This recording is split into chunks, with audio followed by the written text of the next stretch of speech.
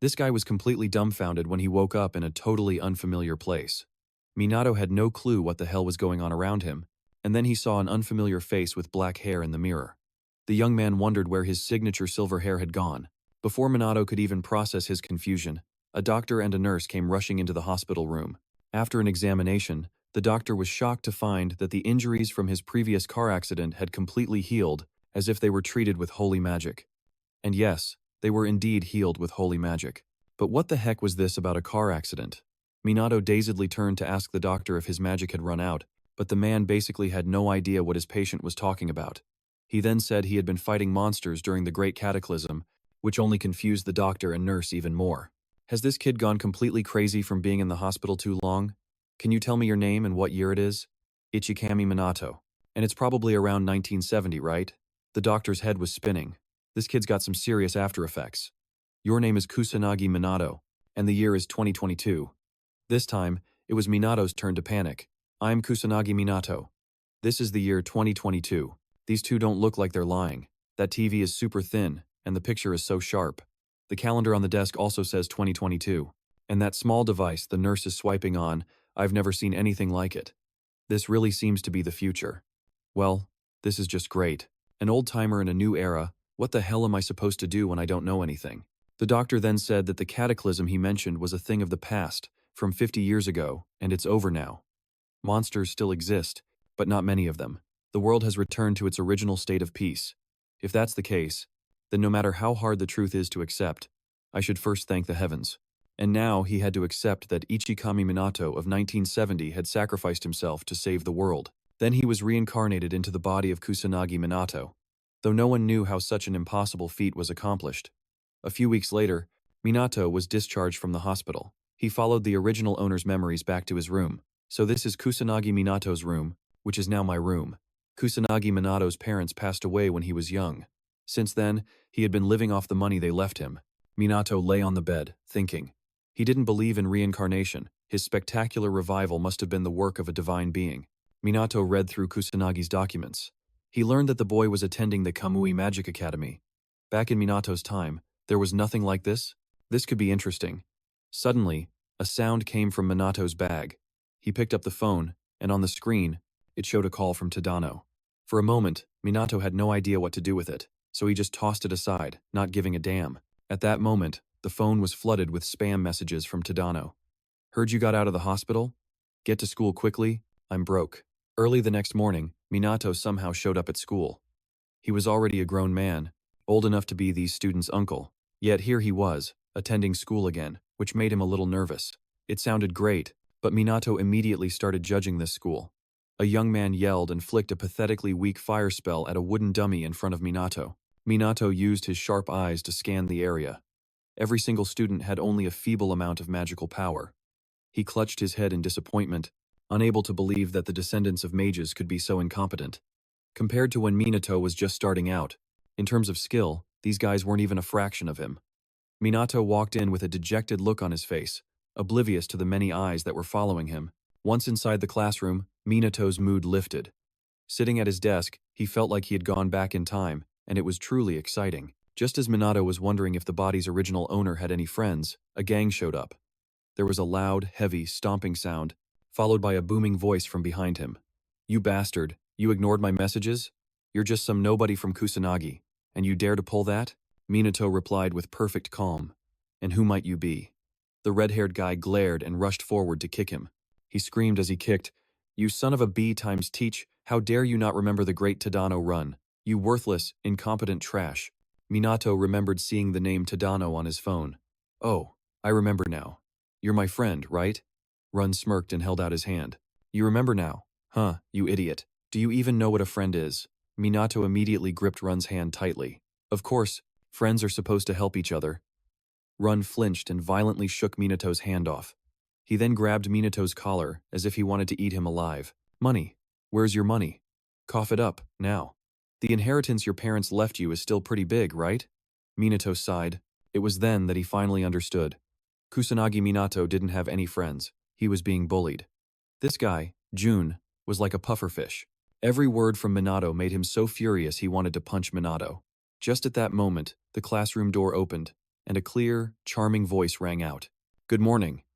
A blue-haired girl appeared, exuding a captivating aura, with a bright, radiant face and a graceful figure, and fair, shapely thighs. That sight alone was enough to make June stare in a daze, almost drooling all over Minato's face. In the presence of his goddess, he didn't dare do anything more, just threatening Minato with a few words before aggressively walking away. Today's lesson happened to be history. The professor was discussing how the supreme mage, Ichikami Minato, sacrificed himself to end that horrifying event. In class, everyone was nodding off during the history lesson, lulled by the professor's monotonous voice. When monsters overran the world, pushing humanity to the brink of extinction, the leading figure in the world of magic at the time, also known as the supreme mage Ichikami Minato, did not believe so.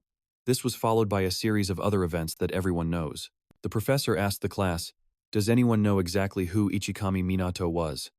The blue-haired girl, Mizuha, immediately stood up to answer. He was the sole survivor of the first catastrophe, as well as the very first mage, and furthermore, he is the reason for the founding of the Camui Magic Academy. As she spoke, Mizuha's eyes sparkled, revealing her deep admiration for her idol, Minato. The professor confirmed Mizuha's answer was perfectly correct. Minato was indeed the first human capable of using magic. This magic academy was established for the purpose of training many mages to be just like Ichikami Minato. Minato was the greatest mage in the history of mankind. The professor even emphasized that this material would be on the exam. Meanwhile, Minato kept his head down on his desk, silently praying for the professor to stop because every single one of his embarrassment cells was firing on all cylinders. Minato's unusual trembling confused his classmates, while he was currently regretting his decision to come here and listen to people praise him for an entire period. However, because the world was now at peace, it seemed that the mages of later generations had grown progressively weaker. Minato just stared blankly out the window, gazing at the clear blue sky. How long had it been since he was last able to feel such peace? He lost track of how much time had passed. Time passed, the professor ended the class, and reminded them that there would be a comprehensive magic evaluation tomorrow. June took the opportunity to approach Minato and taunt him. "Did you hear? The magic evaluation. It'll be fun watching you make a fool of yourself tomorrow."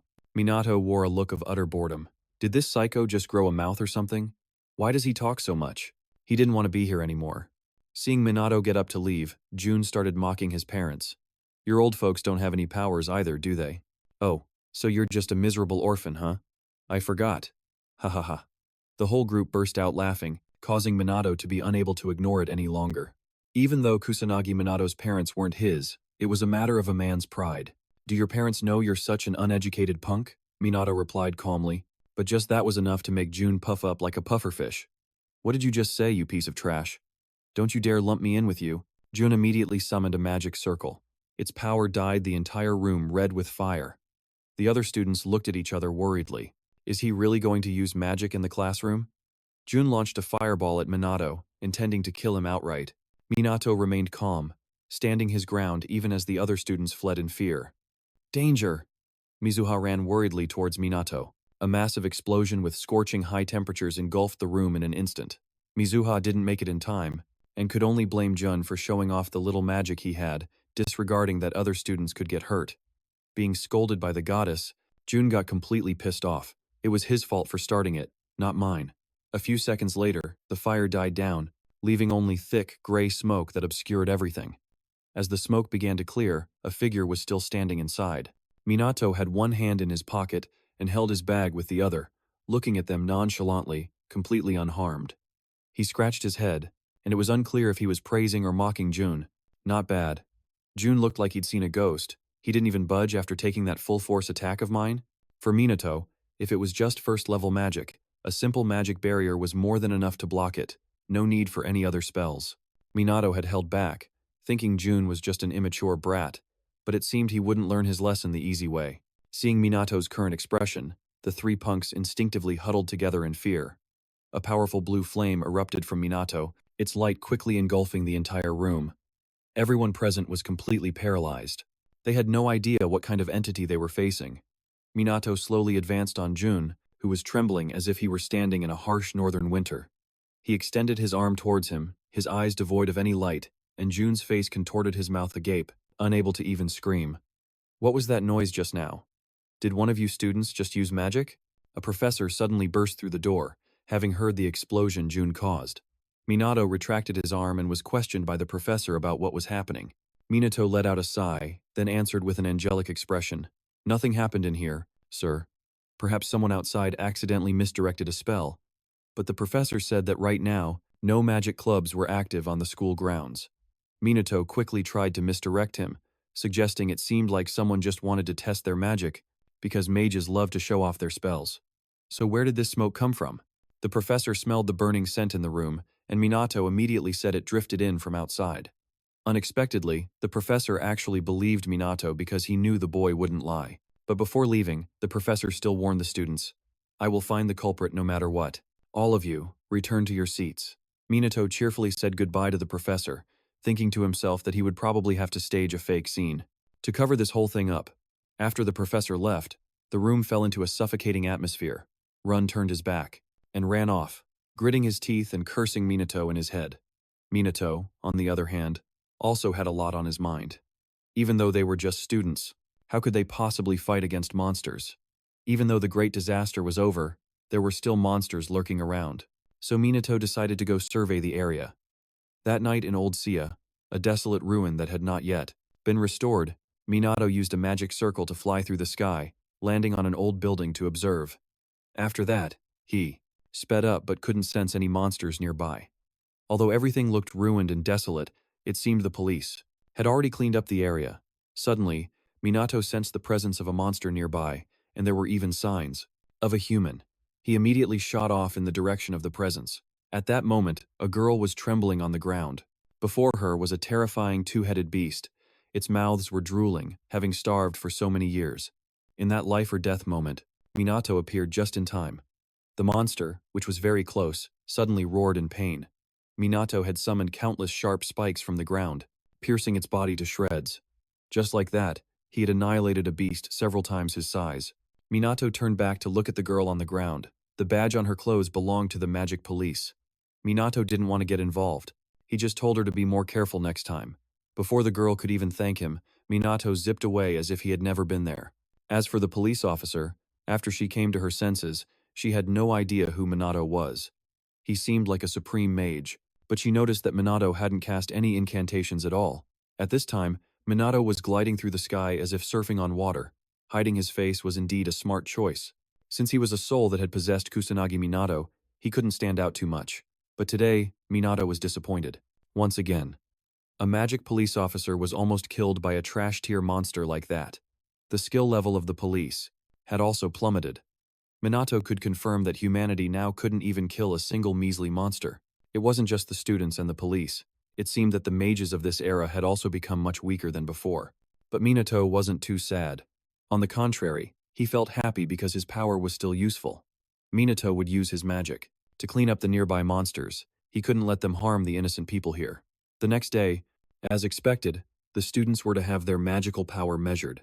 In front of them was a large, cumbersome machine. It could measure both the amount of magical power and its attribute. These were the two most important stats for those who wanted to become professional mages in the future. Minato was stunned. Why was magic regressing like this? It was one thing for the students, but for even the teachers to be unable to measure a student's magical power was just unbelievable. Sensing magical power is the very root of magic itself. Don't they know that? Mizuha suddenly struck up a conversation with Minato. Do you have a moment? The two of them talking to each other caused the whole class to start whispering and gossiping. Mizuha said that this was the first time the two of them had a proper conversation. She reintroduced herself as the second daughter of the Mizuha magical noble family. Duke Minato was stunned for the umpteenth time. What the heck was a magical noble? Du couldn't believe Minato didn't know. Mizuha is one of the 4 great families leading the mages. Minato didn't know whether to laugh or cry. Back in his day, this kind of thing didn't exist. He hadn't even heard the name Mizuha. Besides, Du's mana level wasn't that high either. For a family so famous in the world of mages, a mana level like this was truly lackluster. Meanwhile, Du still didn't understand why Minato was acting that way. She had initiated the conversation, yet Minato wasn't even grateful. And that guy Jun was gritting his teeth off to the side, jealous that Du had talked to Minato first.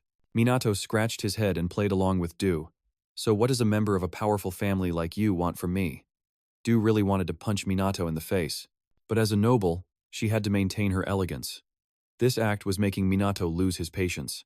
Du approached him because Minato was unharmed after taking Jun's full attack yesterday. There had to be a reason for it.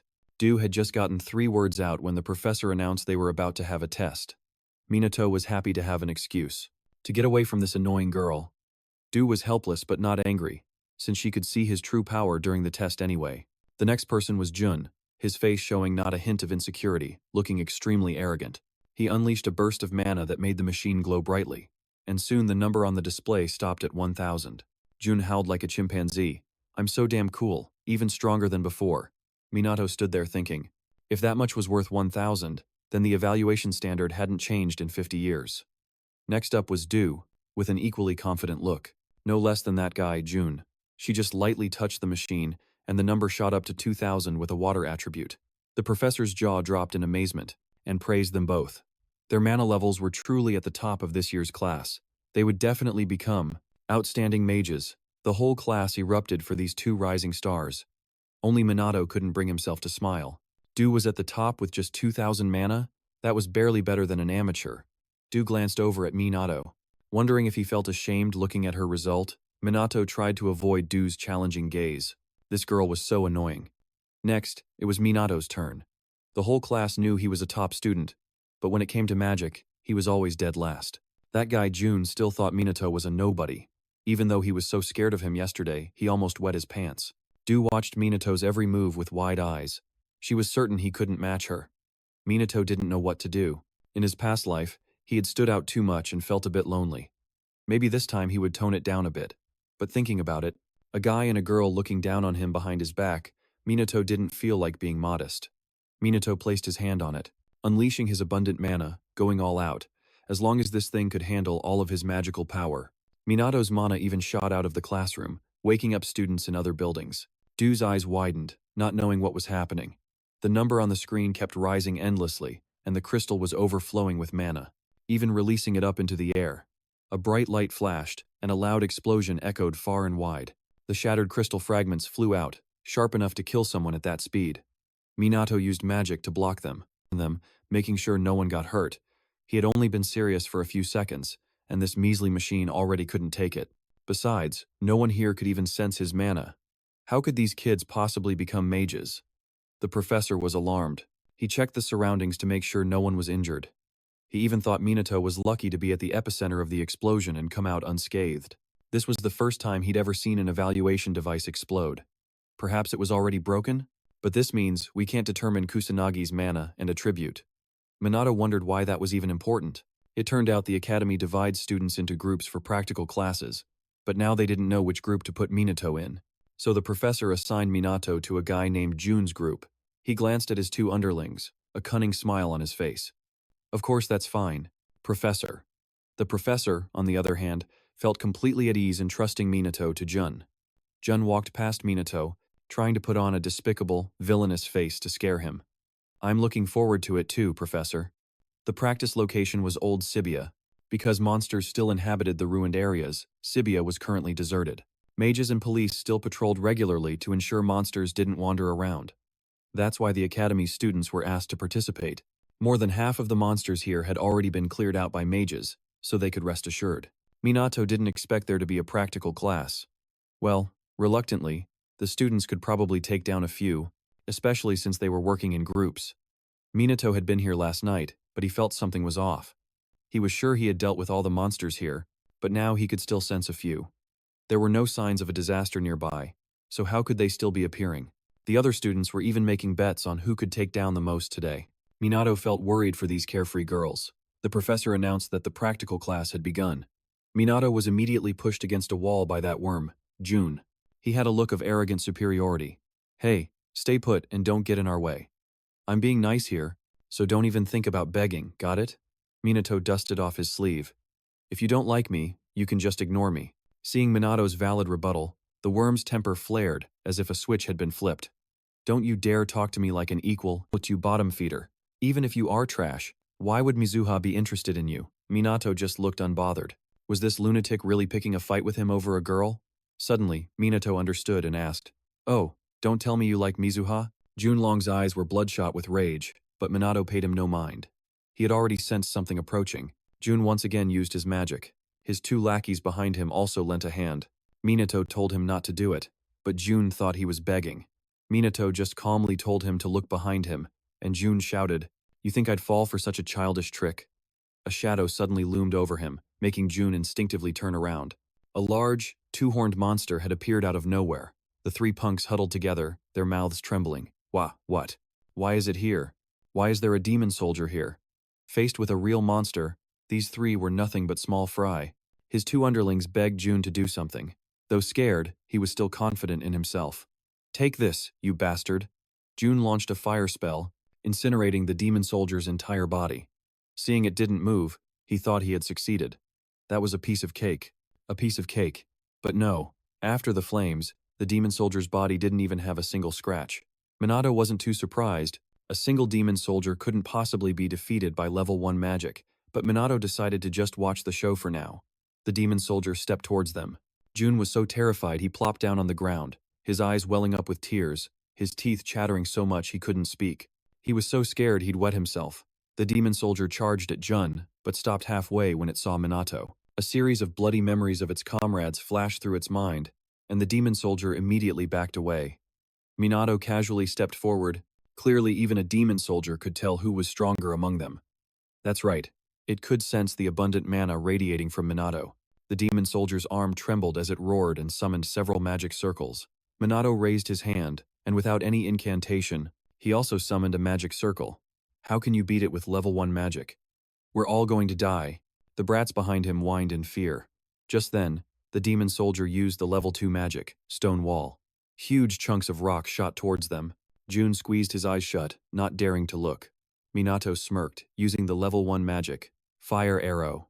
A torrent of fire erupted from his hand, and just by looking, you could tell it would swallow the demon soldier's tiny rocks whole. As expected, the rocks were incinerated, followed by the demon soldier. A massive explosion created a powerful gust of wind, making Minato's robes flutter. Jun opened his eyes, wondering what the hell just happened. Did Minato just take down that demon soldier and save his life? Minato walked step by step towards the demon soldier's magic stone. Why was it here in Sibia? He had hunted every last one of them down yesterday, yet it still reappeared. Unless this was an omen of a catastrophe, the current situation seemed more tense than Minato had anticipated. Recalling those tragic memories of death, Minato couldn't help but shudder. But even if the disaster were to happen again, he would definitely save everyone. Meanwhile, Jun's two lackeys looked at each other. Did he really just defeat that demon soldier? Was that really the same Minato from before? Jun suddenly slammed his fist against the wall to vent his anger. How could he show his face if Yua found out about this?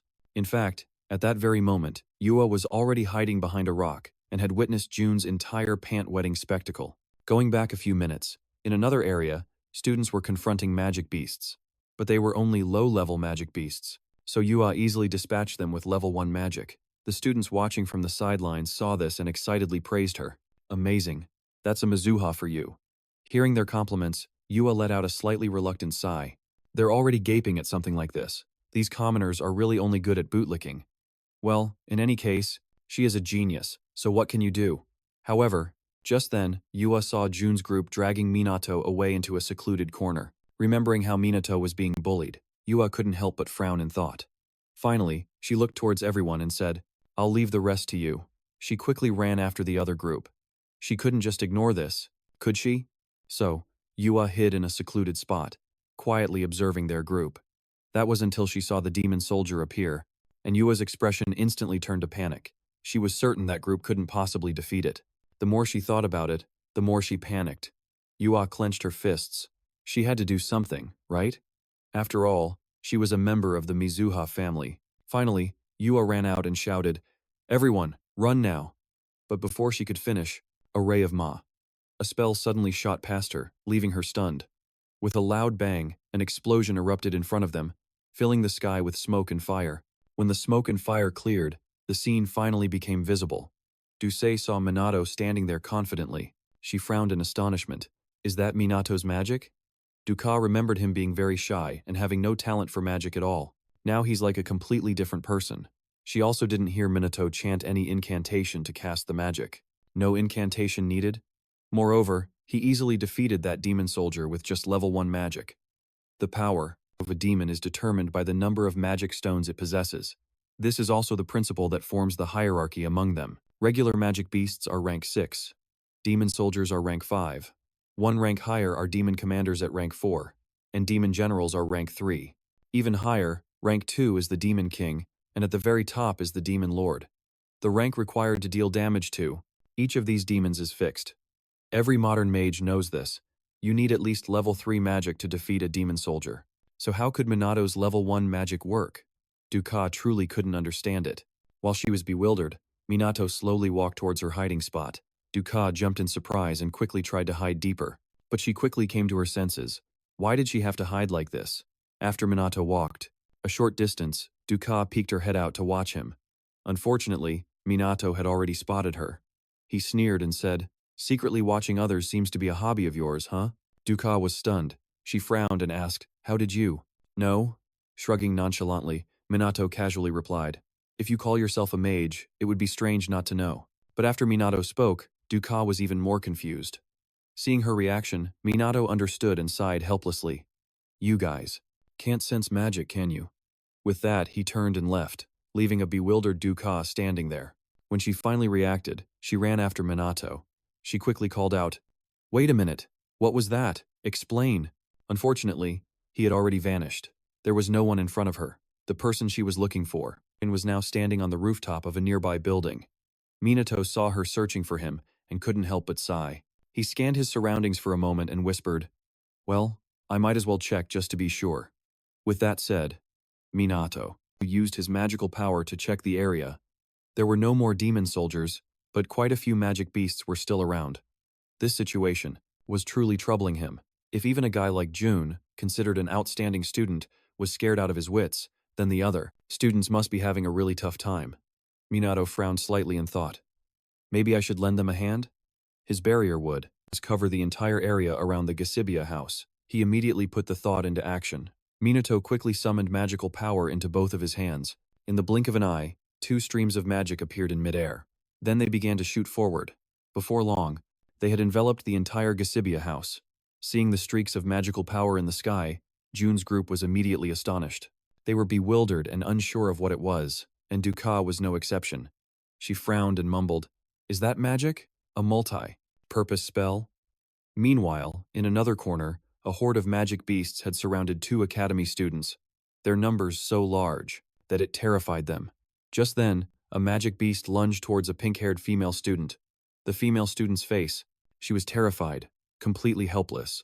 In an instant, with her life hanging by a thread, a bolt of magic power suddenly appeared and directly tore through the body of the attacking magic beast. The pink-haired girl, who had just had a near-death experience, was so scared her legs gave out and she collapsed to the ground. The male student rushed over and asked worriedly, "Are you all right? Are you okay?" Meanwhile, on the rooftop of a building, Minato looked down, nodding in satisfaction. Good, slaughtering them like this is quite entertaining. But he quickly realized a problem with his magic power. Minato's forehead was covered in cold sweat, because his magic power didn't just kill the magic beasts, but also tore them into pieces.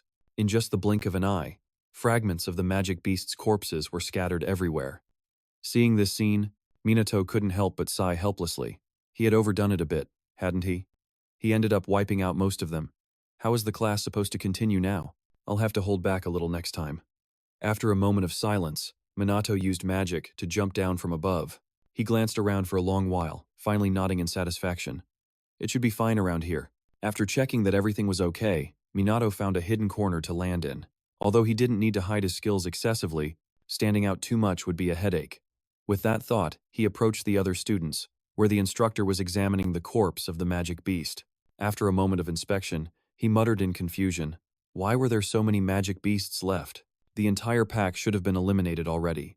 To take down this many with a single blow, the one who did this must be a professional mage. Furthermore, this non-attribute magic, deploying countless magic bullets like this, it could only be non-attribute magic.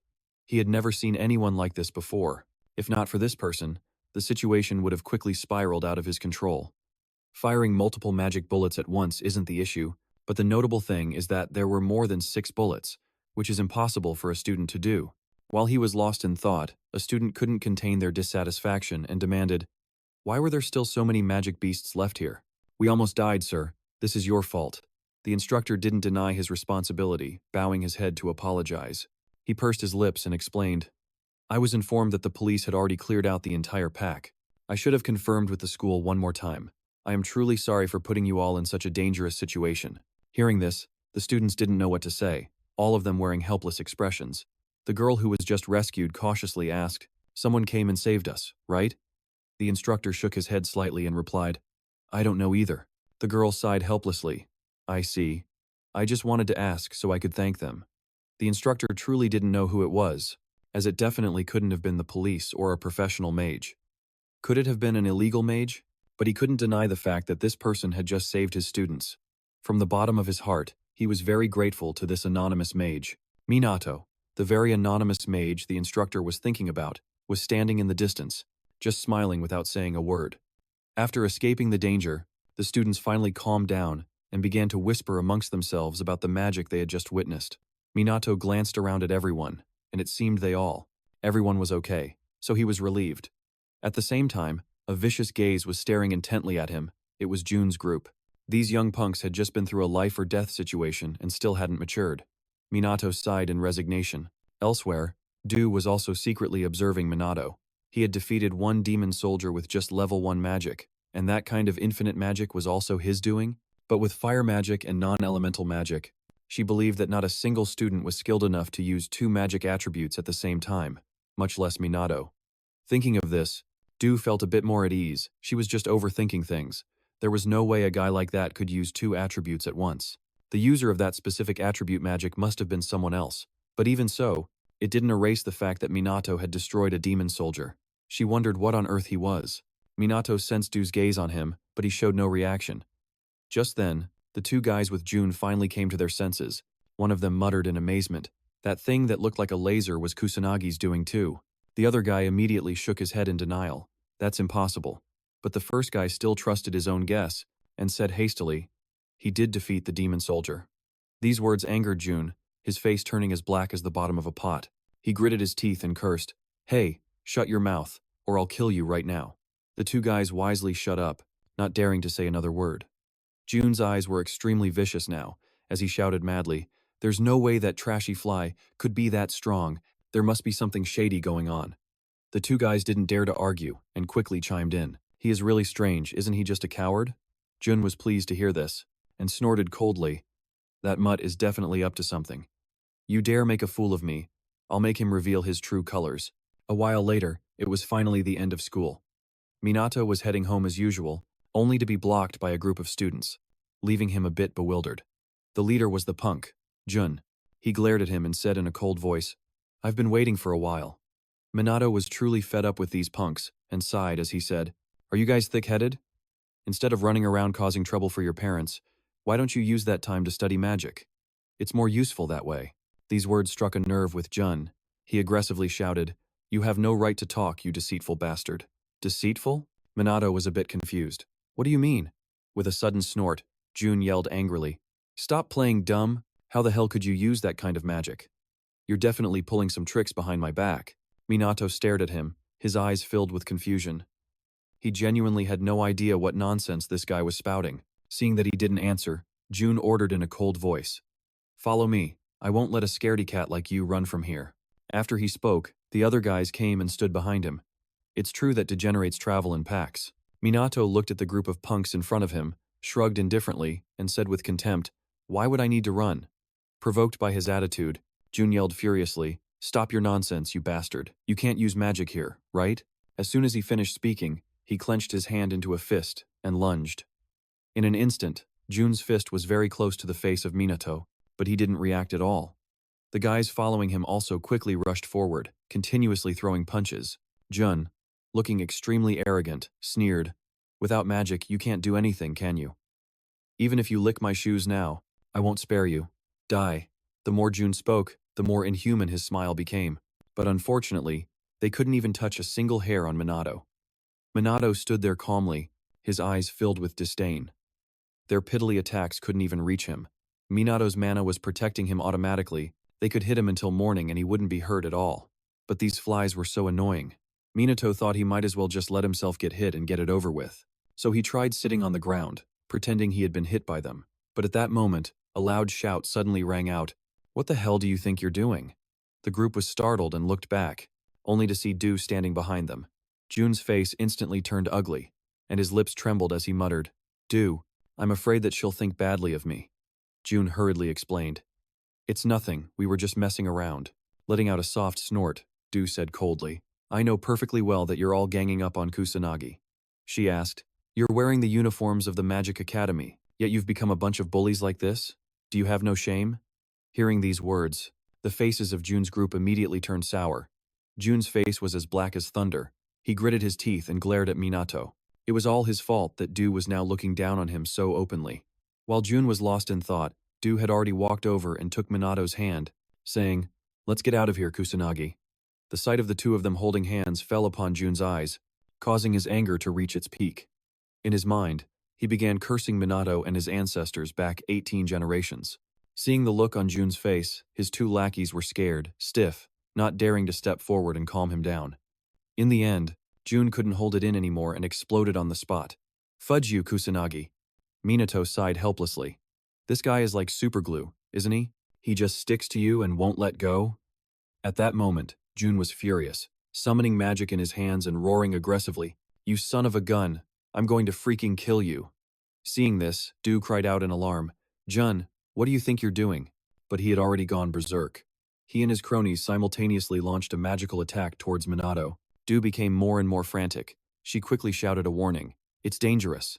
At the same time, an explosion erupted in front of the two of them, sending smoke and fire everywhere, causing Du to instinctively cover her eyes.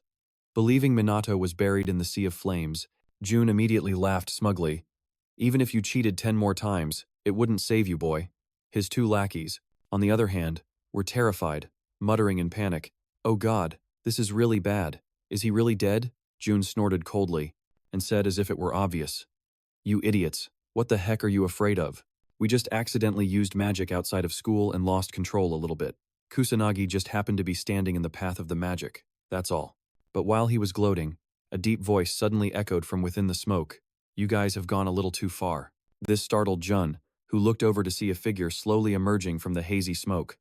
Minato was completely unharmed as he stood there, glaring at the immature punk in front of him, and said in a cold voice, I thought you were just a bunch of kids, and should be forgiven.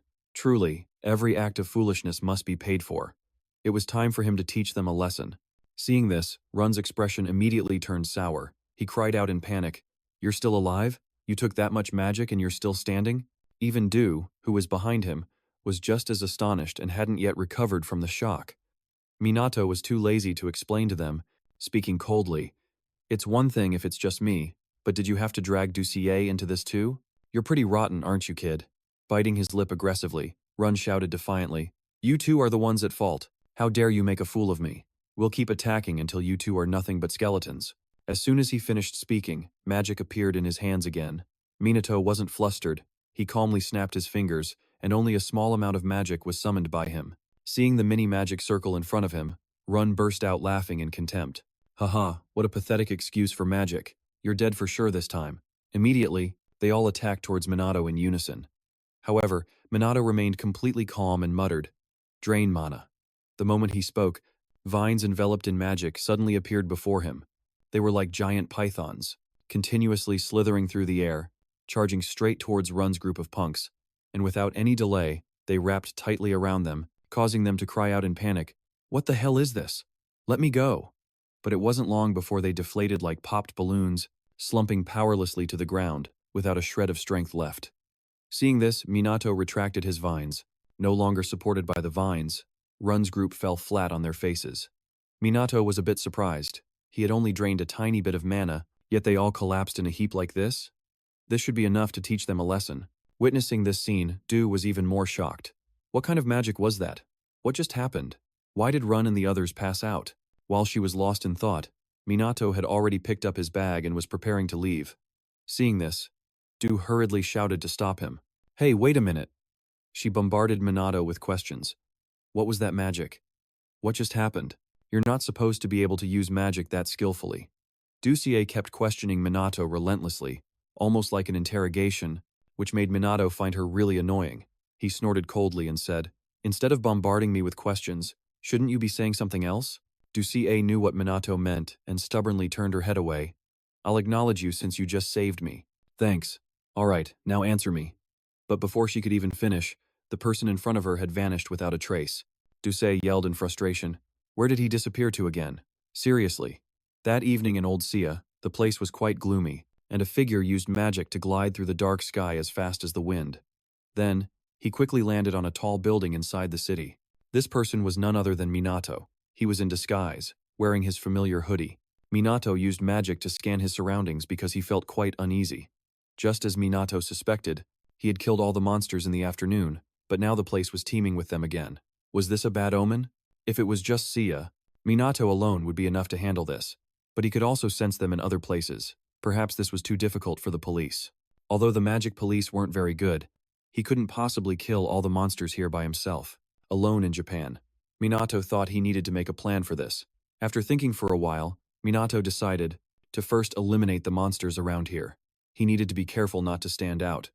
With that thought, Minato used magic to jump down below and begin taking out the magical beasts. Frenzied bolts of magic rained down from the sky, causing the magical beasts to die like flies.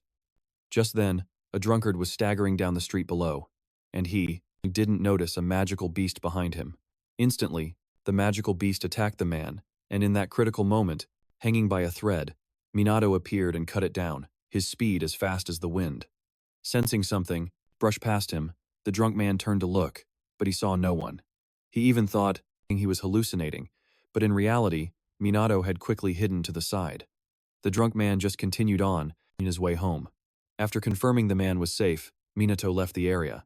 However, he didn't notice that someone from afar had recorded the entire scene. He also posted it on social media, a smug smile on his face. If this doesn't go viral, that would be truly strange.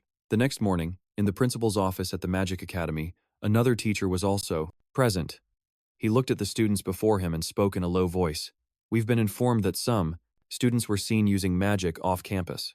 If this is true, the school will be forced to suspend those students. The students they were referring to were Minato and Juik. And since Jun's group had also been summoned, Jun immediately made a preemptive accusation. What do you mean, sir? We didn't use any magic. It was Kusanagi who came looking for us to start a fight. Minato was truly helpless against this shamelessness. This guy could lie without batting an eye. How impressive, indeed. He figured he couldn't stay silent any longer.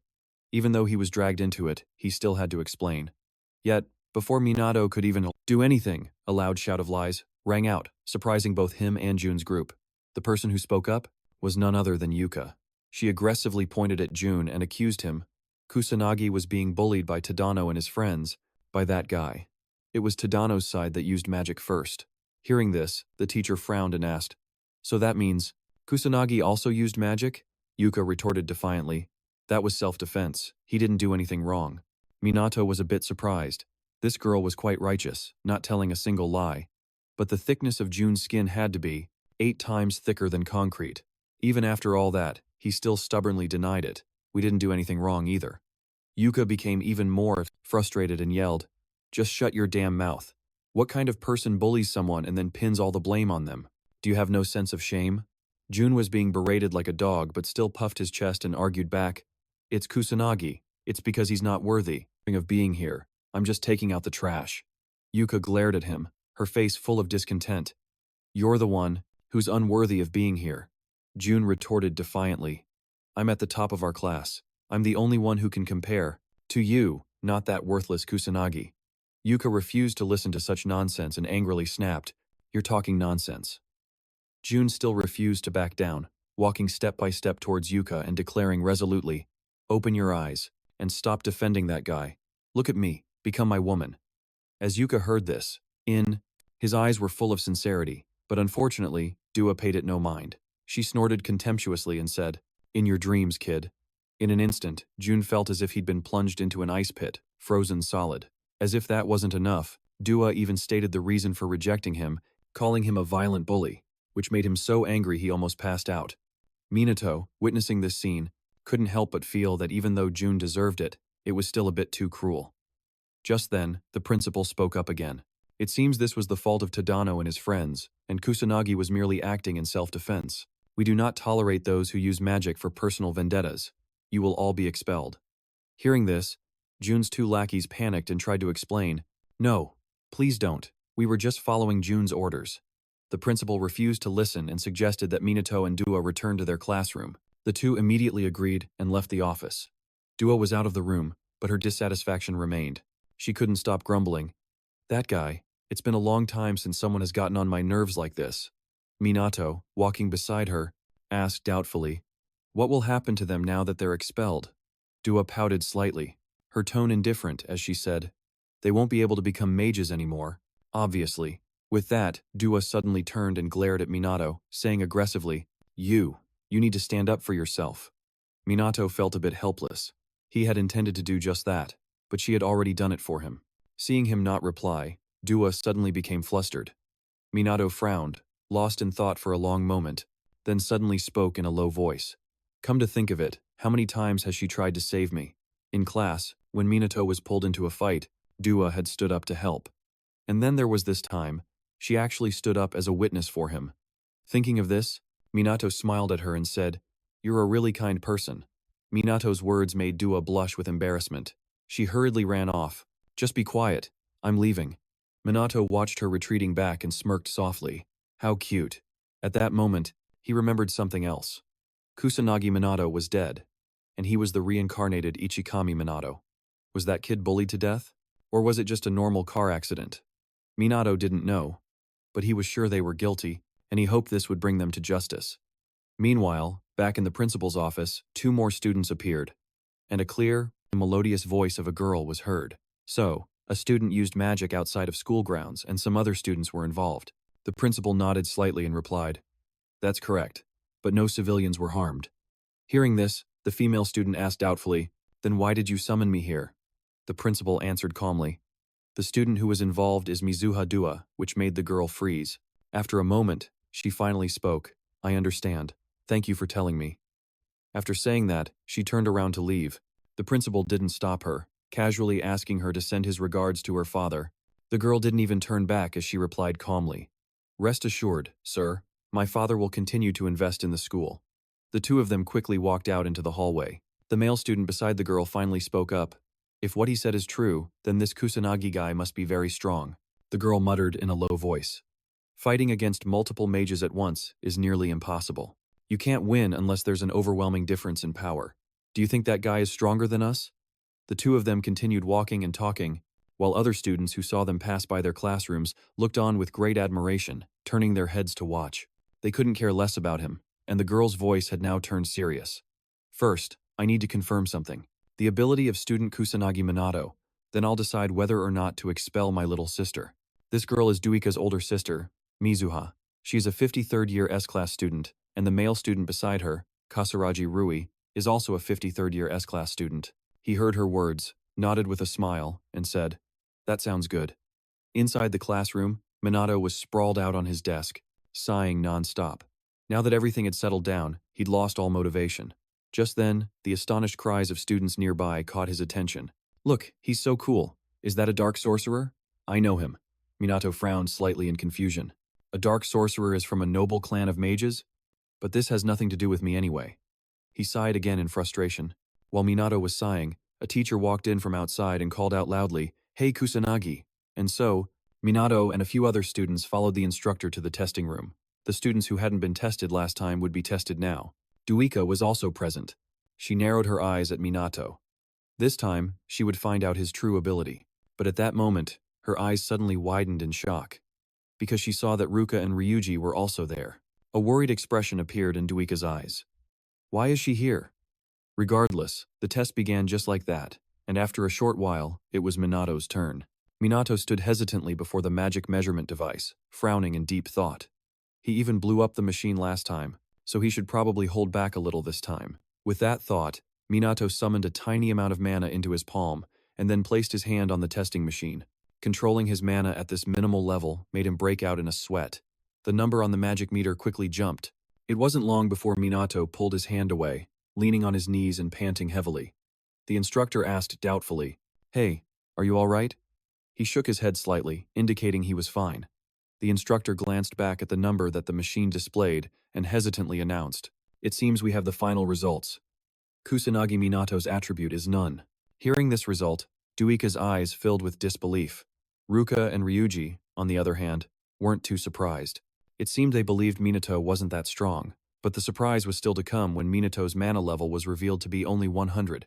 The students present immediately began to whisper among themselves. For our year, that's the lowest, isn't it? But having no measurable attribute is considered rare, right? Ryuji heard the whispering and couldn't help but sigh. Ruka, looking a bit impatient, immediately turned to leave.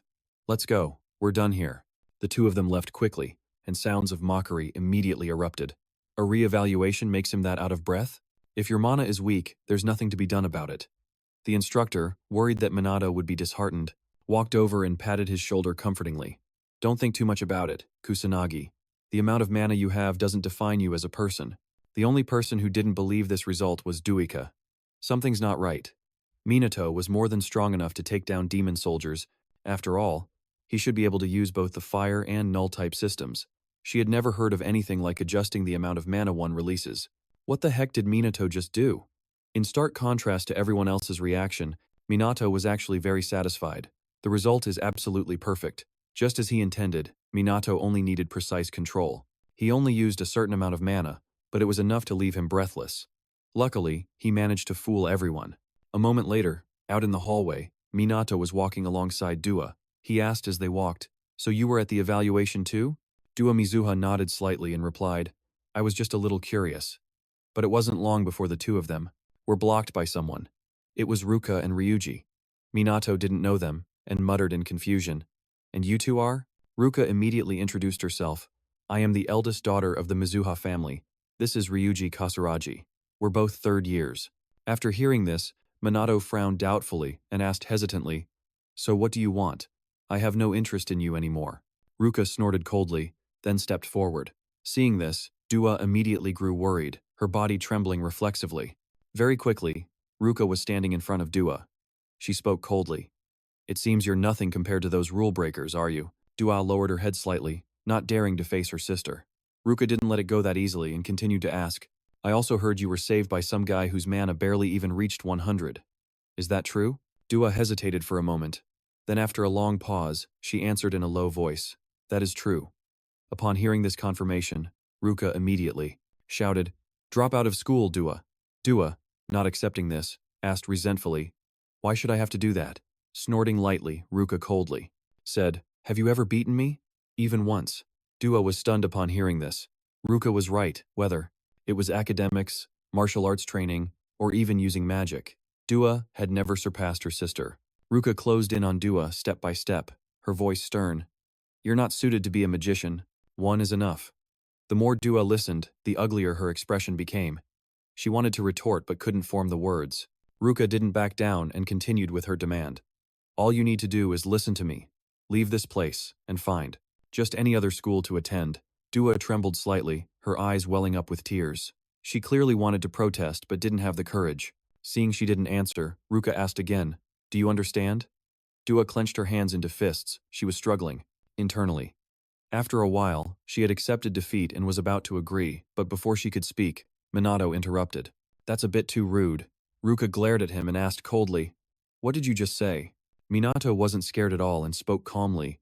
"You just keep talking without any regard for what the other person wants to say. If that's not rude, then I don't know what is." Ruka snorted coldly and said indifferently, "This is a private family matter. An outsider like you shouldn't stick your nose in it." Minato pouted and said, "And you call this a conversation? It looks more like you're ordering your sister around." These words angered Ruka, and she shouted resentfully, "What did you just say, you rotten brat?" Minato faced her calmly and said nonchalantly, "Forcing someone to do something against their will is a taboo that should never be crossed. It's the same as telling someone to give up on their dreams." Ruka still didn't see anything wrong with her actions and snorted, "My sister doesn't have what it takes to be a magician. She has never beaten me, not even once." Dua stood beside them, her face filled with sorrow. Just as Ruka said, she was nothing at all.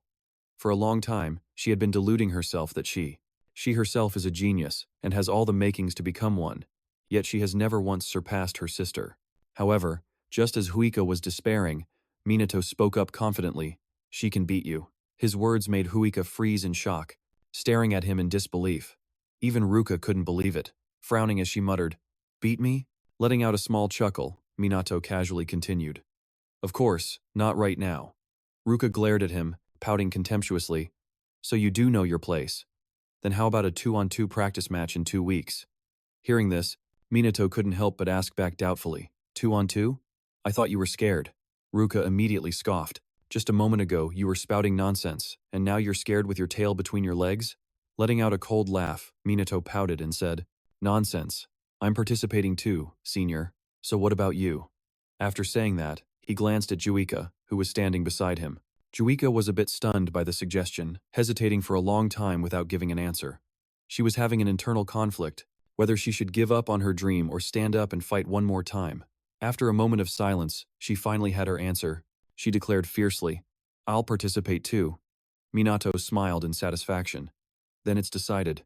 He glanced at Ruka and said with a smile, If we win, you can't bring up that issue ever again. Ruka casually accepted and made her own proposal. If we win, Juika has to leave this place. I won't hold back. You two had better prepare to face reality. With that, she turned and left. Ryuji quickly followed, but before leaving, he gave a friendly wave to say goodbye to the two of them. A little later, on the rooftop of the academy building, Minato and Juka were there. Juika suddenly spoke up. Kusanagi, I want to ask you for a favor. Please teach me about magic. Hearing this, Minato let out a sigh of relief. He had been wondering why he was suddenly called up to the rooftop. With that thought, Minato slowly said, I'm just a weak mage with a magic power level of no more than 100. Are you sure you want someone like me to tutor you? Nodding calmly, Juika said firmly, I know you're hiding your true strength. You must be much stronger than me.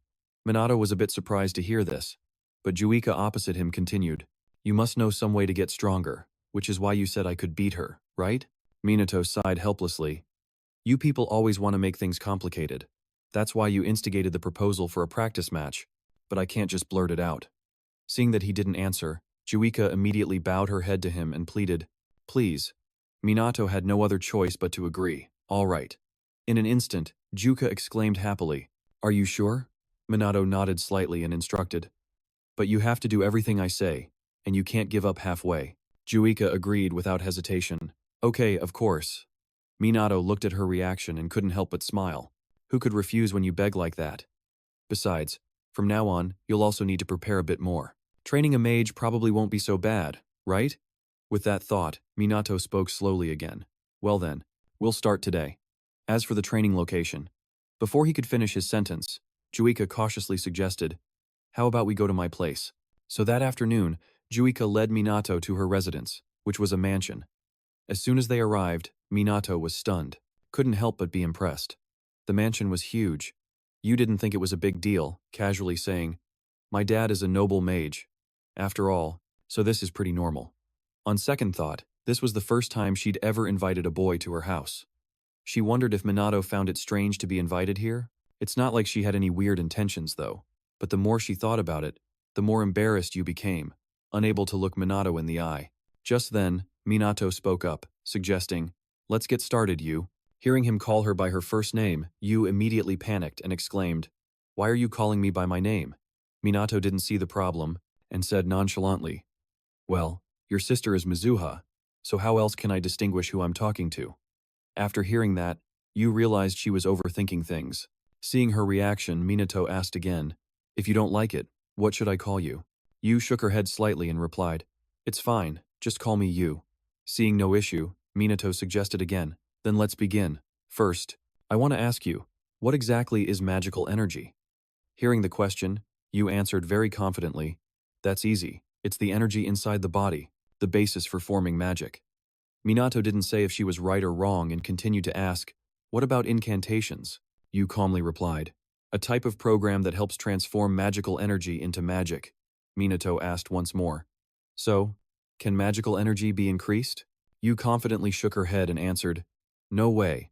A mage's maximum magical energy is determined at birth, and after a certain age, it stops increasing.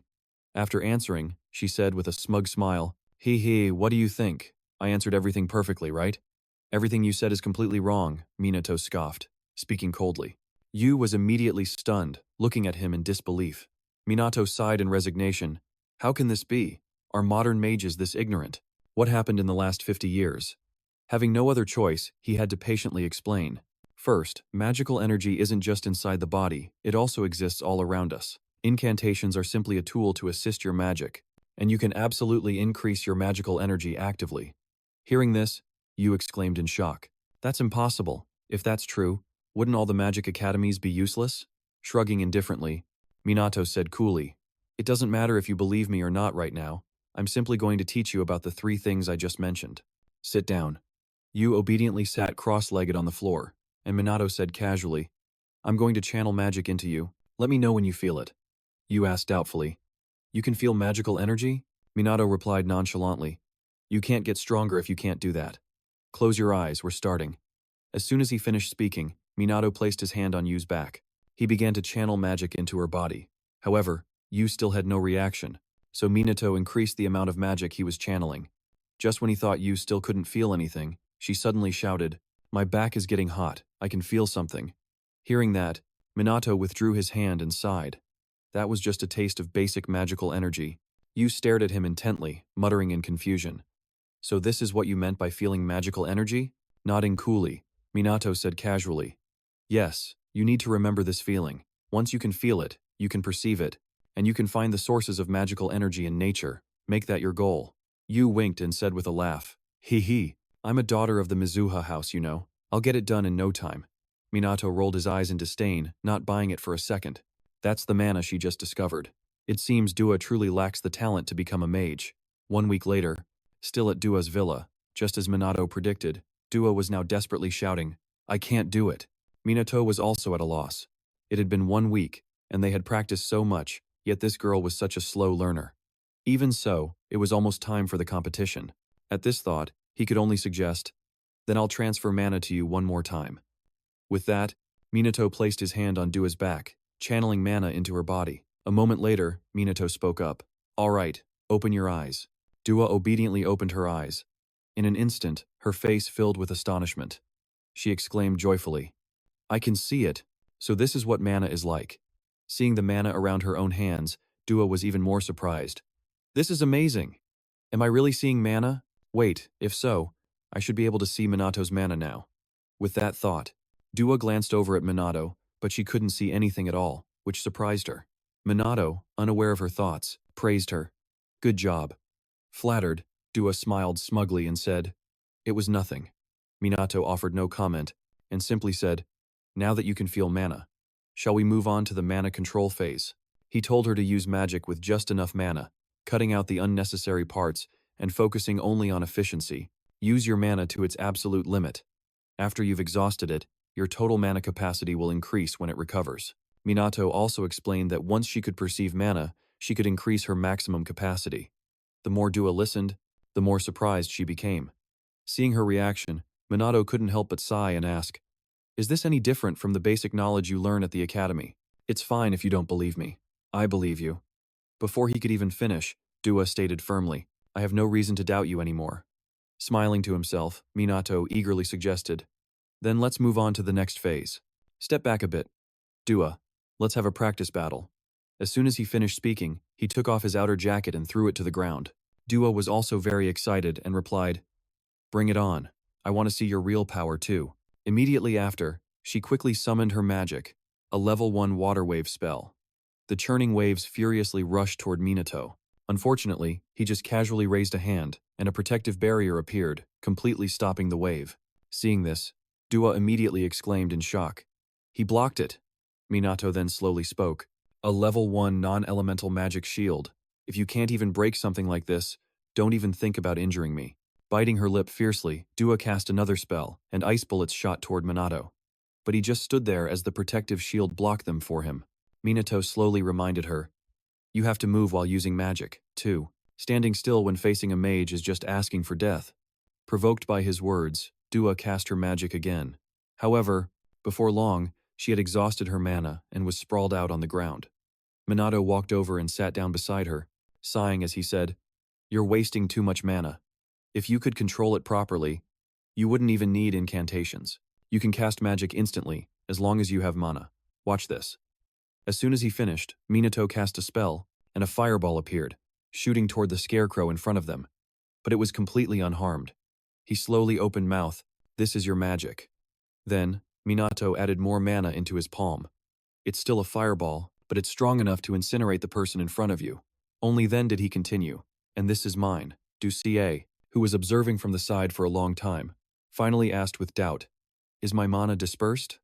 Minato nodded slightly and replied, "Exactly. You can cast magic without any incantations, as long as you can control your mana." Duka frowned slightly and murmured, "In other words, I don't need to chant anymore." You could see it that way.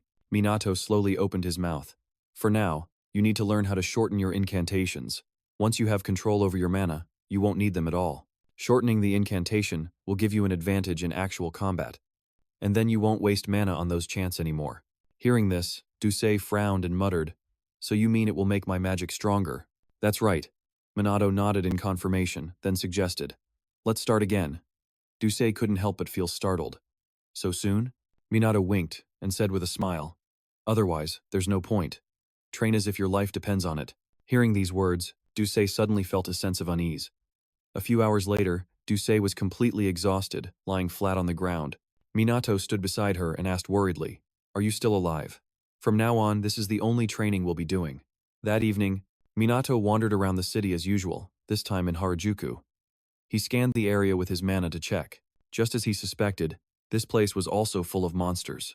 Even though he had been continuously eliminating them, their numbers didn't decrease at all. What the hell is going on? Just then, Minato suddenly sensed something. In the distance, a child was being cornered by a mana beast. He rushed over there, and without a moment's hesitation, killed the mana beast. Minato glanced at the child, asking with concern, "Hey, are you okay?" But the child didn't answer, instead raising a camera to take a picture of him. Unfortunately for the kid, Minato was a step faster, using magic to teleport and vanish in an instant. In a safe location, Minato let out a sigh of relief, blatantly taking a picture without a single word of thanks. What is wrong with people these days? I need to get a mask for next time. He then turned and headed back home. The next afternoon, after school let out, Minato and Duka returned to the villa.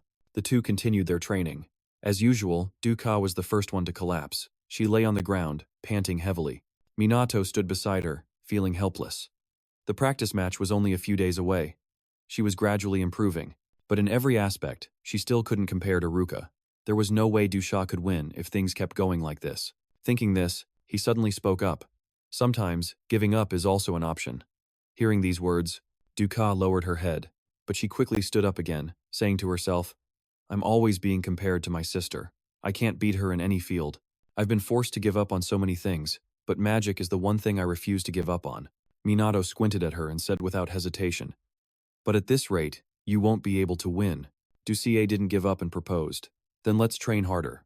A smile crept onto his face as Minato raised an eyebrow and said, "I won't be holding back." Now that's what he wanted to hear. Dussie also spoke excitedly. She had no intention of quitting. And so, after that, Minato taught Dussie even more. The two then engaged in continuous combat practice, only stopping when Dusa was utterly exhausted. A few days later, Dusa could finally hold her ground for a long time. Minato said with a satisfied smile, "You passed." Upon hearing that, Yuka immediately exclaimed happily, "I finally did it." Minato also praised her. "Great job, Yuka." Yuka was very pleased to be praised. All her efforts had paid off. A few days later, the day of the final mock battle finally arrived. Minato and Yuka stood in front of the training grounds. But as soon as they arrived, the scene inside astonished them both. The training grounds were packed with a huge crowd of people. The moment the reporters saw Yuka, they rushed forward, shoving microphones in her face and bombarding her with questions, leaving Yuka completely stunned and bewildered, not understanding what was going on. Minato frowned slightly and remarked, "All this for just a match between students? This just goes to show the importance of a noble magic bloodline." It was not just reporters. Many other students had also come to the training grounds to watch. Seeing this, Minato couldn't help but comment, "Don't you think this is a bit over the top? Magic duels are quite rare, so this feels like a major event." Yet, after Minato spoke, he heard no reply. He turned to look, and saw Yuka cowering in a corner. Just then, a shout echoed from afar, "Will the two contestants please proceed to the arena?" Yuka jumped up, startled, and was about to bolt. Seeing that she was not okay, Minato quickly called her back. Yuka, who was on edge, asked nervously, "What's wrong?" Minato smiled at her encouragingly, "Good luck." Hearing these words, Yuka was momentarily stunned, but then she broke into a smile, her confident demeanor slowly returning to her face. She said with determination, "Of course." Immediately after, she began walking toward the arena. As she walked, she thought to herself that Minato was truly a mysterious person. His words echoed in her heart. Very quickly, Ruka arrived in front of Yuka. Ruka narrowed her eyes at her and said in a stern voice, "So you didn't run away?" "Of course not," Yuka replied confidently. Fing softly, Ruka sneered in disdain. "How pathetic. Do you really think you have a chance of winning against someone like me?" After speaking, she raised an eyebrow, looking at Yuka with complete confidence. She acted as if victory was already in her hands. Yuka didn't back down, shouting fiercely, "I will absolutely win." Hearing this, Ruka couldn't help but click her tongue and comment, "It seems you've made some progress over the past 2 weeks." Yuka replied that she knew her sister was very strong. The power gap between the two of them was indeed vast, but Yuka was not going to give up. At that moment, a loud announcement was made. "Let the match begin." Immediately, both Mizuha sisters took their fighting stances. Yuka was the one to cast the first spell. She shortened the incantation to conserve her magical energy. At the same time, Ruka was not standing idle. She also began to cast her own magic. Minato, observing from the sidelines, couldn't help but reflect. Ruka clearly knows the fundamentals of a mage duel. Yuka was too nervous and forgot to move. She had lost the advantage of her fast incantation. Just as he had thought, Ruka closed the distance in an instant, appearing right in front of Yuka. Both unleashed a first-tier water magic spell. 2 surging waves of water instantly crashed into each other. However, because her magical power was weaker, Yuka's wave was quickly overpowered, and she was struck by Ruka's attack, but she managed to dispel it. Ruka was astonished. "You managed to dispel it?" She was getting stronger, and even Ruka couldn't help but remark, "In just 2 weeks, you've already gotten stronger." Hearing this, Yuka was overjoyed. This was the first time her sister had praised her. Praise. Seeing her reaction, Ruka couldn't help but ask resentfully, "What's so funny?" "It was just a simple comparison. I wasn't complimenting you." After saying that, her gaze grew firmer and she spoke in a cold voice, "Now I'll raise the magic level." As soon as she finished speaking, she once again summoned her water waves. Dua didn't dare to let her guard down and hurriedly summoned a defensive spell. In an instant, a level 2 water-based spell appeared. It danced relentlessly in the air, then split into small water bubbles, which then furiously charged at Dua. Dua was unable to defend herself and was simply blown away by the bubbles, sending her flying. Her body fell like a kite with a broken string, landing at Minato's feet. Glancing over, Minato couldn't help but feel helpless. In terms of casting speed, Dua had a high chance of winning, but her opponent was simply more powerful. While he was lost in thought, Ruka approached from afar and said coldly, "How cruel. Aren't you going to help her? You've protected her before, haven't you? There's no need." Minato replied without hesitation, shocking Ruka so much that her eyes went wide. At that moment, Dua stood up from the ground, her body still trembling uncontrollably. Ruka was even more stunned, exclaiming in disbelief, "How is that possible? I hit you with level 2 magic, so how are you still standing?" Biting her lip hard, Dua said with determination, "I will not lose. Magic is the only thing I have, and even if I lose it all, I will not give up." The moment she finished speaking, Dua summoned her magic. Ruka let out a cold snort and quickly summoned a spell to counter. In an instant, the 2 water-based spells clashed violently. However, Dua quickly began to weaken. She kept repeating one phrase over and over, "I will definitely win. I will not give up." Then, she collapsed powerlessly to the ground. The outcome of the battle was decided. Dua had run out of mana, and the victory went to Ruka. Dua lay trembling on the ground, her hands clenched into tight fists, muttering in frustration, "I can't do anything. Nothing at all." Minato sighed helplessly and went over to help Dua up. This was a battle based on magic control, but she lost because of her lack of mana. At that moment, Ruka spoke again coolly, "Do you get it now? That girl has no talent whatsoever. Kusanagi, you must have thought the same thing." Minato replied indifferently, "It's true, she doesn't have any talent. Dua is clumsy and a slow learner, incompetent, and even weaker in a real fight.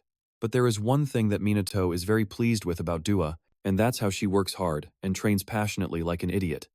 Hearing this, Dua looked at him, surprised. Ruka, on the other hand, didn't seem to care, pouting as she said, "And this is the result." But before she could finish, Minato coldly cut her off. "It's true she lost, but I like hard-working people like Dua." His words brought Dua to tears. This was the first time anyone had ever acknowledged her hard work. Minato paid her no mind and continued, Dua is my student, and I don't appreciate you bad-mouthing her. The more she heard, the more emotional Dua became, with tears streaming down her face. Ruka snorted again, saying disdainfully, Someone with a mana level of only 100 like you is getting a little ahead of himself. Shrugging nonchalantly, Minato stated confidently, And this person with a mana level of 100 will defeat you. Ruka was provoked by his words, and a look of annoyance crossed her face. She snorted coldly and said, You're all talk. Fine. I don't want to waste my energy on an opponent of your caliber. Ryuji then spoke up excitedly, finally getting his turn to step up. Ruka walked past him. Finish it quickly, she coldly demanded. Ryuji let out a soft chuckle, nodded, and replied, You don't have to tell me. Meanwhile, Minato had carried the injured Du back to her seat. He placed her on the chair and said flatly, Focus on my match now. Ducie nodded slightly, indicating she understood. It was only then that she realized something. Her body didn't hurt anywhere at all, and her wounds had also healed. Minato, unaware of what she was thinking, slowly walked up to the arena. Although before, he had bragged a bit that 100 mana was enough to take down Ryuji, right now if he didn't go all out, he would have no chance of winning at all. He would keep his mana at a constant 100, using non-elemental magic and non-verbal casting. He also wouldn't erect a magic barrier, so if he took just one direct hit, he might get knocked out for good. The more he thought about it, the more exciting it felt. Ryuji saw Minato step into the arena and immediately shouted excitedly, Sorry, little bro, but I'm not planning on holding back. He smirked. Minato sneered in response, Fine, then I'll go easy on you. In the blink of an eye, the entire school erupted, and the cheers echoed relentlessly. Ryuji, don't go all out. Go easy on the kid. Up on the stage, Ryuji unleashed his own mana. Minato estimated it to be around 8,000. For the old him, that was nothing, but now he could only use about 100 mana. Immediately, the second match between Minato and Ryuji officially began. Ryuji started casting a spell, while saying with a laugh, Don't hate me for this. With just this one attack, it'll be enough to test if Minato is the one who defeated those expelled students. Ryuji wanted to see if he could withstand this full-power attack of his. But before he could even launch the spell, a beam of mana shot straight into the middle of Ryuji's forehead. Minato sneered disdainfully, so slow. This scene left the students in the stands completely stunned. It was over in less than 3 seconds. Because Ryuji was unconscious, the victory went to Minato just like that. Ruka rushed over to check on Ryuji's condition, shocked beyond belief. Minato knocked Ryuji out cold with just a single blow. She didn't even hear him chant any spell. What the hell did he do? While Ruka was still pondering, Minato's mocking voice reached her ears. I did exactly as you wished and finished it quickly. Watching from the sidelines, Ducie saw this and immediately cheered happily. Awesome. He really defeated him. Ruka then glared at Minato and said in a cold voice, It seems you have some talent after all. Minato laughed it off. As long as I'm better than you. Still can't shut your mouth? Ruka gritted her teeth in fury and cursed, then directly unleashed all of her mana. Minato estimated it to be only about 10,000, but it was still stronger than Ryuji's. While the two were in a standoff, the announcer's voice rang out again. A shocking event occurred after the second match. The fighting style of contestant Kusanagi has truly garnered a lot of attention from the audience. The final match will be between Minato and Ruka. Everyone is eagerly waiting to see who will be the ultimate winner. As soon as the match was declared to have started, Minato attacked Ruka without holding back. Ruka, on the other side, wasn't flustered and calmly summoned a counterspell. Minato knew very well that his current mana was only about 100, so obviously the spells he used wouldn't be very powerful. Therefore, if Minato didn't aim straight at Ruka's forehead, it wouldn't have injured her at all. Ruka also realized she shouldn't move much, but focus on defense. Just as Minato thought, Ruka defended with great ease. She didn't move, standing still in one spot, and attacked him with water waves. A series of powerful, blade-like jets of water rushed at him frantically. However, the scene that followed left Ruka in shock. Minato easily nullified all of her magic without a single hair on his head being harmed. Ruka's eyes widened in astonishment. He hadn't used any magic this whole time. What the heck did this kid do? Not just her. The students in the stands were just as bewildered, starting to whisper among themselves. Shouldn't he have been hit by now? He's not even wet. What's going on? Yu, on the other hand, wasn't surprised. She was just wondering what technique Minato used to pull this off. Ruka, having her attack broken by Minato, was now furious. She was sure he was hiding some kind of trick. With that thought, she attacked again. But this time, Minato moved. He was like a dancer in the air, effortlessly dodging the water jets that Ruka had just fired. This sight made Ruka's pupils shrink involuntarily. She cried out in disbelief, "You dodged all of my attacks without even using magic?" From the sidelines, Yu couldn't help but frown. A mage can use another spell to counterattack. Two attacks can still somewhat cancel each other out.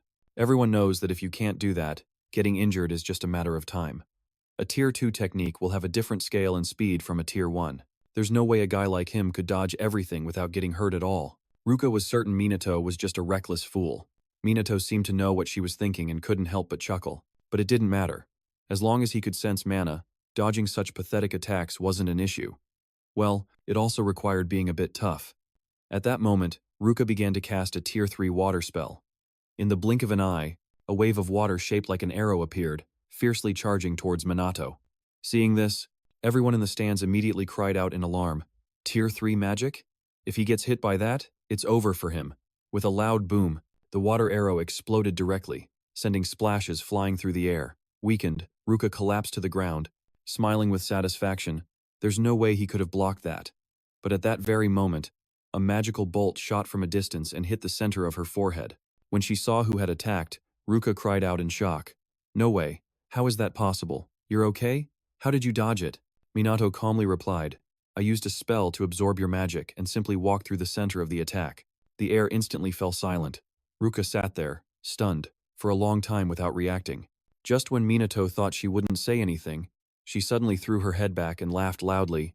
"Just walked right through it. Heh, so I've lost, have I?" Of course, the outcome was already clear. The victory belonged to Minato. Yu rushed over and asked, "Are you okay?" Minato nodded and replied, "Yeah, we're both fine. And I won." Yu chuckled and nodded, her eyes filled with gratitude.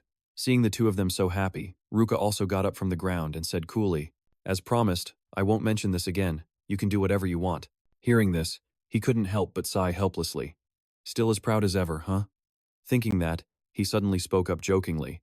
"Yu's injuries are pretty light. You really went easy on him." "Yeah, I wish our match had been like that too." Hearing that, Ruka shouted in dissatisfaction. "That's not happening." Minato ignored her and continued to speak. "Yu has gotten a lot stronger in just 2 weeks. I'm sure you've noticed that too, right? Don't be so overprotective of him anymore." At that moment, Yu also made a firm promise. "I'll definitely get stronger so you won't have to worry about me anymore. I promise." Ruka squinted at the two of them, hesitating for a long moment before finally nodding and replying, "Yeah, you're right." Because of this battle, the Mizuha siblings had grown closer. Watching them, Minato felt happy for some reason. Just then, dark clouds suddenly gathered in the sky, along with a terrifying aura, startling Minato. He hurriedly looked up at the sky, his expression instantly turning grave. This abnormal mana. Could it be a cataclysm? Ruka and Yu also realized it. The color drained from all their faces. Meanwhile, in the classroom, Jun and his cronies were rummaging through Minato's desk, with his belongings thrown all over the floor. After searching for a while and finding nothing, one of Jun's lackeys spoke up in frustration. "He's only got books and notebooks. This guy's a total goody two-shoes." Gritting his teeth aggressively, Jun pursed his lips and said, "He has to have something, right? How else could he use that kind of magic?" But just then, the lackey saw something and immediately yelled out, "What the hell is that?" Jun, thinking they'd found something, quickly looked over. But the sight before him was terrifying. The sky outside was dyed a horrifying blood red, and the three of them were instantly thrown into a panic. As if realizing something, one of the lackeys cried out in fear, "It's a cataclysm. How can it be a cataclysm?" Outside the arena, the reporters and students were in a state of utter panic, as no one expected a cataclysm to descend upon the Magic Academy. Minato's expression was also grim. How could a cataclysm happen right at this moment? Don't tell me this is related to the incident in Shinjuku. The first cataclysm also occurred in Shinjuku. Is this a mere coincidence? Or was this planned? While he was lost in thought, mana beasts began to emerge from a spatial rift. Seeing them, the students started to flee in panic, and the instructor, who was also present, hurriedly tried to calm them down. But who could possibly stay calm at a time like this? Just then, a powerful beam of magic shot out, killing the mana beasts that were attacking the students. The one who acted was none other than Minato. He shouted loudly, "Everyone, calm down." His voice made the panicked students fall silent. Although they were still terrified, they stopped running and stood their ground. Minato was pleased with this. He scanned the crowd and instructed, "In the initial phase of a cataclysm, only low-level monsters appear. It's best that we all evacuate to the gymnasium." After saying that, he looked towards Ruka and the others and said, You guys too, you should go. Hearing this, they exclaimed in surprise. What are you planning to do, Kusanagi? Minato replied calmly. I have to rescue the people trapped in the buildings. The instructor looked at him worriedly and said, You're going alone? That's too reckless. Ryuji quickly spoke up. I'll go too. That should be fine, right, sir? Right? The instructor was still hesitating, but he raised an eyebrow and continued. You've seen what this kid can do, haven't you? The instructor hesitated for a moment. Then after a while, he finally nodded in agreement. I understand, but don't push yourselves too hard. Ryuji chuckled and replied, as if I could die? With that, he glanced over at Minato. The boy didn't say a word, just shrugging indifferently. Then, Minato looked at Duika and said, Well then, I'm off. A worried look appeared in Duika's eyes. She said in a low voice, Be careful. Meanwhile, Ryuji had already spoken up. I'm heading out first, kiddo. His current speed allowed Ryuji to run at 10 meters per second. He wanted to see if Minato could even keep up, but Ryuji was overthinking it. Minato directly summoned his magic and took off, flashing past Ryuji in an instant. He raised an eyebrow with a playful smile. I'll go on ahead, senior. Ryuji's eyes widened in shock as he muttered in frustration. What kind of demonic speed is that? Hey, just you wait. He quickly gave chase, but just being fast wasn't enough. I'm going to observe this kid's true abilities down to the last detail, and of course, I'll save people along the way. Minato couldn't be bothered to pay Ryuji any mind. As he moved, he used his mana to scan the entire academy area. There were a total of 58 magic users in the building, but there might be non-magic users as well. In that case, he'd have to check each floor carefully. By now, magical beasts had already swarmed into the student building, and there were students trapped in classrooms, unable to get out. Minato saw this scene as he jumped in through a window. Without a moment's hesitation, he used magic to eliminate the magical beasts. His magic was incredibly powerful, felling magical beasts wherever it passed. While Minato was focused on killing the beasts inside the classroom, one rushed in from outside, trying to ambush him. It was as if Minato had eyes in the back of his head.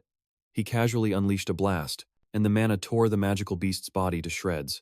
Before long, Ryuji arrived, asking frantically, Hey, is everyone all right? But by then, Minato had already eliminated all the magical beasts. Their corpses were piled up in the room. He walked past him and said coolly, I'll leave the evacuation of the trapped students to you. Ryuji was taken aback, and hurriedly said, Hey, wait, it's dangerous to go alone. But Minato was already gone. He grumbled in dissatisfaction, Where'd he go? So damn fast. Ryuji figured Minato must think of him as a burden, and what could he say? It might even be true. After all, he dealt with these magical beasts in less than 1 second. Just who is this kid, anyway? Minato was unaware of his senior's thoughts. He was still running like mad. If he were outside, he could use magic bullets to destroy them in a single blow. But in an enclosed space, he might accidentally injure others. Therefore, he had no other choice but to continuously use low-level magic to take them down. But that was more than enough. Minato easily defeated the magical beasts with just low-level magic, and he saved many people in the process. Although it would be a bit time-consuming if he had to escort every student he rescued to the gym, he had someone to help with that. Throughout the entire process, Ryuji always arrived later. But now, he was outside fighting the magical beasts, yelling fiercely, I'll take down all these magical beasts, so all of you, hurry up and run to the gym. But just as Ryuji finished speaking, a sudden scream rang out, startling him. What's going on? When he looked, he saw the group of students being surrounded by magic and then slowly descended to the ground. Ryuji frowned silently upon seeing this. What in the world is Minato doing? Who exactly is this guy?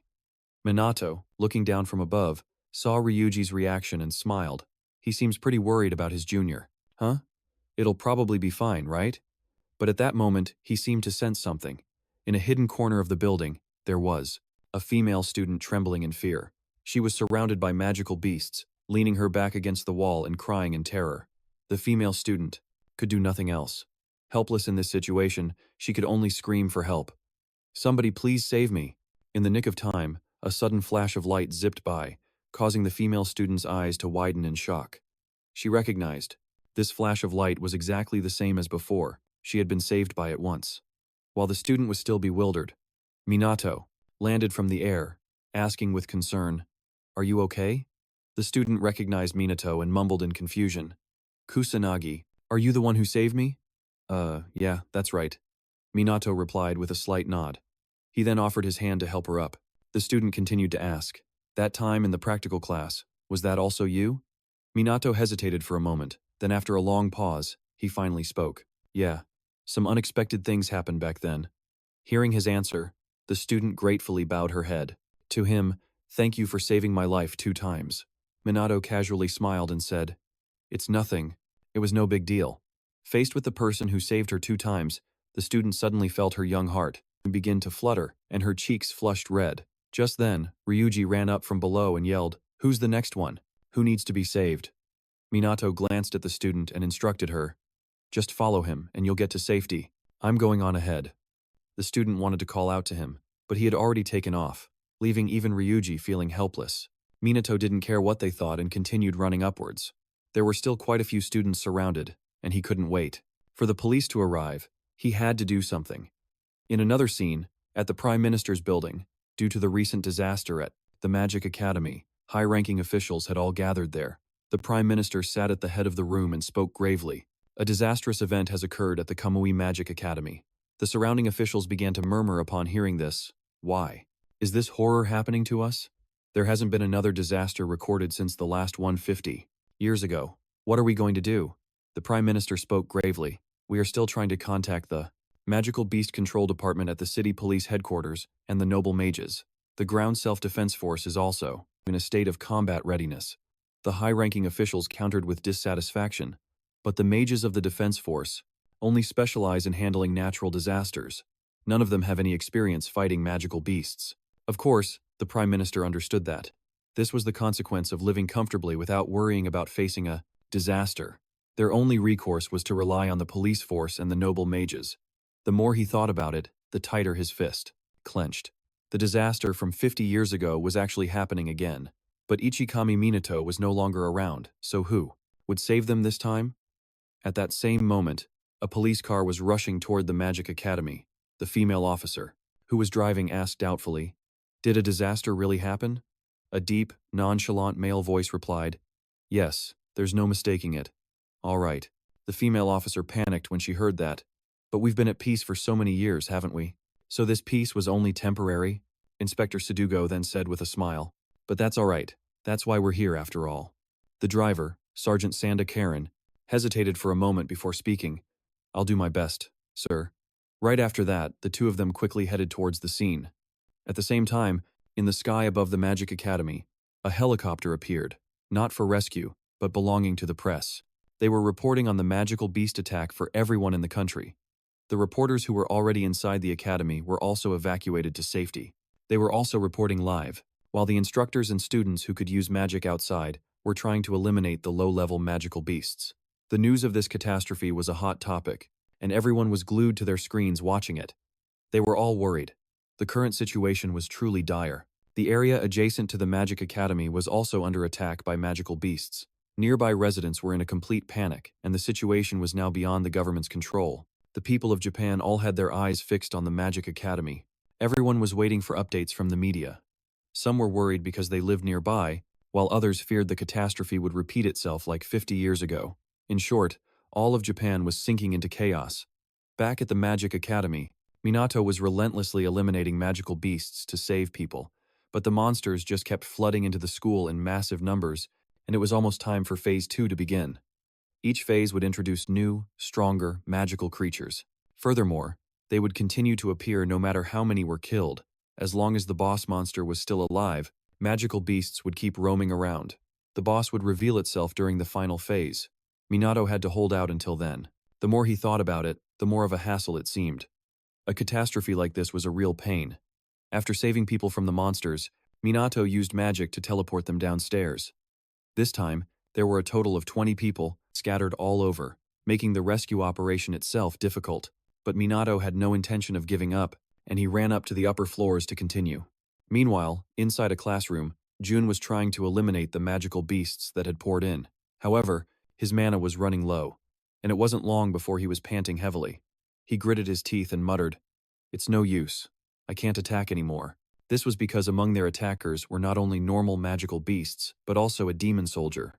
They were utterly terrified now, so scared they nearly wet themselves. Still refusing to accept it, Jun yelled, "That Kusanagi guy took it down in a single blow, so why can't I do the same?" Just as he spoke, a voice filled with scorn rang out from behind him, Because you're weak as hell. Jun's eyes flew open, and before he could even see who it was, a brilliant flame erupted, instantly incinerating the demon soldier to ash before the horrified eyes of the other three. It was only then that Jun got a clear look at who had acted, and it was the very person he wanted to see the least, Minato. After making his move, Minato turned to leave without a word. Jun bit his lip fiercely. It had happened again. He had been saved by him once more. Unable to accept it, he rushed after Minato and shouted, "Stop right there!" Minato stopped in his tracks, aggressively demanded, "Why did you save me? You're supposed to hate me, aren't you? So why?" Shrugging indifferently, Minato casually replied, "For no reason at all. I saved you because I could, that's it." Hearing these words, Jun's body trembled slightly. He pursed his lips and mumbled, "You saved me because you could? Is that really all you have to say?" But Jun couldn't accept this reason, roaring furiously, "Cut the crap. You're just a weak little wimp. He said you don't even use magic properly anymore. So how could you get so strong so fast?" Minato narrowed his eyes at Jun and said coldly, "Kusanagi Minato died in that traffic accident, and I was reincarnated into his body." Hearing this, Jun shouted in disbelief, "What? Can a person get stronger after facing death? I'm the one who should be stronger than you. But why? Why did I lose to a guy like you? Strong, huh? Truly strong people don't go around oppressing the weak." Hearing this, Minato scoffed. He narrowed his eyes at him and said coldly, "And the weak don't humiliate those even weaker than them. You've been consumed by your own arrogance and were blindly convinced of your own strength." Right now, Jun didn't even dare to think about fighting him again. Having said his piece, Minato left, leaving Jun standing there alone. It wasn't long before he collapsed to the ground in despair. He knew he was running from the truth that he hadn't grown any stronger since middle school. Jun took out all his stress and frustration on those weaker than him, but then he was saved by Minato, someone he considered to be the weakest, and he couldn't accept the reality of it. Jun's two lackeys were also in an awkward position, as they had ultimately been saved by Minato as well. They wanted to ask Jun what to do, but he was in an even worse state. Tears were streaming endlessly down his face. Tears of regret, of humiliation. Minato, of course, had no idea about their situation. He was still frantically rushing upwards to slay magic beasts and save people. The higher he went, the more high-level magic beasts he encountered. Demon soldiers had appeared, but Minato wasn't the least bit panicked, calmly using magic to attack the demon soldier, only for it to dodge his first strike. Minato didn't stop there. He used an even higher-level spell. With a tremendous boom, smoke and fire erupted in an instant. The demon soldier was quickly buried in a sea of flames. Minato narrowed his eyes at the pile of ash before him, his expression devoid of any emotion. He thought silently, the number of demon soldiers is increasing, which means the boss monster will appear soon. With that thought, Minato walked over to the students who were cowering in a corner and reassured them, "Calm down, everything is all right now." Meanwhile, Rui, who was down below, was extremely frustrated and yelling, "That rotten brat, leaving this whole mess to his big brother." Although his mouth was cursing, his hands never stopped casting spells to eliminate the magic beasts. There were a ton of magic beasts, and they relentlessly chased and attacked the students. Ryuji was protecting the students behind him while fighting off the magic beasts. He glanced back at them and said, "I'll protect you, so just stay behind me and don't worry." The students, seeing his incredibly cool and commanding presence, were all filled with admiration. But that was easier said than done for Ryuji. With magic beasts swarming everywhere, what was he supposed to do? While he was panicking, Minato descended from the sky and said nonchalantly, "I'll help you." Hearing the voice, Ryuji jumped and cried out in alarm, "Don't just suddenly appear out of thin air like that." Minato, unbothered, casually said, "Just run after I'm done with these guys." Hearing this, Ryuji hesitated and said in confusion, "Huh? But how can a kid like you possibly handle this many? Maybe we should take another route instead." But as soon as he finished speaking, a brilliant flame erupted, burying the horde of magical beasts in a sea of fire. The one who attacked was, of course, Minato. This spectacle made all the students, including Ryuji, freeze in their tracks. Seeing this, Minato immediately reminded them, "What are you all spacing out for? Get a move on." Ryuji finally snapped out of it and hurriedly led the other students away. As Ryuji ran, he glanced back and saw Minato casually wave his hand, his magical power completely wiping out the magical beasts that were chasing the students. The more Ryuji watched, the more awestruck he became. So cool, amazing. This kid is the real deal, seriously. Minato remained focused on stopping the magical beasts. After finishing them off, he looked around. Everyone should be gone by now, right? I should probably double-check just to be sure. Meanwhile, in another corner of the academy, an instructor along with students who possessed significant magical power were trying their best to hold the line.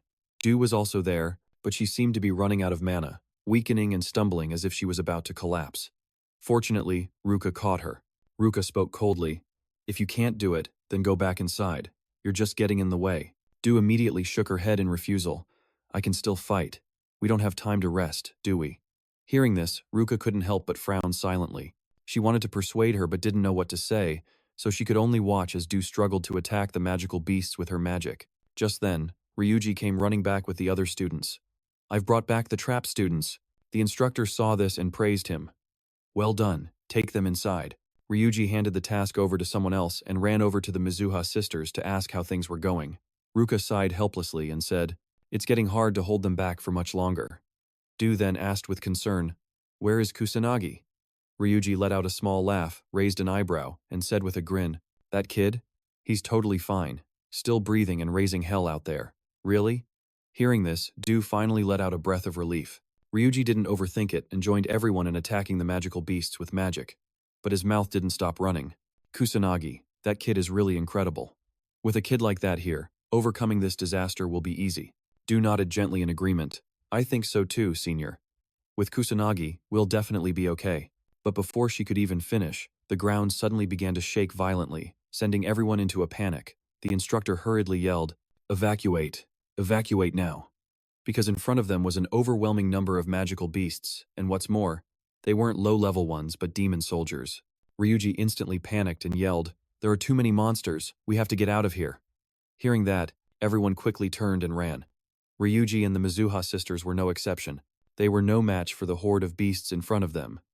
However, they hadn't run far when Du suddenly sensed something and glanced back behind her, only to see the magical beasts being struck by magic, with blood spraying like rain. The three of them, Ryuji included, were stunned, wondering when the magic police had arrived.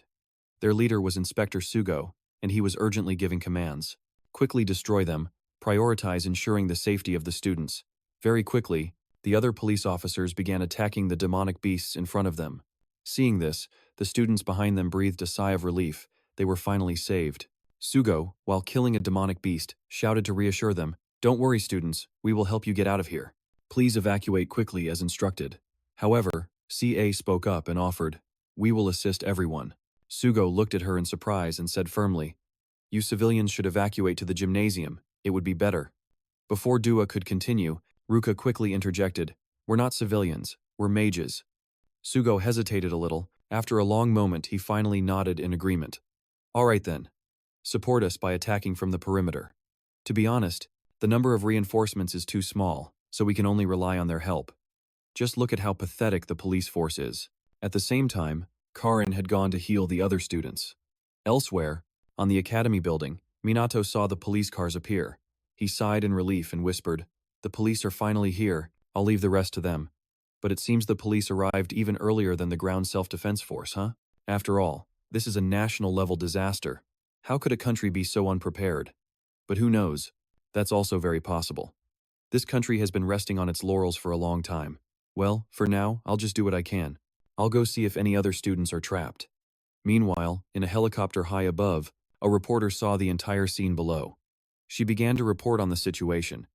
It appears the police have arrived, however, the number of demonic beasts shows no sign of decreasing. The entire nation is eagerly awaiting the appearance of the noble mages.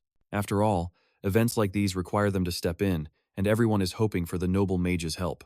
All the citizens believed that the noble mages would appear soon. The female reporter on the scene now looked straight into the camera and shouted, "Please, appear quickly, noble mages." However, in the room of the head of the Fujiwara family, upon hearing the butler's report, he coldly said, "Let them be." The butler heard and hesitated, asking back, "Are you sure, sir?" The head of the Fujiwara clan snorted coldly and said, "A bunch of cops is enough to handle a disaster of this small scale. There's no need for a noble mage like me to get involved." With that said, he got up to leave. Seeing this, the butler asked doubtfully, "Where are you going, sir?" "To sleep." The clan head replied curtly with a single word. The butler had no objections, bowing respectfully and saying, "Have a good night's rest, sir." At the same time, at the Magic Academy, Sugo was struggling against the demonic beasts, but the situation here was starting to worsen. He glanced at his subordinate and asked, "Can you handle the ones near the entrance?" The other person shook their head slightly and replied, "No, can do. There are too many of them there." Sugo's expression immediately turned grim. They were appearing faster than he had anticipated. There wasn't enough time to evacuate everyone. The support for the perimeter is the most crucial, yet it hasn't arrived. Now, all they can do is wait for the noble mages, but they can't be contacted either. The more Sugo thought about it, the more frustrated he became, and he couldn't help but yell, "Damn it." At times like this, where the hell are those lazy bums? Useless when you need them. Now we have to rely on students who are still studying at the academy. We're helping, which just goes to show how terrible Japan's military strength was at this point. Sugo scowled fiercely. He had read about this thing before. It's called a natural disaster for a reason. Were the people of Japan like this in the past too? And if the boss monster appears, now we're done for.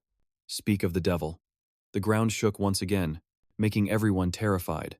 Sugo bit his lip hard. No way. Is that demon general the boss? Duika's expression at this moment was also very grave. That monster rarely ever appears in this area, and only a noble magic user would be strong enough to take it down. Duika also knew it would take a spell of at least higher than level 5 to defeat it, but here no one could use something that advanced. While everyone was in a panic, a brilliant flame struck. Ruka didn't hesitate to shield Duika. Ruka just collapsed in front of Duika, causing her to panic completely, her eyes filled with worry. Ruka lay on the ground, her body trembling uncontrollably. She looked up and said, "Run, Duika," but she still sat there, her legs unable to move while everyone else fled in panic.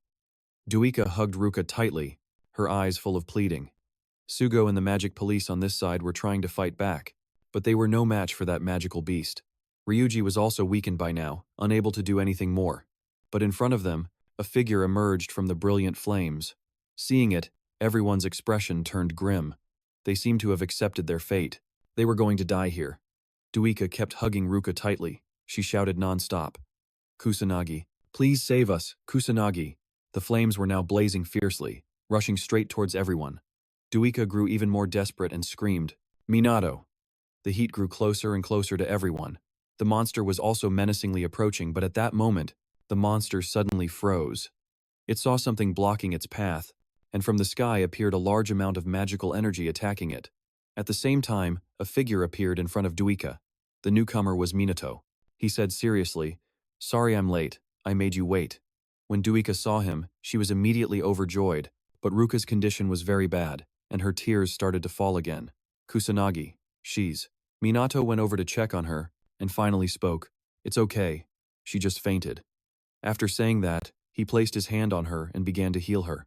Duika was still anxious, silently bowing her head and waiting. Minato continued to heal Ruka. After a while, he gritted his teeth and stood up. Duika was startled and called out to him. Minato glanced at her and said calmly, "I'll take care of this, boss." Duika was stunned for a moment, but quickly nodded and replied, "Okay." Immediately after, the entire area was covered by a protective magic spell. Duika was startled in amazement. "What is this?" Ruka's wounds are also healing so quickly. The more Duika looked, the more amazed she became. The other students, feeling this magic for the first time, were utterly shocked. Karen came out from inside, and upon seeing this scene, her eyes widened. Is this a level 3 holy healing art? Even she can't use it, so who could? Right after that, she ran over to Sugo and asked worriedly, "Senior, are you okay?" Sugo shook his head slightly and replied, "I'm fine, just a little exhausted." Karen ran over to help him up, then scanned the surroundings and asked, "What's happening?" Sugo shook his head helplessly, "I'm not sure either, but we have to protect the people to our last breath." Karen couldn't help but feel distraught, speaking hesitantly, "That's so dangerous, you could die out there." "Senior." Biting his lip hard, Sugo spoke with determination, "But if we don't do something, all the people here will die." Karen knew this, but she was still worried and said, "This was impossible from the start. In the end, everyone will. Our entire force has already been wiped out." Just as she said, a corner of the academy was now engulfed in flames, and the magic police were all down.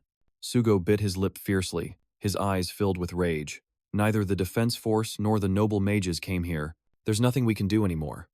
The magic police force had given up, and the situation of the battle with the magical beasts was getting worse and worse, with smoke and fire raging more intensely. The reporters at the scene couldn't help but panic. "No way, the police too? Is this the end for us?" Those watching the live broadcast were also extremely anxious, every one of them on edge. But at the scene, Minato walked alone towards the monster. Seeing this, Karen immediately exclaimed in shock, "There's a student walking straight towards those demons. Does he want to die?" Sugo was just as panicked and hurriedly shouted, "Hey kid, get out of there now." Unfortunately, Minato didn't listen, and he quickly stood face to face with the monster. Minato snorted coldly and said, "You seem to enjoy running rampant, don't you?" The monster narrowed its eyes at him, its mouth incessantly muttering, "Kill! Kill!" That terrifying deep voice echoed throughout the area, causing the students here to panic. Even Sugo and Karen were terrified. The pressure it emitted made everyone afraid. At that moment, an earth-shattering explosion erupted. Minato coldly commanded, "Shut up." The monster was attacked by him, and it angrily threw its head back and roared. The low-level magical beasts immediately charged towards him. Minato frowned slightly in silence. When facing the world's worst disaster, he had gone all out, but this time he had to hold back a bit because of the people around. While Minato was thinking, lightning-based mana furiously rushed towards him, and in the blink of an eye, he was engulfed in lightning. Sugo saw this and panicked. Is he dead? Everyone around was also anxiously waiting to see if Minato was still alive. While everyone was bewildered, a wave of magic appeared that blinded everyone. This magic originated from Minato's hands. It began to dance in the air, furiously annihilating the magical beasts. Seeing this scene, Sugo couldn't help but be terrified. What is that? Just who is that student? Not just them. The reporters at the scene had also noticed the appearance of Minato, but they couldn't see his face.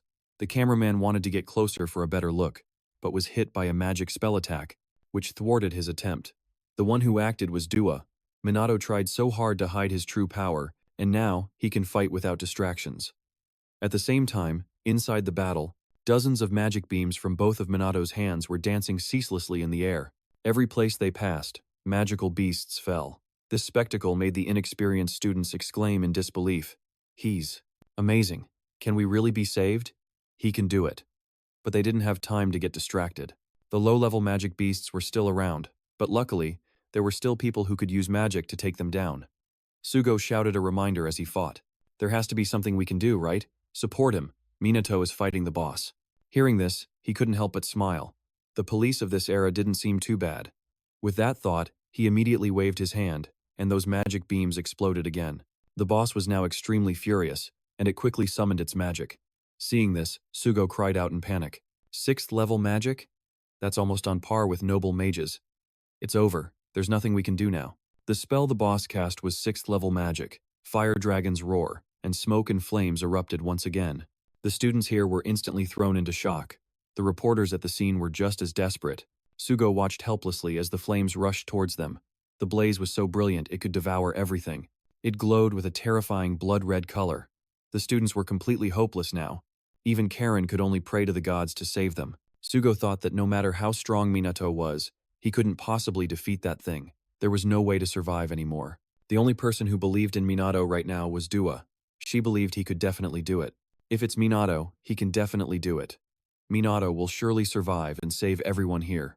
Meanwhile, Minato was calmly observing the demon boss before him. It was big, sure, but the bigger they are, the slower they are. And this demon general was struggling to use 6th level magic.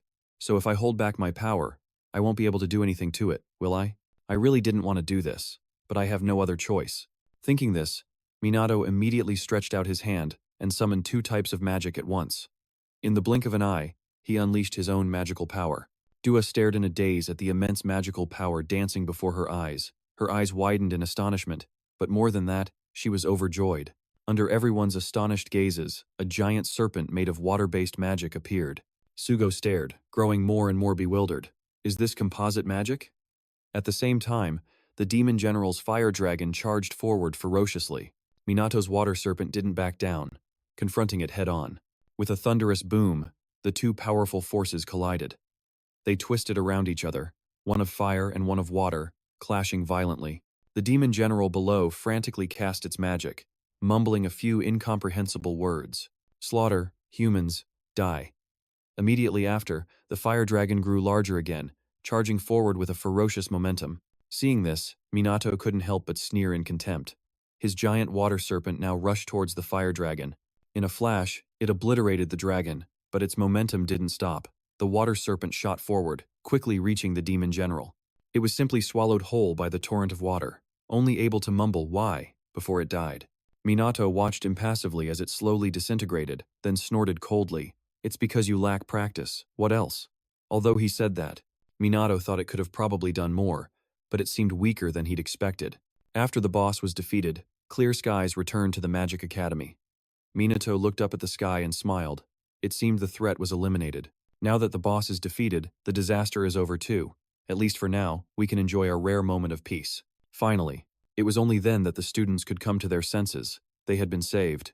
Immediately, the whole crowd began to cheer and shout for escaping the jaws of death. Even the reporters on the scene were no exception. They were moved to tears of joy. Karin also breathed a joyful sigh of relief. It was safe now, the disaster was over. Meanwhile, Sugo was completely stunned, unable to believe it. A student like Minato had managed to defeat a demon general, something that even noble mages weren't certain they could defeat so cleanly and quickly. Who on earth are you? But before he could even process it, his legs went weak, and he collapsed. He couldn't help but click his tongue. Seems like even my knees are giving up on me. Over on the other side, Minato had walked up to Doika and said with a smile, I did it. Doika looked up at him, her eyes welling with tears as she opened her mouth. You did. I knew you could do it. Thank you, Minato. It's nothing. Minato replied with a dismissive smile, shaking his head. While the two of them were talking, the other students rushed towards them, making Minato jump in surprise. Before he could even figure out what was happening, he was surrounded by a crowd of students who endlessly praised him to the heavens. Minato sighed helplessly. He couldn't escape the fate of being in the spotlight after all. His future looked as bleak as the sky was moments ago. Seeing his reaction, Daika couldn't help but smile. He looked so uncomfortable. The next day, all media outlets were reporting on the disaster at the Magic Academy, including the fact that it was quelled by a mysterious student. But everyone at the academy knew that the mysterious student was Minato. After the disaster, the number of people surrounding Minato grew larger and larger. Every time he went to class, they would stand around him asking all sorts of questions, which he found very annoying. Of course, there were also those who were unconvinced and voiced their discontent. It seems someone's getting a big head now that everyone is kissing his feet. How can a student like him be that strong? And so, those students started arguing loudly in class, splitting into two factions. One side supported Minato, while the other refused to believe it. Seizing the opportunity while they were making a racket, Minato slipped outside. He was really getting overwhelmed by them. Just then, Doika appeared beside him and spoke teasingly.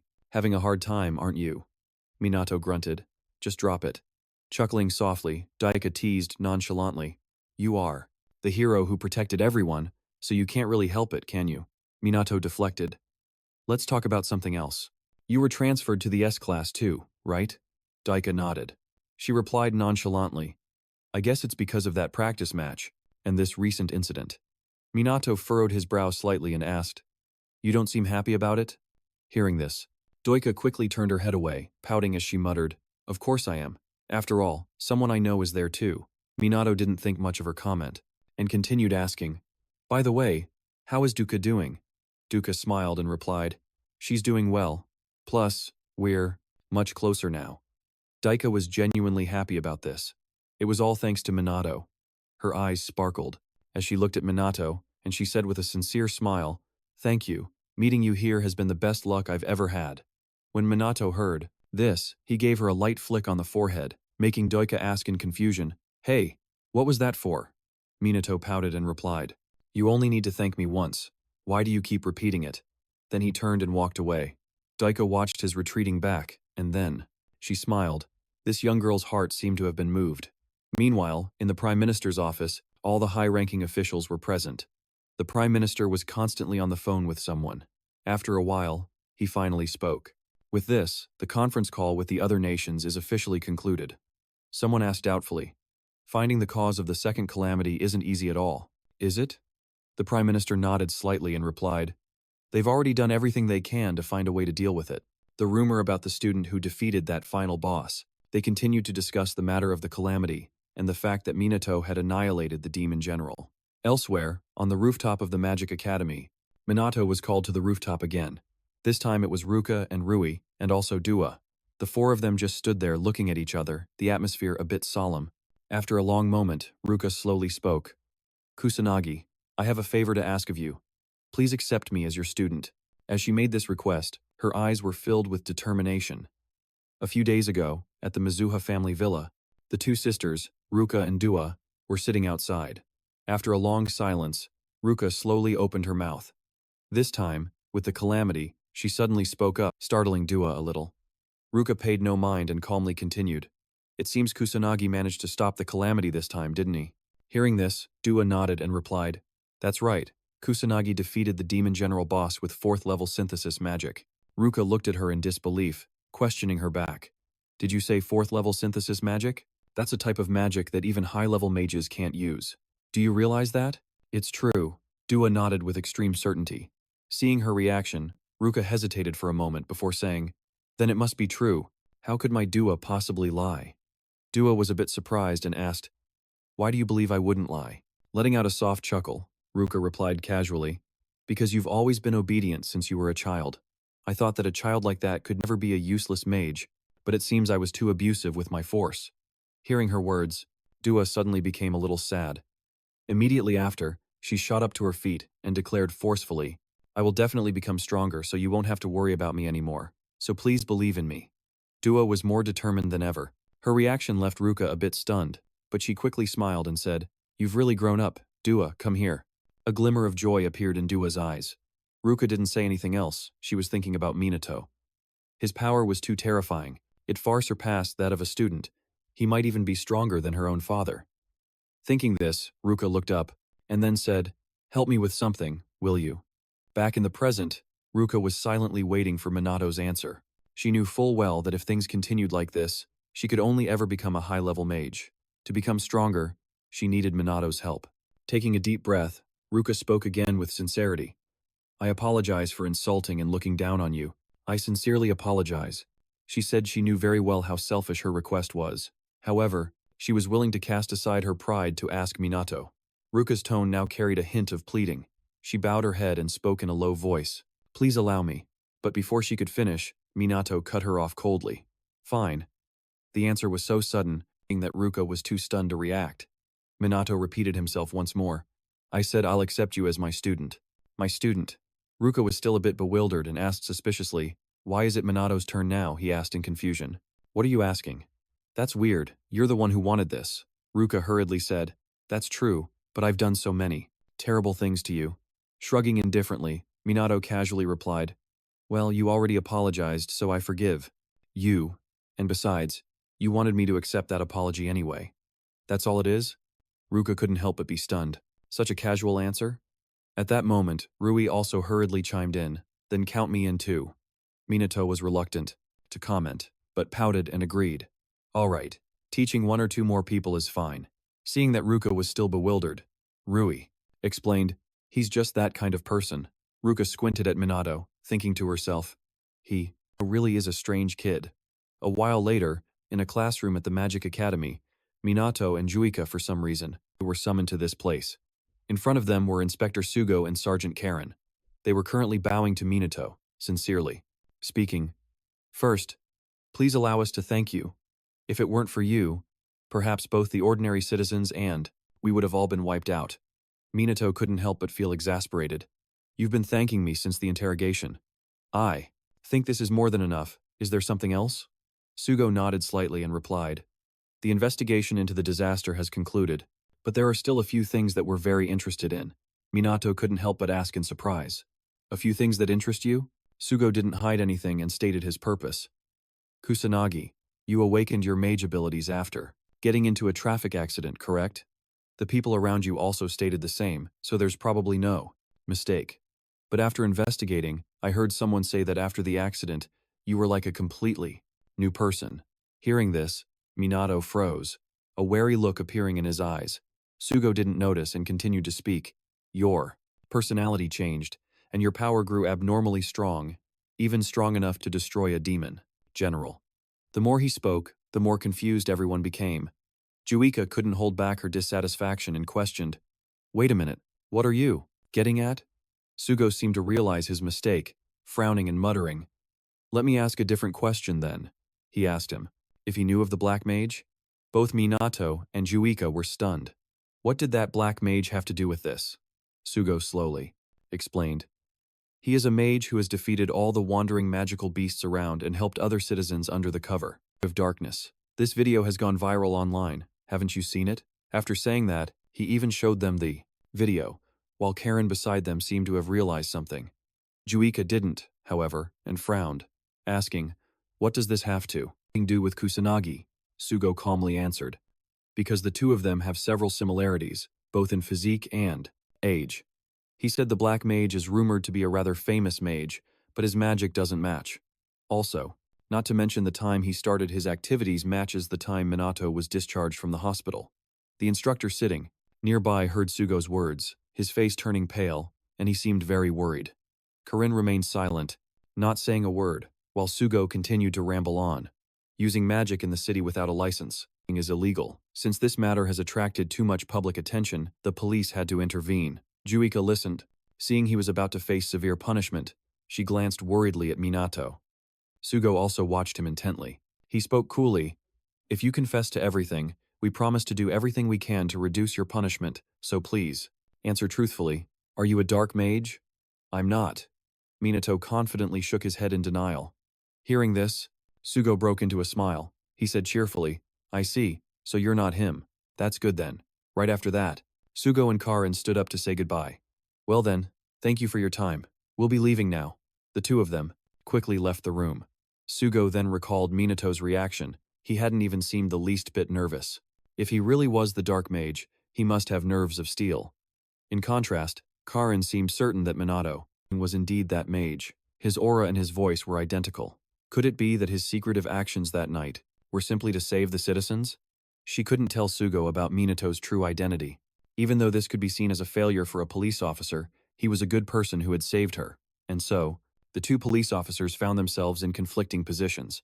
Sugo wanted to uncover the hidden identity behind Minato, while Karin wanted to protect it. Meanwhile, after the conversation in the meeting room, Minato and Juika headed to their class for introductions. The teacher at the podium announced loudly, "These are our two new students, Kusanagi and Mizuha. They will be members of our class starting today. Everyone please help them out." Because he had defeated the demon general, Minato received a very warm welcome, and as soon as he sat down, he was surrounded by a crowd of people asking him questions non-stop. Naturally, given her family background, Juika faced a similar situation, which made it a little difficult for her to handle. Seeing the students swarming the two of them, the teacher helplessly called out, "Everyone, please return to your seats. Class has already started." Minato found this incredibly annoying. He was interrogated, from the beginning of class right through the break. This was precisely why he didn't want to stand out so much. Minato took advantage of the break to slip away, but someone called out to him. He turned around curiously and saw it was the pink-haired girl, whom Minato had saved from the monster the other day. She looked at him hesitantly and said shyly, "Kusanagi, can you come with me for a moment?" A little later, on the academy rooftop, Minato felt completely exasperated. This place again. Is it a trend now to call people to the school rooftop every time you want to talk to them? To his surprise, Juika was also there. She had only wanted to find a place to practice by herself without being seen. She hadn't expected Minato to be here, and what's more, he was with some girl she didn't recognize. What were they doing here? The pink-haired student stood before Minato and asked hesitantly, "I'm not sure if you remember me?" Minato shook his head apologetically. "Sorry, I don't." The pink-haired girl wasn't surprised and said in a low voice, "I'm the one you saved during the recent disaster." It was then that Minato finally remembered. He nodded and said, "Oh, right, I do remember that." The girl's cheeks immediately flushed red. She lowered her head and said timidly, "During the practical training session, I was also attacked by monsters and was saved by someone using magic. That magic user was you, wasn't it, Kusanagi?" Minato remembered. That practical exercise, he just happened to be there. But the female student was very grateful and said, "Thank you for saving my life 2 times. Minato gently shook his head and replied, "Don't mention it. I just did what I could." Even though he said that, the female student still shyly spoke up, "You're so cool, Kusanagi." At the same time, Du was trying to eavesdrop on their conversation, but she couldn't hear anything. Just then, the pink-haired girl suddenly shouted, "Kusanagi, I like you. Please go out with me." Du was immediately stunned. Was that a confession? Even the person being confessed to, Minato, was just as startled. Seeing that he didn't answer, the pink-haired girl continued firmly, "I'm not really outstanding in any way, but I'll try my best to improve myself, so please agree to let me be your girlfriend, Kusanagi." Minato stood there stunned, saying nothing. Just when the girl thought he wouldn't answer, he suddenly opened his mouth. "Thank you for your feelings." The pink-haired girl's face lit up, but she couldn't be happy for long. Minato said apologetically, "But I'm sorry, I really don't have time to think about dating right now. There's something I have to do." Hearing this, the pink-haired girl lowered her head and quietly mumbled, "I see." But very quickly, she lifted her head, returning to her cheerful expression from before. "Thank you for being honest with me. I think I can move on now." With that, she turned and left the rooftop. Du had tried to hide behind the wall, but Minato still noticed her. He scoffed and said, "And how long are you going to hide there? Du?" Du was startled, took a deep breath, then peeked her head out and said awkwardly, "I thought I had hidden my mana pretty well." Minato pouted and said, "Your control is terrible. Your mana is leaking all over the place, and this is the second time now. Do you enjoy stalking people?" Du heard this and immediately retorted, "I just overheard by accident. It's not like I did it on purpose. Anyway, why did you turn her down? She's pretty cute, isn't she?" Minato pouted and said, "I'm not thinking about that kind of thing right now." With that, he turned and walked away, leaving Du standing there bewildered. What Minato meant was that the age gap between them was too large, even though physically, they were the same age. Du watched his retreating back, hesitatingly mumbling, "I see, so you're not going to date anyone, right?" It's just that, she suddenly realized something. Why did she feel so relieved hearing Minato say that? Du thought to herself as she followed Minato downstairs, "He's not going to date anyone?" While she was lost in thought, Minato suddenly turned his head to look back, making Du freeze on the spot. Minato said coolly, "Practice controlling your mana more often. You're still way too clumsy." Du finally snapped out of it, pouting as she said, "I know, you keep saying that." She would train really hard to become stronger, until the day Minato acknowledges her. That evening, as usual, Minato went out to patrol. The number of monsters showed no signs of decreasing. Although the disaster had passed, could this be a sign that another wave of disaster was about to strike? Just then, a loud scream suddenly pierced the darkness. "Help!" It was a girl's scream. And behind her, a sorcerer was in pursuit. He sneered and said, "There's no soul wandering around here at this hour to save you." But it turned out there was. Minato had appeared in front of the girl, which greatly startled the mage. Before the guy could even recover, Minato landed a punch right in his stomach. He went flying just like that. Minato narrowed his eyes at him, scoffing coldly to himself. An amateur mage who likes to do perverted things, huh? His close combat skills are indescribably awful. He's probably never fought another mage before. The girl, who was saved, looked at him gratefully, but she quickly recognized the person before her. She exclaimed in astonishment, "Is it really you, the black mage?" But before she could finish, Minato had already vanished, ignoring her shouts for him to stop. Minato used his mana to get away. "The black mage, huh?" The students at the academy, and even that Sugo guy mentioned it. It seems. They were really talking about me, but how did I suddenly become so famous? The next morning, on the rooftop of the academy building, Minato had gathered with Dusha and the other two. He frowned and asked, "That Sugo guy mentioned him before, right? An amateur mage who likes to act mysterious at night. People have been talking a lot about him, so I was just wondering." "Why?" Ryuji replied while eating. "It's probably because he's a hot topic on the internet." Hearing this, Minato was surprised, and asked, "What's the internet?" His question left Duka and the other two stunned, and they began whispering among themselves. Finally, Ruka spoke up, to explain. "The internet is an information system that covers the entire world. You can find anything on it. So, information spreads at the speed of light." After listening to the explanation for a while, Minato finally understood. Ryuji took out his phone and explained, "You can access it with your phone too, you know. You must have one, right? Try opening Google or something." Minato fumbled with it for a bit, and finally got it to work, exclaiming excitedly, "I did it." Duka and Ryuji immediately clapped along. "You did it."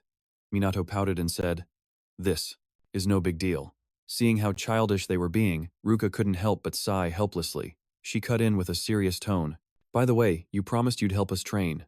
When do we start?" Minato said cheerfully. "We can start right after class today. Since you all taught me how to use a smartphone and this thing called the internet, I'll try to help you all as much as I possibly can." Hearing this, Dusei suddenly got a bad feeling, as if it were more of a threat than a promise. Just as she suspected, that afternoon after school, the four of them went to Duka's villa to train. It wasn't long before all three of them had collapsed. Minato shook his head in exasperation. "Oh, come on, we haven't even warmed up yet. You have to put your all into it, as if your lives depend on it. His words seemed to strike a nerve. All three of them immediately stood up, each one speaking with determination. I can still keep going. Don't you dare underestimate us. Minato then nodded in satisfaction. That's more like it. Now, attack me. Immediately, Ruka and the other two charged towards Minato all at once. Meanwhile, near Tokyo Tower, an anomaly appeared. A nearby observer immediately panicked and shouted, Unbelievable! It looked normal just a moment ago. What in the world is happening? The scene before them made them tremble in fear, because magical beasts had appeared in droves near Tokyo Tower. Elsewhere, at Duka's villa, Ruka and the other two were quickly defeated by Minato. Seeing this, Minato couldn't help but raise an eyebrow and ask, What's wrong? Giving up already? It's not over yet. Take this. The three of them immediately scrambled to their feet defiantly, using their ma, attacked Minato with their combined force. However, Minato only needed to create one protective barrier to block it all. Not only that, he also used his magic to flick the foreheads of Ruka and Ryuji, causing them immense pain. At the same time, Du seized the opportunity to launch a sneak attack from behind Minato. She yelled triumphantly, You're wide open. Minato just smirked. Then he stepped aside, dodging Du's attack. Unable to hide her surprise, Du exclaimed in shock, He dodged it? Before she could even recover, a flick of magic hit her on the forehead. Just like that, the three of them were taken down by Minato again. He let out a sigh and said, All right, let's take a short break. At his words, the three of them went to the bench to drink some water and rest. After just a short while, the three of them were drenched in sweat. Wiping his sweat, Ryuji spoke up, But it seems like you're just way too strong. Ruka nodded in agreement. Even I, the top student in the entire academy, and couldn't lay a single finger on you. Du sighed and said, That's right. This guy is no longer on the level of a normal student anymore. As she said that, she gave Minato a meaningful look. Her gaze made Minato feel a bit annoyed. Tired of having to explain over and over, he decided to just give a reason once and for all.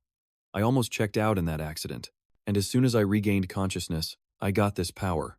As for why, I have no idea, so don't bother asking. After hearing this, Ruka frowned and deduced. So that means your near-death experience was the trigger that activated your power. Seeing their reaction, Minato sighed in relief. These guys are as easy to fool as kids.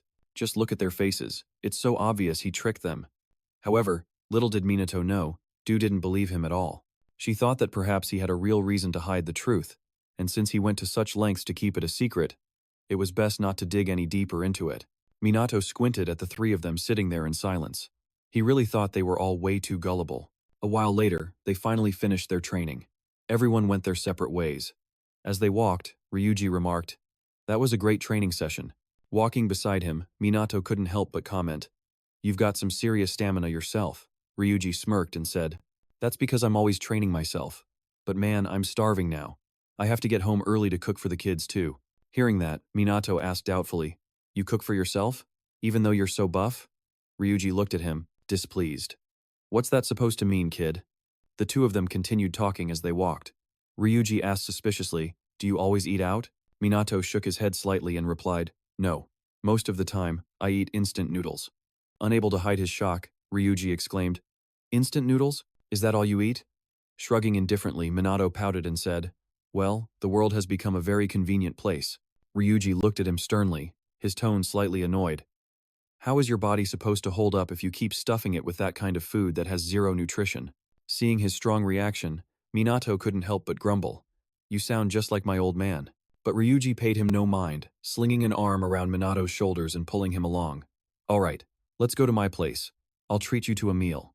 Minato really wanted to refuse, but this guy was just too stubborn. So, in the end, the two of them arrived at Ryuji's house. A full-time introvert like Minato was suddenly being swarmed by three kids, leaving him at a complete loss. As for Ryuji, he naturally took on the duty of cooking. A huge guy like him was actually wearing an apron with a cute animal on it. Ryuji came out carrying 2 plates of food. He said, apologetically, Sorry about this, making you watch the kids. Don't worry about it. Minato casually smiled, then used his magic to make the children float in mid-air. Seeing this, Ryuji couldn't help but feel exasperated. This is what I was worried about.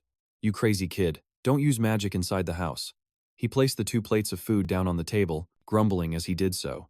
I've never heard of anyone using magic to play with kids. Minato didn't care, looking down at the little girl beside him and saying with a smile, "I just got scolded." The three kids just continued to gather around Minato and play. So much so that Ryuji had to comment, "But this is pretty surprising. I mean, you're not bad at babysitting." Minato suddenly remembered his past life, where many children had died in natural disasters. After a long moment of silence, Minato sighed and said, "Children are the future of the nation." Hearing this, Ryuji couldn't help but grumble, "You sound like my grandpa talking to me." "Shut it." Minato snapped coldly, then went back to playing happily with the three kids. Very quickly, dinner was ready. The kids saw the food and excitedly started eating. Minato also happily ate with everyone. Just after taking his first bite, he couldn't help but exclaim, "This is delicious. It's been so long since I've had a proper home-cooked meal like this."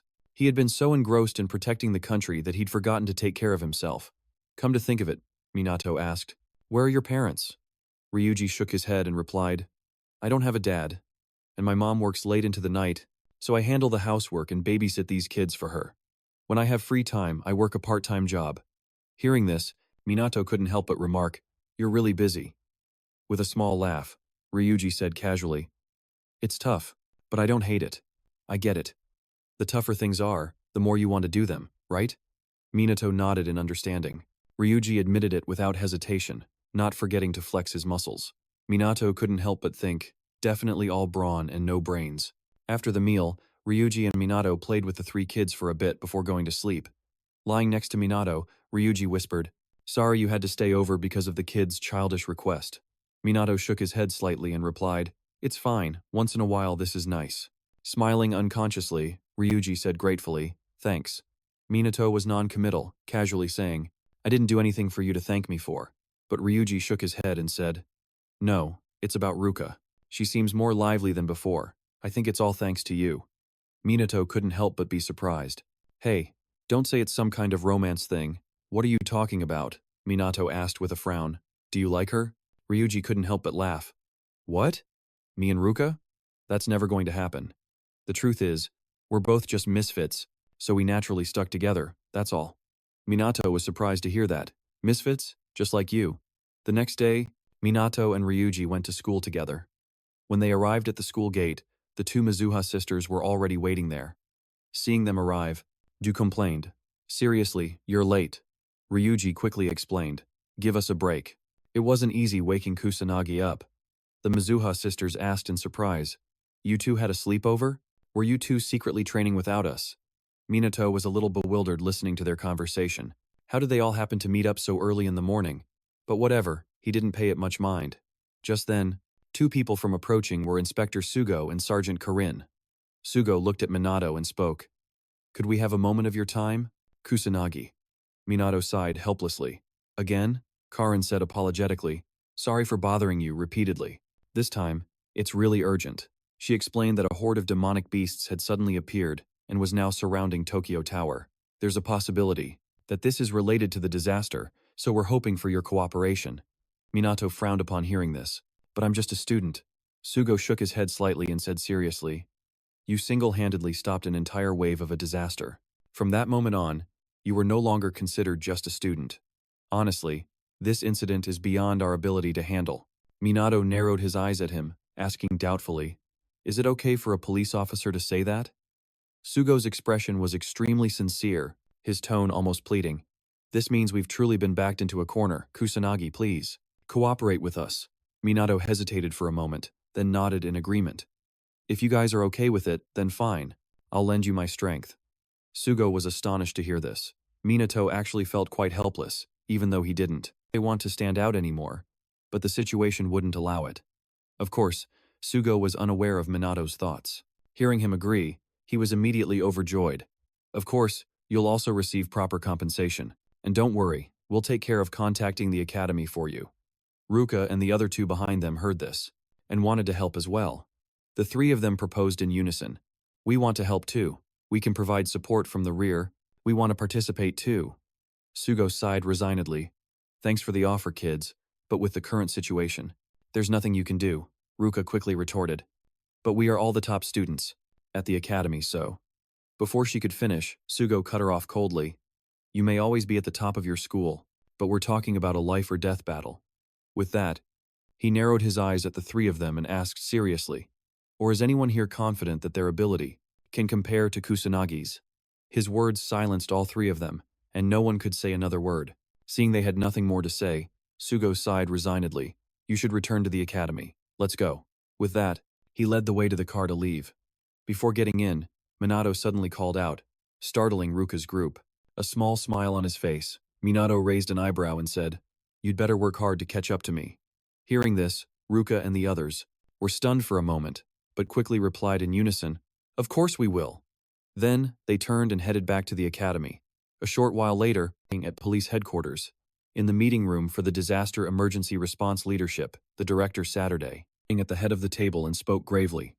"Hundreds of demonic beasts have now appeared near Tokyo Tower. We need to come up with a definitive solution to this problem before they become a threat to the public." He mentioned that he had also requested the help of the student who played a key role in the disaster that struck the Magic Academy a few days ago. He then asked Minato to stand up. Hearing his name, Minato immediately stood, seeing the school uniform Minato was still wearing. The police officers in the room began to whisper amongst themselves, their words filled with disdain. Karin felt awkward for Minato's sake, unable to bear their comments any longer. Just then, Sugo leaned in. Leaning into the microphone and clearing his throat, everyone immediately looked up.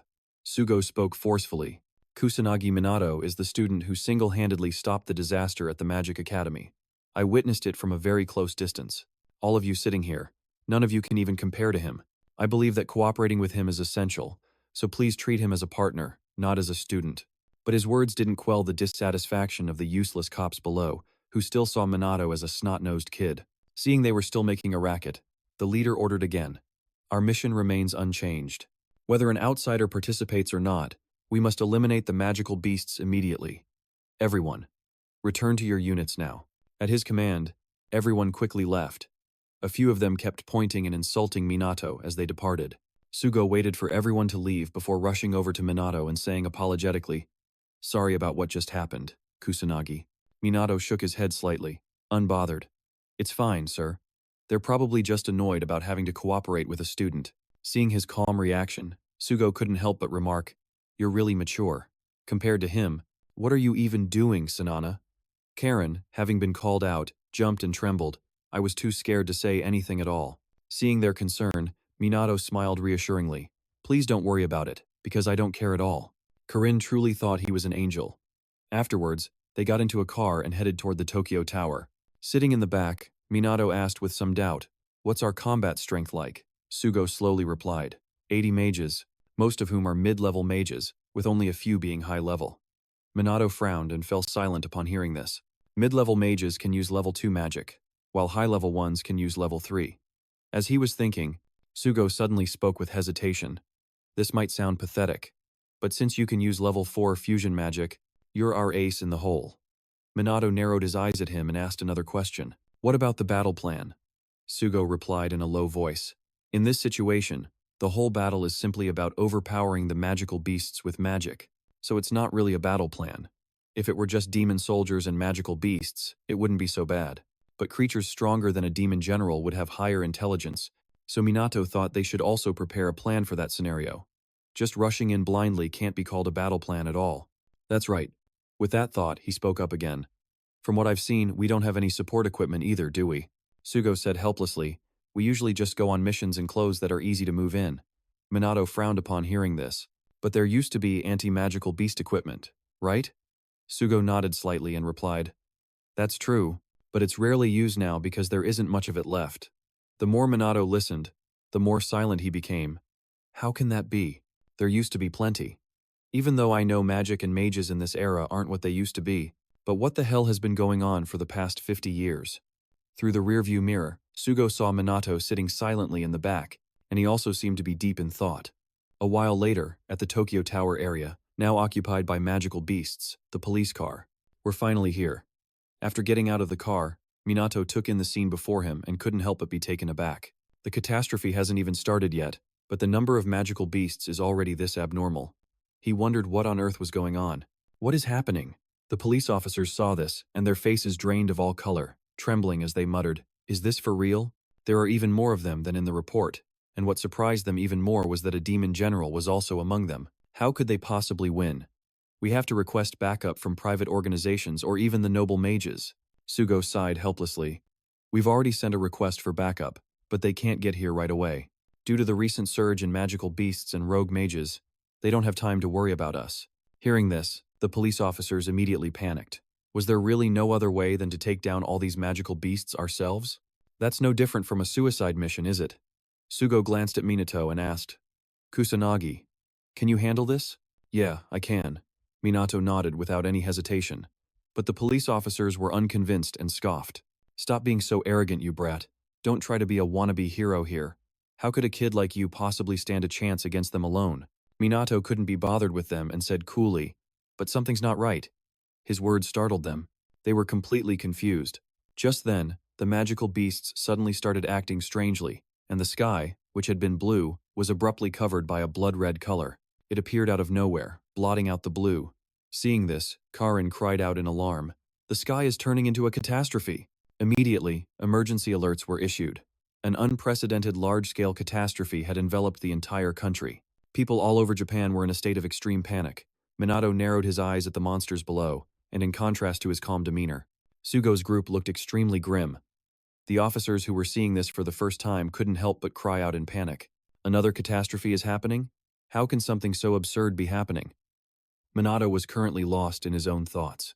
Catastrophes usually occur naturally, but it seemed like the previous swarm of magical beasts was the cause of this one. In just 50 years, they've already figured out a way to cause a catastrophe. Seeing that the situation was dire, someone suggested, we can't handle this without reinforcements, we need to regroup first. While Sugo was unsure of what to do, Minato suddenly spoke up, they're on the move. Just as he said, the magical beasts were heading towards the city. The police officers present grew even more frantic, and they started to panic, with some wanting to fight, while others wanted to retreat. Seeing this, Minato scoffed in disdain. To think the police are this pathetic. His words made one of the officers retort angrily, what did you say, you brat? How are we supposed to deal with a fortress of magical beasts like that? Minato just smirked confidently before leaping down without a second thought. His target was the swarm of magical beasts below. In no time, he landed right in the center of them. All alone, Minato now looked as if he were dancing. He was like a dancer among the horde of magical beasts and demon soldiers. Spotting him, the magical beasts went into a frenzy. From above, the police saw this and panicked. That kid's going to get himself killed. Get out of there, quick. But just as they finished speaking, a powerful surge of magic suddenly erupted, unleashing a windclaw attack. This power caused everything to shake. The police officers were shocked. Sugo was just as surprised, but more than that, he was overjoyed. With just a single wave of his hand, the low-level magical beasts around them all died at Minato's hands. The demon soldiers saw this and became enraged. Without any hesitation, they all summoned their magic to attack Minato. In the blink of an eye, a barrage of spells rushed towards him, but they hit an invisible barrier, completely blocked from the outside. Perhaps just a magic barrier would be enough. After all, there were still many outsiders watching Minato. He just created a barrier first to be safe. Then he used magic again to annihilate the demon soldiers in front of him. The more Sugo watched, the more shocked he became. What kind of monstrous power was that? Could Minato use multiple magic attributes? Just as he thought, it could only be him. With that thought, Sugo immediately shouted a reminder. Follow him. Karin quickly ran after them. I'll support him too. The other police officers were still trembling like leaves, hesitating to move forward. However, they very quickly regained their composure and hurried after Sugo and the other. Although their magic wasn't as strong as Minato's, dealing with the low-level magical beasts was no problem. Minato, up ahead, saw them start to fight and gave a satisfied smile. Not bad, they don't look so shabby after all. However, very quickly, a demon general appeared before them. Its gigantic body terrified the police officers here. They were like insects compared to it, only a legendary mage could take it down. But just then, a water serpent suddenly appeared, opening its mouth and swallowing the demon general whole. Minato spoke coolly. I'll handle this one. The rest are up to you. By the time the wave of water dissipated, a huge trench had appeared on the ground, horrifying the police officers. Did that kid just take it down? What terrifying power. Sugo quickly reminded everyone, we have to keep destroying the magical beasts until the boss appears. Just leave the demon general and any stronger types to Kusanagi. Minato, at the front, thought to himself as he destroyed several demon generals. 60 years ago, a world-scale disaster occurred, the first calamity. After that, Smaller-scale disasters began to appear one after another, aiming to destroy the world. If the past from 60 years ago were to truly repeat itself, then this disaster would spread across the entire globe. But this time, Minato was here too, and he wouldn't let them wipe out humanity. At the same time, where Karen was healing the injured, a demon soldier appeared beside her, startling her. It raised its hand, intending to crush Karen on the spot. In that hair-raising moment, Minato appeared just in time to kill the demon soldier. From behind, Karen saw Minato's sturdy back, just like that time, the time the dark sorcerer had saved her. After killing the demon soldier, Minato turned to look at Karen and asked with concern, "Are you okay?" Only then did Karen snap out of it. "Ah, yes, thank you, Kusanagi." Minato narrowed his eyes at her, thinking to himself, that situation just now was exactly like last time. I wonder if she noticed. Just as he suspected, Karen had indeed realized. She was wondering why Minato would choose to become a dark sorcerer and how he could be so absurdly powerful. But Karen thought Minato would hate her if she asked him questions like that. Thinking this, she suddenly felt that she was acting. That's not right. He's a student. I shouldn't be having such improper thoughts. While she was flustered, a mana beast attacked. Fortunately, Minato pulled Karen aside and then used magic to attack the mana beast. Karen looked at him apologetically. "I'm sorry, please stay close to me." Minato paid it no mind, instructing in a low voice. It seems she can't use any offensive magic at all. Karen was a bit startled, but quickly nodded and replied, "All right. But I have a thought. Is Minato really a student? He's even more mature than I am." Just then, a terrifying scene unfolded. The faces of the police officers here instantly turned pale, and they stammered in panic. "What is that? I can't stop shaking." The demon general was now enveloped by an immense amount of magic. Seeing this, Sugo couldn't help but exclaim in alarm, "A mutated demon general? Why is such a high-level demon general species here?" The other officers were so scared their legs gave out, and they collapsed to the ground, muttering in despair, "No way, I wonder if even a noble mage could beat this thing." The only one who wasn't afraid was Minato. He stepped forward. Seeing this, the two officers shouted a warning, "Are you an idiot? Stop. No matter how strong you are, you don't stand a chance against that monster." But Minato just smiled at them and said confidently, "I can do it." His words left the officers stunned into silence, and soon, the trembling in their bodies stopped. Karen was now silently praying, hoping that Minato could defeat the mutated demon general. Sugo looked at Minato with anticipation. He was probably already as strong as a noble mage, so defeating the mutated demon general wasn't out of the question. Thinking this, Sugo smirked with excitement. "Now, show me the true power of Minato."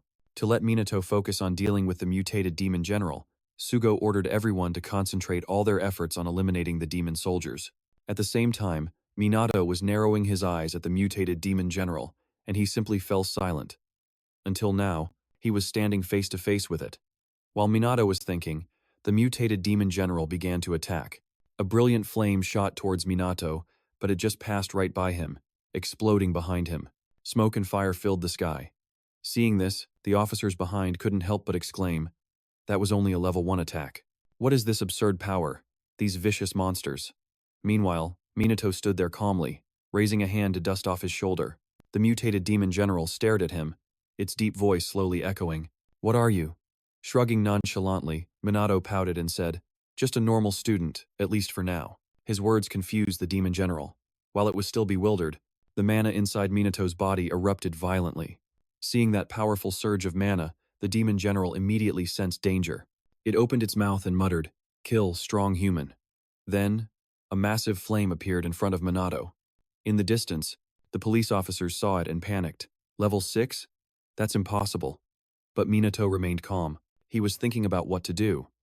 Whether he dodged this attack or used a direct magic attack, the people behind him would not avoid being engulfed by the sea of flames. Meanwhile, the magic beasts attacking the police officers behind them suddenly turned and redirected their magic towards Minato. In the blink of an eye, a barrage of spells rushed forward together, creating an extremely terrifying sight. Sugo's expression instantly turned grim. Are they working together? That's absurd. Karanon, this side, was just as terrified, hurriedly shouting, "Kusanagi, run!" But Minato just stood there calmly, all by himself, facing the barrage of spells rushing towards him. At the same time, the brilliant flames were also charging furiously towards him. But before it could reach Minato, a massive wave of water appeared. The flames were instantly extinguished by the water. Not only that, But the spells from the other magic beasts were also blocked by Minato, because before they could reach him, they crashed into an invisible barrier. This sight astonished the mutated demon general.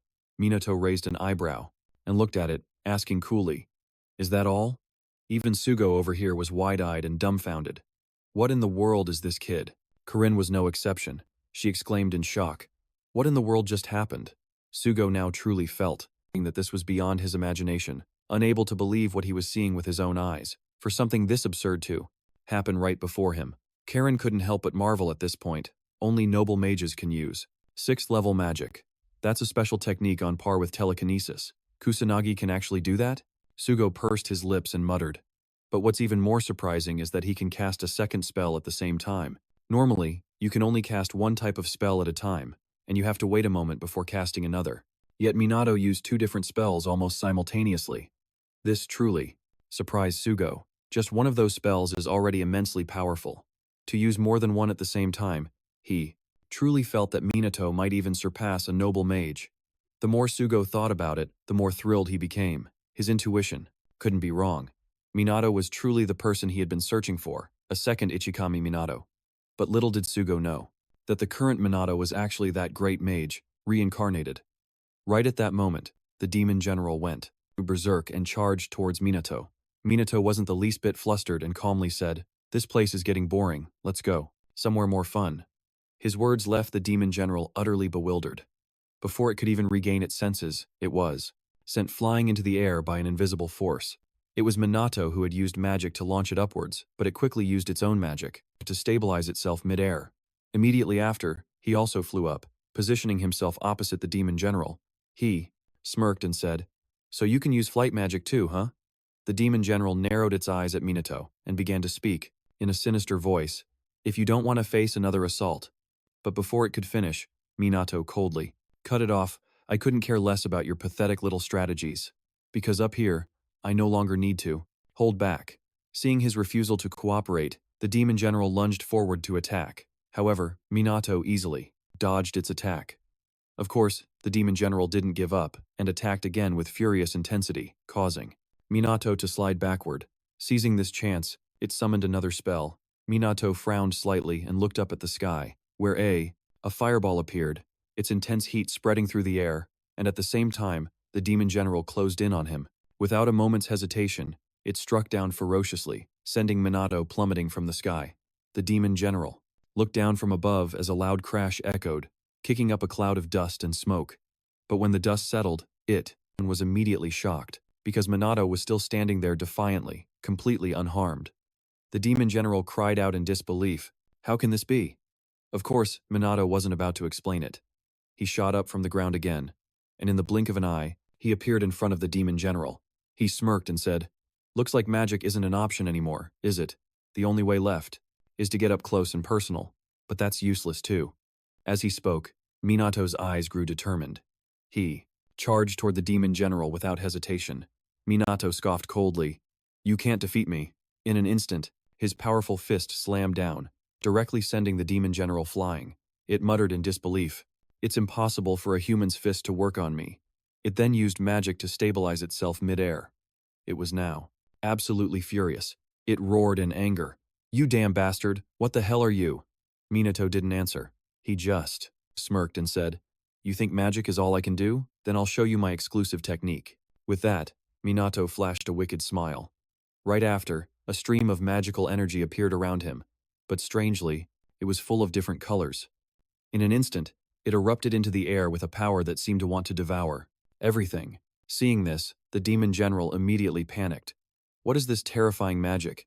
Even Sugo and Karen were no exception. What's going on? What is that kid doing in the sky? Minato ignored everyone's reactions and continued to focus on unleashing his magical power.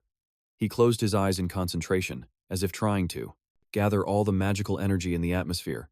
Once he felt he had gathered enough, Minato slowly opened his eyes. On his face was a clear look of confidence, and his entire aura had shifted.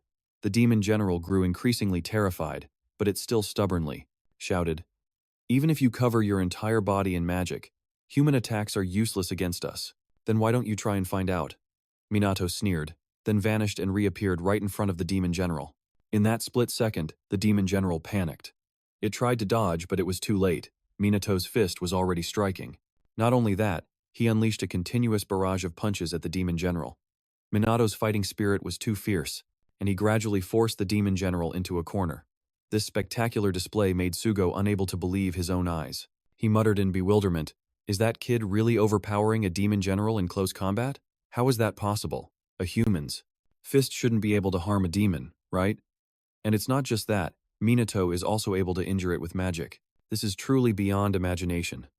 And in just the blink of an eye, the demon general's body was covered in wounds, causing it to ask in frustration, "Why? How can a human's attacks be effective?" Minato coolly replied, "Normal punches or weapons are meaningless against your kind, but it's a different story if you infuse them with a massive amount of mana. Attacking it while the body is enveloped in magical power is an attack that combines both magic and physical force, and martial arts." Minato said you could call it composite magic arts to make it easier to understand. The demon general grew angrier and angrier. It roared aggressively. "A mere human whelp dares to surpass me? That's impossible." Right after that, the demon general furiously charged at Minato. However, Minato easily dodged its attack, and then he even counterattacked, landing a punch on its stomach. A single punch directly pierced through the demon general's abdomen, causing it to fall to the ground like a broken kite.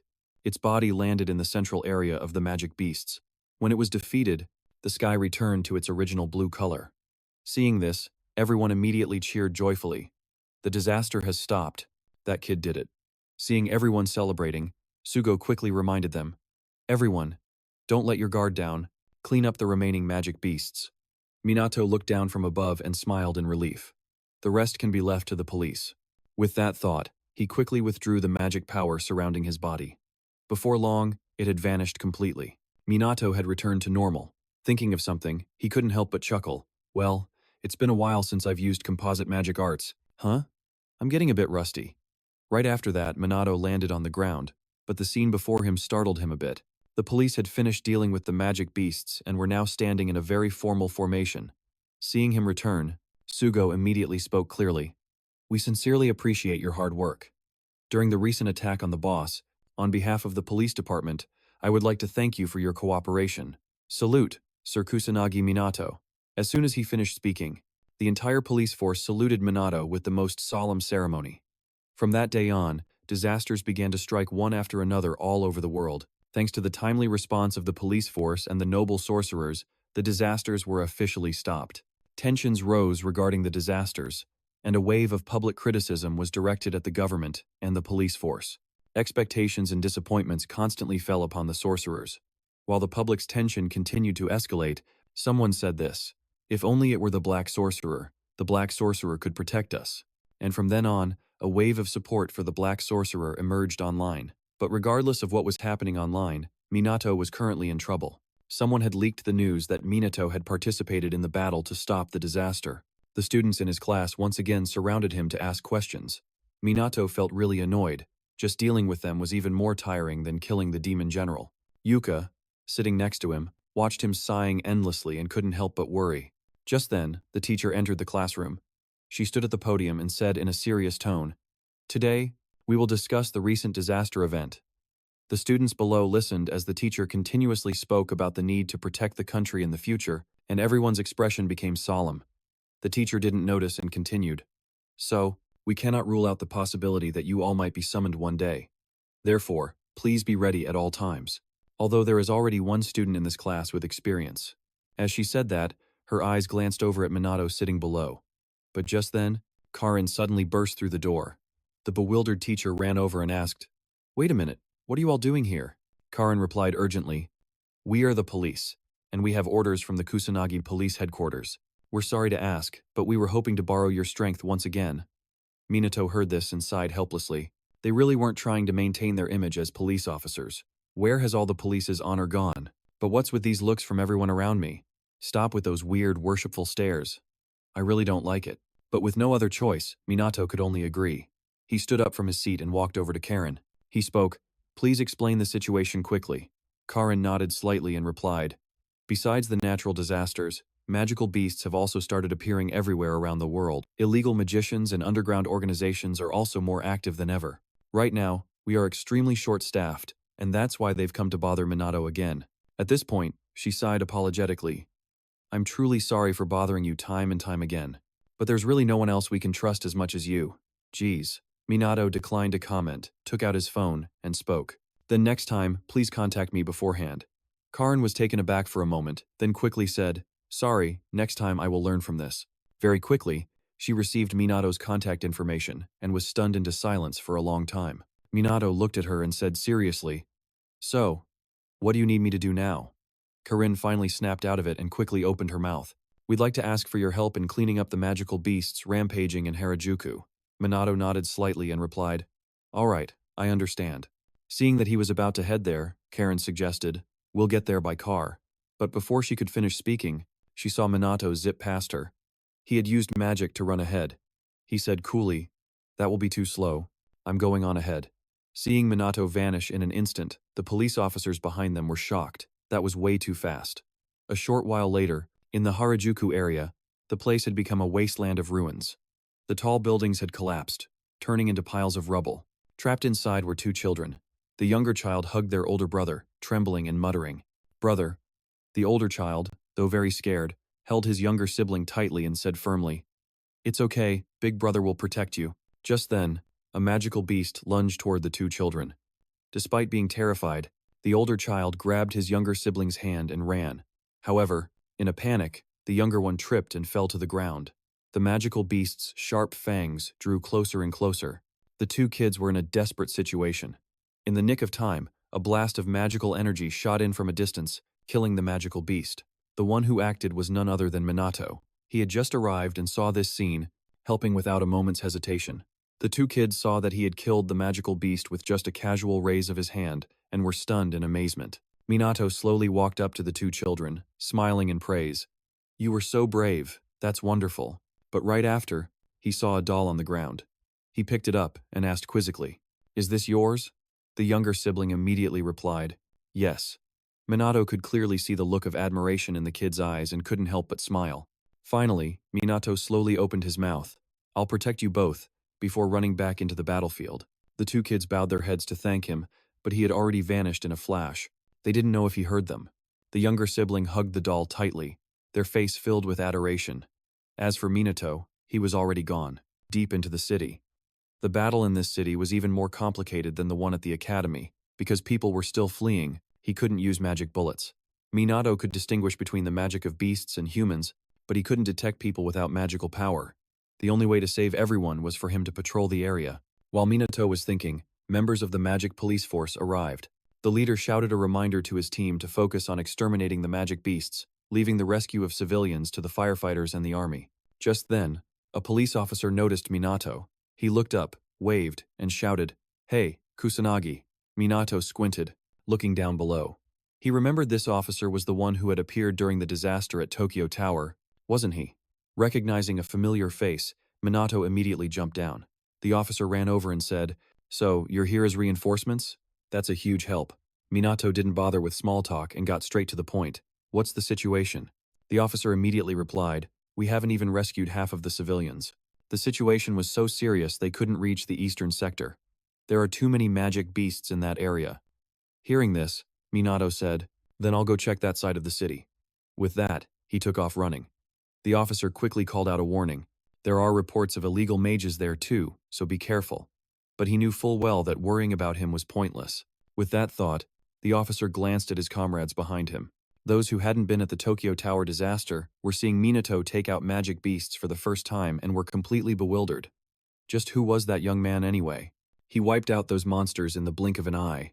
The officer chuckled softly and said nonchalantly, perhaps he's someone who only shows up for us in these chaotic times.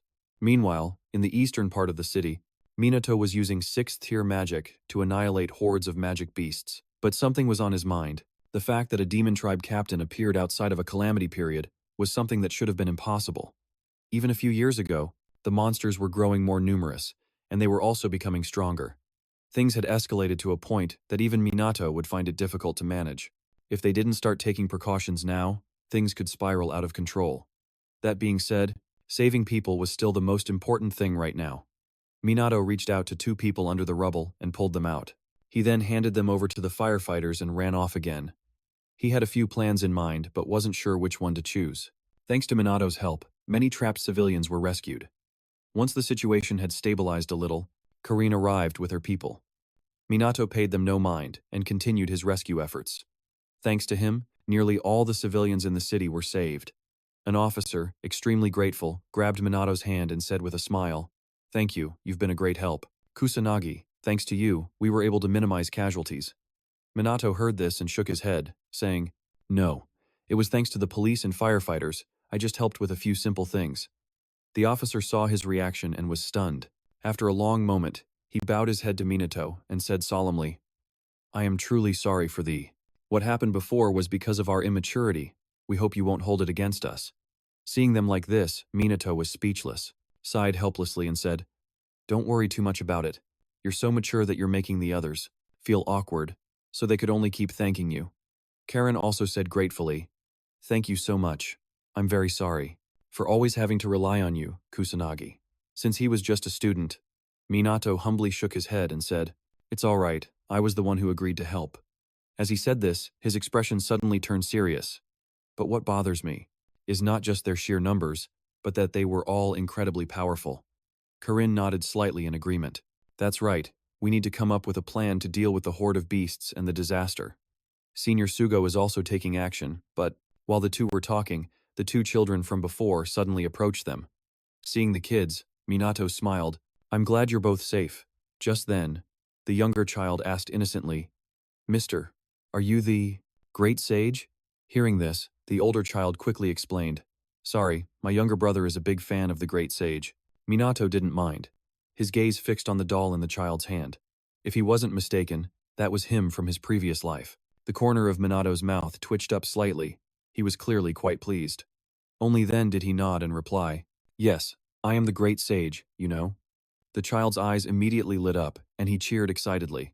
50 years ago, when he was still Ichikami Minato, Minato had been very unhappy about being made into a doll and had questioned the person beside him. However, that person paid him no mind and even said cheerfully, "Not just dolls, but also photo cards and keychains." Minato sighed helplessly. There's no way anyone would want things like that. The other person remained resolute, saying forcefully, "The great sage is a pillar of support in everyone's hearts. These items are a must-have, especially for children." Minato still disagreed. Seeing that a gentle approach wasn't working, the person shouted directly, "You're wrong. In 50 years, no, even 100 years from now, he will continue to save people, so please allow me, Ichikami." Snapping out of the past, Minato smiled faintly. It seemed that was true, but mere dolls don't have the power to save anyone. A great sage like him was still necessary in these times. Meanwhile, at a bar in the city, a group of people had gathered, reporting on the Black Sorcerer. The man sitting in the main chair was Kuroya Kuto, the leader of the Black Rebellion organization. After listening to his subordinate's report, he said through gritted teeth, "An illegal sorcerer who doesn't belong to any guild? This means some bastard dares to oppose me, right?" Hearing his angry tone, the subordinates trembled in fear. Cold sweat dripped from one's forehead as he stammered, "Yes." With a light scoff, Akuto coldly ordered, "Find the true identity of the Black Sorcerer. I don't mind if you have to use military force." Hearing this, the subordinates immediately fell silent. A man with glasses suddenly stepped forward. This was the manager of the Kabukicho area, Kagasuji. He asked with a smirk, "And if he refuses, can we kill him?" Akuto let out a cold laugh and replied with a sneer, "Only after you torture him. I'm looking forward to it." Hearing this, Kagasuji became even more smug and flashed a wicked smile. The next day, Minato's group was training as usual at the Mizuha family's villa. During a break, Ruka suddenly asked curiously, "By the way, Kusanagi, your amount of magic is, what is it now?" Du was also a little curious. Maybe it's around 100,000, or at most, probably 500,000. If it's Minato, it's very possible. While everyone was skeptical, Minato casually replied that it was actually 99,990,000. That number made Ruka and the other two freeze up completely. The three of them simply couldn't believe it. Ruka pouted and muttered, "Even for Ichikami, Minato's was only around 1 million. See, hearing this, Minato couldn't help but frown. The mana level of Ichikami Minato was only 1 million? Du immediately replied, "That's why people often say 1 million is the ultimate limit for mana. Ruka asked in surprise. You really don't know? This is common knowledge. Minato didn't answer. He didn't think his mana in his past life was only about 1 million. You should look it up online and see. No sooner said than done. Minato quickly searched for information online, but even after searching for a long time, he couldn't find anything. Minato sighed helplessly. I've forgotten how to use this brick. Anyway, it's already troublesome enough, so let's just forget about it. Just then, Minato's phone suddenly rang. It was a call from Sugo. He quickly picked up and asked doubtfully, Hello, what's the matter? On the other end of the line, Sugo replied hastily, Sorry for calling so suddenly. Are your friends there with you too? Minato nodded and replied, Yes, they are. Sugo then said in a serious tone, Could you please put me on speakerphone? A gamer like Minato didn't know how to turn on the speakerphone, so he had to ask Du for help. Very quickly, Sugo's voice came from the phone. The truth is, to deal with natural disasters and an unusually large number of magical beasts, we have decided to establish a unit specializing in hunting down magical beasts, which will be called the Special Mage Unit, and he wants to nominate Minato to be the captain of this special unit. The three of them were stunned after hearing this, not knowing how to react. Du thought that if you call yourself a mage, you must obtain that title, so there was no way Minato would refuse. However, Minato refused without a moment's hesitation. I refuse. Before Sugo could even ask again, Du shouted in confusion. Why? Minato didn't understand. Why was she getting so worked up? What does it have to do with her? Sugo on the other end of the line spoke up again. Can you let me explain first? Minato frowned slightly and muttered, All right, go ahead and explain then. Sugo slowly explained. First, there are too many problems happening at once, but there isn't enough manpower to solve them. Moreover, the current situation is that they can't handle cleaning up the magical beasts by themselves. After hearing this, Minato frowned deeply. Is it because the current ranks of the mages are all low, or something? Thinking this, he asked doubtfully, What about the noble mages? Sugo on the other end quickly replied. The heads of the Mizuha, Homure, and Kaihi mage families have not yet returned from their meeting abroad, leaving only the Fui UK family, but things are a bit complicated. Minato looked up at the two Mizuha sisters and said, Come to think of it, I still haven't met your parents, have I? Du pouted and said, I've been away from home for quite a while. Minato nodded in, understanding, and didn't say anything more. Sugo on the other end of the line was still talking. The members will include over 12 police, officers and members from the academy, including Mizuha, Kuragi, and Ryuji. He recommended the three of you. He said they should just leave the troublesome stuff like getting permits or negotiations to him. All Minato needs to do is focus on training and to lead the mages in the unit. Of course, you'll be rewarded. Seeing that he didn't answer, Sugo hastily shot to his feet, his tone somewhat pleading. I'm begging you, you're the only one I can count on. Kusanagi, please agree to be the captain. Hearing him get more and more desperate, Minato sighed in resignation. In the end, he still agreed. All right, I'll do it. Sugo was instantly overjoyed. Really? The three over here also enthusiastically agreed. They had no reason to refuse. Besides, they didn't want Minato to shoulder everything himself. Minato was still a little worried, but he figured it would probably be fine, since he could always retrain them. A few days later, a wave of public criticism began to crash down on the Fuka Mage clan. Besides neglecting their duties during the previous disaster at the Magic Academy, their handling of the demonic beasts was also proceeding very slowly. The head of the Fuka clan was furious when he heard these criticisms, gritting his teeth as he cursed. Fools! Do they think noble mages are just a bunch of busybodies? Just then, from outside came a knock on the door, and he immediately ordered, Come in. The butler entered from outside, reporting in a low voice. Excuse me, my lord, I received a document from the city police department. The Fuka clan head frowned slightly as he looked at the document in his hand, muttering, a notice about the formation of a special mage unit. Those incompetents sure like to start useless things. However, as soon as he said that, he suddenly thought of something, smirking as he said, But wait a minute, just this much is enough to shut those commoners up. Call my foolish son here. The butler immediately bowed and accepted the order, then left. The next morning at the police headquarters, at Sugo's suggestion, there was a meeting for the special unit. Naturally, the captain, Minato, was also present. Ruka's group of three was no exception. Since they had agreed, they couldn't be absent. And besides them, there was only Sugo and 3 other police officers, a smaller number than expected. Minato narrowed his eyes at Sugo, speaking with dissatisfaction. Weren't there supposed to be 12 people? Sugo explained apologetically. Well, my apologies. Initially, some people applied to join, but at the last minute, no one submitted their applications.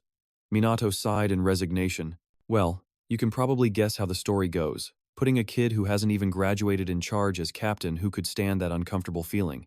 While Minato was thinking, Sugo placed something in his hand and spoke. Also, this is for you. It was a provisional mage badge. Sugo slowly explained. This is an external operation, but since you all are still students, show this when necessary. It's called provisional because you aren't considered official mages yet. With that, he also gave badges to Ruka's group of 3, then patted Minato on the shoulder and said with a smile, My job here is done. The stage is all yours, Captain Kusanagi. Minato couldn't help but smile. It had been a long time since he'd spoken in front of others like this, but he didn't hesitate, stepping forward a few paces. Minato spoke clearly. I am Minato Kusanagi, and this time I will be taking on the role of captain for our special operations unit. First of all, I promise that I will make you stronger than the heads of the mage clans out there. As he said this, he immediately flashed a confident smile. But his words left Ruka's group of 3 stunned.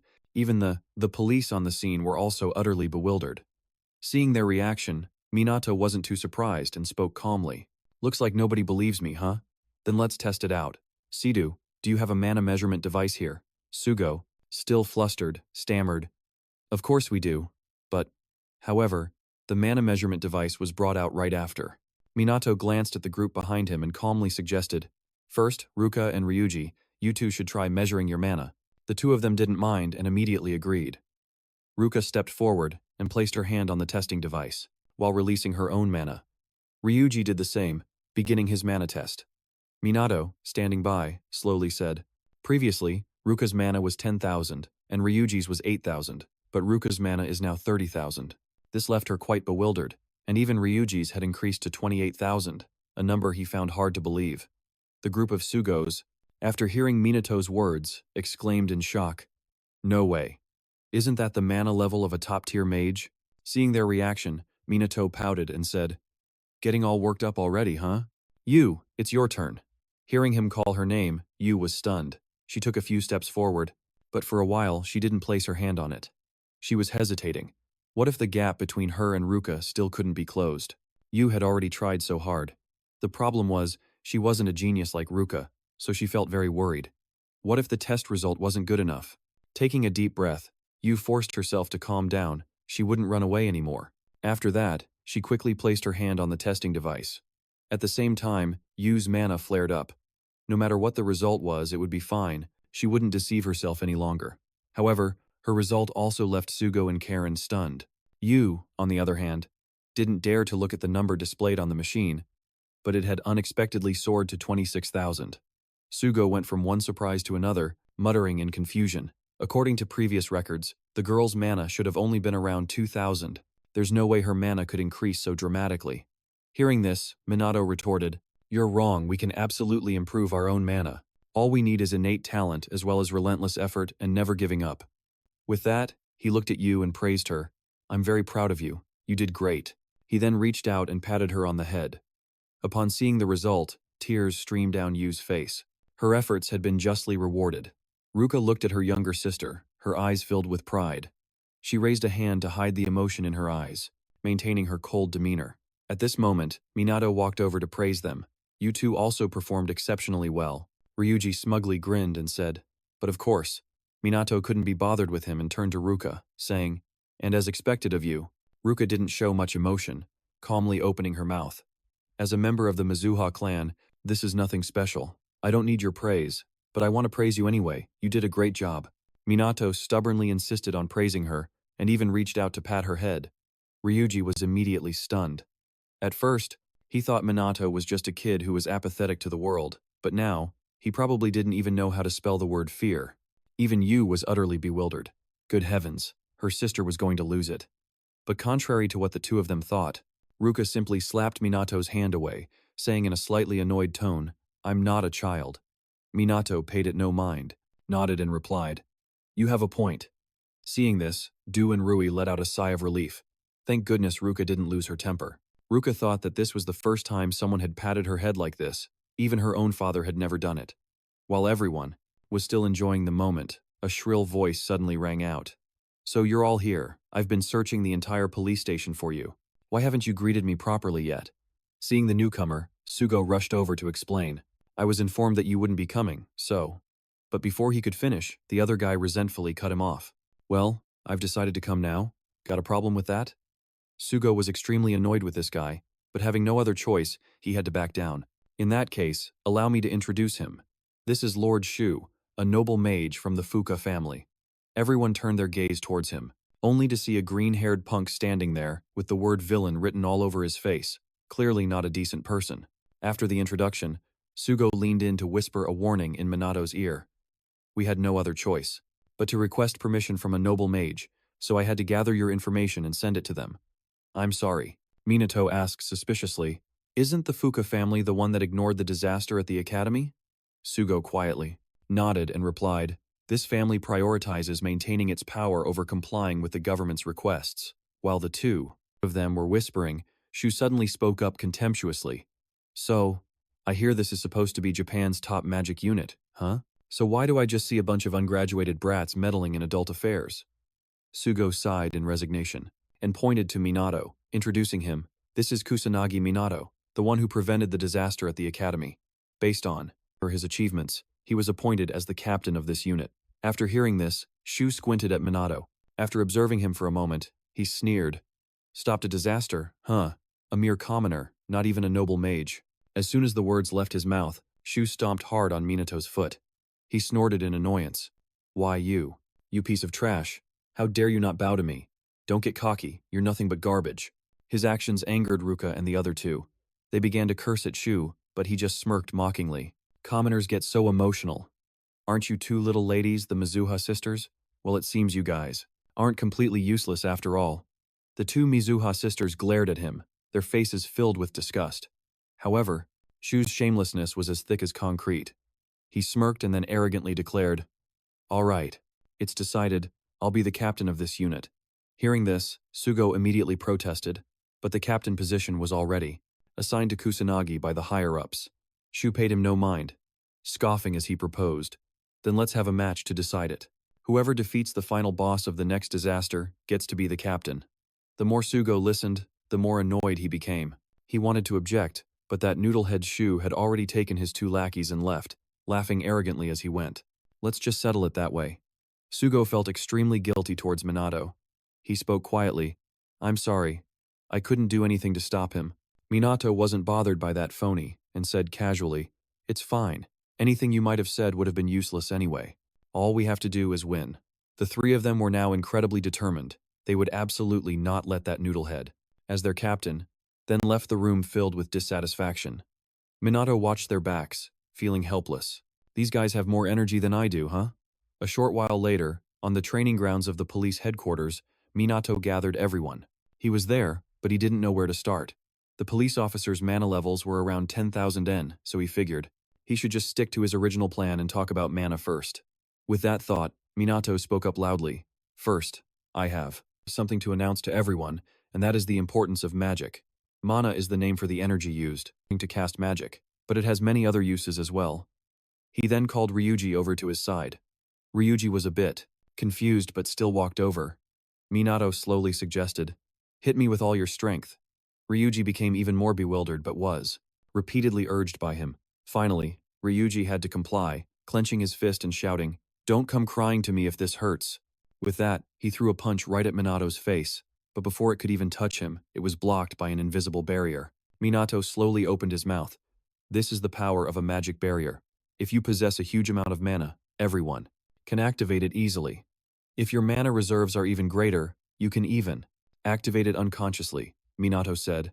In simple terms, it's an automatic spell. Ryuji bit his lip fiercely, wanting to break the shield but couldn't, and finally gave up. Seeing his disappointment, Minato spoke again. That's precisely why. Improving your own mana capacity is the most important and fundamental goal for mages. Remember this well. Immediately after, he called each person over to teach them how to sense mana, just like the reaction of Ruka and the others. After learning this skill, the police officers were all very surprised. With the first task done, Minato had them do combat training, and just like that, a day passed. After the training was over, Minato returned home. He was still troubled about the team's situation, Besides magic training, they also needed equipment. If possible, he wanted to borrow some equipment that could resist magical beasts. But seeing Sugo's reaction was enough to know it wouldn't be easy to borrow it right away. Thinking about this, Minato couldn't help but sigh. In this era, there probably weren't any skilled craftsmen left. He'd probably have to make it himself. He had never tried before, but it probably wasn't that difficult. He then started rummaging through his house to see if there was anything he could use. In the end, Minato found a ring that looked quite cheap, but since it was so new, it must be an important item. This would do for now, but it still wasn't enough. Where else could he find more materials? Just then, the phone on his bed suddenly rang, startling Minato. It was a call from Ruka, which was a bit rare for her to initiate. Minato immediately answered the call. Ruka's voice came from the other side. "It's me," Minato asked in surprise. "What's up?" However, the other end of the line was silent for a long time before she spoke. "You're the only one suitable for the position of our captain." Minato couldn't help but joke. "Are you trying to encourage me?" Ruka replied without hesitation. "That's right," Minato let out a laugh. "You're surprisingly sentimental. But since it's come to this, I might as well ask her." With that thought, he spoke up and asked, "If you're not busy tomorrow, could you go shopping for a few things with me?" Ruka frowned slightly in confusion. "Shopping?" Minato quickly explained. "There are a few things I don't know where to buy." She then asked again, "Then what? Are you and the others coming too?" Minato gently shook his head and replied, "No, just the two of us. Why would we go with such a big group?" Hearing this, Ruka was a bit stunned and asked in confusion, "Just the two of us?" Minato didn't see any problem with it. "So what do you think?" Ruka remained silent for a long time without answering. Just when Minato thought that she wouldn't reply, she suddenly spoke up, "I don't have anything to do either." Minato was immediately delighted. "You're truly a lifesaver. You really are." "So, where should we go?" Ruka suggested in a low voice. "Harajuku, you might find what you need there." And so, the two of them agreed to meet at the train station tomorrow at noon. After chatting for a little longer, Ruka hung up. She stared intently at her phone, her eyes flashing with a certain thought. On the other side, Minato was very happy. "This way, I can buy enough rings for everyone. Should I try making a piece of magic beast-resistant equipment with this right now?" With that said, he began to channel his magical energy into the ring. At the Mizuha sisters' mansion, Rika went to Ruka's room door and called out loudly, "Big sis, dinner is ready." But when there was no answer, she immediately frowned and muttered, "No answer? Is she asleep? That's not like her at all." After a moment of hesitation, Yu decided to push the door open and enter. "I'm coming in." But as soon as she entered, she saw Ruka busy trying on clothes, which made Yu a bit confused, not understanding what was happening. Ruka also heard the noise. She turned her head and saw Yu standing there bewildered. She frowned and asked, "What is it?" Yu finally snapped out of her daze and hurriedly said, "I'm sorry, dinner is ready, so." Ruka nodded slightly, cutting her off. "I'll be right there." Yu quickly ran out, thinking as she went. She had never seen Ruka this excited before. Is she going out with someone? Could it be Minato? The next afternoon, at Harajuku Station, Minato was already there. Out of suspicion, Yu had secretly followed Ruka here. It's just that she was afraid Minato would notice her, so she concealed her magical energy and didn't get too close to the two of them. Feeling that her actions were a bit wrong, Yu couldn't help but feel helpless, wondering why she had to tail them like this. In the distance, as Minato waited, he saw a figure approaching. It was Ruka. Different from her usual appearance, today she wore tight-fitting jeans, a sleeveless top, and a khaki jacket over it, looking extremely energetic, turning heads wherever she went. Ruka paid no mind, walked up to Minato, and asked with a raised eyebrow, "Did I make you wait?" Minato gently shook his head and replied, "No, I just got here too." Seeing the two of them standing together, people immediately started whispering, with some even assuming Minato was Ruka's boyfriend. Yu, hiding nearby, overheard this and became flustered. She's on a date with Minato? How could this be? Unaware they were being followed, Minato and Ruka quickly made their way to Harajuku. As they walked, Ruka asked, "So what are you looking for?" Minato casually replied, "Rings, and I need a lot of them." Hearing this, Ruka asked suspiciously, "Are they for gifts?" Minato nodded slightly. "Something like that. I need a large quantity." Ruka couldn't help but be stunned. "A large quantity? Are you planning to give them to many people?" Minato didn't think much of it and casually admitted, "Something like that." Ruka, however, read a lot into it and reminded him with annoyance, "Just so you know, Japan has a monogamous system. Minato was a bit confused and muttered, I know that. Ruka sharply turned her head away, pouting as she spoke. If you want to buy in bulk, then looking for cheap shops is your best bet. As it happens, I know a place. Hearing this, Minato was delighted. Great. I'm counting on you. So, the two of them quickly went to a jewelry store to look for a ring. Of course, Duaka followed them. Unable to find what they wanted, Minato and Ruka then checked out some street stalls, and after a while, returned to the jewelry store. Ruka stood in front of the shop and sighed helplessly. A ring that was sturdy, not too expensive, and also inconspicuous.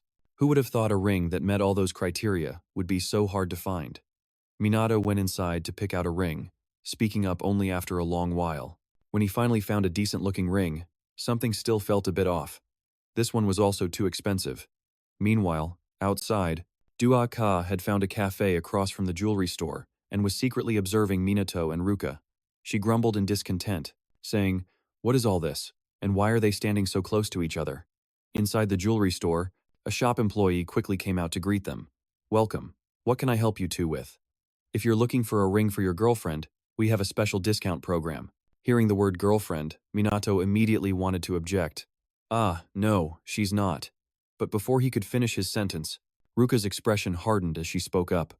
I am not his girlfriend. Hearing this, the employee said apologetically, I'm so sorry, please feel free to look around.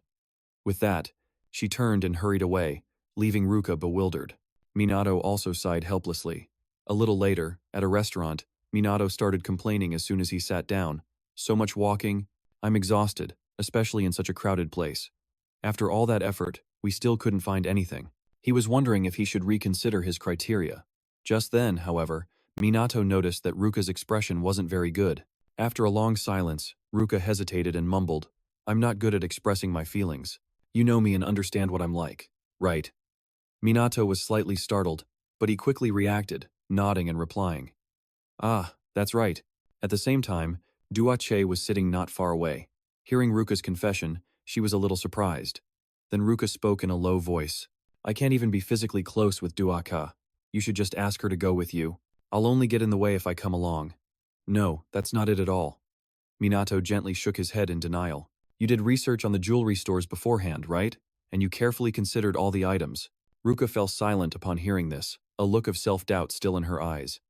Minato continued. Even though we're shopping for me, you've been so serious about it, as if you were buying something for yourself.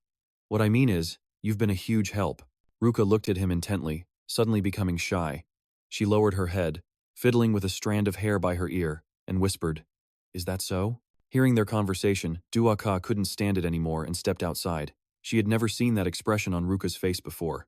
She wondered what she was even doing here. Maybe I should just go home. And so, after that, she turned and went back home. Minato and Ruka searched for a little while longer and finally found it. Minato exclaimed excitedly, We finally found it! Ruka, walking beside him, asked doubtfully, But you're buying 5 of them? Minato calmly replied, Well, that's one for everyone. Ruka grew even more suspicious, staring intently at Minato. After a long moment, she said softly, They'll probably really like this gift from you, because you chose it so carefully. Minato glanced at her and said with a matter-of-fact expression, This is equipment for our entire unit, so of course they have to be happy with it. Ruka couldn't help but be stunned, then she nodded in understanding. Oh, I see. So that's what it was. Ah.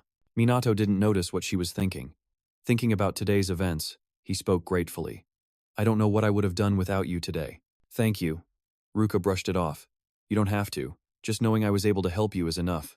But Minato still wanted to thank her, saying urgently, I should repay you with something, right? Ruka pouted slightly. That's not necessary. But just as she finished speaking, Minato suddenly took out a ring, startling Ruka. Minato didn't notice and said hurriedly, Give me your hand. Ruka grew even more flustered and mumbled, What are you doing? Just give it here. Minato said impatiently, then took her hand and put the ring on it, on her ring finger no less. He winked and said with a smile, This is the first piece of equipment I ever made, so take good care of it. Ruka thought about the significance of this, and her cheeks immediately flushed red. She quickly avoided Minato's gaze and ran off in a fluster. I'll treasure it. See you later then. Minato was a bit confused and wanted to call after her, but it was too late. I was still explaining its function. Oh well, I'll do it next time. Meanwhile, Ruka had quickly run off, putting a long distance between herself and Minato. Only then did she stop for a moment. Ruka stared intently at the ring on her ring finger. Suddenly thinking of something, she clutched it tightly to her chest. The next day, at the police headquarters training ground, Minato gathered everyone and announced clearly, "I'm going to distribute the equipment to you now. Each of you, please choose one for yourself." He then passed the rings out to everyone. Everyone was astonished. Karin mumbled in shock. "There's a magical reaction. Could this be anti-magic beast equipment?" Minato nodded slightly and replied, "That's right. This is anti-magic beast equipment enchanted with wind magic. If you use it with your own magic, it can be upgraded to Tier 1 wind magic." Hearing this, Sugo was even more shocked and asked in surprise, "Where did you get these?" Minato answered casually, "I made them myself." Sugo went from one surprise to another, thinking that only highly skilled craftsmen could create anti-magic beast equipment, and there were hardly any left nowadays, yet this kid managed to create such a large quantity. Thinking this, he couldn't help but exclaim, "We can truly never stop being surprised by your abilities." Minato, for his part, was handing out rings to everyone, but when it was her turn, he skipped over her, surprising Du. However, she quickly noticed a ring on Ruka's ring finger. Du was shocked, as Ruka had never worn that ring before. Could it be a result from yesterday's date? So did something happen after she got back? What in the world was it? Minato was unaware of these thoughts of hers. After finishing distributing the equipment, he spoke up again. "The only thing we're lacking now is a means of transportation. We can't rely on cars because they aren't fast enough." Hearing this, Sugo also felt it made sense. They were always arriving later than usual. At that moment, Minato used his magic to lift himself into the air, and calmly explained, "With this equipment, anyone can use the wind-based balancing spell. This will minimize our travel time." But he warned them to remember one thing. This is just a simple spell. The magic required to use it is very low, so don't use this for attacking. With that said, he told everyone to give it a try. Everyone quickly followed his instructions but couldn't maintain their balance on it. Minato then slowly reminded them, "Levitation requires both flight and maintenance, so everyone can try imagining yourselves jumping forward." After saying that, he glanced at Yu. And she actually did it. He immediately praised her. "Good job, Yu." Praised by Minato, Yu was extremely proud. "How long do you think I've been practicing mana control? This little thing is nothing." It's just that she suddenly met Minato's intense gaze, which startled her. Yu hastily turned her head away. The guilt of having followed the two of them kept haunting her. While Yu was still feeling guilty, Minato suddenly spoke up. "By the way, there's something I want to ask. You know a lot about Ichikami Minato, don't you?" Yu nodded slightly and replied, "That's right, he's the one I admire the most." Minato narrowed his eyes at her and continued to ask, "Was he strong?" Yu casually replied, "His mana capacity. It was about 1 million, and he could use many types of spells. He sacrificed himself in the battle against the Demon Lord during the Great Calamity." Minato asked doubtfully, "What happened to the mages after he died?" Yu slowly explained, "At that time, there weren't many mages left who could fight. The Mizuha family contributed immensely, greatly. At that time, almost all documents and data on magic were destroyed, and there was nothing left. That's why their ancestors had to rebuild the magic system from scratch." Minato furrowed his brows tightly. According to what he remembered, it was true that the number of mages who died was relatively high, but there should have been plenty of documents and data left, because he had stored them everywhere as a precaution for the future. Yet, the knowledge of modern magic is still too primitive and full of holes, and mana levels are unbelievably low. Was this due to the changing times, or did someone intentionally arrange this? Seeing Minato remain silent, Yu looked at him doubtfully and asked, "Are you okay?" Minato was slightly startled and shook his head. "Yeah, I'm fine." Yu was still worried and said hesitantly, "If something is wrong, you can tell me. I might not be able to help much, but..." Before she could finish, Minato cut her off with a light chuckle. "It's enough that you care so much about me. Thanks a lot. You've already helped me so much." Minato knew Yu wouldn't tell others what he had asked, but the issue with the dark mages was still unresolved. Considering the risk of getting her involved in this mess, maybe he shouldn't bring it up too often. At this thought, Minato suddenly smiled. If Yu knew that he was actually that Ichikami Minato, she would probably pass out for days. But Yu thought that Minato wasn't telling her because she wasn't trustworthy. So what if she became stronger? Yu suddenly became determined. She would definitely give it her all. 1 week later, still at the training grounds of the police headquarters, Minato was leading everyone's practice. Entire unit, prepare to fire. Immediately, the entire squad began their assault. Karin could now use Tier 2 Holy Light magic. Sugo was now able to cast Tier 3 magic. Ryuji had also improved. He could now use Tier 4 magic. As for the Mizuha sisters, they combined their powers, simultaneously creating a Tier 4 water system spell. Minato was very satisfied. The entire unit's capabilities had significantly increased. Even Karin could now use magic for self-defense.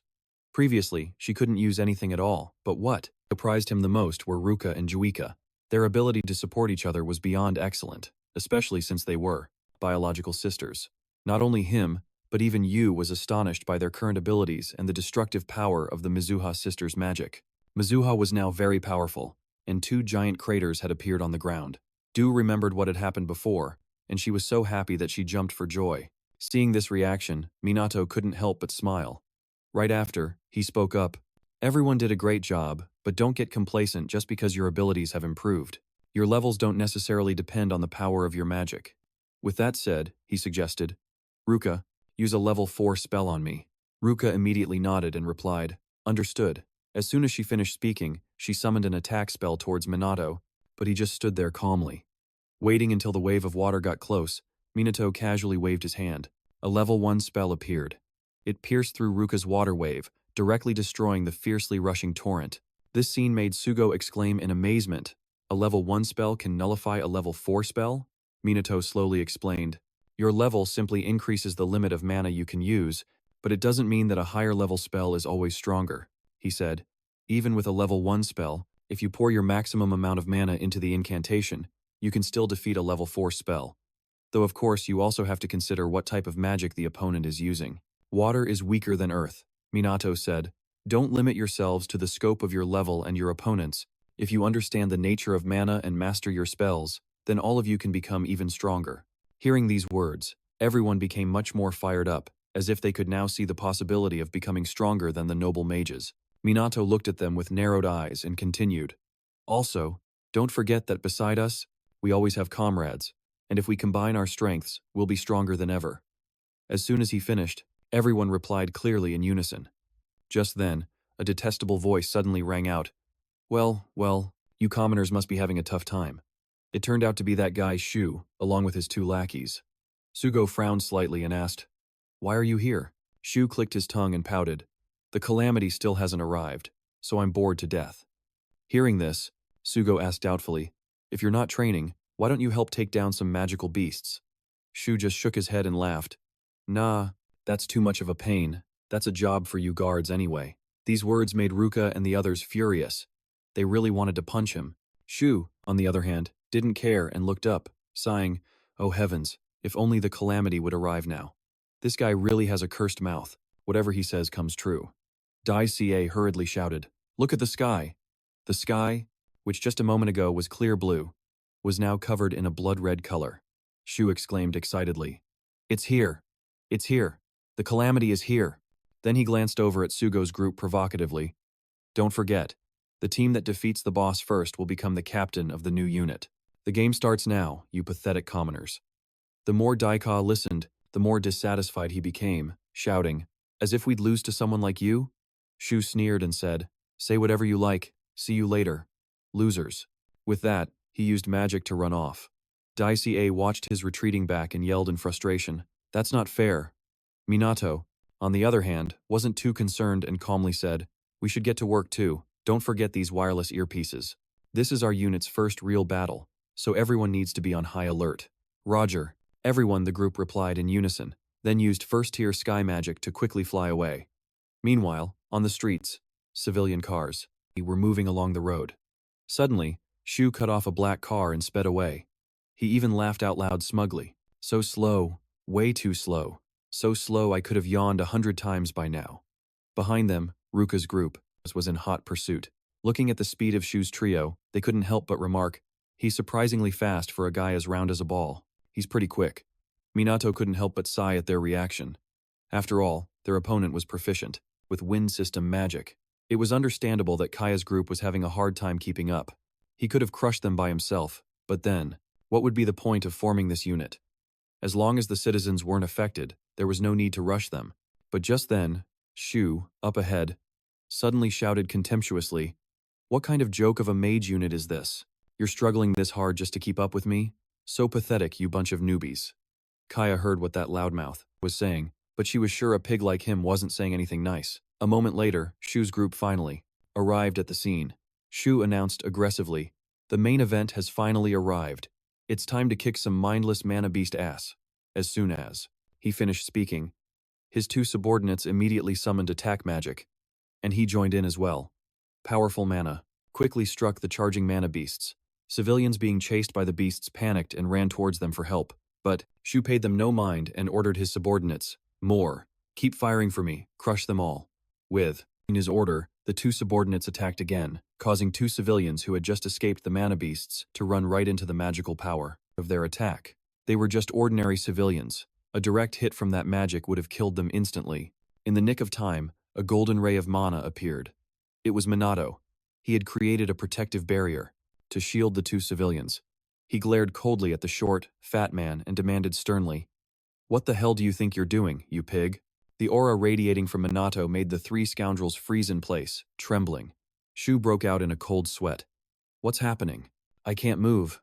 Seizing this opportunity, Kaya's group ran over to check on the two civilians. After confirming they were unharmed, Kaya turned to Shu's group and chided, "What do you think you're doing? Don't drag innocent civilians into this." Shu didn't answer. It took him a long moment before he could move again. What on earth did Minato do? Hiding his inner doubt, he snorted coldly and said, "It's their own fault for running around and getting in the way of a noble mage like me. They had it coming." This remark only made Kaya more furious. But Shu didn't care, declaring arrogantly, "I'm going to take care of the boss. You newbies can go and kiss the asses of those commoners." With that, he and his men quickly took off. Minato watched their retreating figures of the three scoundrels. Neutralizing Shu's magic was a piece of cake for him, but that would be like he was backing out of this gamble, right? In fact, this situation was actually more advantageous for him. With that thought, Minato issued an order, "I will focus on evacuating the citizens. The rest of you, concentrate on dealing with the mana beasts." Sugo, still a bit worried, spoke up, "But can you face him alone? Even for you, rescuing and evacuating citizens could lead to many difficult situations." Smiling unconsciously, Minato spoke with confidence, "I am the captain of this special unit, am I not?" Stunned for a moment, Sugo suddenly burst out laughing, then said sheepishly, "That was a stupid question, wasn't it?" Just then, Du shouted loudly, "We can't just rely on Minato, let's take down these demonic beasts." Seeing their enthusiasm, Minato also spoke up, "Go, bring us back a victory." With his command, everyone quickly rushed off, beginning to use magic to eliminate the low-level mana beasts. Du was now extremely confident in her abilities. The current low-level mana beasts or demon soldiers, she could kill them as easily as flipping her hand. Du was once terrified and couldn't do anything useful, but now she could take down demon soldiers on her own. She had truly become much stronger than before. Elsewhere, Minato found a rooftop and used his mana to scan the area. There was still so much magical energy, from both his allies and the mana beasts, all mixed together. It seemed many citizens were unable to escape. The rescue operation was truly not going to be easy, but that's what others would think, not him. Immediately after, Minato leaped down without hesitation. He shot forward like a gust of wind. At the same time, Shu's group was also eliminating demon soldiers. Ruka's side was no exception. They were very focused. But just then, an immense amount of magical energy suddenly appeared, causing Du to cry out in alarm, "What is this amount of mana?"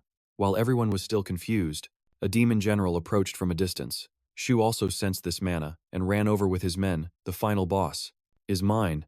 I'll show you all what real fourth-tier magic looks like." Seeing this, Shu's subordinate immediately advised him, "But the opponent is a demon general. You can't defeat it with just a fourth-tier spell, sir." Unfortunately, Shu was arrogant and spoke conceitedly. "Who says I can't? Has anyone ever truly faced a demon before? How can you be so sure? I am a noble mage. Victory is a matter of course for me."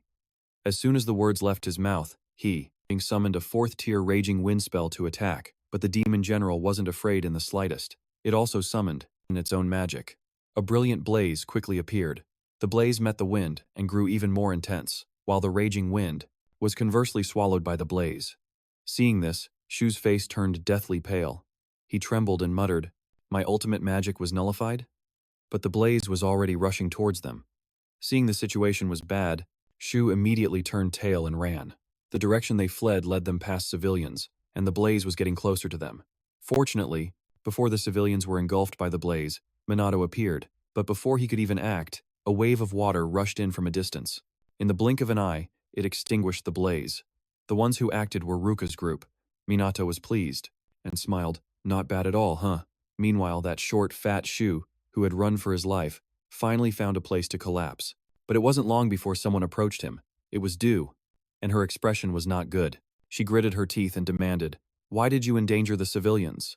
Shu snorted coldly, pouting his lips as he said, "I told you, if they don't run, who can they blame?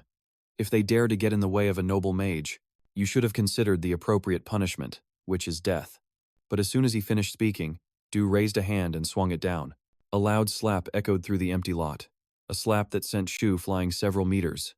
Daika was still furious and cursed. "Noble mage, my foot! You're just a fat, disgusting pig with no shame whatsoever."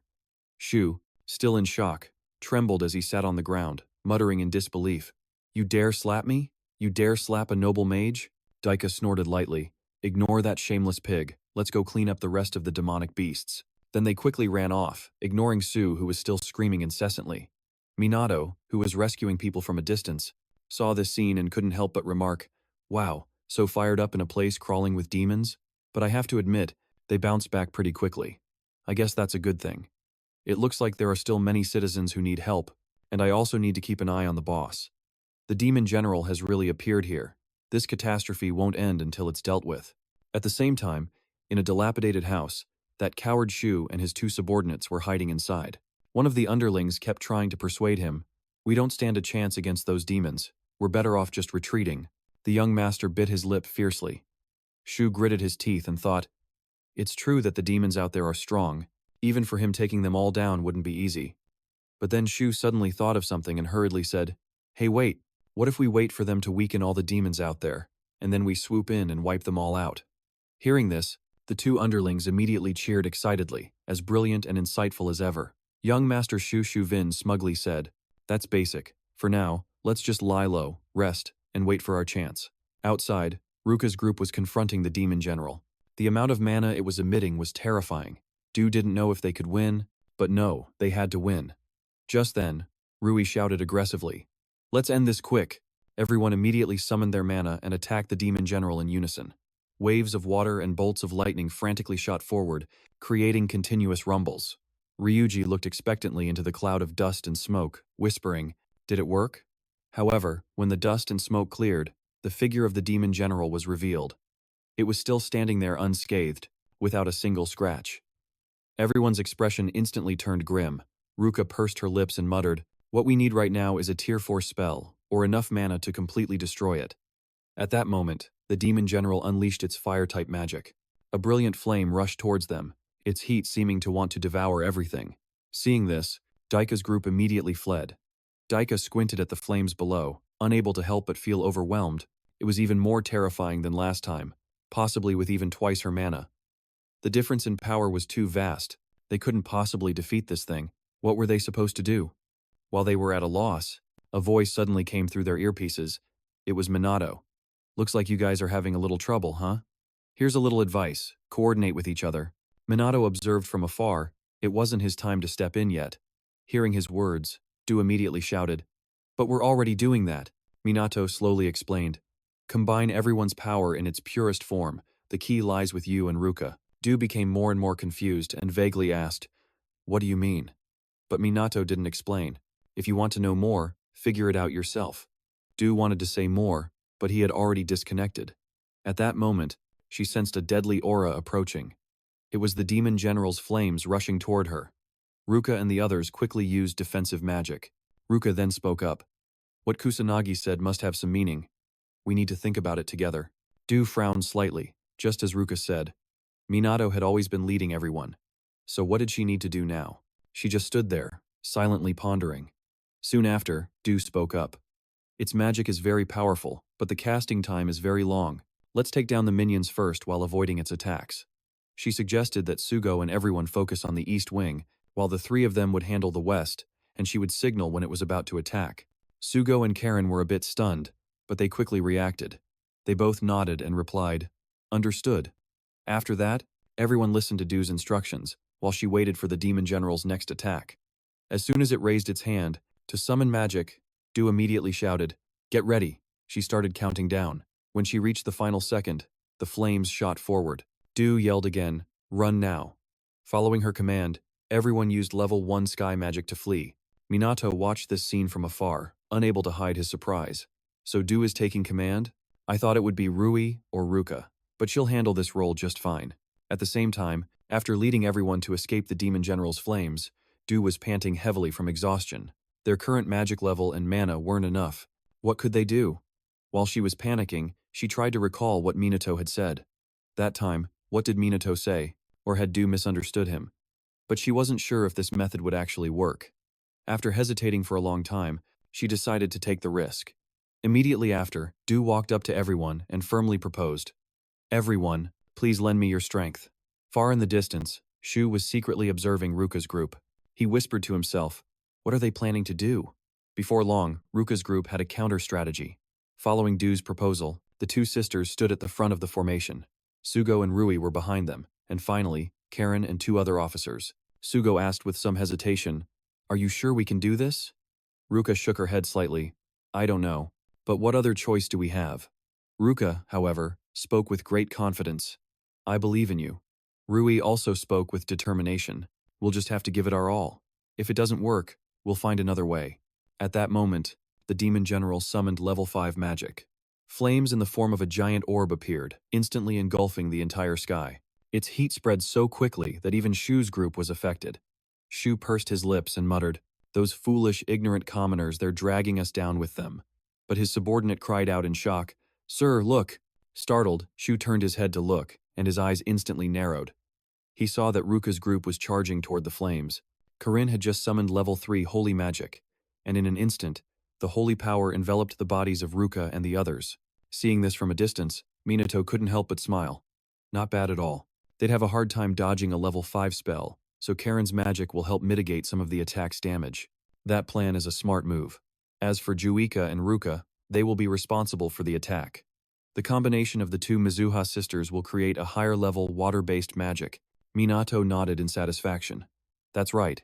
If the strength of each individual isn't enough, the solution is to combine their powers. This is also the basis for forming an ultimate spell. As expected, the 2 of them created a level 6 ultimate water magic, Mermaid's Tears. In the blink of an eye, a mermaid made of water waves appeared. Seeing this, Sugo couldn't help but exclaim, well, who knew these 2 sisters could also use level 6 magic? In an instant, the Demon General's flames were extinguished, and it also couldn't move anymore. Seeing this scene, Du excitedly shouted, "Now's the time. Let's make a grand entrance." But before she could do anything, vines appeared from nowhere, wrapping tightly around her, and the strength in her body was being drained away. Du fell powerlessly to the ground, her body completely limp, and the one who attacked her was Minato. How could their actions possibly escape his notice? Of course, he had to stop them. Meanwhile, Ruka's group had no idea their kill was almost stolen. Sugo looked at the motionless Demon General and quickly said, "It's down." Sure enough, right after that, the sky returned to its original blue color. Sugo excitedly shouted, "We won! We've stopped the cataclysm." Karin also nodded in agreement. It was all thanks to the Mizuha sisters and everyone else. Just then, Ruka and Juika staggered, about to collapse. Ryuji hurriedly ran over to check on them. "Are you 2 okay?" Ruka replied helplessly. "Our mana is completely depleted. We can't move another inch." Juika was also very weak, but she was very happy. "We did it, big sis." Ruka nodded gently, smiling at her. "We won." A while later, in the meeting room at police headquarters, Minato stood in the center praising everyone. "Excellent work. Everyone, we have stopped the cataclysm." This was also the first official mission for our unit. Everyone sitting below listened with great joy, especially the Mizuha sisters, as they were the key factor in deciding this battle. Minato was also very pleased with their performance, praising them continuously. "And yet, all of you have excellently demonstrated your abilities. I can truly see that all of you are maturing. Especially you, Du. Your growth has been the most remarkable." Du, being suddenly called out, was a bit stunned, but she quickly puffed out her chest and straightened her back, her face filled with pride. Minato didn't hesitate to continue praising her. "The instructions you gave then were perfectly suitable. The ultimate spell was also very impressive. Did you think of that strategy beforehand?" Du shook her head slightly and replied, "No, I had no idea at all. So that was an ultimate magic, huh? I see." Minato couldn't help but be stunned. "You didn't know? Then how did you all manage to do it?" Letting out a soft chuckle, Du smirked and said, "It was thanks to your hint. The rest was my instinct." Minato became even more bewildered. "This girl, she might be more talented than I thought, but it's not a big deal." Minato continued to speak. "In any case, you did a great job, especially for deploying such a high-damage spell right on the battlefield. Obviously, the trust and harmony between the sisters also played a very important role." At this point, Minato suddenly glanced at the clock. It was almost time. He then grabbed the remote and turned on the TV. A live broadcast from the police department's press conference appeared. A reporter was currently interviewing the chief of police. "According to what we know, the leader of this special unit is the very student who single-handedly stopped the disaster at the academy. Is that correct? I will answer that." Without waiting for the chief to reply, Sugo hurriedly cut in. Then he leaned close to the microphone and declared loudly, "I am Sugo. I am the spokesperson for the SMT captain, the captain of the special unit. And yes, it is a student, just as you've heard." The moment he said this, the reporters sitting below were instantly stunned and began murmuring amongst themselves. Hearing the doubtful whispers from the audience, Sugo spoke again. "He possesses abilities that can easily surpass even those of a noble magician. When the disaster struck the Magic Academy, not a single noble magician showed up to help. This directly pushed both our fellow police officers and the civilians into a life-or-death situation. However, Minato appeared and saved everyone." Sugo became more and more passionate as he spoke. "I believe that he is the one who will shoulder the future of our country. There is no one else besides him who is qualified to assume this captain's role." Hearing these flattering words, Minato couldn't help but feel exasperated. He wished Sugo would talk a little less. Back at the press conference, the reporters were becoming agitated by Sugo's words. More and more reporters started asking questions, and the murmuring grew louder. They also began to mention the heads of the noble magician families, especially the Fuiyu family. This situation made the chief break out in a cold sweat. He quickly spoke up. "We are currently at the police department. Please refrain from asking questions that invade the privacy of the noble magicians." Just then, a loud commotion erupted from outside. When everyone looked over, they saw the fatso Shu standing outside with two of his underlings. He strode into the main hall and arrogantly declared, "That brat you currently call a captain has nothing praiseworthy about him at all. Only a noble magician as magnificent as myself is truly worthy." With that, Shu aggressively questioned the chief. "Holding a press conference without notifying me? You really have no sense of your place." Sugo glared at him and asked with displeasure, "Why are you here? You already lost the bet, didn't you?" The three shameless buffoons, including Shu, flatly denied it, claiming they didn't remember a thing. Sugo was absolutely furious, but Shu ignored him and continued to speak. "The words of a noble magician as noble as myself are absolute. You commoners should just obey my words." At that moment, a reporter stood up to speak. "I'd like to ask a question." Shu glanced at the female reporter and said with a smirk, "A pretty lady has a question for me? About the new captain? All right, let's hear it." The female reporter's tone turned serious. "We have received information that you nobles not only failed to rescue the trapped citizens, but you even endangered them in the process. Is this true?" Hearing this, Shu was visibly startled and shook his head, refuting the claim. "What are you talking about? That never happened." However, another reporter presented a video as evidence. "We also received similar reports, and we even have video and photographic evidence." Immediately, numerous reporters in the audience started questioning Shu, criticizing and condemning him. The more Shu listened, the more annoyed he became, his face turning pale then red with anger. He shouted in frustration, "All of you, shut up. It's their fault for getting in my way. You lowly commoners better watch your mouths." At this point, Sugo could no longer hold back and spoke out loud and clear. "I'm sure all of you have seen it by now. The era of noble mages has completely collapsed at the hands of people like this." He said what they need now are heroes who are willing to protect everyone, people who fight selflessly like the current captain of the mage squad. As he said this, Sugo pointed at Shu's group and criticized them. "We don't need noble mages, people like you who don't even care about the safety of the citizens." The wave of accusations grew stronger and stronger from the reporters and Sugo. The leaders of the police department were left speechless, while Shu was furious. He hastily scrambled to his feet and ran away, not forgetting to shout a warning. "You all will pay for this. You're dead for doing this to me." Minato, watching this from the meeting room, couldn't help but sigh. Sugo is really on edge this time, huh? Just then, Du suddenly exclaimed, "Look at this. The video of that disaster is spreading all over the internet. and Shu's actions during that battle have caused the noble mages to receive the brunt of public criticism, especially the Fuyuka clan. Minato was surprised. The internet is a scary thing. Anything can spread like wildfire so quickly. While he was still thinking, Du let out another cry, confusing him. What is it? Du pointed at the screen and hesitantly mumbled, "We were caught on camera too." The video clearly showed Minato's group, with everyone's faces perfectly clear. Minato helplessly held his head in his hands. Goodbye to my quiet, unnoticed life. As if you weren't high profile enough already. Things just keep getting more and more complicated. 1 week later, in meeting room number 3 of the police department, Minato arrived and his eyes widened in shock. What is this now? The room was packed with people, not a single empty spot left. Why are there so many people? Seeing him arrive, Sugo ran over and explained apologetically. For a few reasons, it's easier to get permission from the higher-ups now, and the number of volunteers has also unexpectedly skyrocketed. I know I went a bit too far during the press conference, so I wanted to apologize to you, Minato, and I promise to compensate you properly. Minato shook his head helplessly. It was true he intended to retrain the mages, but this was way too high profile. While Minato was still lamenting, Du came up to him and said cheerfully, "Well, let's just try our best and see how it goes. After all, the whole world has its eyes on you now." Minato replied reluctantly, "This is such a huge pain. Please, don't let anything more terrible than this happen." Meanwhile, in a dark basement, a person was tied tightly to a chair. From the darkness, a sinister voice echoed, "I'll ask you again, what do you know about that dark mage?" As soon as the words were spoken, a sharp knife was pressed against the tied person's neck, who turned out to be Jun. The person holding the knife to his neck was Suji.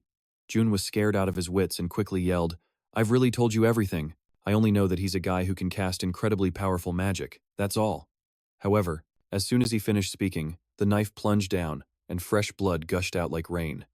In agony, Jun couldn't help but throw his head back and scream. Suji spoke coldly. "I'm sure you know more than that," Jun pleaded repeatedly, but to no avail.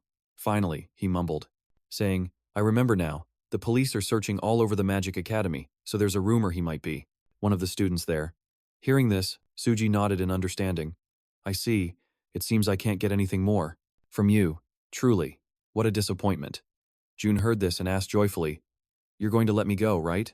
Suji sneered and pouted, saying, "Oh my, of course I will. I'll let you go from this mortal world." The moment he finished speaking, he slashed with a knife across Jun's neck. Fresh blood splattered everywhere, even getting on his sleeve, which made Suji grunt in displeasure. "Your blood stained my clothes. Filthy, filthy, filthy. So impure." Suji frantically wiped it off, his eyes full of disgust. Only then did he frown and mumble, "But a student? Huh. I bet the screams of a young man begging for his life will be wonderful. Just you wait for me, Mr. Black Sorcerer." With that, Suji's lips curled into a smirk, and he immediately turned to leave. His eyes filled with excitement. Meanwhile, in Shinjuku, a figure appeared in the area. This person, he was none other than Minato in his Black Sorcerer guise. He had come to this place again to purge magical beasts. Just then, from behind him, a sound suddenly arose. Minato quickly turned to look, and saw 2 young men with phones slowly approaching, through the darkness. He quickly leaped into the air, staying out of their line of sight. After a few steps, they saw the corpse of a magical beast lying on the ground. One of them said regretfully, "A monster is already dead. The Black Sorcerer must have done this. I missed the chance to film him." Minato, watching from above, sighed helplessly. He had figured the hype surrounding the Black Sorcerer would have died down more by now. Yet people were still searching for him, even in quiet residential areas like this, and patrol teams had increased. It seemed they were handling monsters and disasters much more effectively. Now, perhaps a Black Sorcerer like Minato wasn't needed anymore, but just then, he suddenly saw something. Below, 2 thugs were pinning a man to the ground, aggressively shouting, "Pay up, you owe us 10 million yen. If you don't pay, we'll sell your organs." The man heard this and immediately retorted, "But I only borrowed 200,000 yen. Seeing the man refuse to cooperate, the 2 thugs summoned their magic, snorting coldly, "What do you think? Interest is for? We're going to teach you a lesson." However, at that moment, a figure appeared from the sky. It was Minato. He created a protective barrier to shield the man. Seizing this opportunity, the man turned and fled. The 2 debt collectors, seeing their interference, shouted in frustration, "Why are you meddling, kid? You got a lot of nerve. You think You're a hero or something? Looks like you need to feel some pain to learn your lesson. But they were all bark and no bite, because just a few seconds later, their faces were beaten to a pulp. Minato narrowed his eyes at them, thinking to himself, I guess the police still haven't dealt with illegal magic users. While he was lost in thought, the two thugs suddenly started whispering loudly to each other. Could he be the Black Sorcerer? All the rumors say the underground organizations are looking for him. Minato overheard their conversation and looked down to ask, Underground organizations? Afraid of another beating, the two thugs quickly bowed their heads and said, We don't know anything about any underground organizations. Drelian, please let us go. We won't tell anyone about this. You all. Minato squinted at them and said in a cold voice, How much do you know? If you talk, I might let you go. One of them immediately nodded in response. Black Rebellion is an underground organization of mages, always operating out of the public eye. They're clearly involved in all sorts of crimes and have made a fortune, so the others agreed as well. Whether it's street gangs or the mafia, they're the ones behind it all. They have both media and political connections, and seem to do whatever they want. They told him that Black Rebellion has a branch in nearby Kabukicho. They had hoped they could join them, or so they claimed. After hearing what he wanted to hear, Minato knocked the other two unconscious. He quickly left the scene, thinking to himself as he walked, Karin had mentioned an increase in the illegal activities of the Black Rebellion mages, hadn't she? I get it now, how interesting. Perhaps dealing with disasters and monsters should be left to the Minato from the academy. A dark mage should be the one to clean up the underworld. Alright, it's time to wipe out that Kabukicho branch. With that thought, Minato quickly ran in the direction of Kabukicho. In Kabukicho, nightfall was when the area truly came alive. Both legal and illegal entertainment activities were everywhere, with the sounds of touts shouting and calling out. Minato moved silently through the crowd on the street, unable to help but feel a sense of awe. Modern entertainment districts are truly bustling, almost blindingly bright. He could sense magic everywhere, but he couldn't determine which organization it belonged to. Perhaps he should start by grabbing a few of the shady people working here. As he thought this, Minato walked into a dark alley where some idle young punks were gathered. They were currently admiring the goods in their hands. When they saw Minato, they shouted in annoyance, Hey, what are you looking at? Are you looking for a death wish? Minato said nothing and immediately took action, knocking the two of them out cold. It seemed they didn't know anything.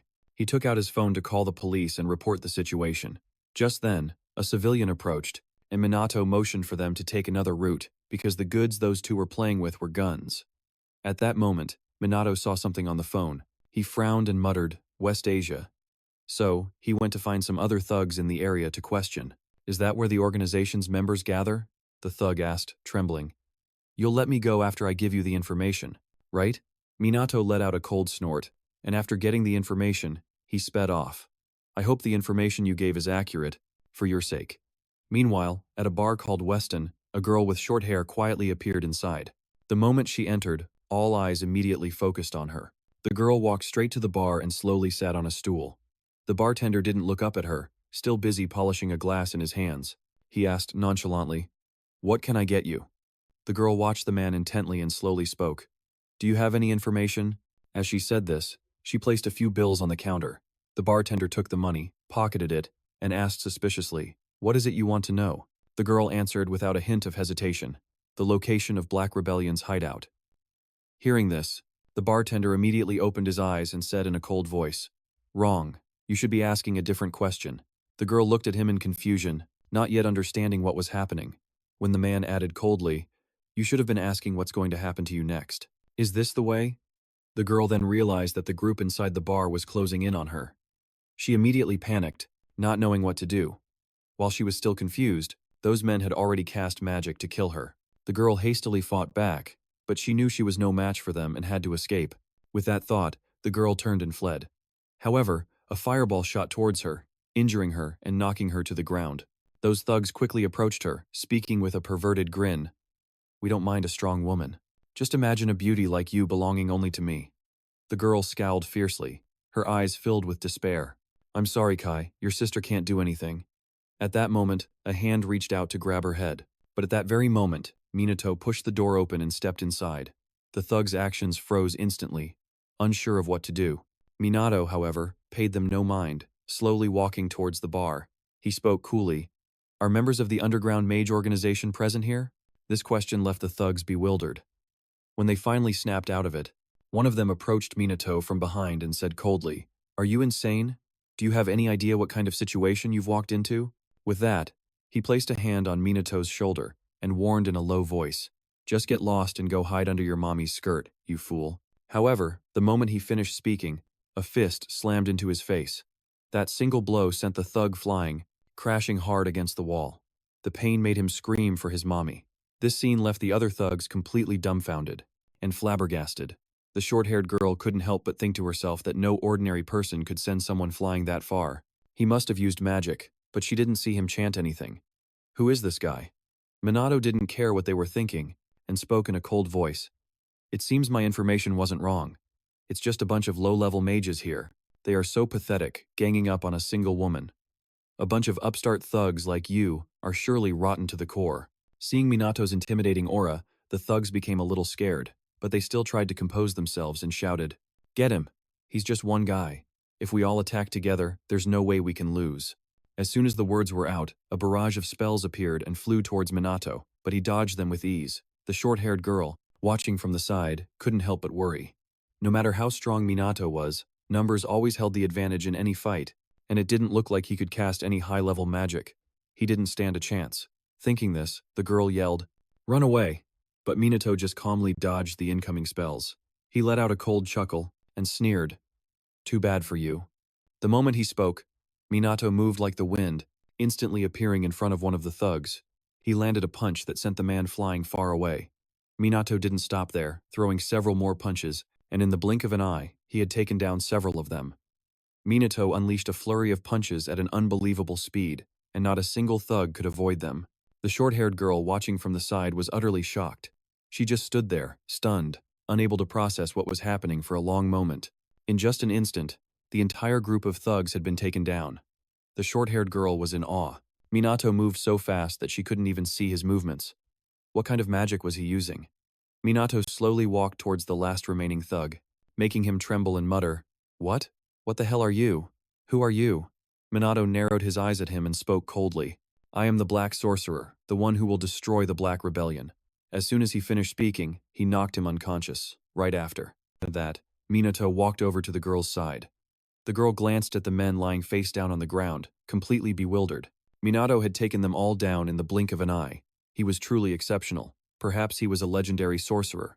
While she was still bewildered, Minato approached her. His clear eyes made the girl guess he was only around the age of a student. Minato helped her up and whispered, "It seems you're not hurt, are you?" The girl finally snapped out of it and nodded. "Huh? Oh, right." Minato nodded after hearing her, then turned and walked to the bar. He bent down and said coldly, "Tell me about that organization." The man was so scared he clutched his head, trembling as he refused. "I can't. They'll kill me if I do." But as soon as he finished speaking, Minato slammed his fist on the table. He narrowed his eyes at the man and warned in a cold voice, "This is your last chance.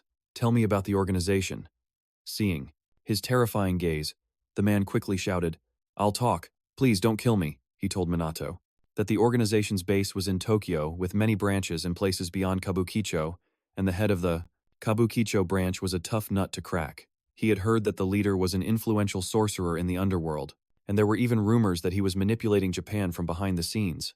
After hearing this, Minato asked coldly, "And where is that branch?" The man waved his hands and shook his head. "I swear I don't know. They don't tell low-level guys like us. If that, they just give us menial jobs." Minato frowned slightly. This guy didn't know where the branch was, so he was back to square one. Perhaps he would just have to hunt more illegal sorcerers. With that thought, Minato turned to leave, but after taking a few steps, the girl called out, "Wait." Minato paused, and the girl said gratefully, "Thank you for saving me. I can't imagine what would have happened if you weren't here." Minato was non-committal, replying casually, "Don't worry about it. I was just passing by. If you knew this was a dangerous place and still came, then you're the only one who can save yourself." Hearing this, the girl couldn't help but chuckle. "You're pretty harsh with adults, aren't you?" she asked. "Aren't you looking for the Black Rebellion's branch? What are you going to do when you find it?" Minato replied coldly, "Destroy it." It was just one short phrase, but the girl could see that Minato was serious. He was determined to destroy the Black Rebellion. Minato was certainly powerful, but he couldn't do it alone. And perhaps, neither could she. After thinking in silence for a long moment, the girl suggested, "Should we work together?" Minato frowned slightly, muttering doubtfully. "With you?" The girl nodded and introduced herself. "I'm a detective. I can access more information than you, and I have connections, but I don't have the kind of power that you do." The black sorcerer was stronger than the rumors claimed. If she teamed up with Minato, she might achieve her own goal. Hearing the proposal, Minato hesitated for a moment before speaking coolly. "So you intend to trade your information in exchange for my power?" The girl nodded slightly and replied, "Sounds like an ideal partnership, doesn't it? Let's combine our strengths. Let's go." The black mage Minato stared intently at the girl before him, not saying a word for a long time. He did need information, but could he really trust this girl? If he got too involved, it could affect him. After a long silence, Minato finally slowly spoke. "All right, a pleasure working with you." Hearing this, the girl was overjoyed. She quickly introduced herself. "I'm Leona." Minato also greeted her. "I am the Black Mage." Leona frowned slightly and muttered, "That sounds a bit long and pretentious. Do you have a shorter name?" Minato shook his head and replied, "No, that's what everyone calls me." Seeing this, Leona eagerly thought of a name for him. After a moment, she hesitantly asked, "How about Chrono?" "That's fine." Minato, without any hesitation, agreed, then asked with suspicion, "So why were they attacking you?" Leona replied casually, "I was looking for the hideout of the Black Rebellion." Hearing that, Minato sighed, "Too reckless." Leona retorted defensively, "Aren't you the same way?" He scoffed, "I know how to defend myself." Leona felt Minato had a point and sighed reluctantly. "I know I'm still weak, but I have no other choice. No one dares to stand up against them. And the noble mages don't care, while the police are busy with disasters, so Black Rebellion is allowed to run rampant here with impunity." Minato had heard about that from Karin, but why was Leona trembling as she spoke? He narrowed his eyes at her, and finally spoke, "You're helpless too, aren't you?" Leona lowered her head, her lip bitten raw. After a long moment, she spoke fiercely. "My younger brother was attacked by a mage. Since their parents died a few years ago, Leona had been taking care of Kai. She worked herself to the bone to raise the boy. Kai, despite being alone often, never complained. Then one day, Leona's house was broken into, and Kai witnessed it all. And then, the thieves attacked him with magic. Being too young and unable to fight back, Kai could only run away, but he couldn't escape." As she recounted this, Leona's face was filled with rage. Minato glanced over and saw this, asking doubtfully, "So he was injured?" Leona shook her head slightly. "He wasn't injured, but he fell unconscious." Minato was surprised to hear this. "Can't he be treated with healing magic?" At this, Leona shouted out in frustration, "The doctor said he would wake up. He's only 9 years old. It's their fault. They were caught, but it's not enough." Leona's eyes held so much hatred, indignation, and helplessness. Minato noticed this and asked, "So, do you want revenge?" "I want justice." Leona shouted fiercely, "I want to prevent others from going through this. I don't have the power, but you do, don't you?" Minato remained silent, thinking to himself that she seemed to be telling the truth, and this story was a clever way to get him to cooperate, but Minato didn't dislike it. With that thought, he coolly spoke, "If you can be useful to me, then okay." Leona smiled triumphantly. "My intel. I've investigated a few things, though it's not much. They're like the Yakuza or the Mafia, so I'm digging deeper." Minato wasn't interested in the details, and seriously requested, "Take me to their hideout." Leona was stunned. "What are you planning to do?" Minato answered nonchalantly, "Infiltrate it." Hearing this, Leona frantically tried to talk him out of it. "That's very dangerous. You may be strong, but you're not immortal." But Minato said confidently, "I won't die. I'm the Black Mage after all." Leona looked at him hesitantly, and after a long moment she agreed, "All right, I'll go with you." Minato was a little surprised. "You could die." Leona shook her head with determination. "I don't care." Minato narrowed his eyes at her, asking in a stern voice, "What about your sibling?" Biting her lip hard, Leona answered in a low voice, "If I die, they'll get the insurance money." Minato was suddenly reminded of the people who died in natural disasters in his past life. He sighed reluctantly and said, "The money is useless. That's a pointless death." But Leona was very determined and shouted, "How could the strong understand how the weak feel? To live a meaningful life, you have to fight, even if you're defeated." As she spoke, tears started to fall. Leona's body trembled slightly as she struggled to say, "My sibling, we already made an agreement." Leona cried her heart out, her tears flowing endlessly. Minato stood there silently watching her. Just as Leona fell into despair, thinking he wouldn't agree, Minato suddenly spoke up. What are you waiting for? Hurry up and take me there.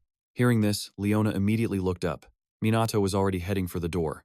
He looked at her intently and said seriously, We're going to defeat them. Leona smiled faintly, wiping the tears from her face, and said confidently, Of course we are. The two quickly left the bar. Leona started to complain that walking was a bit tiring, but Minato just shook his head and said, We don't have to walk. Then he walked straight towards Leona. Without any hesitation, he picked her up in his arms, causing Leona's eyes to widen in confusion. A moment later, in a room atop a high-rise building in the city, a group of thugs were gathered. The guy standing guard by the window suddenly let out a shout, making the others in the room ask in confusion, What is it? Before they could figure out what was happening, the window was shattered. Minato crashed through, carrying Leona, and conveniently landed a kick on the guy near the window. This chaotic scene left the men in the room bewildered. Minato put Leona down, scanned the area, and spoke. Is this the Black Rebellion's hideout? Leona didn't answer. She was panting heavily in fear. She really thought she was going to die. Just then, the men in the room pulled out their weapons, including guns and swords. They aimed them straight at Minato, warning in cold voices, Who are you? Do you know where you are? Minato wasn't flustered at all, remarking nonchalantly. So this is all the Yakuza are capable of, huh? A man in glasses walked up to Minato and asked coldly, Who the hell are you, punk? Minato replied coolly, A black sorcerer. The fat guy, upon hearing this title, shouted in frustration, Are you insane? Kill them! Immediately, the thugs surrounded the two of them. Minato warned in a low voice, Don't stray too far from me. Leona nodded slightly and replied, Okay. At the same time, a thug with a sword charged at them. But what he struck was something invisible, and his sword snapped in two. The man immediately panicked, trembling and muttering, What is this? Seeing that the sword attack had failed, the thugs quickly opened fire on the pair. Unfortunately, the result was the same. They only hit some kind of invisible barrier before disappearing. This scene made the thugs feel like they were seeing a ghost, exclaiming in disbelief, Swords and guns are useless. Is he a monster? Minato ignored the small fry and walked straight towards the fat man with glasses. He spoke coldly, Are you the boss? This group is connected to the Black Rebellion, right? These words made the man freeze. After a long moment, his body suddenly started to shake. He roared aggressively, You bastard! You think you're getting out of here alive? Don't you know what the Yakuza is? As soon as he finished speaking, the leader and his underlings frantically opened fire on Minato. Unfortunately, it was still as useless as before. Minato stood there calmly and whispered, Good. They're just underlings, huh? As for Leona, she was breaking out in a cold sweat, asking with a tremble, Aren't you scared? And how come we're completely fine? Minato didn't answer. He was busy, checking the magical energy in the room. After a while, he finally said, There's no magic here, so they're not connected to them. In that case, we don't need to be here anymore. Just then, the leader yelled, You're dead, just die. Minato couldn't be bothered to waste his breath on them and swept his leg in a circle. A whole group of them was sent flying into the wall, collapsing on the spot. Minato, basically, didn't even use any attack magic, and they were already taken down. What a bunch of weaklings. Leona was stunned as she watched this unfold. Her eyes filled with disbelief. Minato didn't offer much of an explanation, simply stating coldly, They don't have any information. Let's go somewhere else. Leona stared intently at Minato, marveling to herself. He's so strong. Is this the power of a dark sorcerer? He could probably take down the Black Rebellion, couldn't he? While she was lost in thought, Minato suddenly lifted her into his arms. Leona trembled and mumbled, What? Don't tell me. Minato stated coldly, Time to leave. Then, he directly jumped from the high floor, causing Leona to scream in terror. A moment later, using a similar method, Minato carried Leona as he crashed through the window of a gangster hideout, then proceeded to beat them up for information. After doing this at a few places, Minato suddenly wondered aloud, Why do they always attack us first? Are the Yakuza all a bunch of idiots? Leona panted, for a couple of breaths before saying resentfully, They're not tools. Did you really think they would just listen to us? With that, she glared at Minato, fiercely demanding, And could you please stop breaking in through the windows? You're just provoking them. Plus, I'm afraid of heights. Minato ignored her, suddenly muttering to himself, I get it. If they're Yakuza, it'll be fine. Leona stared at him, completely speechless. What kind of logic is that? Ignoring her reaction, Minato nodded decisively and said, It'll be fine, let's take a gamble this time. After that, the two of them went to an office and knocked on the door. A bald man came out to open it. Seeing the two of them, he frowned and asked, "Who are you?" Minato replied coldly, "We want to know about the Black Rebellion." Immediately, the sound of a door slamming shut rang out, along with an irritated yell, "We don't know, get lost." Leona was at a loss for words at Minato's method. She helplessly put her head in her hands. Who asks for information about a secret organization by openly knocking on the front door? Apparently, Minato does. Unfortunately, it didn't work. So he resorted to violence, breaking down the door to get in. Seeing the door smashed, the bald guy yelled furiously, "Hey, are you looking for trouble? Where the hell are you from?" Minato repeated what he had said before. "I just want to ask about the Black Rebellion." His words made the bald guy lose all patience. He clenched his fists and charged. Seeing this, Minato reluctantly thought, "You should at least hear a guy out." And then he threw a single punch that sent the man flying. His head slammed right into the back wall, leaving his comrades completely stunned. Minato paid them no mind and asked coldly, "All right, where is your boss?"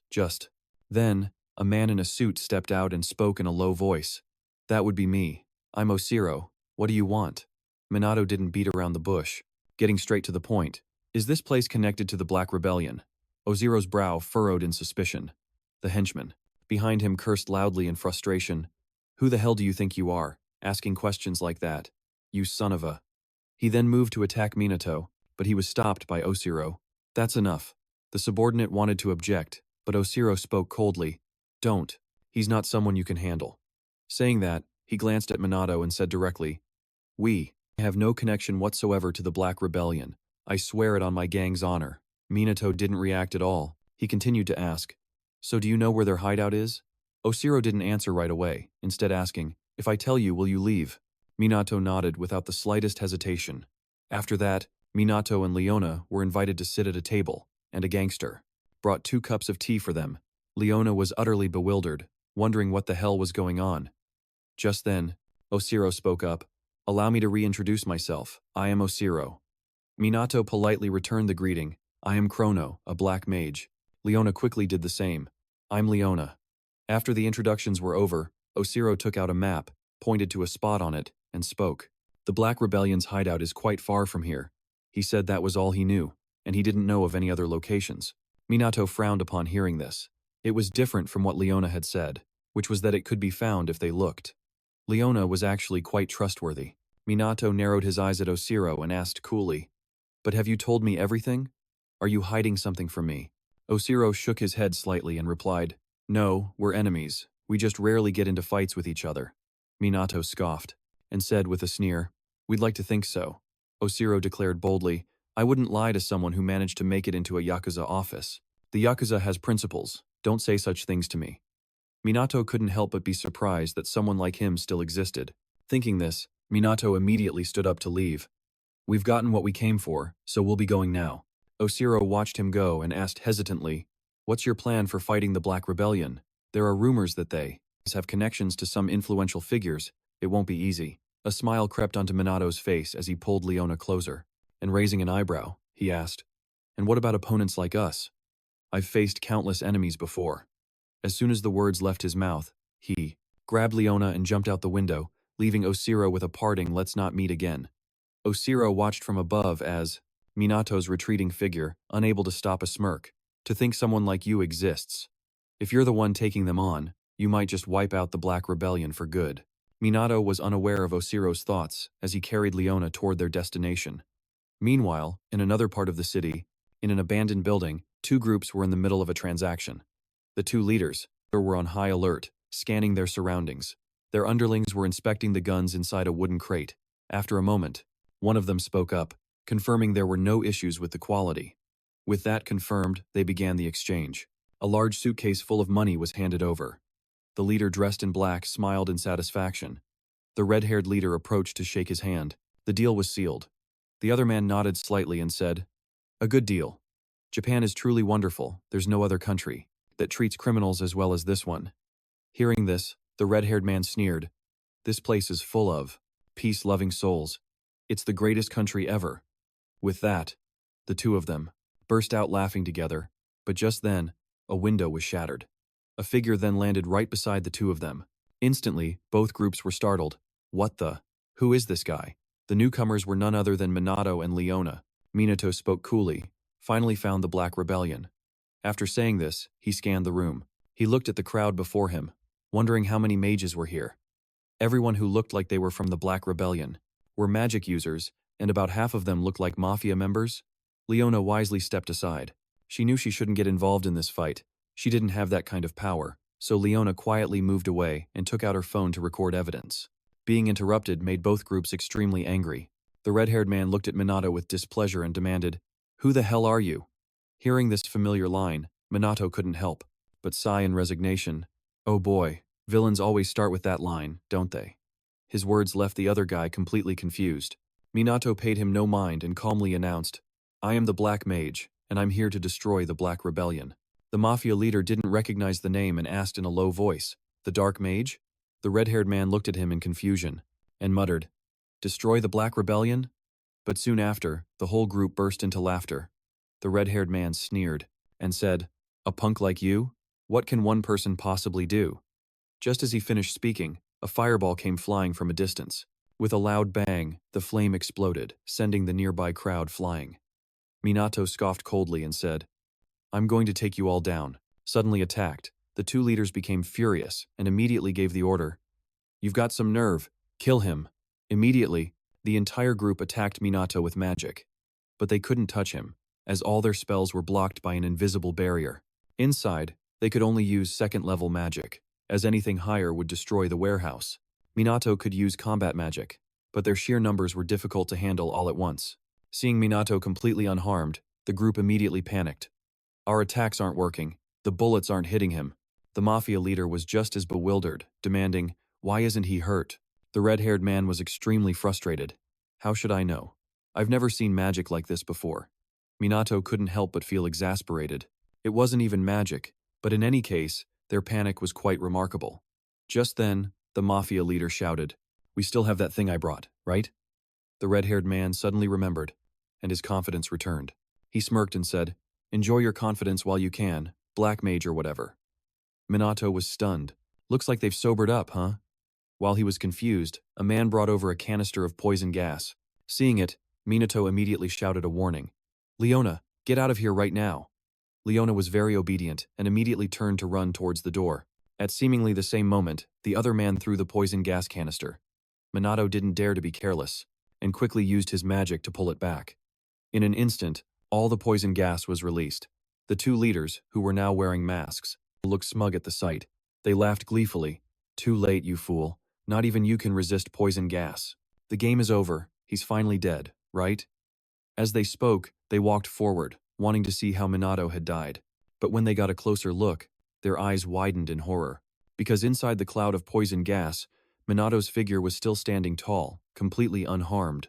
The two men stumbled back in shock, shouting in disbelief. "Wait, he's still alive. How is that possible?" Minato was perfectly fine. "And tell them that magic shields and magic barriers can't block poison gas. But gas is just gas. If I circulate the air with wind magic, it's not a threat at all. An elite mage like you can't be defeated by poison gas." The more they heard Minato's words, the more terrified the men became. The red-haired guy hurriedly shouted for backup, and his subordinate quickly pulled out his phone to call for help. But no one answered. Minato wasn't surprised and spoke coldly. "Of course no one is answering, because I've already taken down all of them. Every base outside of Kabukicho has been neutralized." Minato scoffed, then sneered. "You guys are the only ones left, so be prepared." These words caused the expressions of the two leaders to change drastically. Minato showed absolutely no mercy, directly taking down the entire group inside the abandoned building. Minato then spoke nonchalantly. "Break rebellion in Kabukicho is finished. Time to call Leona." But just then, a sound echoed from within the abandoned building, startling him and making him frown. "Who's there?" From outside, Leona was dragged in with a knife to her throat, accompanied by a sinister voice. "You did all of that by yourself. I must say, that's impressive." The knife was only a few millimeters from Leona's neck. The slightest touch would sever her carotid artery. Her captor was Tsuji. He smirked and said, "Care to negotiate, Black Mage?" Minato narrowed his eyes and began to calculate. The distance between them was quite far. He couldn't react in time using magic combat techniques. Unless there was an opening, he would immediately activate his first-level spell and make the guy drop the knife. As if reading Minato's mind, Tsuji couldn't help but sneer. "Whoa there, don't try anything reckless, unless you want to see this woman die." Minato's frown deepened. That guy could see his magical power. It seemed there were still mages who could sense magical power in the modern era. Tsuji's magical power was around 40,000, which made him seem like a high-level mage, although it was possible he was suppressing his magical power. Leona, thinking she had dragged Minato into this, spoke apologetically. "I'm sorry for recklessly following him." Minato brushed it off, saying flatly, "Don't worry about that. I will definitely save you." Tsuji, being ignored, shouted in frustration, "Don't you dare ignore my presence. Do you understand the situation you're in? I am the god of this place, and if you dare do anything reckless, I will kill her." As he finished speaking, he pressed the knife closer to Leona's neck, making her wince in pain. Seeing this, Minato immediately nodded. "I understand. I won't do anything." So obedient. Tsuji was very pleased with his cooperation and smiled. "Then," he continued, "sorry for the late introduction. I am Kagesuji, the head of the Black Rebellion's Kabukicho branch." He told Minato the truth, that his boss had ordered him to investigate the Black Mage, and if possible, to befriend Minato, but if that wasn't possible, he was to eliminate him. Tsuji also said he had tortured people related to the Black Mage, and was finally about to get the information. At this point, he suddenly gritted his teeth, and Tsuji's eyes flashed with frustration as he yelled, "And yet you wanted to destroy this branch?" As he spoke, Tsuji's knife pressed closer to Leona's neck, and fresh blood began to trickle out. Minato frowned upon seeing this. Tsuji, noticing his gaze, he pretended to be apologetic and said, "Oh, my apologies." With that, he pulled back the knife, smirking as he said, "I hope you'll understand, for my little outburst. Though it's not like me, killing a hostage would be pointless, wouldn't it?" Leona's blood on the tip of the knife made Tsuji excited. He gave a twisted smile. After all, her blood smelled so sweet. The blood smells so very sweet. It's wonderful when you get to be the spectator. Worried that he would harm Leona, Minato quickly spoke up. "So, what are the terms of this negotiation?" Tsuji chuckled, raising an eyebrow as he said, "Oh, I almost forgot. It's very simple. From now on, I'm going to torture and kill you." He told Minato that he had the right to refuse and run away. "But if you do that, Leona will die." At this, Tsuji pointed his knife at Minato, laughing triumphantly. "Now what will you do? Black Mage, choose between yourself and this woman." Minato answered without any hesitation, "I accept the torture." Hearing this, both Leona and Tsuji were stunned. Tsuji couldn't help but exclaim, "You really have a spirit of self-sacrifice? How wonderful. Don't you think so?" Minato wasn't too worried, because any attack would have no effect on him, so the torture would be meaningless. However, Tsuji was no fool. He immediately ordered, "In that case, you restrain that immense magical power of yours. It's completely meaningless if you have your magic shield up." Leona couldn't help but panic. It meant that Minato could block any attack with his magic shield, but what would happen if he suppressed it? Minato was surprised that Tsuji knew about his magic shield. He must have seen it during their last battle. "I was too careless." But with no other choice, Minato had to suppress his magic power. Then, he raised an eyebrow and asked, "Satisfied now?" Tsuji let out a cold laugh, then summoned his magic to attack Minato. He laughed triumphantly. "Don't move." He didn't kill Minato, but instead tortured him with his level 1 magic. Leona saw this, and screamed in fear, "Stop it!" But of course, Tsuji wouldn't listen to her. He laughed maniacally. "There's no way. I'm stopping when I'm having this much fun." In the blink of an eye, Minato was beaten to the ground. Seeing this, Leona screamed in terror. Chrono. Guilt filled her eyes. It was all her fault. She had been so determined to destroy them even if she had to sacrifice herself. But instead she had dragged him down with her because of her own incompetence.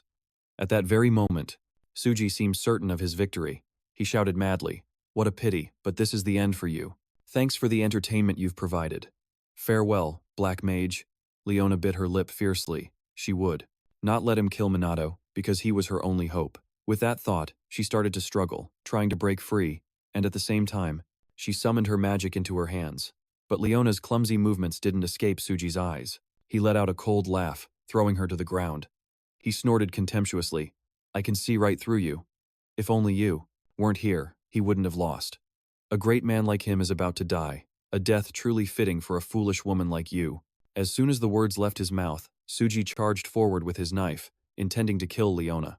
But at that very moment, Minato suddenly moved. He slammed a fist into his face, sending Suji flying like a broken kite. Minato snorted lightly, said coldly, "The pathetic one here is you." Leona cried out in shock when she saw Minato was unharmed. "How could you? Didn't you suppress your magic shield?" Chuckling softly, Minato calmly replied, "It's simple. Right before his magic struck your body, I erected a small magic shield so Suji wouldn't notice." Hearing this, Leona reacted as if she'd heard a miracle, exclaiming in awe, "That's not simple at all. Only you could pull off tricks like that." Minato paid it no mind and said calmly, "Anyway, it's safe now, so don't worry anymore." He then healed the wound on Leona's neck. At this, Leona finally let out a sigh of relief. Thank God. Suji, on the other hand, was furious, roaring aggressively. "What do you mean, thank God?" Minato was a little surprised. Even though he had used a speed-focused magic combat technique, the guy was pretty tough for not passing out. Suji glared at Minato and said resentfully, "How dare you harm me? Even my own father has never laid a scratch on me. In that case, I'll burn you to death instead." As soon as he finished speaking, his magic began to erupt. Minato couldn't help but frown. Suji's magical power was rising. Just as he thought, the guy had been hiding it. At that moment, Suji's eyes were filled with rage. He screamed wildly, "Burn to ashes!" In the blink of an eye, flames blazed to life inside the abandoned house. Seeing the flames rushing madly toward them, Leona immediately panicked and cried out, "Fourth-tier magic? There's no way we can block that."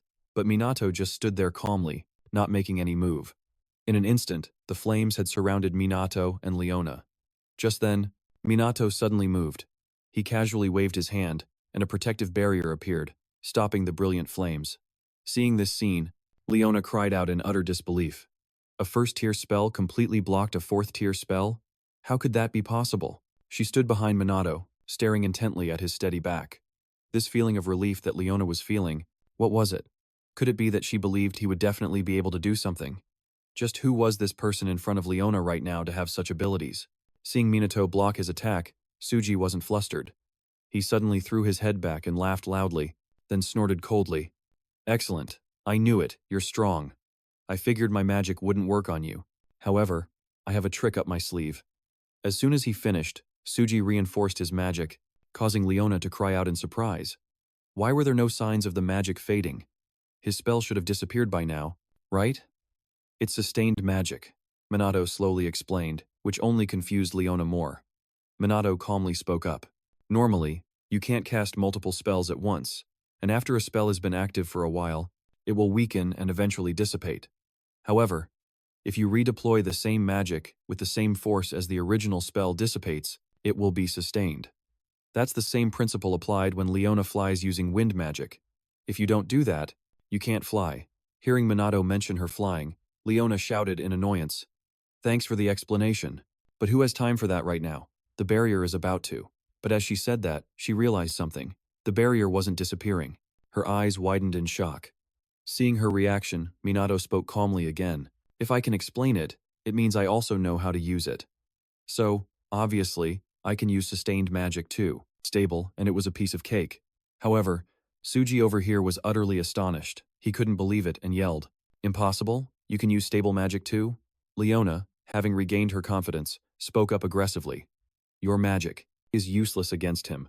I advise you to surrender while you still have the chance." Upon hearing this, Suji immediately bowed his head, his body trembling reflexively. But he quickly looked up, a wicked smile spreading across his lips. "I was just kidding." Seeing his smile, Leona was immediately stunned. "What does that mean?"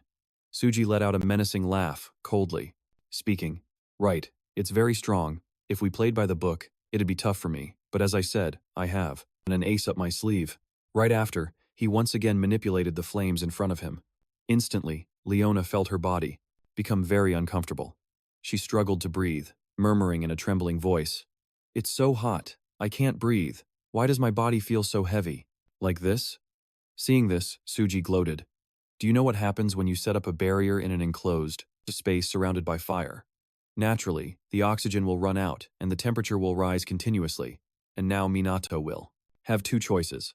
Wait to suffocate inside the barrier like Leona is now, or remove the barrier and face those flames. That's what a normal person would do, but not Minato." In the blink of an eye, Leona's feeling of suffocation vanished. She exclaimed in amazement, "It's not stuffy anymore and it's gotten cooler." Seeing this, Suji's eyes filled with disbelief. Minato scoffed lightly, saying in a cold voice, "It's impressive that your fire magic can affect the atmosphere, but it seems you're unaware of the fact that magic itself also exists within the atmosphere." After hearing this, Tsuji trembled and muttered, "What nonsense are you talking about?" Minato was kind enough to explain to him, "A magic barrier is a mixture of the caster's magic and natural magic. Magic exists in the atmosphere and carries the properties of the atmosphere."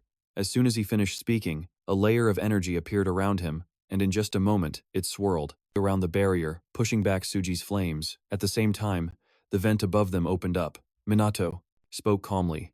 "So in other words, magic itself is both things. Air and a shield. Is that enough for you?" The more Tsuji heard, the more he panicked, clutching his head and screaming, "Impossible. Why did things turn out like this? My trick was perfect. It was supposed to be the best magic for torturing and destroying anyone."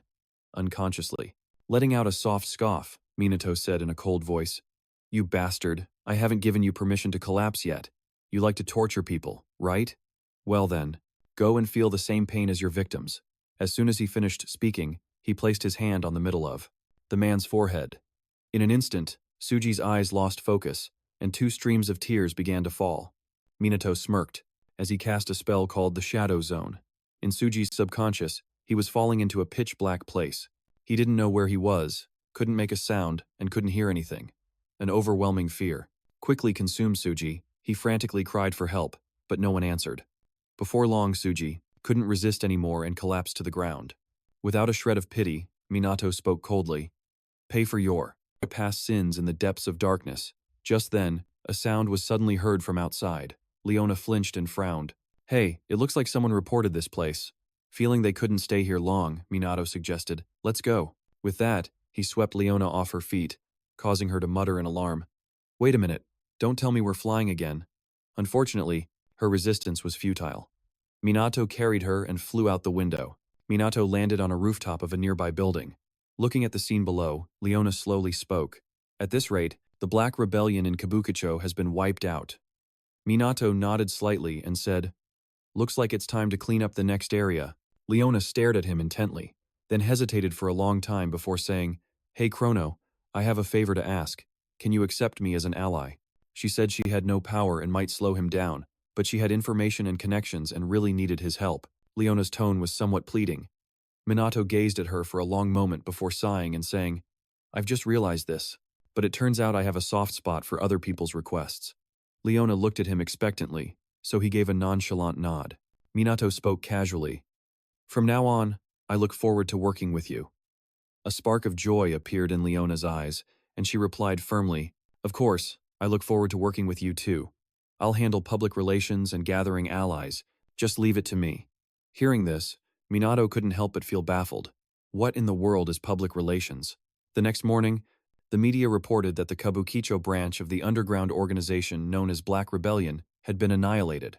There was information suggesting that a person called the Black Sorcerer was involved in the takedown. Currently, the incident is under investigation. However, in the midst of it all, a female news anchor from a TV station suddenly received some shocking news. A message was declared from the anti-illegal mage organization led by the Black Sorcerer. Immediately, a video appeared. The figure of a young man in a black cloak quickly emerged with a steely declaration. "I, the Black Sorcerer, am the one who will rise up to eradicate the illegal mages associated with Black Rebellion. Any injustice caused by illegal mages will not be tolerated. No matter who it is, remember that." This declaration was broadcast widely across Japan. Naturally, Akuto also saw this video. He was so furious that he slammed his desk, aggressively cursing out that damned Black Sorcerer. Just then, a man approached and advised, "There's no need to get so worked up, the Black Sorcerer is just a mere nobody." Hearing this, Akuto calmed down, nodding in response. "You're right. Besides, Belly has you." That man was the head of the Fuyuka clan, Fuyuki Jin. He smirked and said, "That's right, a noble of my caliber." Why is a noble like Jin here? Well, earlier he had seen news reports criticizing the noble mages.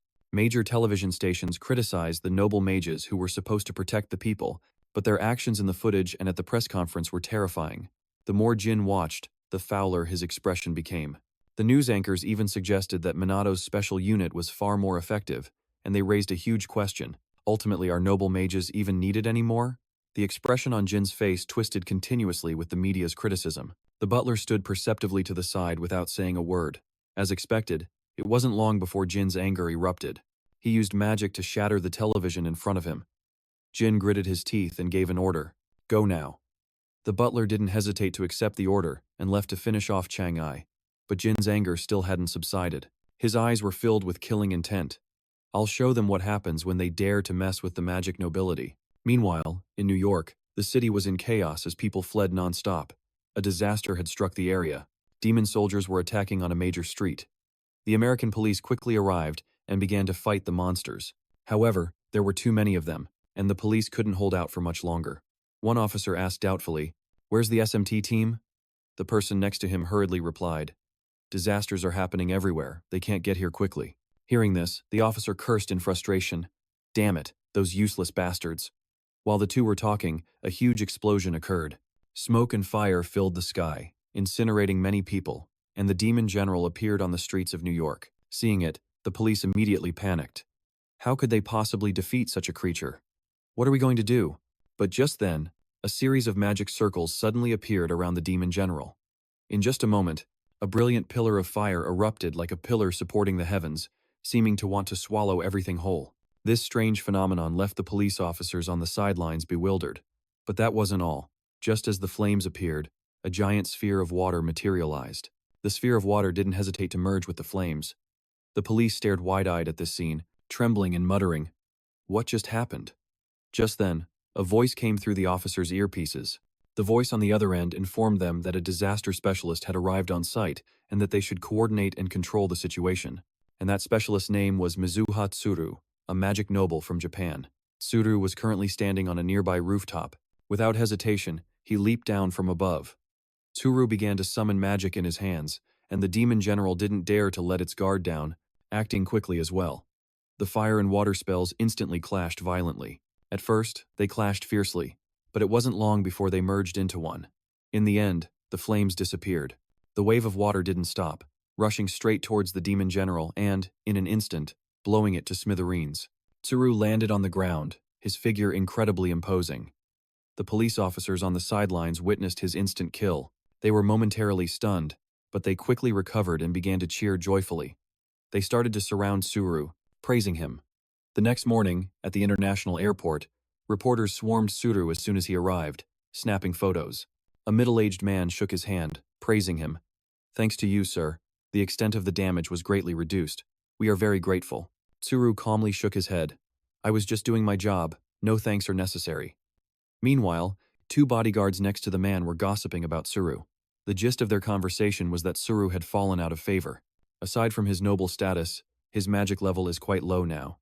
Tsuru seemed to overhear them, but he didn't show any major reaction. Tsuru quickly left with his entourage. The middle-aged man waved goodbye to him from behind. Japan's international standing, the current state of the magic nobility, and the fact that his daughter was in the special magic task force. He had to go back and deal with these matters. He couldn't let things continue like this and act anymore.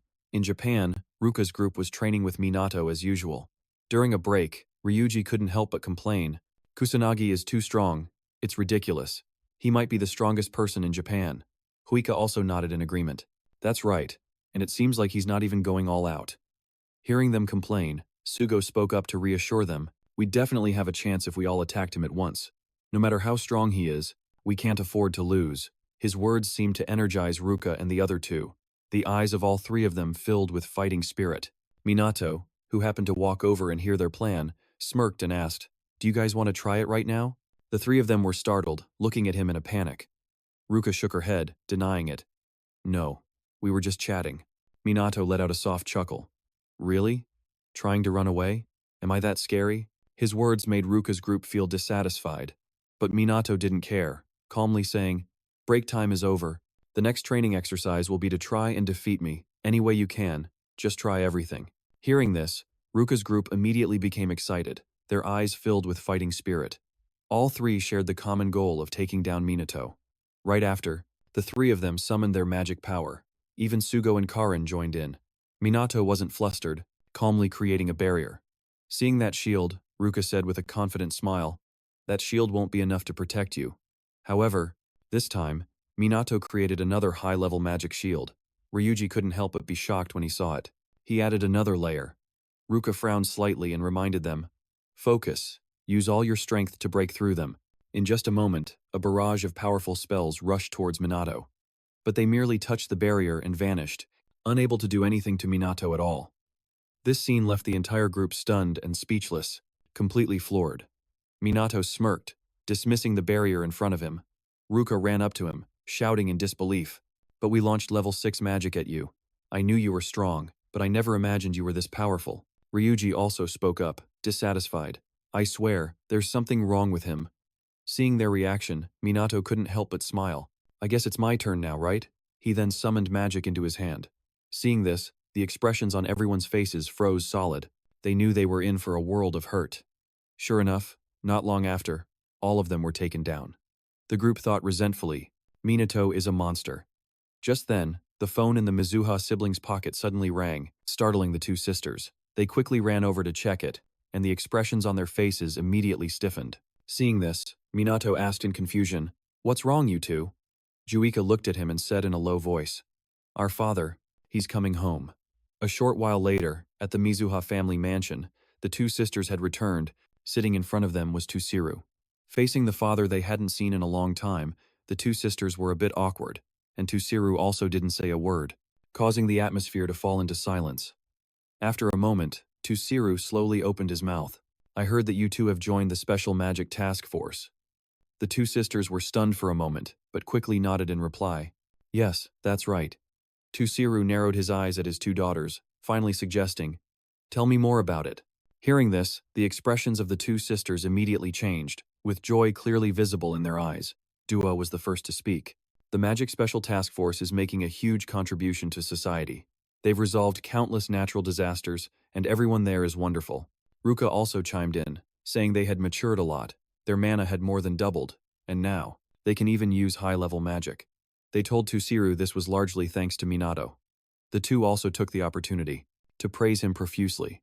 After listening, Tusiru frowned and spoke in a low voice. "This Kusanagi fellow seems to be quite an outstanding individual, doesn't he?" However, hidden from view, his gaze was somewhat grim, but the two sisters continued to ramble on about Minato's power.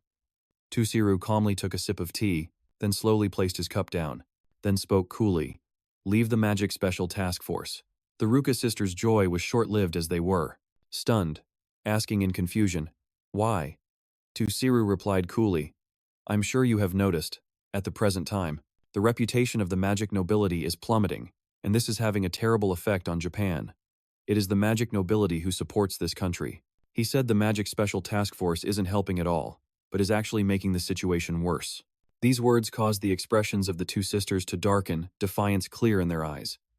But Tusiru paid no mind, continuing his stern lecture. "Especially that Kusanagi Minato you mentioned. From this moment on, I forbid you two from associating with him."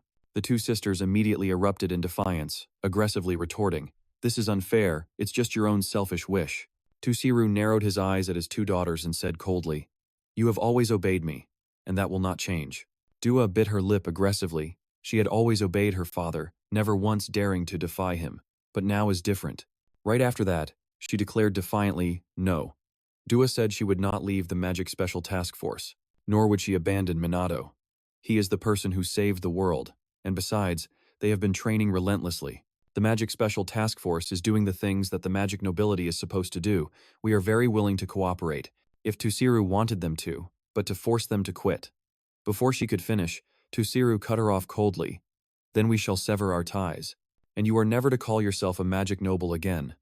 "I understand," Dua replied coolly, not backing down, then turned to leave. Just as she reached the door, she suddenly turned back, smiled sincerely, and said, "I will be active, as a member of the Special Magic Task Force, not as the magic noble Mizuha Dua."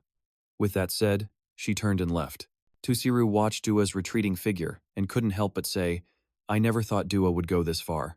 Ruka said flatly, "Dua has changed, father, and so have I." Right after that, Ruka also walked to the door to state her own position. Tusiru narrowed his eyes at her and said coldly, "If you go with Dua, you will no longer be able to use the name Mizuha Ruka." Ruka replied without the slightest hesitation, "I know. If we must sever ties, then so be it." After saying that, she bowed to Tusiru. Thank you for everything. Goodbye, father. Tusiru sighed in resignation. They just don't see the importance of the magic nobility. He was truly at a loss, his eyes filled with sorrow. Meanwhile, the two sisters left home, dragging their suitcases behind them. Du grumbled in dissatisfaction. Father is so old-fashioned. We and Minato tried so hard. Try our best. Ruka nodded in agreement. That's right. We decide our own lives. However, not long after, Du suddenly hesitated and spoke up. But are you sure about this? About us running away from home? Ruka shook her head slightly, smiling as she said, Don't worry. I know how you feel. Besides, I can't let my little sister go alone. I'm your big sister. After all, Du was very moved by these words. She quickly ran to hug Ruka's arm and acted affectionately. After that, they went looking for a hotel to stay in, but they were all turned away. After a while of trying in vain, Du sighed in frustration and helplessness. All the hotels, motels, and even the internet cafes were going to be homeless. Ruka, sitting across from her, also sighed and said, They all turn away minors immediately. She could probably lie about her age to get into a hotel, but she was sure Du wouldn't dare to do it. Du took a sip of her milk tea, dissatisfied, and muttered, This is so weird. We have money from our activities in the Magic Task Force, but we can't even spend it. Just then, two guys walked in from outside, saw Ruka and her sister, and started teasing them with a laugh. You two are so cute. Are you famous or something? Come hang out with us. Before Ruka and her sister could answer, these two shameless guys sat right down at their table. Ruka's expression immediately hardened, and she warned them in a cold voice. Hey you, get away from my sister, or I'll kill you. Seeing her murderous glare, the two guys immediately scurried away in fear. Seeing them run off with their tails between their legs, Ruka scoffed contemptuously. What a bunch of idiots. Seeing her so angry, Du couldn't help but smile. Right after, she pulled Ruka's hand and suggested, Let's take this chance to go have some fun. Ruka asked in confusion, But what about a place to stay? Du replied nonchalantly, We'll worry about that later. And so, they went to the shopping mall, put their suitcases in a locker, and then happily went shopping. This was perhaps one of the rare times the two sisters could have fun like others their age. Afterward, they even went to a karaoke room and sang their hearts out. In the afternoon, the two finally left the entertainment district. Du walked and said with a smile, Today was so much fun, we did everything. Ruka also nodded in agreement. She had never had this much fun since she was a child. At that moment, Du suddenly stood in front of Ruka. She flashed a radiant smile and said, I'm so glad we have each other, big sis. Ruka also smiled dotingly at her. You think so? But we still haven't figured out where to stay. Du instantly deflated, sighing as she spoke. If only someone would let us stay with them. Just then, Du's phone went off. It was a notification for a message from Minato. The two sisters, Ruka and Du, looked at each other, suddenly getting an idea. And so, a little later, Minato reluctantly had to welcome these two uninvited guests. He asked in surprise, Why did you two suddenly show up?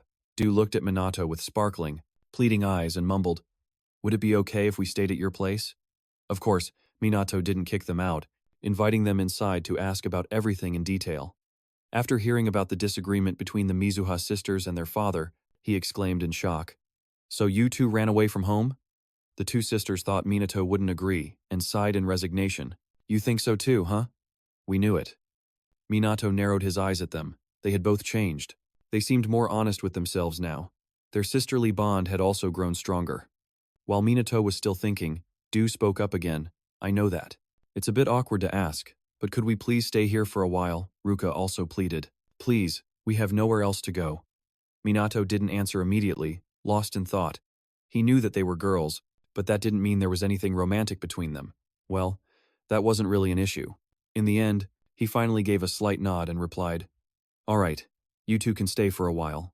Hearing this, the two sisters immediately beamed with joy. Seeing their reaction, Minato couldn't help but warn them. Let me say this up front. This place is very cramped, you know. The two sisters shook their heads, dismissively saying, We don't mind. We really like it. Minato reluctantly sighed. You two are such a handful. At this point, the sisters finally realized the implications of the situation. Du blushed shyly, feeling that looking at Minato now was different from usual. They would be living together from now on, and she felt like they were doing something crazy. Ruka was no exception. Her heart was pounding, and she basically didn't know what this feeling was. While their minds were racing, Minato spoke up. Do you two want to take a bath? Those words seemed to strike a particularly sensitive chord with the sisters, making them jump in alarm. Minato looked at them, bewildered, and asked doubtfully, "What? You don't want to?" Du finally snapped out of it, quickly shaking her head. "No, that's not it. We'll take a bath." With that, she went into the bathroom to wash up first. After being outside for an entire day, the cool water felt incredibly refreshing to Du. Meanwhile, in the living room, Minato spoke to Ruka. "Anyway, what you two did was very brave. I never imagined you'd actually run away from home." With a wry chuckle, Ruka said in a low voice, "I'm as surprised as you are. This is the first time Du and I have ever gone against our father's wishes. He's always been strict, never allowing anyone to act on their own." Hearing this, Minato frowned and said hesitantly, "But it seems his impression of the special magic squad is quite poor. He might do something against us. Who knows?"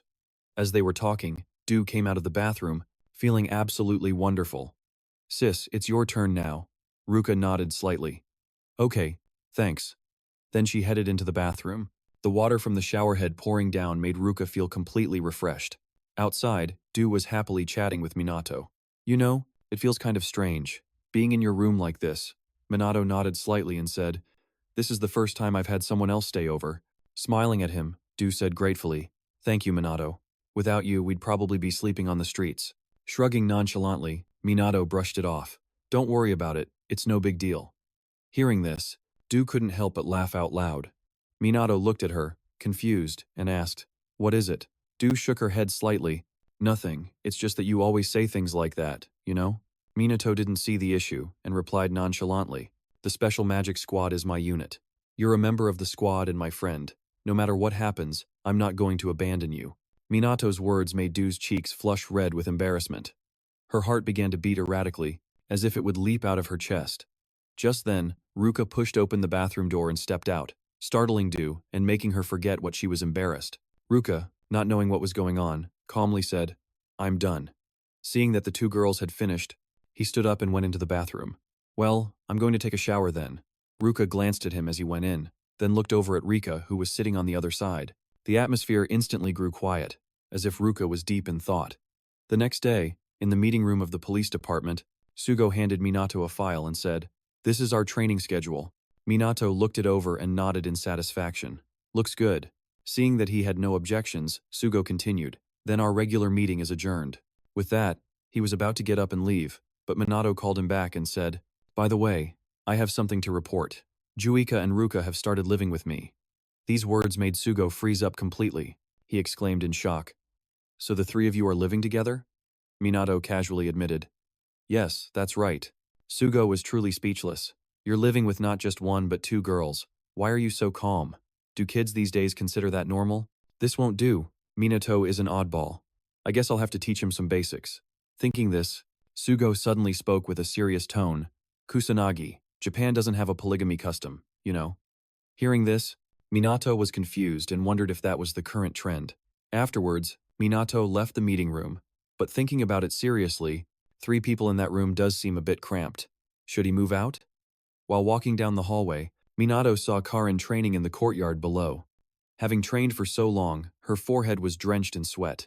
Minato slowly approached, smiled, and said, "Still training, Sergeant?" Hearing the voice, Karin was startled and looked up, then smiled shyly when she saw him and said, "I'm falling behind, so I've finally reached a level where I can use attack spells." As she said that, she suddenly realized something and quickly added, "Actually, Kusanagi, you're our leader, so you don't need to be so formal. I'm your subordinate, so you can speak more casually with me from now on." Minato saw how serious she was and nodded in agreement. Karin then smiled with satisfaction, but Minato spoke coolly, "Try casting an attack spell." Karin couldn't help but be bewildered, but he ignored her reaction and said calmly, "I'll give you some advice. Hurry up." Karin then began to cast her magic. Minato stood to the side, observing, and after a while, he praised her. "You seem to have improved quite a bit. Keep this up, and you'll get stronger." Karin was happy to be praised, but she quickly grew sad and mumbled, "But compared to everyone else, I'm still so weak." Minato narrowed his eyes at her and reassured her in a low voice, "Don't sell yourself short. I can see you're trying very hard." Karin smiled at him, sighed, and said, "The reason I joined the police force is because they said holy mages are very rare. How can someone like me compare to others?" She knew she was the weakest in the unit, and she hated feeling this way about herself. At this point, Karen felt she was being a bit pessimistic and, afraid Minato would overthink it, waved her hand and said, "Sorry, I'm being weird." But Minato didn't mind and calmly asked, "Why did you want to become a police officer?" Karen hesitated for a moment before frowning and mumbling, "My grandmother was a holy mage. She helped a lot of people during the disaster that happened before. I want to be like my grandmother, so I joined the police force. She's gone now." At this point, Karen turned her head away to hide her emotions. "Myself. A trivial reason, isn't it? I don't have grand ambitions or goals like other people." She always thought she wasn't good enough, that she couldn't do anything. Minato watched her intently and asked coolly, "Is that what you think?" Karen didn't answer. Minato slowly walked towards her, smiling as he said, "Sonata, you have your own strengths. You can heal people, and you're even learning offensive spells. That's amazing. It doesn't matter why Karen chose this path. What matters is what you do. You've worked hard and with passion." Minato placed a hand on her shoulder, sincerely praising her. "You've improved so much, and it's really obvious." Hearing these words, Karen was moved to tears. The two of them later went to the stairs to talk. Karen looked at Minato guiltily and said, "I'm sorry about that. I must seem like a pathetic adult in your eyes." Minato demurred. "I don't think age is an issue." Karen let out a soft laugh. "You're right. When I see you, I get that feeling. Thank you, Kusanagi." Minato had saved her time and time again. To her, Minato was a hero. A long day passed just like that, and night fell. Minato put on his familiar hoodie and went out. He was now standing on a rooftop, looking at the person in the distance and speaking up. Why the sudden call? The person who had called him out was Leona. She raised an eyebrow at Minato and said with a smirk, "I have some information that I'm sure you'll be curious about. It's related to the dark rumors surrounding the magical nobility." Upon hearing this, Minato's brows furrowed in thought. A moment later, he smirked and said, "Impressive, tell me."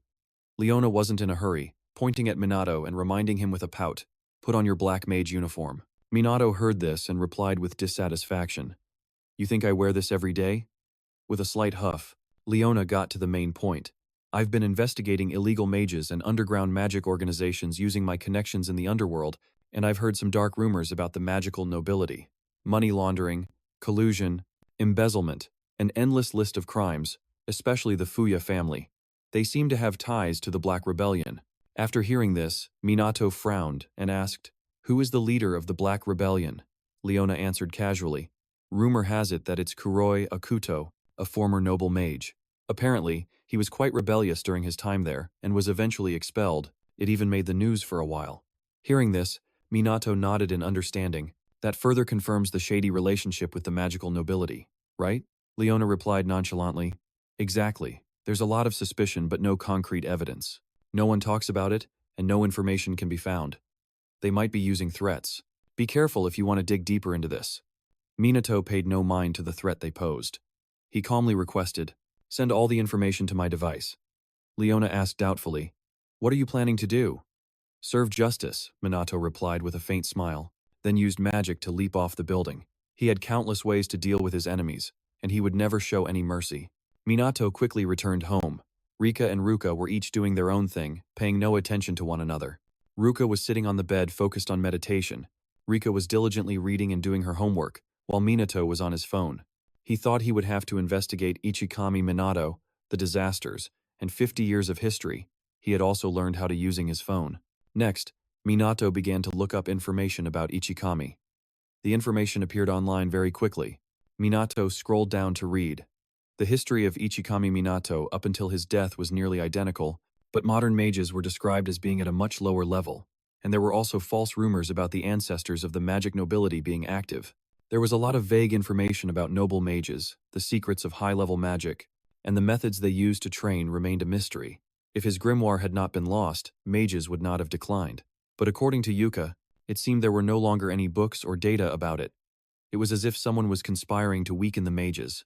Perhaps the previous generation of the Mizuha family knew something, but meeting them now would be very difficult.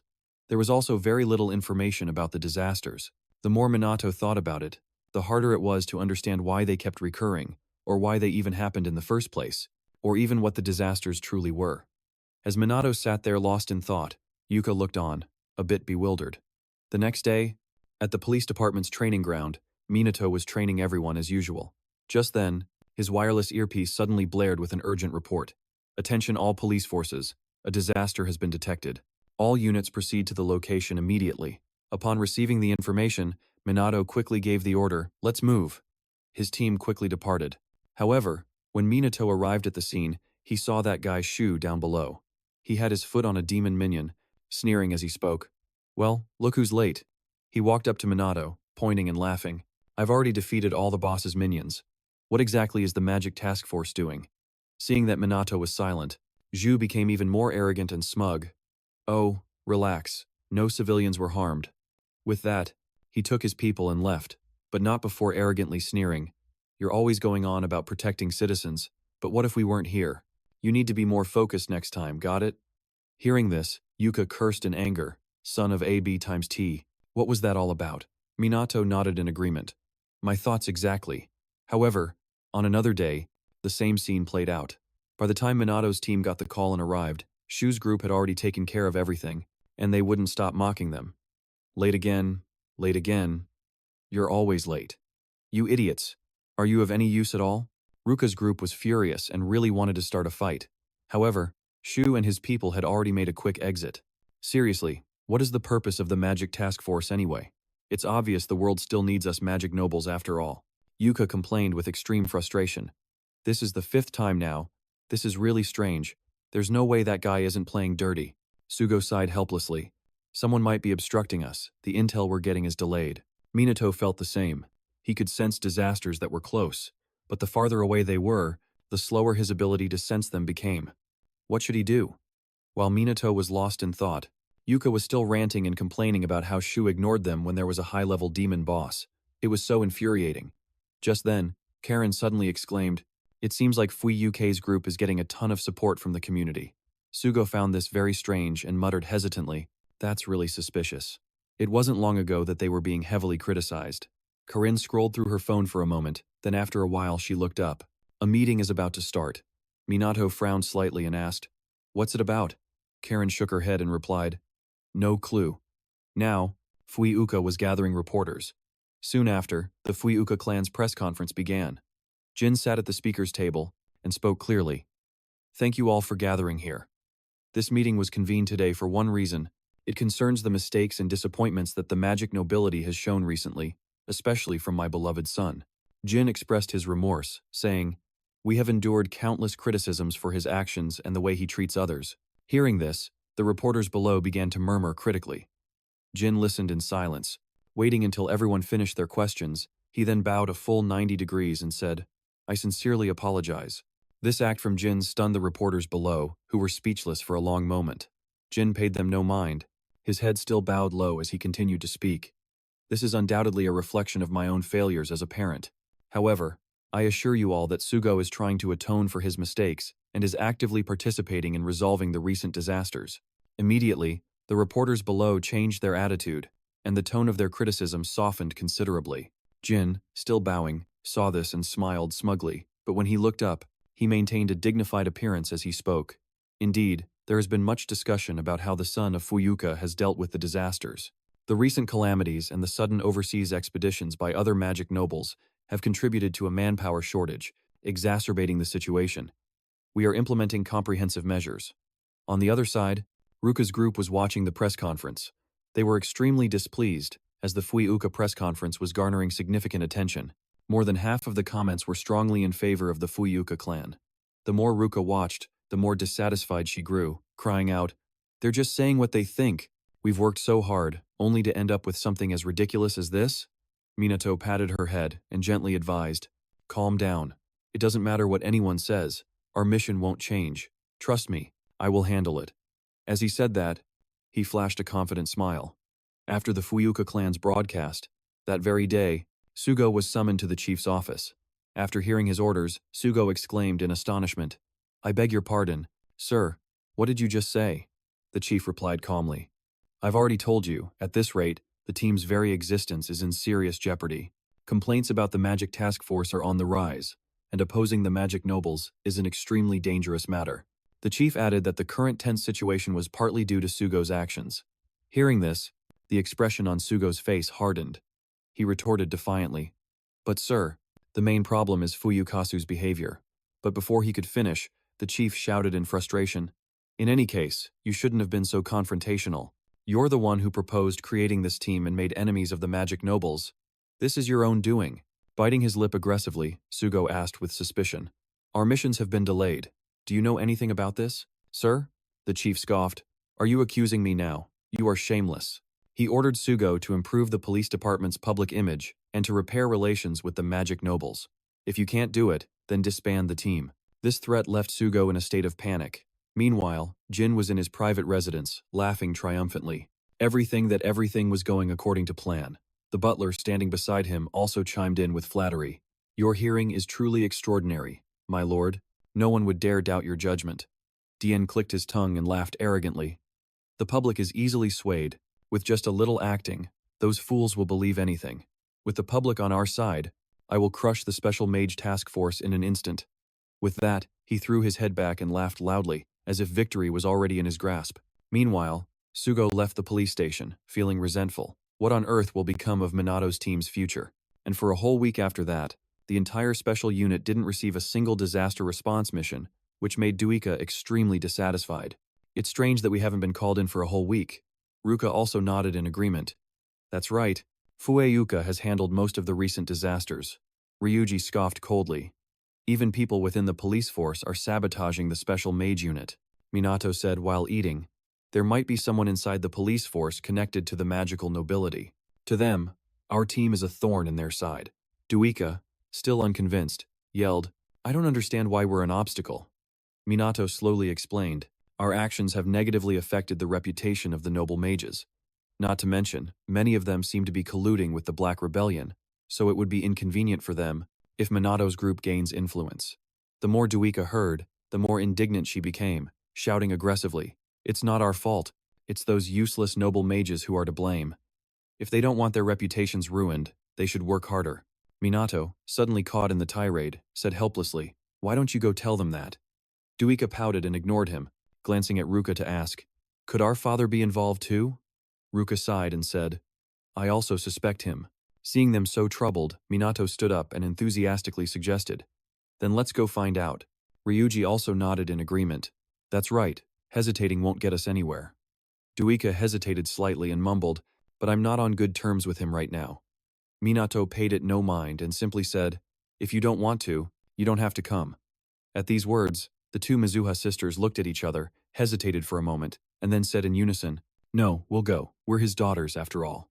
A moment later, they arrived at the villa of the Mizuha family. However, a servant refused to let them see him. Duika quickly said, "We just want to talk." Ruka also asked in a stern voice, "Can't you make an exception?" The servant shook his head without hesitation. "The master has given clear instructions. His daughters are not allowed to enter. We cannot allow those who have been expelled to cross this threshold." The expressions on Ruka and Duika's faces immediately froze, and they didn't know what to say.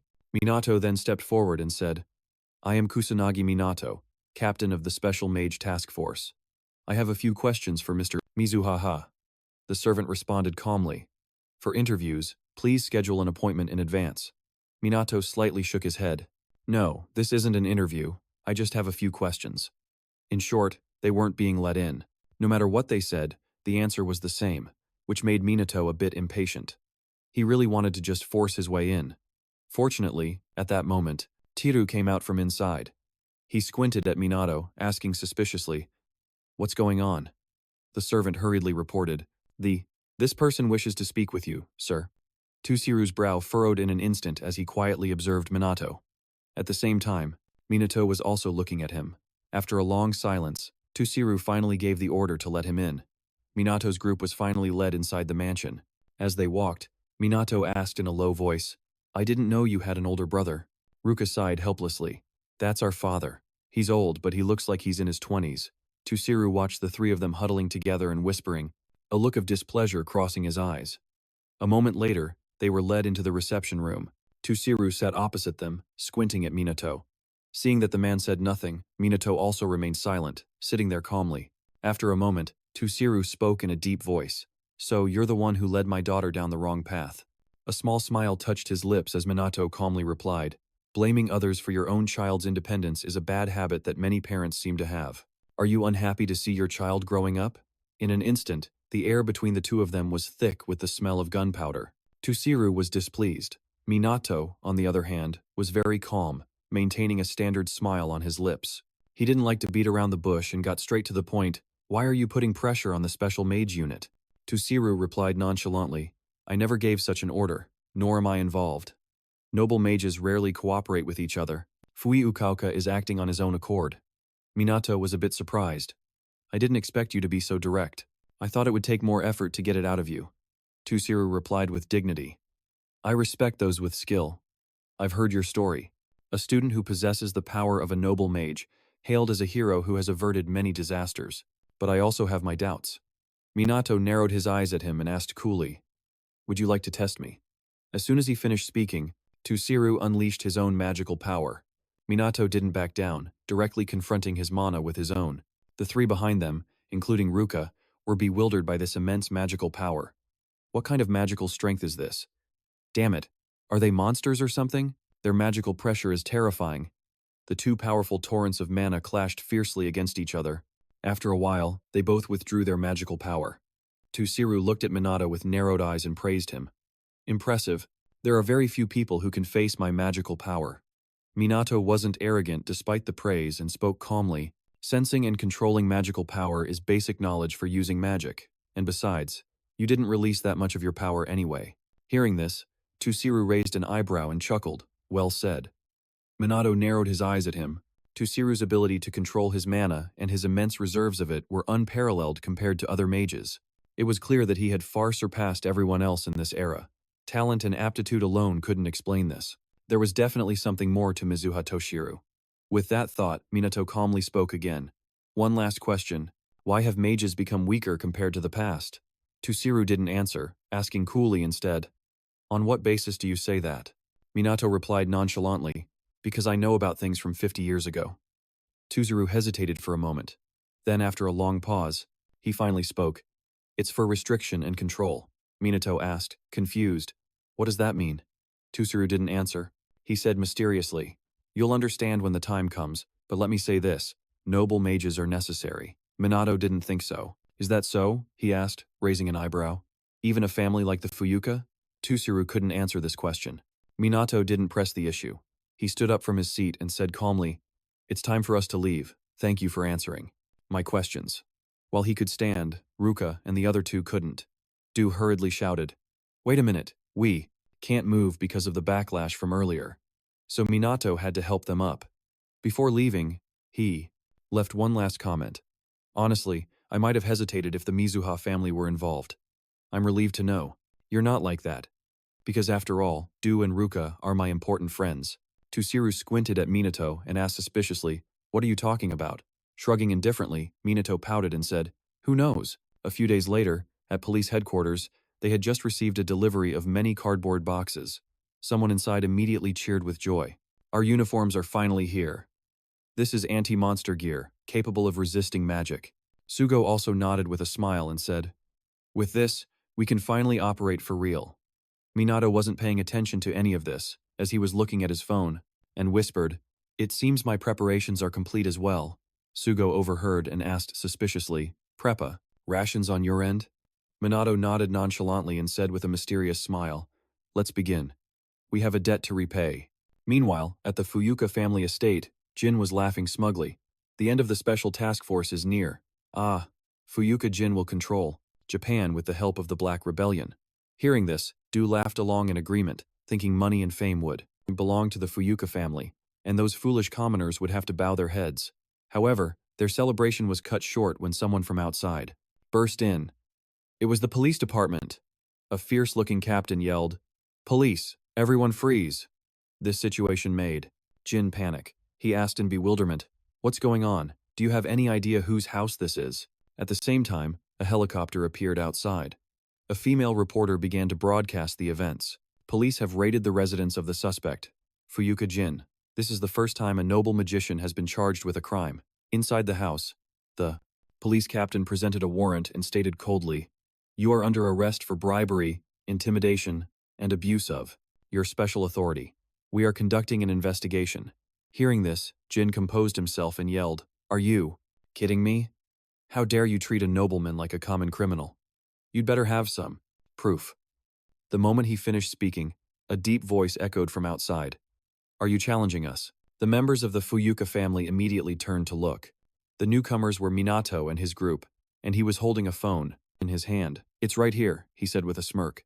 Jin, of course, recognized him and yelled in frustration. Kusanagi Minato of the Special Magic Task Force? What are you doing here? There's no way you have any proof.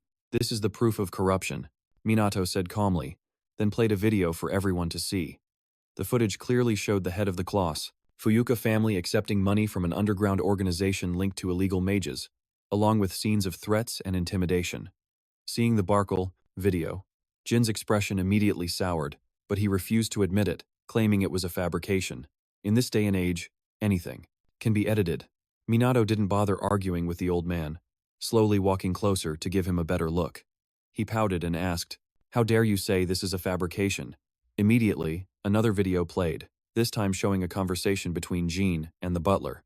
The content of the conversation was about handling a natural disaster, and Jane had deliberately ignored it.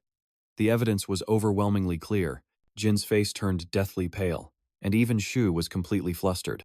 Jin scanned the members of the Fuyua clan and aggressively questioned, "Who dares to be the mole? Only a few people have access to my room." Immediately, the butler stepped forward and admitted, "It was me, sir." Jin couldn't believe his eyes. He lunged forward and grabbed the butler by the collar, furious, yelling, "How dare you? You're just a butler. How dare you do this?" The butler was also helpless. He could only do so. Going back a few days, one night, Minato, in the form of the Black Mage, had come to find the butler and wanted him to cooperate in exposing the crimes of the Fuyua. At first, the butler refused. "I cannot betray my master." Minato let out a cold snort and sneered.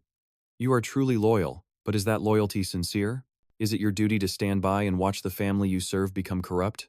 These words made the butler fall silent in contemplation. Noticing the hesitation in his eyes, Minato continued, "Will you choose to let the Fuyua family continue its decline, or will you accept the pain and save the magic nobility? Make your choice." And in the end, his choice was to expose Jin, which led to today's situation. He sighed and said, "You are not worthy of the magic nobility. You should be destroyed." As he said this, there was none of the usual reverence in the butler's eyes. Being humiliated like this, Jin's face immediately darkened. His anger reached its peak, and he roared maniacally, "All of you, just die." Immediately after, he summoned his magic power to attack. But at that moment, Jin's eyes suddenly narrowed. A beam of magic shot in from a distance, shattering the table in two. Jin reacted quickly, throwing the butler and his hands aside to avoid the magic blast. The one who attacked was Minato. He snorted coldly and said, "You have nowhere left to run, you despicable noble of magic." Jin trembled with rage. He clenched his fists, muttering through gritted teeth, "How dare you look down on my efforts over all these years? All the money and status I've built up for years, now it's all gone down the drain."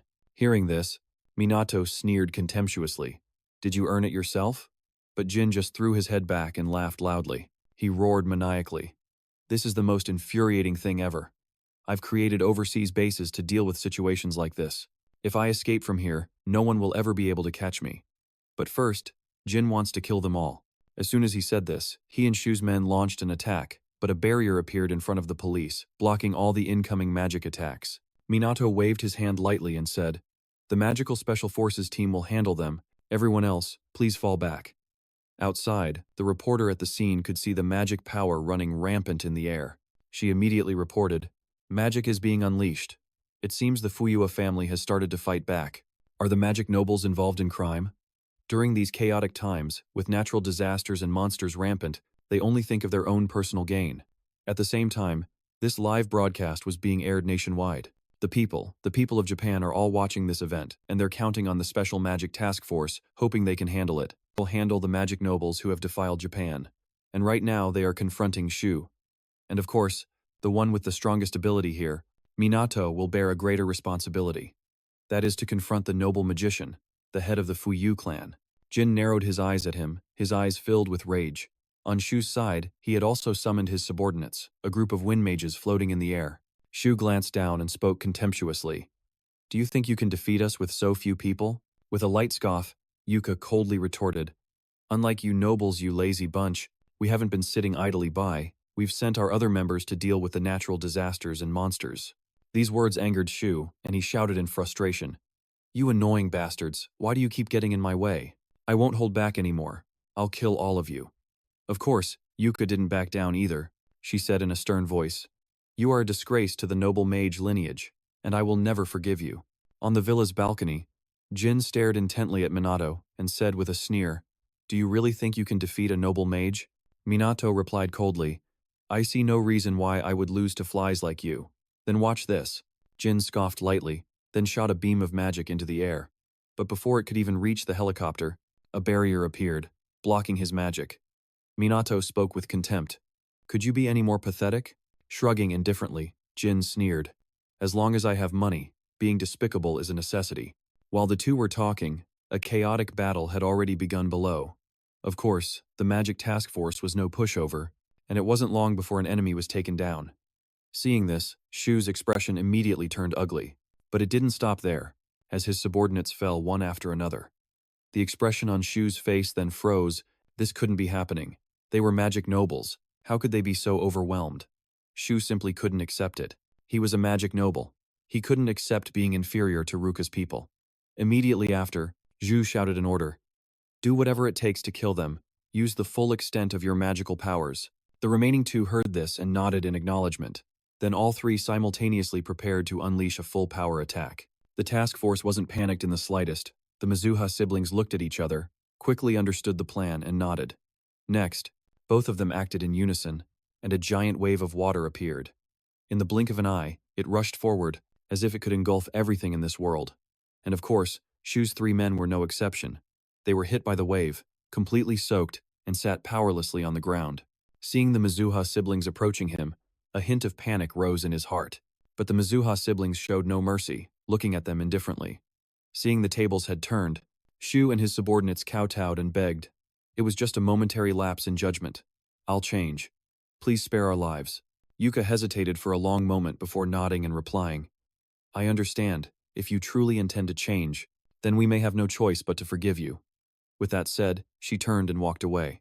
But at that moment, Shu laughed coldly. You fool, watch this. Then, the three of them prepared for a sneak attack, but they couldn't even make their move. Her hand, the entire special task force simultaneously summoned their magic, aiming it straight at them. Shu's legs immediately went weak, and he collapsed to the ground, trembling and mumbling. You said you'd spare me. Scoffing lightly, Yuka said coldly, Did you really think we'd spare someone like you who has no real intention of changing? Hearing this, Yu and his subordinates burst into tears. At the same time, on the balcony above, Minato seemed to know they had won. Hailong smiled, and with a smirk, he said, I guess they've finished things up. It seems your pride and joy, your only son, has met his match in my comrades. Jin bit his lip fiercely, his eyes filled with rage, and he screamed madly, You bastard! Minato wasn't scared at all, still standing there calmly. His composed demeanor only made Jin even angrier. Unable to hold back any longer, he started attacking Minato. However, Minato easily dodged his level 1 magic attack. After the first strike failed, Jin continued by using level 2 magic. But the result was the same. Minato's speed was so fast that even wind-type magic couldn't catch him. Jin didn't give up, continuing to pour more mana into a level 3 magic attack. Minato wasn't rushed, calmly dodging each wave of magical attacks. This entire scene was being filmed by a reporter's camera from a helicopter. The female reporter exclaimed in awe, What incredible magic! Minato still looks fine. After a series of failed attacks, Jin once again released an even greater amount of mana. The magic was now at level 4. Minato still stood there defiantly, his expression calm, as if he were just taking a stroll through this battle. Jin fiercely bit his lip, summoning many more magic circles in his hands. A furious vortex appeared in midair, and in the blink of an eye, it surrounded Minato, as if wanting to swallow him whole. Seeing this scene, Yu immediately cried out in alarm. Minato Rui also muttered worriedly, That looks dangerous. Contrary to everyone's worries, Minato was very calm. He stood in midair, letting the vortex rush towards him. But surprisingly, when it reached Minato, the vortex suddenly vanished. When the whirlwind dissipated, Minato was still standing there safely with a few layers of barriers. The reality was that Jin's level 5 magic couldn't do a thing to him. Witnessing this, Ruka couldn't help but be amazed. Did he just block that terrifying attack with a defensive layer? He truly is a Kusanagi. At the same time, The people watching the live stream were also astonished. Some were impressed by Jin's magic. Of course, others were in awe of Minato's power. The reporter at the scene began narrating again. Neither side is willing to back down an inch. I've never seen a fight like this before. Minato landed from midair. He furrowed his brow, thinking to himself, this magic isn't that strong. Is he stalling for time? He must be preparing to retreat. At that moment, Jin suddenly smirked and said, Hey, what's the matter? Can't move? Minato narrowed his eyes at him and said in a cold voice, I could defeat you quickly. But where's the fun in that? Show me your full power. As he spoke, his eyes filled with provocation. I'll take it all and then I'll wreck you. These words were infuriating. The old man gritted his teeth and muttered, You arrogant sewer rat, I'll grant your wish. But just before he made his move, he suddenly sneered, But first, let me give you a little warning. Try not to piss your pants.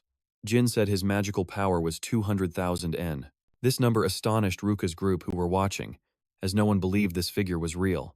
Ruka scoffed and said, He's just bluffing. We should also help, even if it's just a little. Ryuji also nodded in agreement. That's right, just standing by and watching isn't my style. Right after that, their entire group ran towards the balcony. Minato sensed them approaching and immediately turned to look, but they had already been blocked. The one who made the move was that old man Jin. He scoffed and said, Consider yourselves lucky. If you had gotten any closer, I would have killed you. The expressions on Ruka's group of three immediately turned ugly.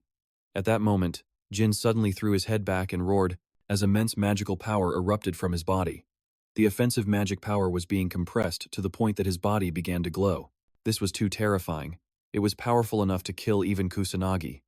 This made Ruka's group feel worried. However, Minato just sneered contemptuously, while Jin thought he was scared. Old man Jin said smugly, My magical power is far beyond your imagination, isn't it? Then let me show you my overwhelming power, so that even a fool like you can understand. As soon as he finished speaking, a series of magic circles appeared around him, and in the blink of an eye, a spatial rift appeared in midair. Minato, on the contrary, wasn't scared, but was instead excited. He had never seen this type of magic before. At that moment, the rift began to swallow everything around it, and in an instant, the balcony corridor was reduced to a pile of rubble. Jin became even more smug. This was spatial magic, the most powerful spell, capable of crushing everything around it. It could flatten a person in an instant. Minato narrowed his eyes at him, smirking as he said, I'd like to see you try. These words enraged Jin to the extreme. He roared madly, Die under the pressure, take this! Immediately, a sixth-tier magic spell appeared. The spatial rift was now sucking everything around it inside, and Minato was no exception. Seeing this, Jin laughed smugly, You can't do anything but die, you deserve it. Ruka's group, on the other hand, was very worried. They couldn't believe Minato would die so easily. This had to be some kind of joke. Yu stared intently into the circle and shouted, Answer us, Minato! But no matter how she screamed, there was no reply. It was only when the rift dissipated that Minato's figure was revealed. Yu then cried out in astonishment, Minato, how are you still alive? Minato said with a hint of annoyance, Come on, don't just go around declaring people dead. Jin, on the other hand, was now furious. He roared in anger, How are you not injured? I'm sure I crushed you. Indifferently shrugging, Minato calmly said, If the pressure on the outside and the inside are balanced, then there's no problem. It's similar to the principle behind deep-sea creatures. Jin, unconvinced, shouted, So what if that's true? Can you use spatial magic? That's my signature spell, Minato said with a matter-of-fact expression. I just watched and learned it. Unable to hide her shock, Yu looked at him in disbelief and mumbled, You? Just by watching? He simply nodded. Minato smiled cheerfully and said, If you had used it right away, I might have been slightly injured, but you were kind enough to explain. I like that detail. In the end, it's just a variation of wind magic. It's that simple. And besides, I'll let you experience some basic magic. Instantly, Jin's body twisted in discomfort. He clutched his head and screamed, What are you doing? With a faint smile, Minato calmly replied, I increased the sound pressure. That's all. It's called a sound incantation, another application of wind magic. Hearing this, Du was stunned. She seemed to have realized something. Meanwhile, Jin grew even more furious. He gritted his teeth and shouted, You dare mock me? That's enough. I won't hold back anymore. I will kill you with everything I have. As soon as he finished speaking, all of Jin's mana erupted. He said his mana was at 200,000 N, but that was just his current level. When fully released, it was 500,000 N. Sensing the released mana, Sugo's group immediately panicked. He wasn't bluffing? What is this power? At the same time, Jin threw his head back and laughed arrogantly. How disappointing, Kusanagi Minato. Before long, all the mana in Jin's body had erupted. The immense mana continuously swirled in the air. Jin, at this moment, was extremely smug, as if he already had victory in his grasp. Ruka and the other two couldn't help but panic. Is this the true power of the magic nobles? Possessing such terrifying magical power, this wasn't an opponent they could face.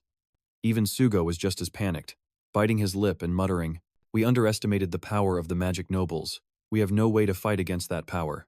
Seeing everyone's reaction, Jin sneered and said, "This is my full power. There's no more chance for you to beg for your lives."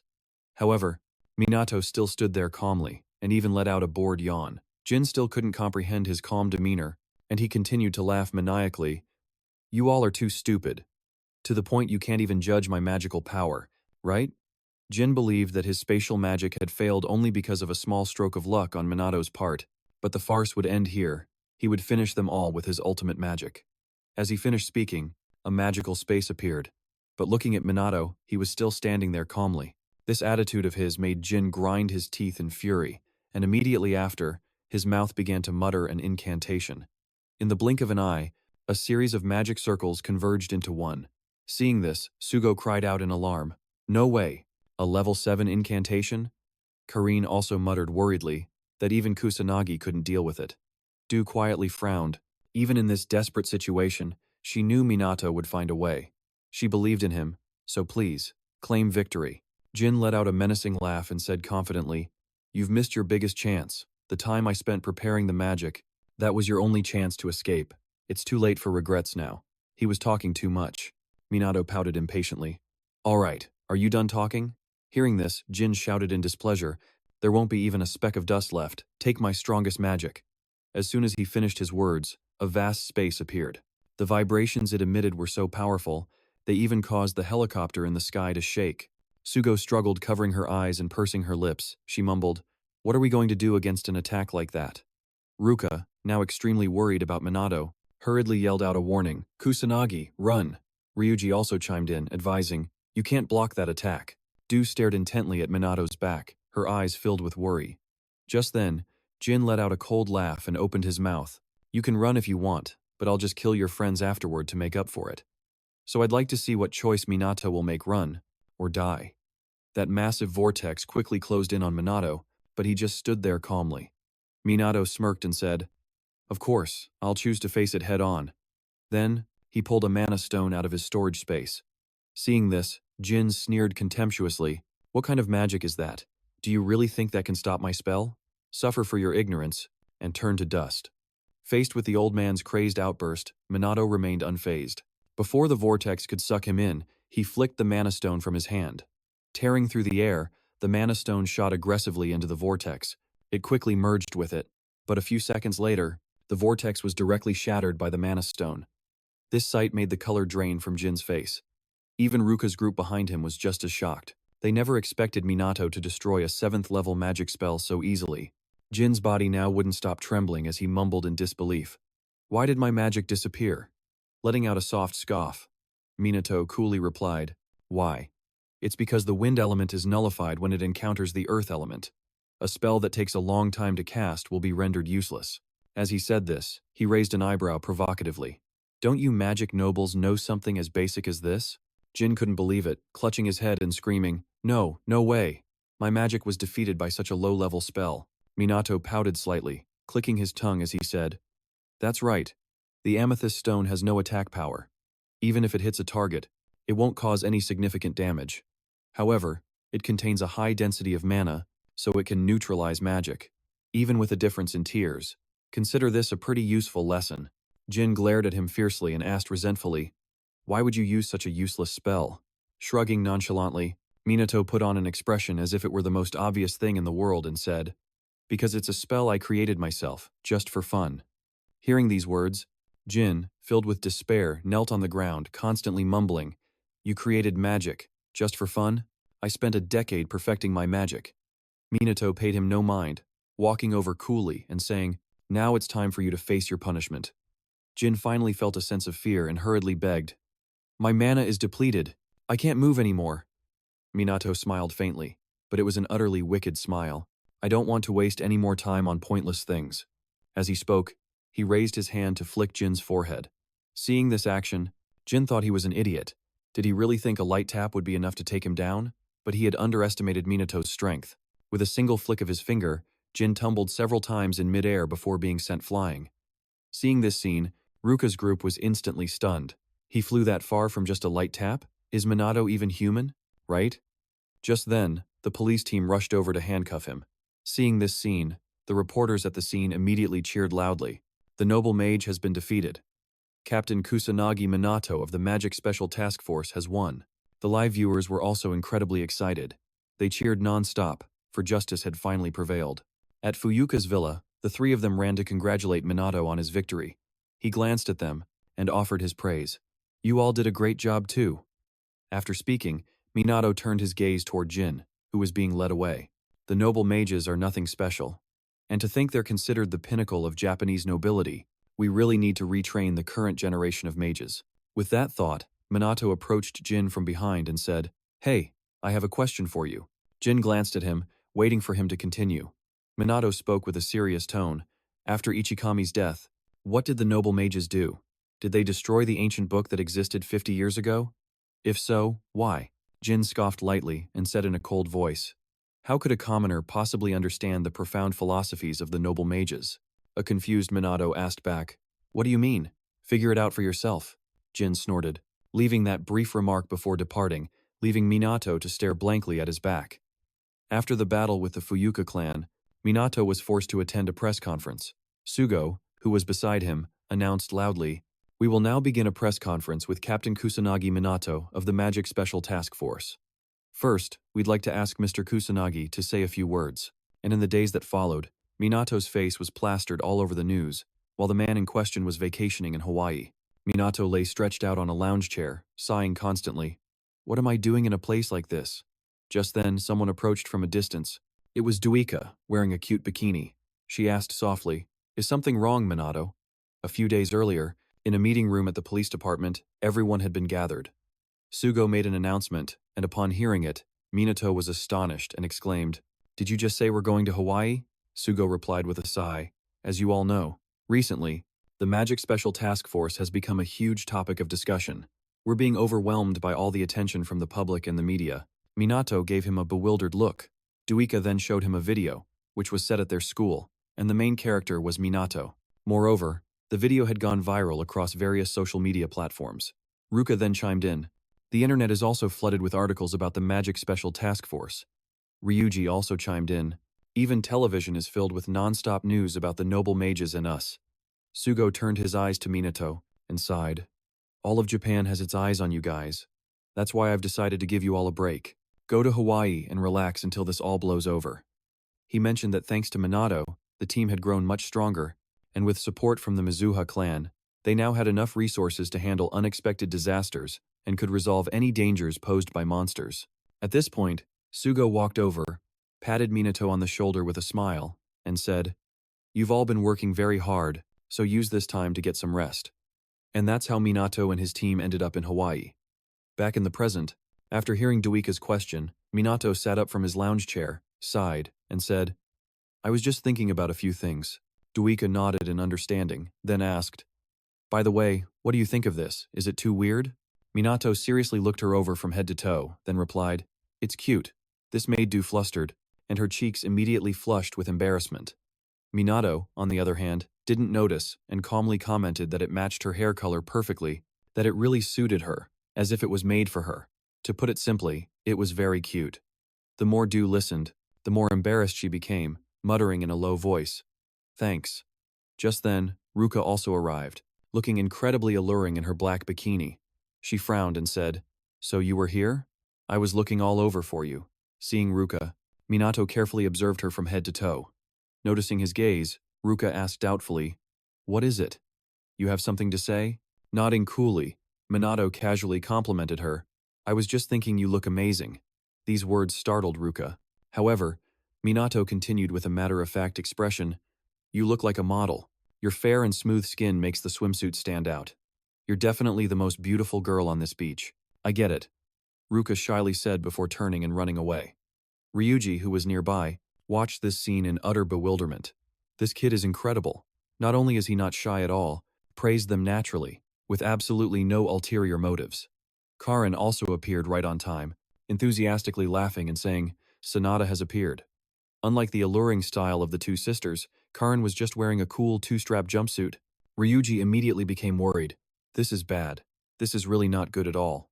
When Karin was in her uniform, he didn't feel anything, but now it was a devastatingly powerful sight. Karin ignored him and looked towards Minato, asking, "What do you think of my swimsuit?"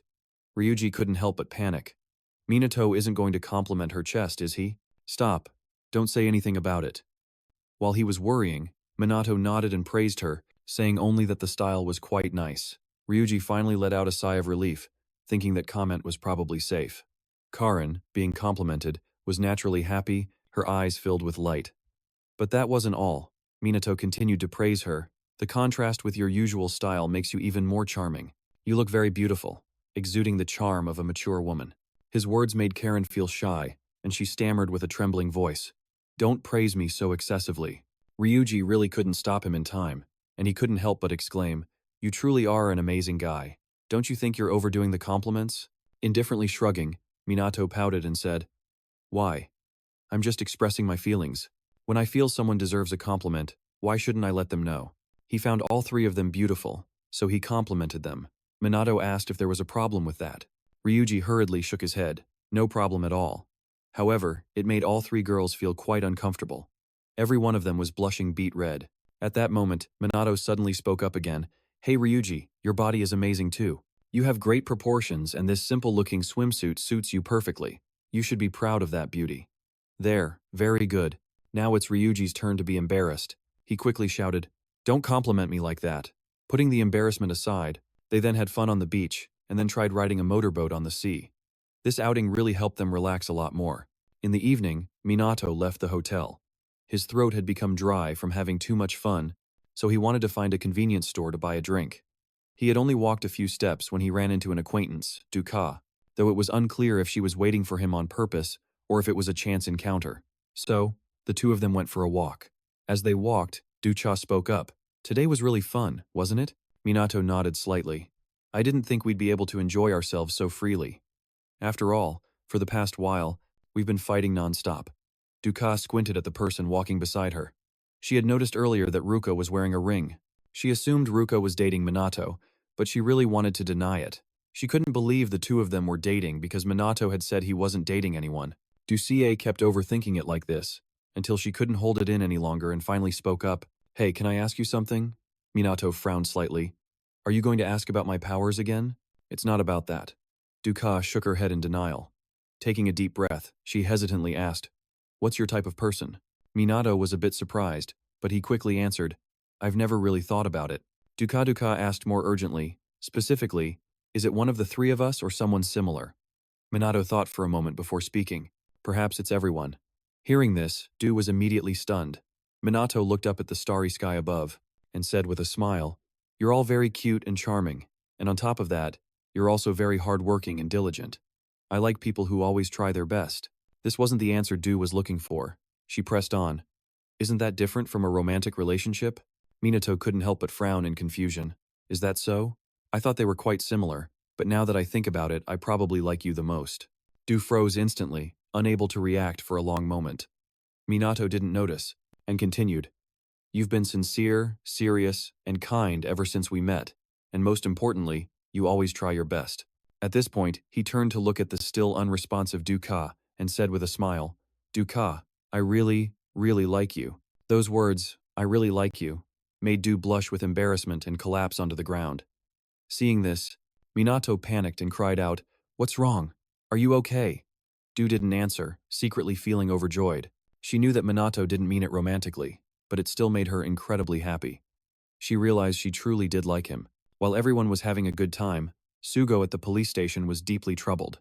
Things were heating up, and the wave of criticism against the noble mages was on the rise. And calls for the magic special forces to take charge of dealing with natural disasters and the monster threat were also gaining more support. Minato's star was rising fast.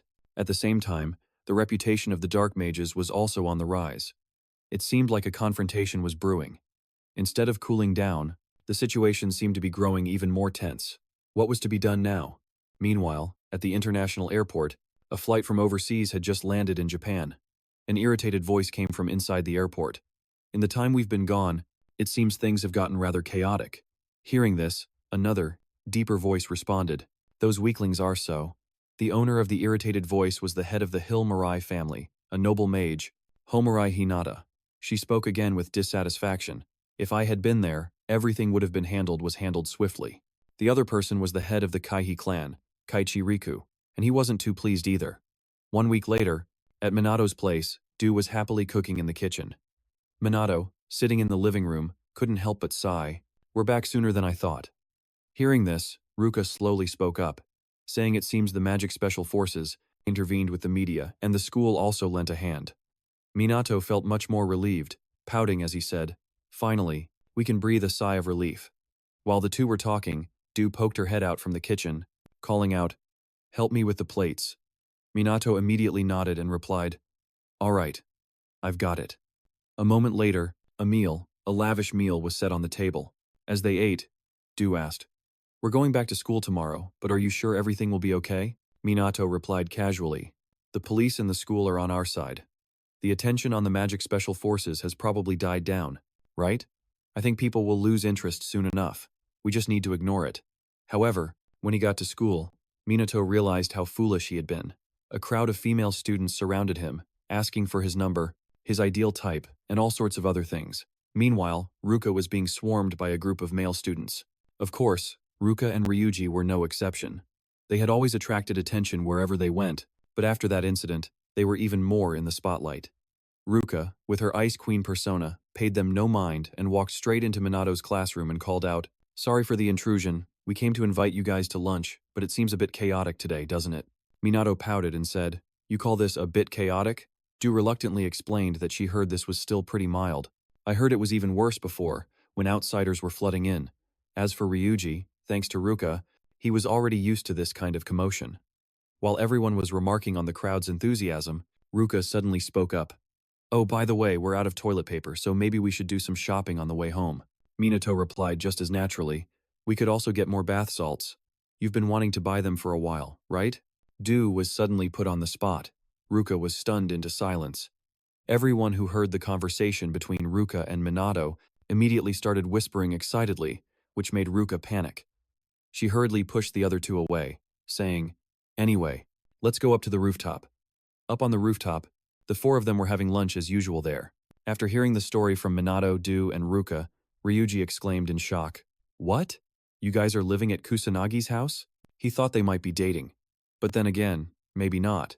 Normally, he would object, but since it's Minato, it's probably fine.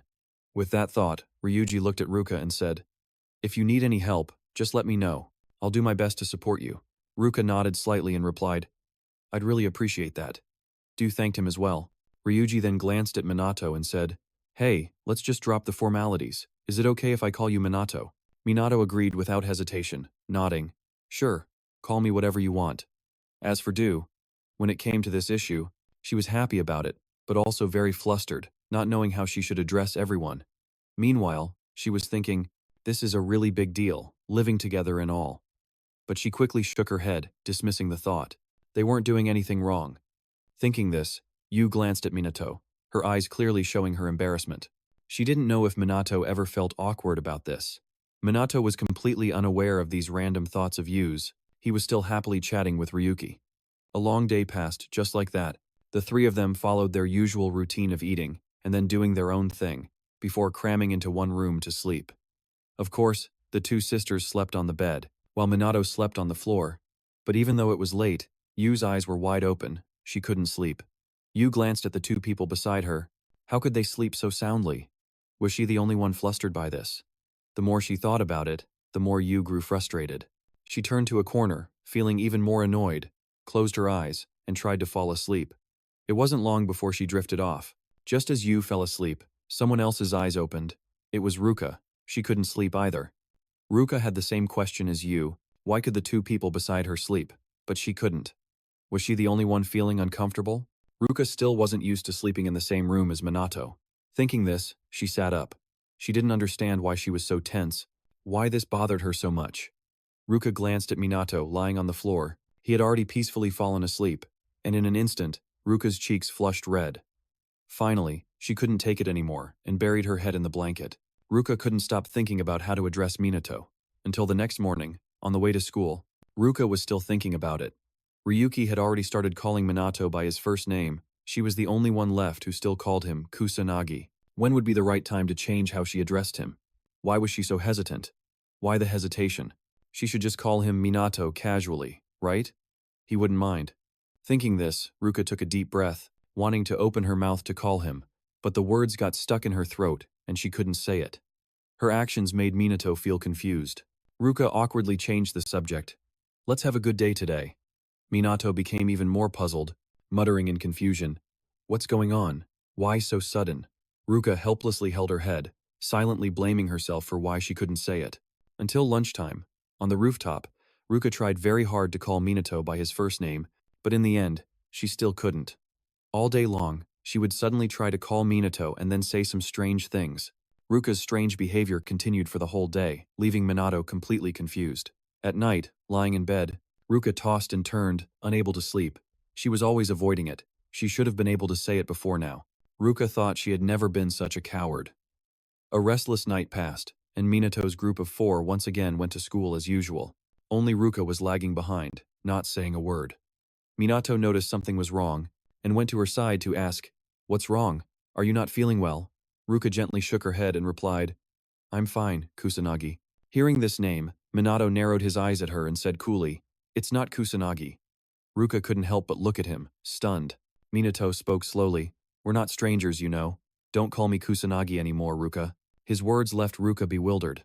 A moment later, she turned her head away to hide her embarrassment, muttering in a low voice, "If you insist, then I guess I can change, Minato." As she said that, a smile finally returned to her face, showing her beauty. Meanwhile, the noble mages held a meeting because of the recent events. Hinata spoke impatiently. The position of the noble mages was under threat. She claimed it was all due to the rise of the special magic forces, all for the benefit of some mysterious person. They couldn't just stand by and do nothing. Hearing this, Riku frowned and muttered hesitantly, "But what about their captain, Kusanagi Minato? How are we supposed to deal with him?" Hinata nodded slightly, glancing at the person across from her and asking, "I agree. What are your thoughts on this matter?" Tusiru, who was also present, thought for a moment before saying, "I simply follow my master's will." This response made Hinata shout in frustration, still as tight-lipped as ever, "Huh? Don't you have anything to say?" Tiru hesitated for a moment, before finally speaking, "It seems Kusanagi Minato doesn't recognize me." Hinata was slightly surprised and speculated in a low voice, "Could it be that he doesn't even know we exist?" Tusiru nodded slightly. "That is highly likely." Riku narrowed his eyes at the two of them and asked hesitantly, "In that case, we should test him. He might prove to be of value." Hinata agreed as well. She declared aggressively, "If he's trash, we'll eliminate him." Hearing the two of them, Tiru had a look of resignation on his face and didn't say another word. Meanwhile, Minato, of course, had no idea about any of this. He was in a briefing room at the police department. Pointing at the map, Minato said, "The next disaster will strike Osaka. The disasters are still following the same pattern as 50 years ago, except they're on a smaller scale."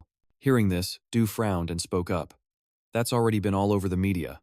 Luca nodded in agreement. "The way they appear might be the same, but the frequency has clearly decreased significantly." Karen, in the audience, added hesitantly, "We can't predict when the next disaster will strike, so even the police can only remain on high alert." Damn Mac nodded, and Minato calmly said, "Current disaster response efforts are facing many difficulties, but other regions don't have a specialized team like the Magic Task Force." Just as he finished his sentence, Sugo suddenly burst out laughing. "Haha, I knew you'd say that, Kusanagi Minato." Minato looked at him, startled, wondering what he was up to. A smile crept onto his face as Sugo said smugly, "The truth is, we're already working to establish a second magic task force in Osaka." As soon as he said that, Luca's group was stunned, asking in disbelief, "A second team? Really?" Damn Mac nodded. Sugo laughed cheerfully and said, "That's right. It's a joint effort between the National Defense Force and the police to improve disaster response. In fact, they've even asked us to train them." At this, he looked over at Minato and asked with a sly grin, "You'll go, right?" Kusanagi Minato let out a soft huff. Minato said resignedly. You always have such a smooth way of setting things up. Fine, I don't see any reason to refuse. Hearing this, Sugo cheered. Excellent. In fact, there's someone there waiting for you. That person survived the great disaster 50 years ago and is also one of the few artisans who crafts equipment to deal with monsters, Shizuku. Hearing that name, Minato immediately froze. That name was all too familiar to him. Sugo didn't notice Minato's expression change as he continued smiling. She's very interested in you and wants to meet in person, but no pressure to face her. Minato gently shook his head and calmly said, No, I'll go see her. Sugo was pleased and said with a smile, It's good to hear you say that. After all, Takagami was the one who designed the uniforms for the Magic Special Forces. Minato didn't say anything. His mind was filled with thoughts about the name Shizuku. Sugo finally noticed Minato's strange behavior but didn't know why. In the afternoon, Minato took his suitcase to the airport, preparing to fly to Osaka. The three of them came to see him off. In front of the airport, Minato smiled and said, All right, I'm heading out. Du and the other two nodded slightly, and then they each said their goodbyes. Minato suddenly remembered something and hurriedly said, Oh, right, I almost forgot to give you guys this. Saying that, he took a few bracelets out of his bag and handed them over. Ruka and the others were confused but put them on as Minato requested. Minato narrowed his eyes at them and instructed, You need to wear these until I get back, and don't take them off for any reason. The three of them hurriedly replied, Okay. Minato nodded, satisfied, but still asked with a hint of worry, You guys will be okay without me, right? Du chuckled and replied, We've gotten a lot stronger now. Just go to Osaka without any worries. Ruka and Rui agreed with her. Hearing that, Minato finally felt at ease and left. He waved goodbye to the three of them. All right, that's good. I trust you guys. Soon after, Minato boarded the plane. He plopped down into his seat, sighing in relief, and said, Finally, I can sit down. Everything was similar to the flight to Hawaii, but the security check was incredibly strict, but he decided not to dwell on it. He just had a strange feeling about this seat. Sugo had really arranged everything perfectly. Minato could head to Osaka without a care in the world, just needing to grab his suitcase and go. At that moment, Minato noticed two people who had just boarded the plane. They were Hinata and Riku. Whether it was a coincidence or on purpose, they were on the same flight as Minato. Even though they were sitting quite far away, their eyes were constantly fixed on Minato. This made him quite suspicious. Who were they? Were they mages? They seemed quite powerful. It appeared there were many such people on this flight, but with such tight security, there shouldn't be any issues. And right after that, another group of people boarded the plane. Minato stopped paying attention. Before long, the plane finally took off. Since he was in business class, Minato was served a sumptuous meal. His eyes immediately lit up. This food looked absolutely delicious, so Minato ignored the world around him and just ate to his heart's content. Meanwhile, a few men on the flight were continuously observing the other passengers, seemingly hatching some kind of evil plot. Shortly after, a curly-haired man wearing glasses suddenly left his seat. The man walked past Minato, but he didn't notice, as he was busy enjoying his delicious meal and the amazing scenery. Relaxing like this once in a while wasn't so bad, but it seemed Minato wouldn't be able to enjoy it for long. Sure enough, a moment later, a few hijackers grabbed a flight attendant and took her hostage, then aggressively yelled, Nobody move! Not only that, but the other passengers were also brought under control, even. Minato was being guarded by one of the mages. These were probably hijackers. But what they didn't know was that on this plane was the #1 mage on the server, Minato, as well as two noble mages, Hinata and Riku. They must have been really lucky to have run into such misfortune, just like that. A hijacking? Really? Minato narrowed his eyes at the hijackers before him, deep in thought. These are illegal mages, and there are 10 of them. If I take them down one by one, the passengers will be in danger. Besides, using high-level magic could destroy the plane itself. He probably couldn't handle this alone. At that moment, the passengers screamed in fear, annoying the hijackers who shouted, Shut up! Did I give you permission to talk? Are you looking to die? There was also a child on the plane who clung to their father in fear, continuously, sobbing. Daddy, I'm so scared. The father could only comfort the child in a low voice. It's okay, sweetie. At that moment, the leader of the hijackers shouted, Our demand is simple. Release the members of the Black Rebellion. No one answered, and silence filled the cabin. The leader yelled again, We will not tolerate the unfair treatment of mages, you inferior commoners. He gave them 5 minutes. Contact the people on the ground and tell them to release our comrades, or we'll start killing the passengers one by one. Hostage. The captain up front heard the hijacker's warning, and his expression immediately soured. In the passenger cabin, Minato was currently lost in thought. There wasn't much time left. What should he do? Meanwhile, Hinata was feeling very uncomfortable. Riku remained silent, but his expression was grim. Both of them unleashed their magical power simultaneously. Minato sensed their magical power and frowned slightly, looking like he was about to make a move too. The other two noticed his gaze, and they both looked over. At the same time, the hijackers also noticed Minato and hastily warned, "Hey you! If you move even a muscle, we'll kill you on the spot." Yet, the moment the words left their mouths, Hinata and Riku sprang into action. Without a shred of hesitation, they both landed a punch on the hijackers nearest them. Riku used something wrapped in his black cloth, smashing it hard into the face of another hijacker. He then charged forward. However, when he arrived, he saw that Minato had already dealt with the hijackers in the area. The three of them stood there looking at each other, a shared purpose in their eyes. Hinata gave a slight nod, and instantly, all three of them charged forward at once. Seeing them, a hijacker immediately panicked. But before he could react, he took a punch from Minato, sending the man flying. Riku was no less impressive. He had drawn his sword and began to slaughter the sky pirates. Hinata wasn't idle either. She dashed forward at lightning speed, zipping past the passenger seats. A hijacker saw this and immediately cast an attack spell. But it was too slow. Hinata had already stepped on his head and neck to move forward. She scoffed coldly. "In your dreams, you guys are no match for us." Seeing his men being taken down, the leader immediately threatened, "Enough, I've had enough of this. If it has to be this way, we'll all die together." He declared he would kill them all. Just as the words left his mouth, the leader aimed the spell in his hand at the female flight attendant. But before he could unleash it, Minato fiercely charged forward, sending the man flying with a kick. He scoffed in disdain.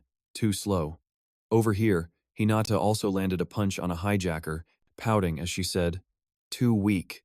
Riku took down the last one, stating coldly, "Too naive." In the blink of an eye, the three of them had taken down the entire group of sky pirates. The passengers who witnessed this were utterly stunned, but they quickly recovered. They had been saved. Everyone started cheering happily. Hinata paid them no mind.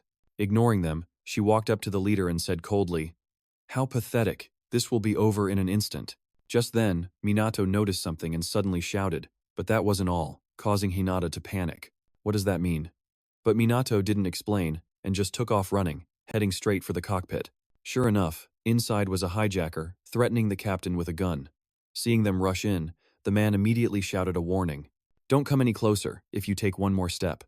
However, none of the three were scared in the slightest. Hinata gritted her teeth in anger. "Shut up and die." She immediately lunged at the hijacker and landed a punch. Although the trigger was pulled, the captain was unharmed because Minato had created a protective barrier. But at this moment, the expression on Minato's face was not good. He frowned and muttered, "This isn't good." The moment Minato spoke, the captain's controls started shaking, and the plane began to lurch violently. All three of them, including Minato, stumbled and couldn't stay on their feet. The passengers outside in the cabin also lost their balance. Inside the cockpit, Hinata asked impatiently, "What's going on?" The captain replied with a tremble in his voice, "The systems are unresponsive, and the radio is out too. If this continues, we're going to crash." Hearing this, Hinata panicked and shouted, "What did you just say? Damn it. Do something!" In the midst of the panic, a cockpit window shattered, and the powerful suction from outside made everyone struggle to keep their balance inside the cockpit. Soon after, the co-pilot started to tremble. "It's so cold, we'll freeze to death before the plane even crashes." Hinata couldn't help but cry out in panic. "This is serious. What the hell do we do now?" Riku spoke helplessly. "I guess we're all going down together." Hearing this, Hinata angrily snapped, "Don't say such horrible things. You idiot, damn it, is there really nothing we can do?" Riku nodded slightly, his eyes filled with despair. Indeed, the co-pilot was in a complete panic, crying uncontrollably and wailing tragically. "It's impossible. We can't be saved. It's really over. We're all going to die."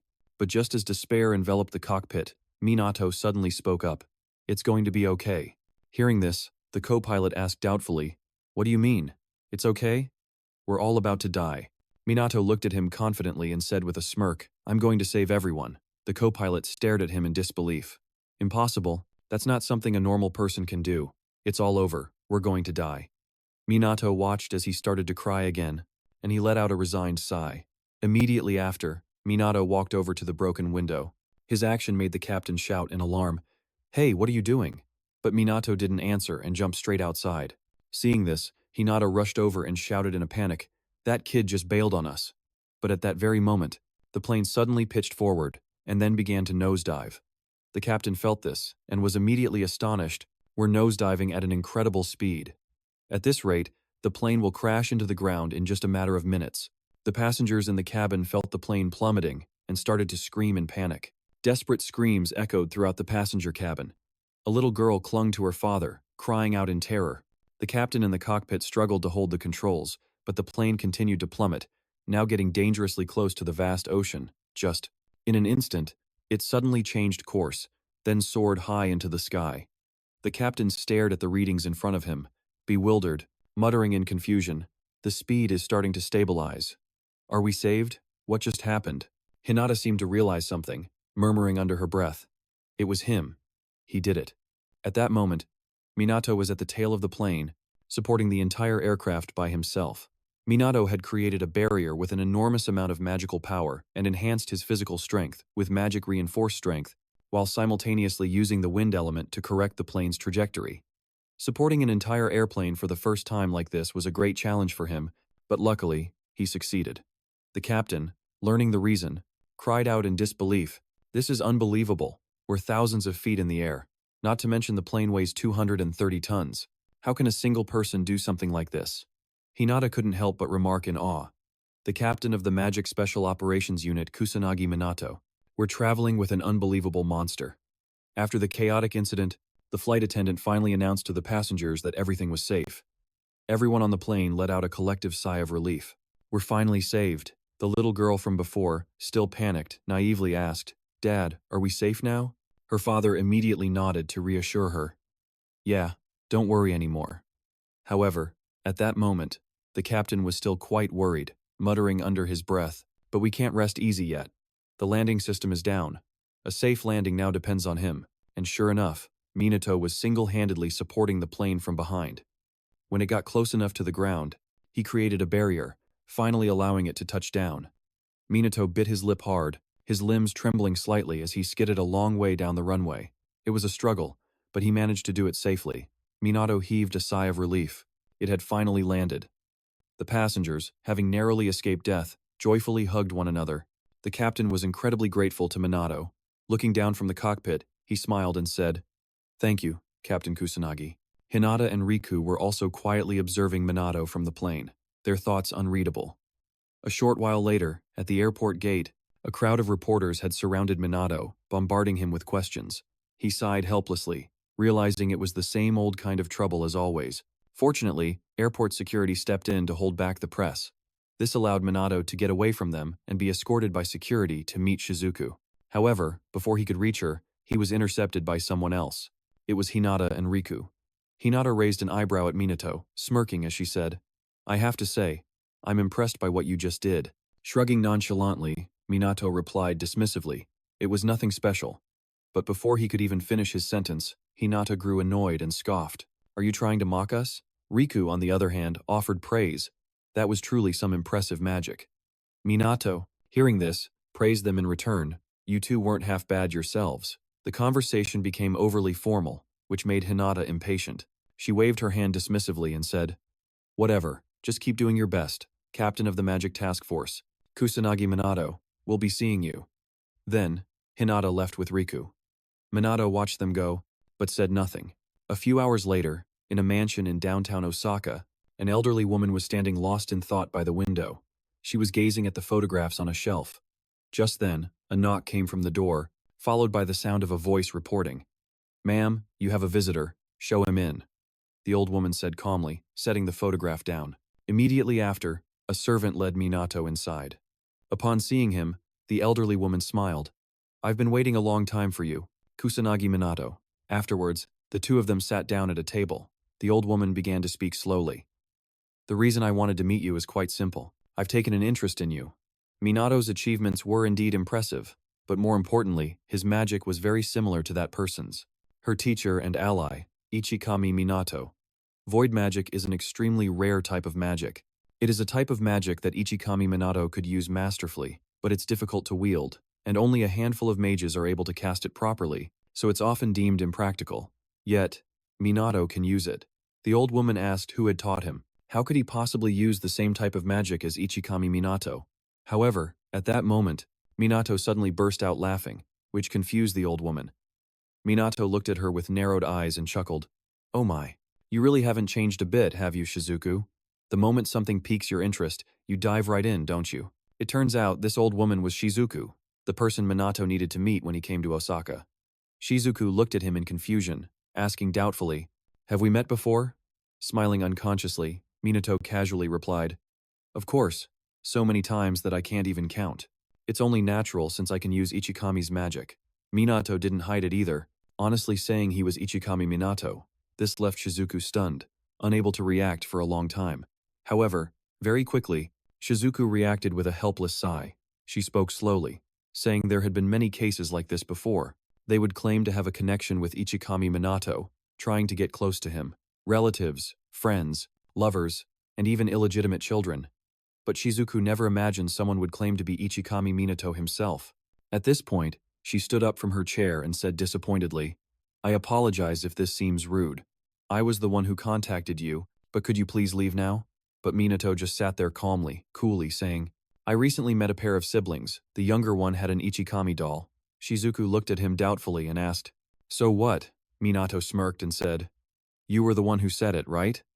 That you wanted to make a doll that looked like me. Shizuku recalled the past and asked in shock, How do you know about that?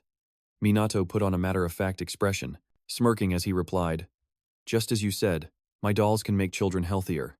To this day, Ichikami Minato is still protecting everyone. Shizuku looked at him in disbelief, muttering in confusion, Can this really be happening? Is it really you? Minato asked helplessly, Why don't you believe me yet? Then let me tell you another story. Shizuku quickly returned to her seat, once again processing what Minato had just said. In just a moment, her expression changed continuously. Minato kept recounting old stories, things that only the two of them knew. Shizuku listened in silence, and finally couldn't help but smile. It really is you. Minato was a bit exasperated, pouting as he said, Unbelievable, you finally believe me. Shizuku retorted defensively, Well, the whole reincarnation thing isn't easy to accept.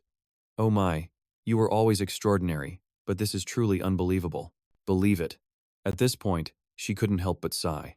After your death in the final great cataclysm, everything has been very difficult. Minato looked intently at Shizuku, not knowing what to say about what happened 50 years ago. Before he could say anything, Shizuku spoke again through her sobs. But I'm truly so happy to see you again. I really am.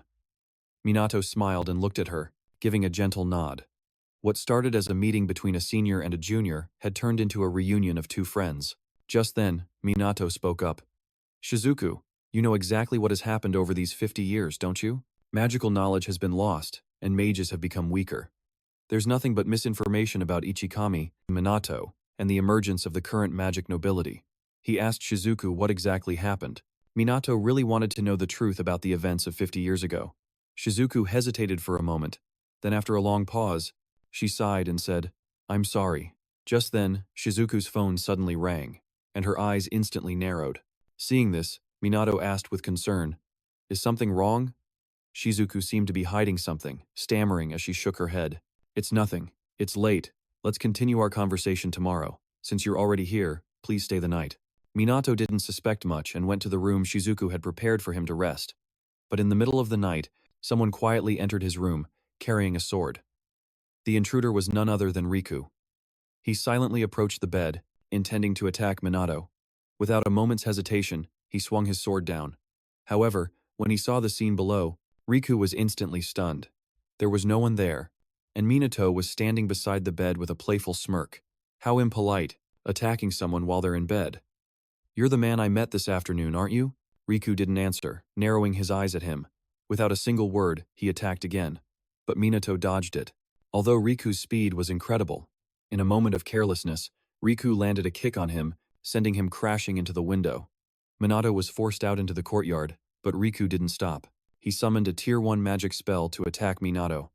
Not daring to be careless, Minato created a barrier to block it. As expected, Riku's magical attack was stopped by this barrier, but Riku didn't let up. He ferociously slashed with his sword. Minato's barrier was sliced in two just like that.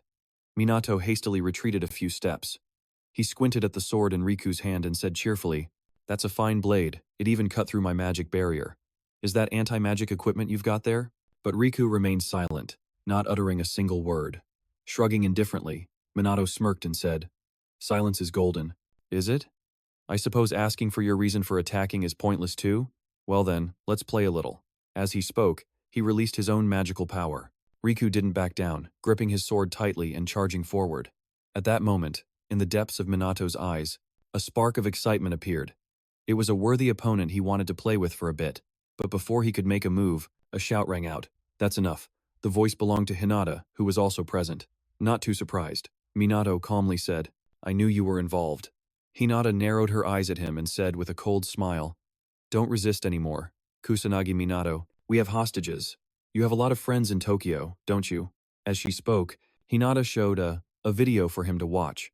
Inside was footage of Ryuji's house and Minato's house, where the two Mizuha sisters were temporarily staying, with several men in black suits standing guard nearby. Seeing this, Minato frowned and asked suspiciously, "What do you want?" Hinata smiled calmly and said, "First, let me introduce ourselves. I am a magic noble and the leader of the Homurai clan, Hinata Homurai." After speaking, she nudged Riku. Seeing this, Riku also slowly introduced himself as a magic noble, leader of the Kaihi clan, Riku Kai. After the introductions, Hinata quickly stated her purpose. "We have a request for you to join us. As a magic noble, Minato would gain fame and status, even wealth, power, and women. Anything you want, and most importantly, you can protect your friends. In any case, their orders are absolute." She told Minato to think it over carefully. Even if he escaped this time, he would still be pursued by them, the magic nobles, for the rest of his life. Minato didn't answer, just remained silent and listened. Hinata continued her threats. "You might be the strongest person in this world, but when you're eating, bathing, sleeping, or away from your friends like you are now, can you still protect them? Answer me." Minato replied without hesitation, "I refuse."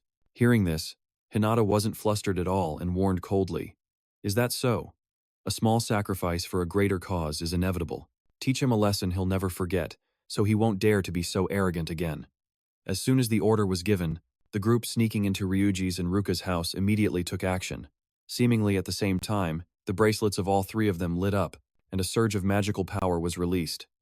Seeing this, the men in black couldn't help but panic. In an instant, that magical power transformed into a spectral image. This figure was clearly Minato's, and it immediately began to menacingly advance toward the group of intruders. When there was no response from the other side, Hinata finally started to feel panicked and hurriedly shouted, "Hey, what's happening? Answer me." Unfortunately, there was no one left to answer her. The magical energy had captured all the men in black, then directly crushed them to death on the spot without alerting anyone. Riku quickly realized something and muttered, "They've been wiped out." Hinata looked at Minato in horror, asking bewilderedly, "What did you do?" Shrugging nonchalantly, Minato scoffed, "You should have expected this would happen, unless you're all a bunch of idiots." Upon hearing this, fury ignited in Hinata's eyes. She opened her mouth in frustration. "What an annoying pest.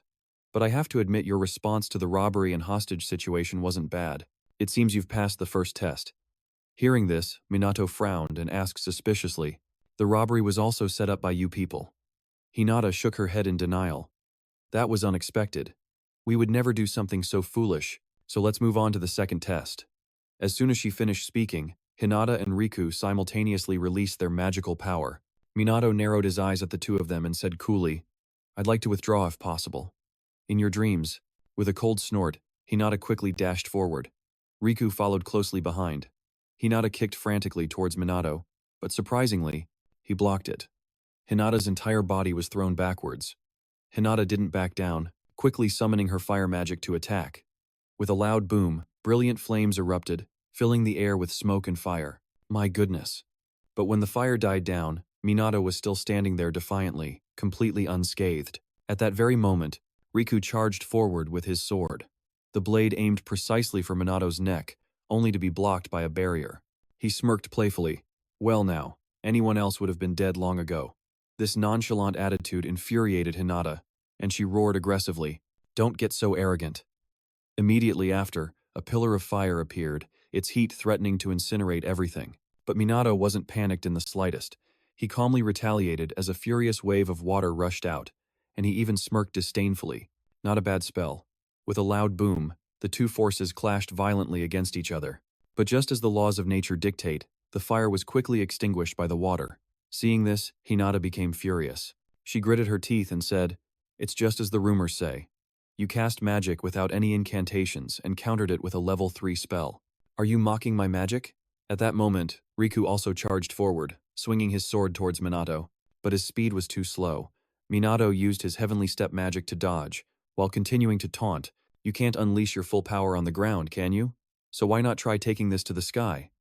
You're being far too confident," Hinata angrily yelled, then quickly flew up into the sky. Riku followed closely behind. Hinata stood opposite Minato, gritting her teeth and muttering, "Perhaps we underestimated you, no more holding back." As soon as she said this, she and Riku cast their magic in unison. A fire element and an earth element spell appeared in an instant. Both of them shouted in unison, "Our attack will annihilate everything." A brilliant magic flame instantly rushed madly towards Minato. Alongside it, a giant boulder threatened to crush him. Hinata, seemingly certain of her victory, smugly declared, "This magic has the power to destroy half the city. Do you really think you can withstand it?" In just an instant, the magic flame and the giant boulder merged into one, resembling a meteor about to crash down to Earth. And yet Minato wasn't panicked in the slightest and just scoffed. Immediately after, he summoned a level 7 nullification magic called Dispel to counter it. In an instant, a powerful surge of magical energy enveloped the magic flame and the giant boulder. In less than 3 seconds, they completely vanished into thin air. This sight left Hinata and Riku stunned and speechless. With a scoff, Minato said scornfully, "Of course, I simply disintegrated and dispersed the magical energy, that's all." Hinata stared at him in disbelief, shouting in frustration, "I can't believe it, that's cheating. I don't accept this. You're disqualified. Everything up until now was just a game. Now I'll show you my true power." Saying that, she once again unleashed her magical energy. However, Minato paid her no mind because he had noticed something else appearing. Even Hinata and Riku sensed it, crying out in terror, "This energy signature, it's here." Minato looked up at the sky, which was now covered in a blood-red hue, signaling that a calamity was about to descend upon this place. He frowned in silence. Too many things were happening at once. It surely couldn't be a coincidence. The three of them all turned towards the source of the calamity. Minato didn't even bother changing his clothes and was ready to head out. But Hinata shouted in frustration, "Are you kidding me? Who cares about some calamity? I'm going to crush you right here, right now." Just then, she frantically charged toward Minato again. However, Riku, who was behind her, reached out and pulled her back. He reminded her in a low voice, "Don't forget our mission." Hinata gritted her teeth, unwilling to back down. But in the end, she didn't attack Minato again. Minato wasn't afraid of them either. He spoke calmly, "Sorry, but our fight will have to be postponed. I'm going to deal with the disaster first." After saying that, Minato looked off into the distance. It's Dotonbori. If he remembered correctly, that place has been abandoned and desolate since the great catastrophe 50 years ago. Even without a disaster, monsters continued to pour out. Minato thought no one would come here, unless that person was a complete fool. Minato quickly ran in that direction, using his magic to scan the surroundings. Monsters were swarming out in huge numbers. If not controlled, they could invade human residential areas, and dealing with them alone would be very difficult. While he was worrying, Riku appeared beside him and said in a low voice, "We'll lend you a hand." Hearing this, Minato nodded and said, "Thanks, I appreciate that. Weren't you trying to kill me?" Riku shook his head slightly, replying nonchalantly, "We were just testing you, and you passed, that's all." Hinata, on the other hand, was very quiet, just following closely behind the two of them. Minato didn't pay it much mind. He just felt a bit overwhelmed that his problems just kept piling up. Soon after, they arrived at the place where the monsters were invading. There were magic beasts and demon soldiers. They were continuously pouring out and attacking people. Hinata landed on the ground from mid-air. She scoffed and said, "It's monster hunting time." As soon as she finished speaking, she summoned her fire-type magic, incinerating the horde of monsters before her. On the other side, Riku wasn't idle either. The sword in his hand swung relentlessly, slaying many magic beasts. Minato was even busier. He created a series of magic spells, and in an instant, numerous magical bolts appeared in the air. They shot out continuously, killing the monsters. Minato looked down. He would handle the small fry while waiting for the boss.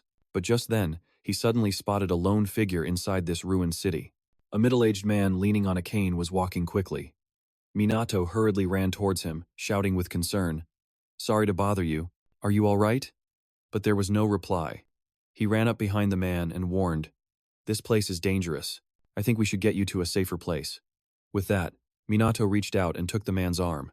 But at that moment, the man suddenly turned his head and glared at him, startling Minato. The man, realizing he had been rude, quickly said, "Thank you for your concern. I'm fine, don't worry about me." Then he walked away. Minato watched the man's retreating back, a bit bewildered. Why would an old man like him be wandering around here?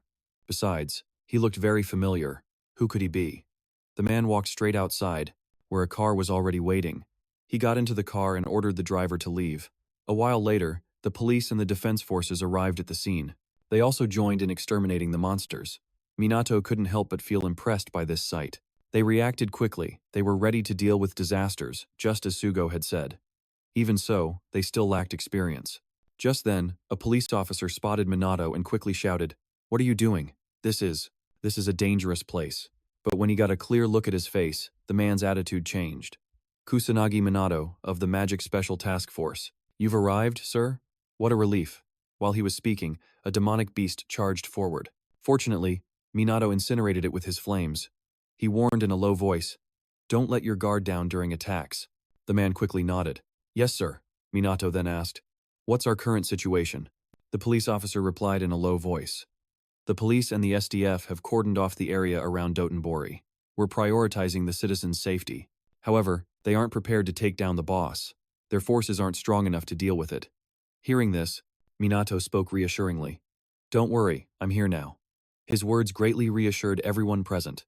Minato smiled slightly and said, "And I'm not alone here." The police officers heard this and looked up, and sure enough, they saw Riku and Hinata destroying monsters. They exclaimed in amazement, "Magic nobles? Aren't those the Homurai and Kaihi clans? Is the Magic Special Task Force cooperating with the Magic nobles?" But whatever the case, they felt much more confident. With the three of them here, they were sure of victory. It was just then that a massive amount of magical energy suddenly filled the air, alarming everyone. A trembling police officer muttered, "What's happening? My body feels so heavy." Everyone looked, and within that torrent of magical energy, a figure had silently appeared. It was the demon general. The boss had arrived. Seeing it, the police officers were instantly terrified. "No way. This monster has enough power to destroy the entire city of Osaka. We can't possibly win." And yet, Minato suddenly stepped forward and said excitedly, "Geez, you finally decided to show up." Hearing this, the police were immediately horrified. This couldn't be happening. They were facing the demon general. How could he be so calm? But before Minato could even act, Hinata shouted, "That's our prey, so don't you dare interfere." Immediately, she and Riku charged forward. Minato sighed in resignation. "They beat me to it. Oh well, I'm sure they can handle an opponent of that level." Hinata and Riku quickly closed in on the demon general. Hinata said excitedly, "It's fine. I'll just take my anger out on you." Riku nodded in agreement. "I will take you down right here." Hinata quickly summoned her magic and shouted, "I'll blow you to smithereens." Riku wasn't idle either, creating a giant boulder. In the blink of an eye, the flames and the boulder hurtled furiously toward the demon general. The demon general didn't let its guard down, raising a hand to create magic circles. A Tier 5 fire-type magic was unleashed, and a giant sun materialized. The intense heat forced both Riku and Hinata to retreat. The police officers couldn't help but back away as well, with only Minato standing calmly in place. When the brilliant light faded, the demon general's body was still standing defiantly, and the ground around it for 10 meters had been shattered. Seeing this, Hinata and Riku were horrified. It countered them. What terrifying magic. Just then, the demon general spoke in a contemptuous voice. "You weak humans, is there not a single one among you who is a formidable mage?" Hearing it speak, the surrounding police officers immediately panicked. "It's talking all right. I heard they have higher intelligence than normal monsters, but this is something else." Minato glanced at them.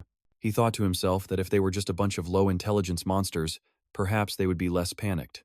But if the enemy possessed intelligence, it was understandable for them to feel fear. Of course, there were exceptions. Hinata shouted in frustration, "Do you take me for a fool? I'll burn you to ashes. I will unleash my full power on you." As soon as she finished, her entire magical power erupted. Even Riku wasn't standing idle. He gripped his sword tightly, while simultaneously casting an 8th-tier spell called Spatial Blade. This was the secret art of the Kai Tree clan. Seeing this, Minato excitedly exclaimed, "Is that an original incantation?" No one answered him. Hinata and Riku shouted in unison, "This time, you'll surely die." The demon general spoke coolly. "Impressive magical power." Hinata snorted coldly. "So you finally realized it?" But the demon general pouted and replied, "I wasn't talking about you." The one it was referring to was Minato, standing in the distance. It sensed the immense magical power radiating from him. Riku and Hinata had no idea who it was talking about, but they were furious. The two of them charged forward frantically, shouting in frustration, "How dare you look down on us, you bastard!" Hinata created a phantom palm of flames and struck down, but the demon general still managed to block it. At the same time, Riku also slashed with his sword, but the demon general dodged and vanished without a trace. When it reappeared behind Riku, it immediately began to counterattack. Riku and Hinata coordinated to defend themselves, but the demon general was too strong, forcing them back step by step. Meanwhile, in the sky, there suddenly appeared composite magic circles. This was a 6th-tier fusion magic, Raging Fire Vortex. The fire vortex swept across wildly, putting immense pressure on Riku and Hinata.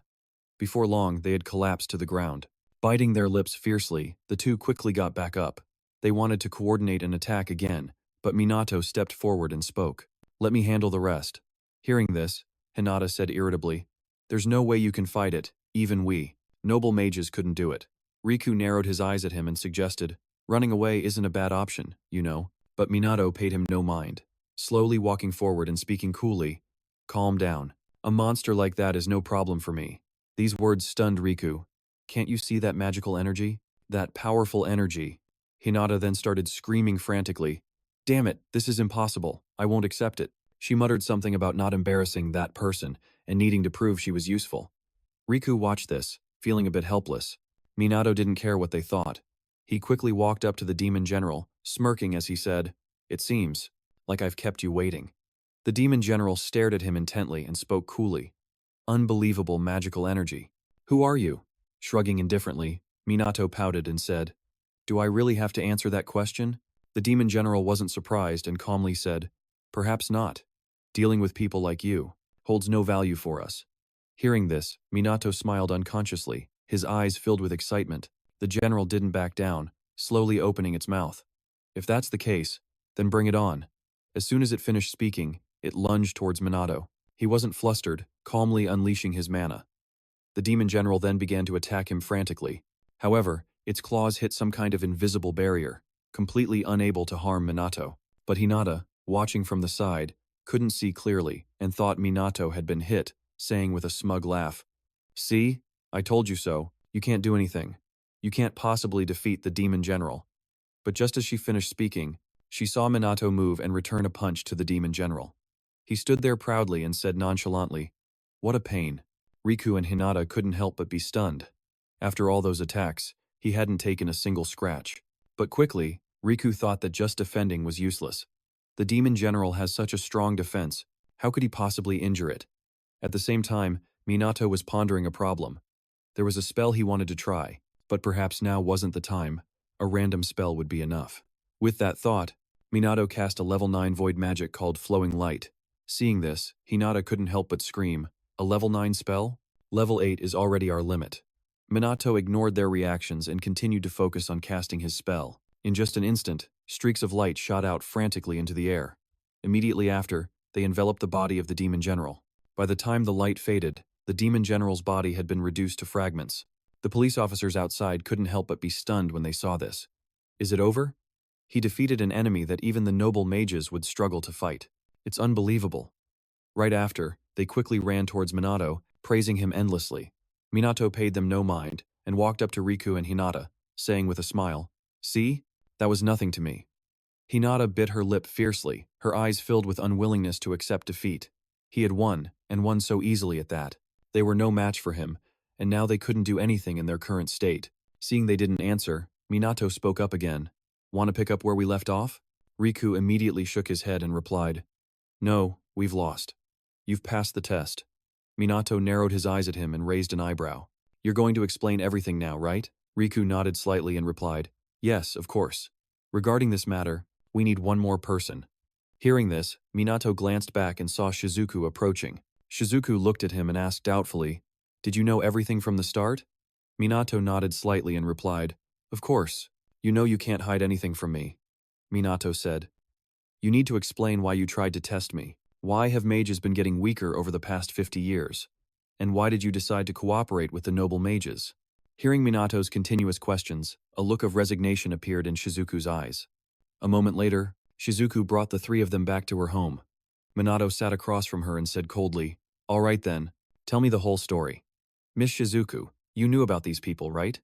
Shizuku nodded slightly and replied, "Yes, I even knew beforehand that you would be attacked." Minato furrowed his brow and asked, "Tell me why." Upon hearing this question, Riku and Hinata remained silent outside, not saying a word. After a long moment, Riku slowly began to speak. "We wanted to see if you would use your power for personal gain, to see if you were truly capable." After hearing this, Minato was still confused and asked, "Is that why you dragged my comrades into this test?" Riku shook his head slightly and replied, "That was just a threat. We had no intention of harming anyone." Minato scoffed coldly, "Then why did you still do it?" Riku slowly answered each question one by one. He and his team could have become a threat to the magic nobility. It was a dangerous situation for Japan. Minato, unconvinced, retorted, "That's the result of your own irresponsibility. The special magic squad never intended to offend the magic nobility. It was you who interfered in our affairs." Hearing this, Hinata became displeased and wanted to lash out. However, Riku quickly stopped her. "Stop, he's right." He knew full well that when the first calamity struck, the nobility did nothing. He also had to admit their response was very negligent. However, the world still needs the magic nobility. Minato narrowed his eyes at Riku, neither refuting nor agreeing. Shizuku then spoke up, interjecting, "The root of this problem began 50 years ago. It started with your death, which led to the current situation in Japan and ultimately, the birth of the magic nobility. With the passing of many mages, including Ichikami Minato, and the disappearance of most of the demon generals, the number of illegal mages in Japan increased. During the calamity, both the citizens and the self-defense force were depleted, making control impossible, and turning Japan into a lawless land. The legal mages fought bravely to stop the evil mages. But Japan was on the verge of collapse. Everyone was exhausted and had lost faith in the future. Everything was triggered by the death of Ichikami Minato. He was the people's hope, but he was gone. At this point, Shizuku sighed helplessly. The remaining mages carefully considered how they would rebuild Japan and restore the people's faith. Shizuku's face was now filled with sorrow. Minato understood the situation upon hearing this and stated coolly, "So the magic nobility was established." Shizuku nodded slightly and replied, "Exactly. They created a clear power structure, the magic nobility, to regain the people's trust. They believed that with a new hero like Ichikami Minato, Japan could return to peace. The power of mages at that time was very dangerous. So the magic nobility confiscated all the spellbooks and related documents throughout the country. They took in talented mages, and if not, they would kill them all to monopolize magical knowledge and skills." Shizuku's voice grew more reluctant as she spoke. A prohibition law was enacted across Japan. At that time, any rumors or traditions of magic were banned. Japan gradually returned to peace, but as a result, mages became weaker. Minato nodded in understanding. The authorities gradually fell behind in technology and knowledge. This is a common story, isn't it? He still remembered the situation 50 years ago. Many citizens and mages died in the calamity, and many people used magic for evil purposes. It was easy to imagine what would have happened if he had died. But Minato still didn't trust the nobility. He asked doubtfully, "However, does the magic nobility even have the capability to do all that?" Hearing this, Shizuku glanced over at Riku and Hinata in the distance. After a moment of hesitation, she asked in a low voice, "Do you remember Mumiu Hifumi?" Minato nodded slightly and replied, "I remember he was my student. He always had a problem with Minato, a pathetic, arrogant guy, but it was undeniable that he was talented." Shizuku said in a low voice, "He is now the president of the Mumel Corporation, a major company in Japan. He was originally famous as the heir to the Mum Group. He has been supporting the magic nobility ever since." Hearing this, Minato nodded in understanding. "I see now, connecting with the world economy, and by extension, politics. But I didn't know he was the heir to the group." Smiling unconsciously, Shizuku said helplessly, "Haha, you're still the same. You don't care about wealth, fame, or money. You only care about magic and the people." Shrugging nonchalantly, Minato pouted slightly, "I don't see a problem with that." Shizuku glanced at Riku and Hinata again. After a moment, she continued. The number of mages in Japan is the lowest in the world. They used to be at the top when you were still Ichikami Minato, but that's no longer the case. Hinata heard this and retorted with dissatisfaction. Japan became peaceful thanks to our predecessors. That has never changed. Minato glanced at her and asked with a sneer. So what's your next plan if a disaster happens again? This question left Hinata stunned and speechless. After a long hesitation, Riku spoke up. Back then, we thought that a disaster wouldn't happen again, and even if it did, we thought the police could handle it. In the worst-case scenario, the magic nobility could solve everything. With a soft snort, Minato scolded them in frustration. All those assumptions were wrong. Huh? Riku immediately shrank back and said no more. He then glanced at Shizuku and asked, You knew about all of this, didn't you, Miss Shizuku? Yes, I've been involved for 50 years now.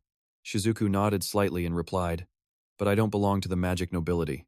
My power and influence are not as strong as theirs. Now, I'm just a creator of anti-monster weapons. After hearing this, Minato's brows furrowed deeply. So this was the truth of 50 years ago. The magic nobility, the decline of mages, the lack of knowledge about magic and many disasters, and the reasons behind it all. But was this the whole truth? Thinking this, Minato narrowed his eyes and questioned Shizuku. You've told me everything, right?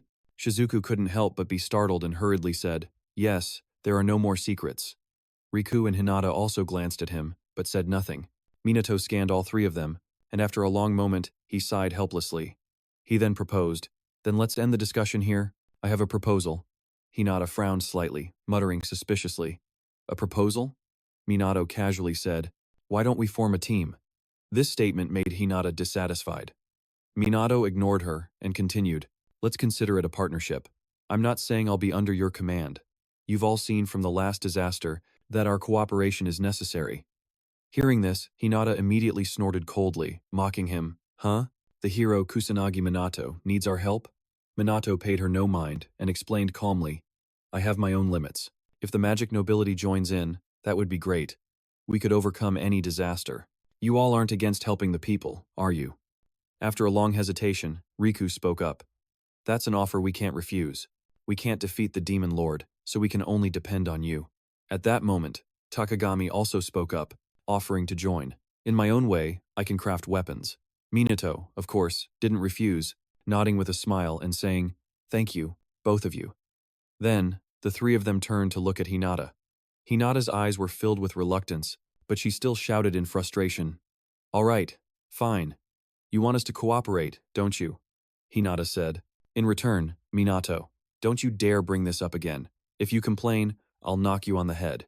Minato didn't hesitate and nodded. All right, I get it. And you two, no more taking hostages. Hinata snorted in reply. Got it. And so, the Special Magic Squad and the magical nobility became allies.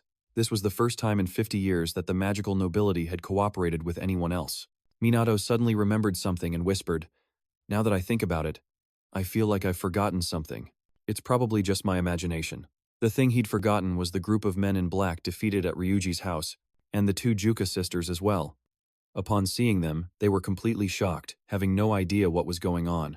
The next day, at the local police academy in Osaka, when they learned Minato was there, a crowd of people came to greet him. We greet you, Captain Kusanagi Minato. Minato was taken aback by their enthusiasm, not knowing how to react. Just then, an authoritative shout rang out, Fall in line! You're not students anymore. Hearing the voice, the whole group straightened up and formed a neat line. A middle-aged man quickly came out and said, My apologies for this, Captain Kusanagi. It's an embarrassment to the police force to have people like this acting like kids. Minato looked at them, bewildered, and nodded, muttering, Right.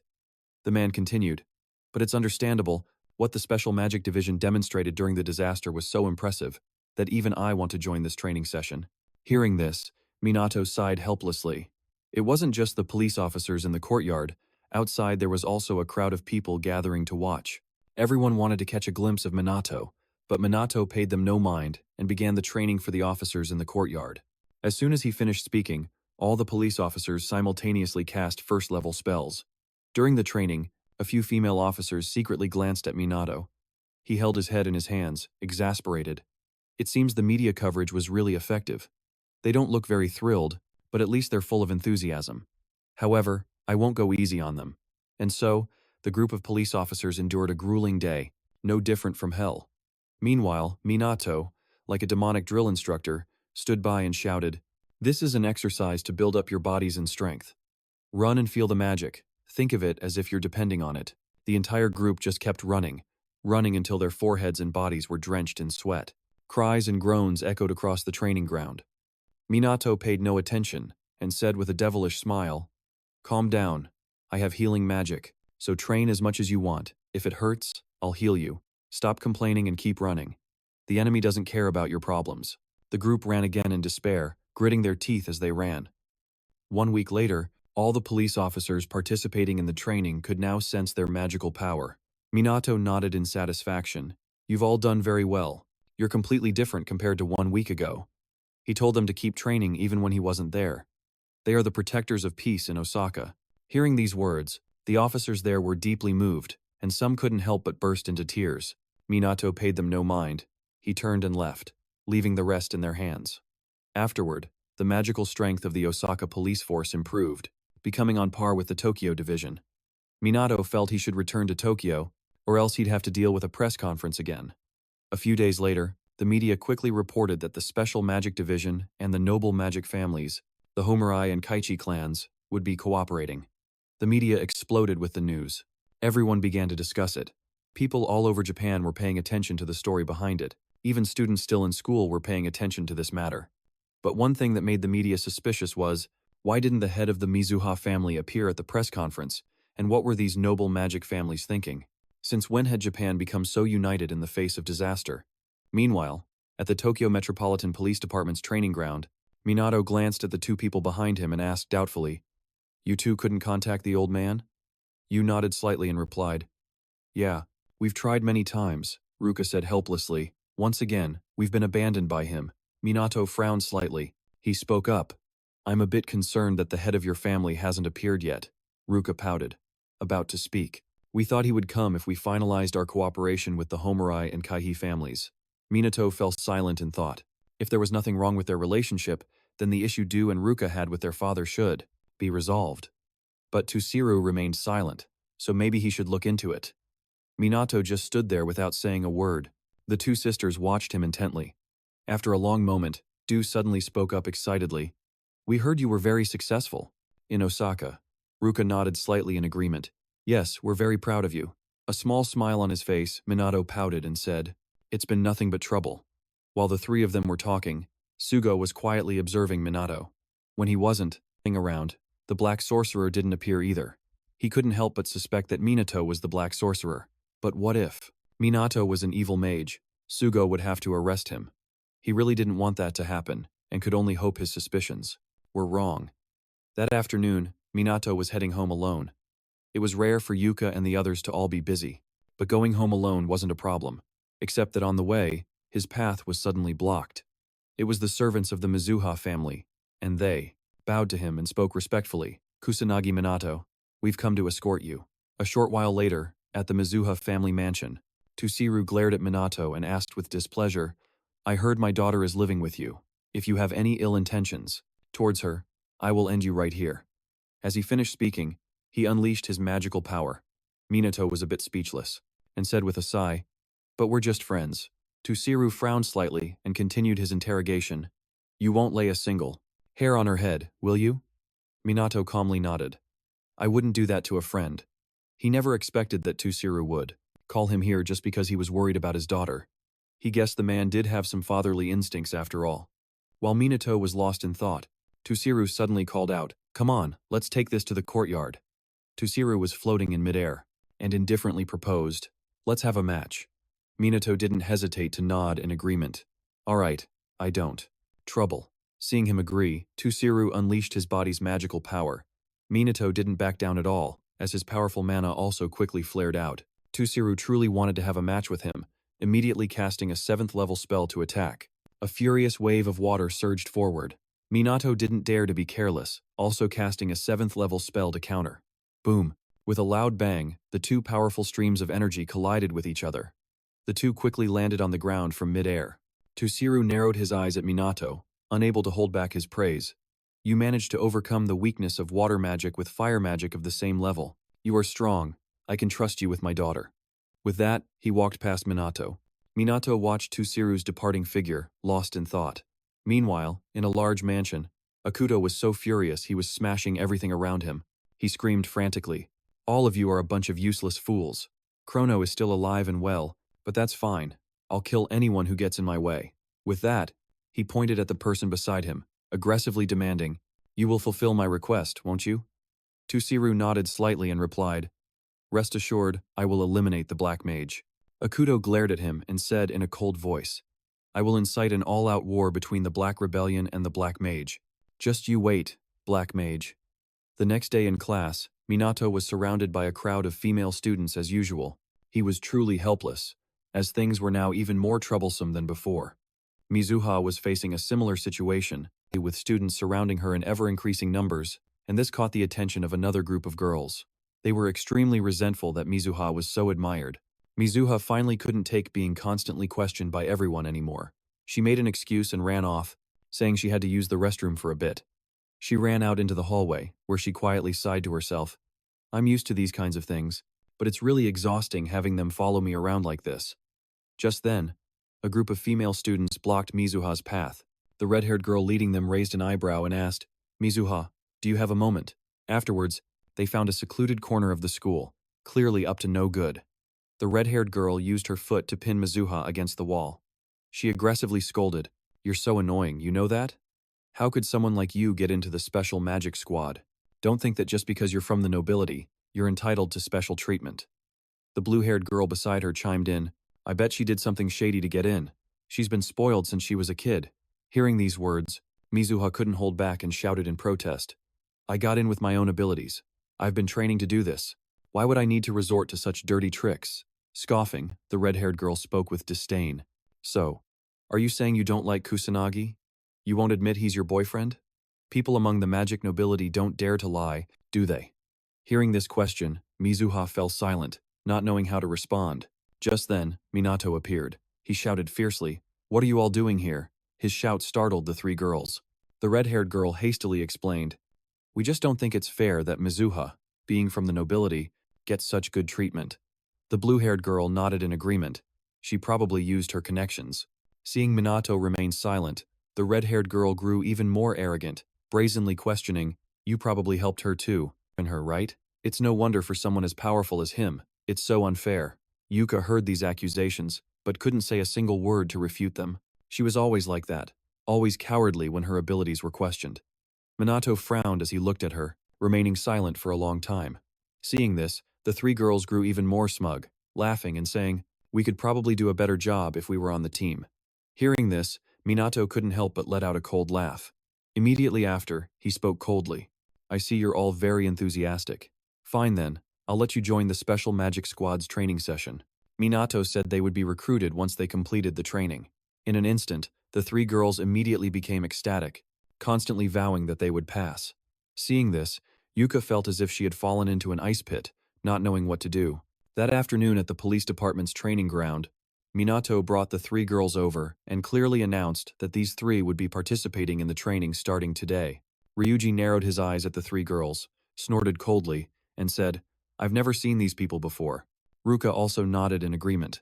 "They don't look very disciplined, and it seems like they have no power either." Rika, on the other hand, was bewildered and didn't know what to say. Is Minato really letting them participate? However, she quickly forced herself not to get distracted. All she needed to do now was focus on what needed to be done. The three girls still had no idea what was waiting for them ahead, and were still excitedly and cheerfully chatting away. However, their conversation displeased Ruka. They seemed to be taking this lightly. Ryuji also grumbled unhappily. "What's wrong with them?" Minato knew what the two of them were worried about and said casually, "Don't think about it for now. They need this training." The red-haired girl wasn't thinking about training at all. She was just happy to be near Minato, but her joy was short-lived. After the training started, she found it difficult to even breathe, let alone pay any attention to Minato. Unfortunately, Minato paid no mind and kept running ahead, urging everyone to train. "Run like your life depends on it.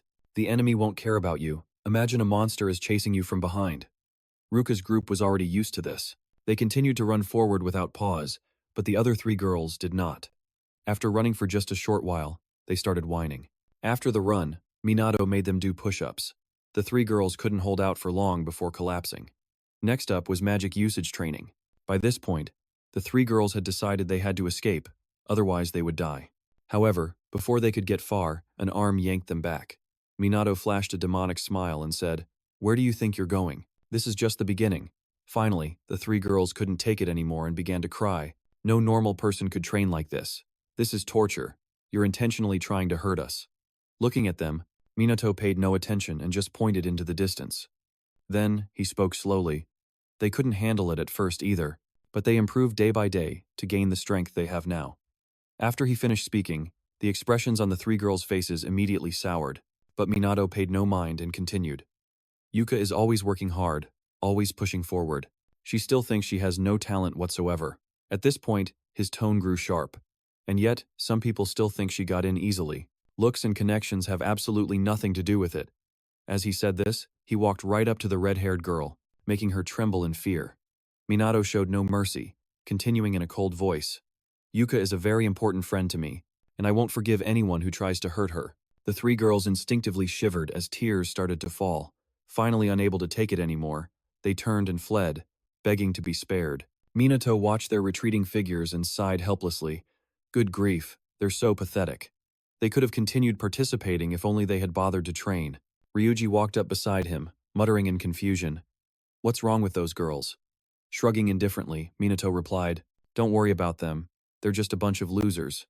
At the same time, Yuka finally understood why Minato had let those girls join the training. Later that afternoon, on the way home after practice, Yuka gratefully spoke up. "I heard what you said back there. Thanks for sticking up for me." As she said this, she gave him an extremely genuine smile. Minato casually replied, "I just thought showing them a dose of reality would make them stop their bootlicking and cut down on the gossip." But Yuka was still cheerful, laughing as she said, "You just told me not to worry about it." "Did I?" Minato asked, feigning confusion. "Oh yeah, I did." Yuka was truly happy now. She murmured softly, "But you know, I consider you an important person too. Is that so?" Minato replied, raising an eyebrow slightly, seemingly unfazed. Yuka knew that important to him was a different kind of important, but for now, this was enough for her. One day, when she obtained enough strength to stand right beside Minato, then, Yuka would become truly strong. At this thought, she suddenly picked up her pace, her voice filled with a playful challenge. "I'm going to get strong enough to defeat you, Minato, so you better be ready." With that, Yuka turned back to Minato, flashing a radiant smile. The next day, disaster struck again as monsters began to furiously swarm out, destroying everything in their path. Instantly, a few figures appeared on the scene. It was Minato and Hinata. After hearing the disaster alert, they had rushed to the scene and were now working together to handle the catastrophe. Hinata, with her fiery temper, rushed ahead. Left with no choice, Minato quickly followed. The two of them swiftly used their magic to annihilate the magical beasts. Witnessing this scene, the fleeing citizens couldn't help but remark, "How amazing! The Special Magic Squad and the Noble Mages are actually working together." And with the cooperation of the Special Magic Squad, the reputation of the Noble Mage Society was slowly being restored. The current trend was for dark mages to eliminate illegal mages, while the Special Magic Squad took care of disasters and monsters. The Magic Squad was a unique type of enterprise with students at its core. Some people viewed it as a police organization, and its frequent delays in responding had led to growing criticism of the police. Elsewhere, at a city hospital, a young boy about 9 years old lay in a hospital bed, his eyes tightly closed. At that moment, the window to his room suddenly opened, and someone silently slipped inside. It was Minato, using his recovery magic to treat the young boy lying on the bed. In an instant, the boy's body was enveloped in magical energy. Recovery magic doesn't work on comatose patients. Minato hoped it would still be beneficial for the boy's body and mind. It had been a long time, yet nothing had changed. Even though Minato had treated him continuously, the recovery magic seemed to have no effect.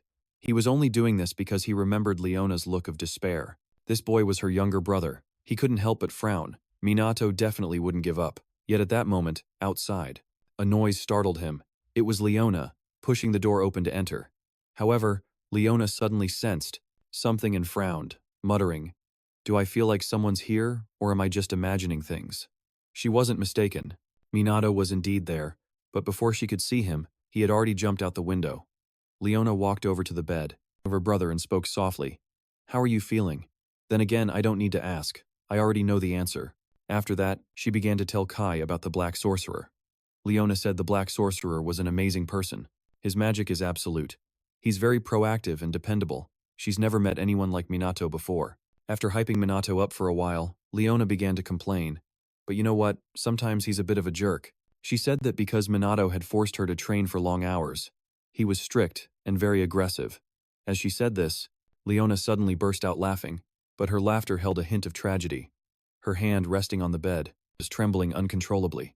Leona pursed her lips and muttered, "I won't give up. I'll make sure no one has to suffer, like you." She vowed to overthrow the Black Rebellion at any cost. Leona hung her head, her silhouette looking incredibly desolate. She reached out and caressed the pale skin of Kai, who was lying in the hospital bed. After a long moment, she whispered, "I'm so sorry, Kai." Leona stayed by Kai's side like that all night. Meanwhile, Minato quickly left the hospital. The next evening, at a warehouse. As scheduled, Minato arrived at the meeting point to see Leona, but there were several unfamiliar faces, which made him ask in confusion, "Huh, who are they?" Leona cheerfully explained that these were his new comrades. When Minato heard this, he was immediately displeased. "Where did you even find these people?" Shrugging nonchalantly, Leona replied with a smirk, "I didn't find them. They found us. I posted your pictures and videos online to see if they would reach out to me." Minato nodded in understanding when he heard this, so that was how it was. Seeing that he was silent, Leona continued, "Don't worry. I've already verified their identities and taken their pictures. They're trustworthy people." Just then, the people present cheered enthusiastically. "It's really Chrono, the Black Sorcerer in the flesh." Minato saw this, and was displeased.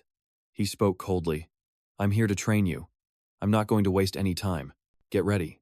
Hearing this, everyone shouted with excitement, "We're ready, no matter what we look like on the outside. We're very confident in ourselves." A small smile appeared on Minato's face as he said, "I'm looking forward to it," and in less than 2 hours, all of them had collapsed. Minato's hellish training regimen was just too brutal, and yet he still complained, "You guys are pathetic. Train like your life depends on it." Even though the new members, who were only enthusiastic at first, their dedication was clear. They improved remarkably under the guidance of Minato. A new strategy team specializing in stealing information and manipulation was established. The action team targeted the bases of the Black Rebellion and destroyed them. The Black Sorcerer gained support from underworld organizations, and Minato's power grew stronger and stronger. At the police department, this information naturally reached their ears. During the break, they couldn't help but gossip. The dens of the Black Rebellion had been hit hard. Could this be a feud between illegal mages? Some people viewed the Black Sorcerer as a neutral party. Sugo was also present, and hearing these words, his expression grew increasingly grim. "Neutral, asterisk. Those illegal mages are nothing but a bunch of criminals, and he wouldn't let them continue like this." On Akuto's side, he was also furious at this moment, gritting his teeth and cursing. "He dares to challenge and look down on us like this again. I'm not the same as before anymore." Just then, a subordinate came to report, "Boss, everything is ready." Akuto grumbled in dissatisfaction. "Too slow, a bunch of useless fools. I'll close in on them and kill them all with my own hands. Just you wait, Kusanagi, Minato, Chrono." Despite the shocking news outside, everyone at the police department was still training hard. During that time, Sugo had been secretly observing Minato. He was truly an outstanding person, however. He couldn't help but suspect that he might be Chrono. Based on Minato's age, abilities, and the timing of his appearance, it was hard for Sugo not to be suspicious. He wanted to believe that Minato wasn't the Black Sorcerer. While Sugo was lost in thought, the three, Ruka and the others, were now standing before Minato, apologizing with extreme guilt. Minato looked at the shattered bracelets in his hand, a bit startled. Du quickly explained, "We tried to fix it." But before she could finish, Minato cut her off coldly. "It's fine, don't worry about it. It just exceeded its limits. It seems a newcomer like you can't create a weapon capable of defeating monsters. You should probably ask Shizuku." At that moment, Rui said resentfully, "I can't say I like this." Ruka also grumbled in annoyance. "I think they were sent at night to test us." Du also couldn't accept them sneaking into their house at night like that. Seeing their indignation, Minato quickly spoke up. "I'm upset too, but thinking about the future, cooperating with them is necessary. I'm sorry, but can you all let this go?" At his words, the three of them nodded in agreement without hesitation. Ruka suddenly remembered something and quickly brought it up. Now that I remember, the magic nobles were acting a bit strange back then. I wasn't attacked by their magic, but they didn't seem to realize the situation they were in. Minato slowly explained. It's a type of draining magic, a magic that absorbs strength and memories. They don't remember what happened after the magic was used on them, they just feel like nothing is wrong anymore. He quickly suggested, all right, training is over, let's go home. However, Ruka and the others said they were busy, and then they split up and went their separate ways. Minato felt a bit helpless, but he didn't say anything. Just then, Sugo approached and offered, Kusanagi, let me give you a ride home. Minato didn't refuse and got into Sugo's car to go home. Sugo sat in the driver's seat and slowly spoke up. Lately, the Black Sorcerer has been expanding his influence. Minato couldn't help but frown and say, you're still suspecting me, aren't you? Sugo neither confirmed nor denied it. He just gave a faint smile and said, Chrono is an exceptional individual. I think someone in the exact same position as him would realize that at some point. Shrugging indifferently, Minato pouted and said, I don't know anything about it. Sugo narrowed his eyes at him and asked suspiciously, why's that? Minato calmly replied, is this Chrono guy a bad person? I haven't seen or heard of him doing anything bad. Sugo answered without hesitation, as far as I know, he is a good person, but he's still a criminal. Minato heard this and asked in confusion, why? Sugo hesitated for a moment, pulling the car over to the side of the road. The atmosphere in the car fell silent. After a long while, he finally answered, my father was a police officer, an enforcer of justice. He was an outstanding man, and I once had a happy and proud family.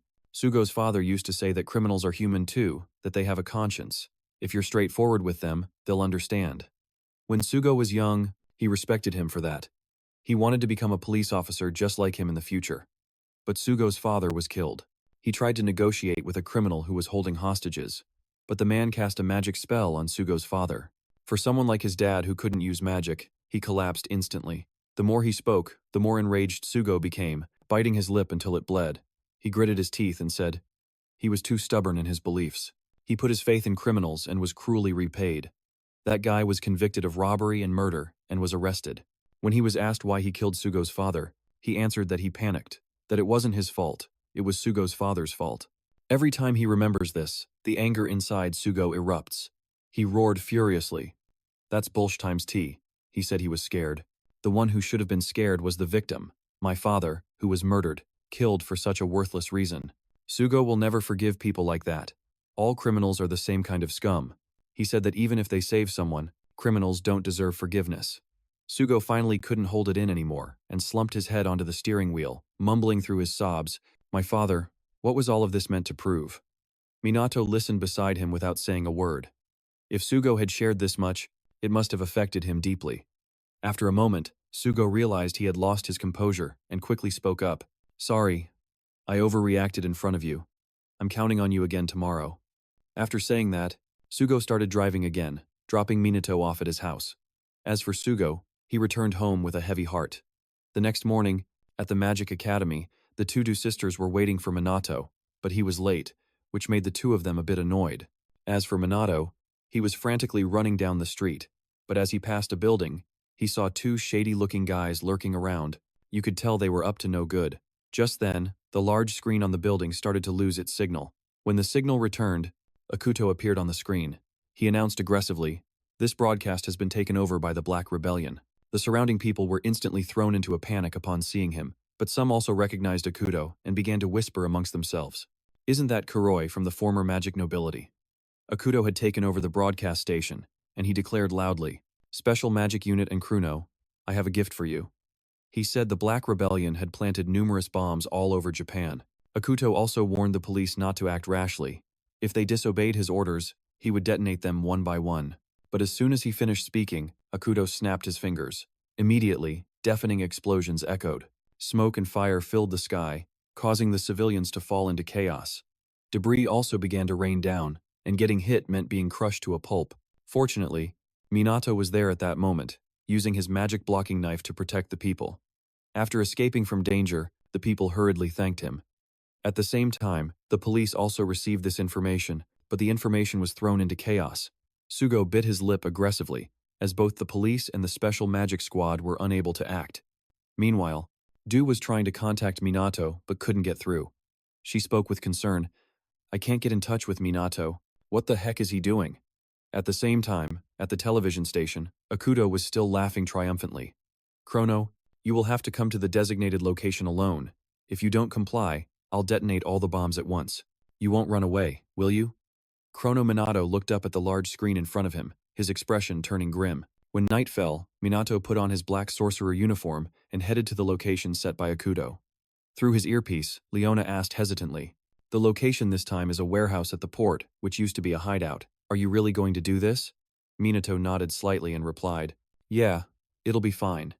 There was a moment of hesitation on the other end. Then Leona said with concern, "Be careful, Chrono. Don't you die on us." "Of course not," Minato replied confidently with an unconscious smile. A moment later, he arrived at the warehouse that had been designated. Although the warehouse was abandoned, the lights were currently on. A group of thugs with brightly colored hair were gathered there, their fierce expressions showing they were up to no good. The moment Minato appeared, they surrounded him. Akuto stepped out from the crowd and said with a cold laugh, "I've been waiting a long time for you, Chrono." Then, he tilted his head back and laughed loudly. "I've waited so long for this day, the day I get to beat you to a pulp." He claimed that the people here were top-tier mages with superior power. All the strongest members of the Black Rebellion were gathered here. Scoffing lightly, Minato spoke coldly. "So if I take down everyone here, does that mean the Black Rebellion will be destroyed?" Hearing this, Akuto threw his head back and laughed as if he had heard a joke. His underlings also mocked him, saying, "Are you stupid? As if you could win all by yourself." Akuto bit his lip aggressively, radiating killing intent. He snarled through gritted teeth, "Shut up, you bastards. That's how people who underestimate their opponents get defeated. But I'm not like that. I won't hold back. I will kill Chrono without ever letting my guard down." Minato gave a cold laugh and sneered, "You think you can actually do that?" With that, he immediately prepared to charge forward. Seeing this, Akuto immediately laughed. Now, you can't fight back, and you know it. Otherwise, I'll blow the city to bits with the bombs. I wonder just how many people would die." Instantly, Minato froze in his tracks. Akuto saw this and gloated. Then he yelled out the order to kill him. In the blink of an eye, a barrage of magic spells shot towards Minato, but they were all blocked by a barrier. This made Akuto grit his teeth in frustration. A magic barrier? This annoying bastard. His underlings continued to attack Minato, but it wasn't long before they ran out of energy.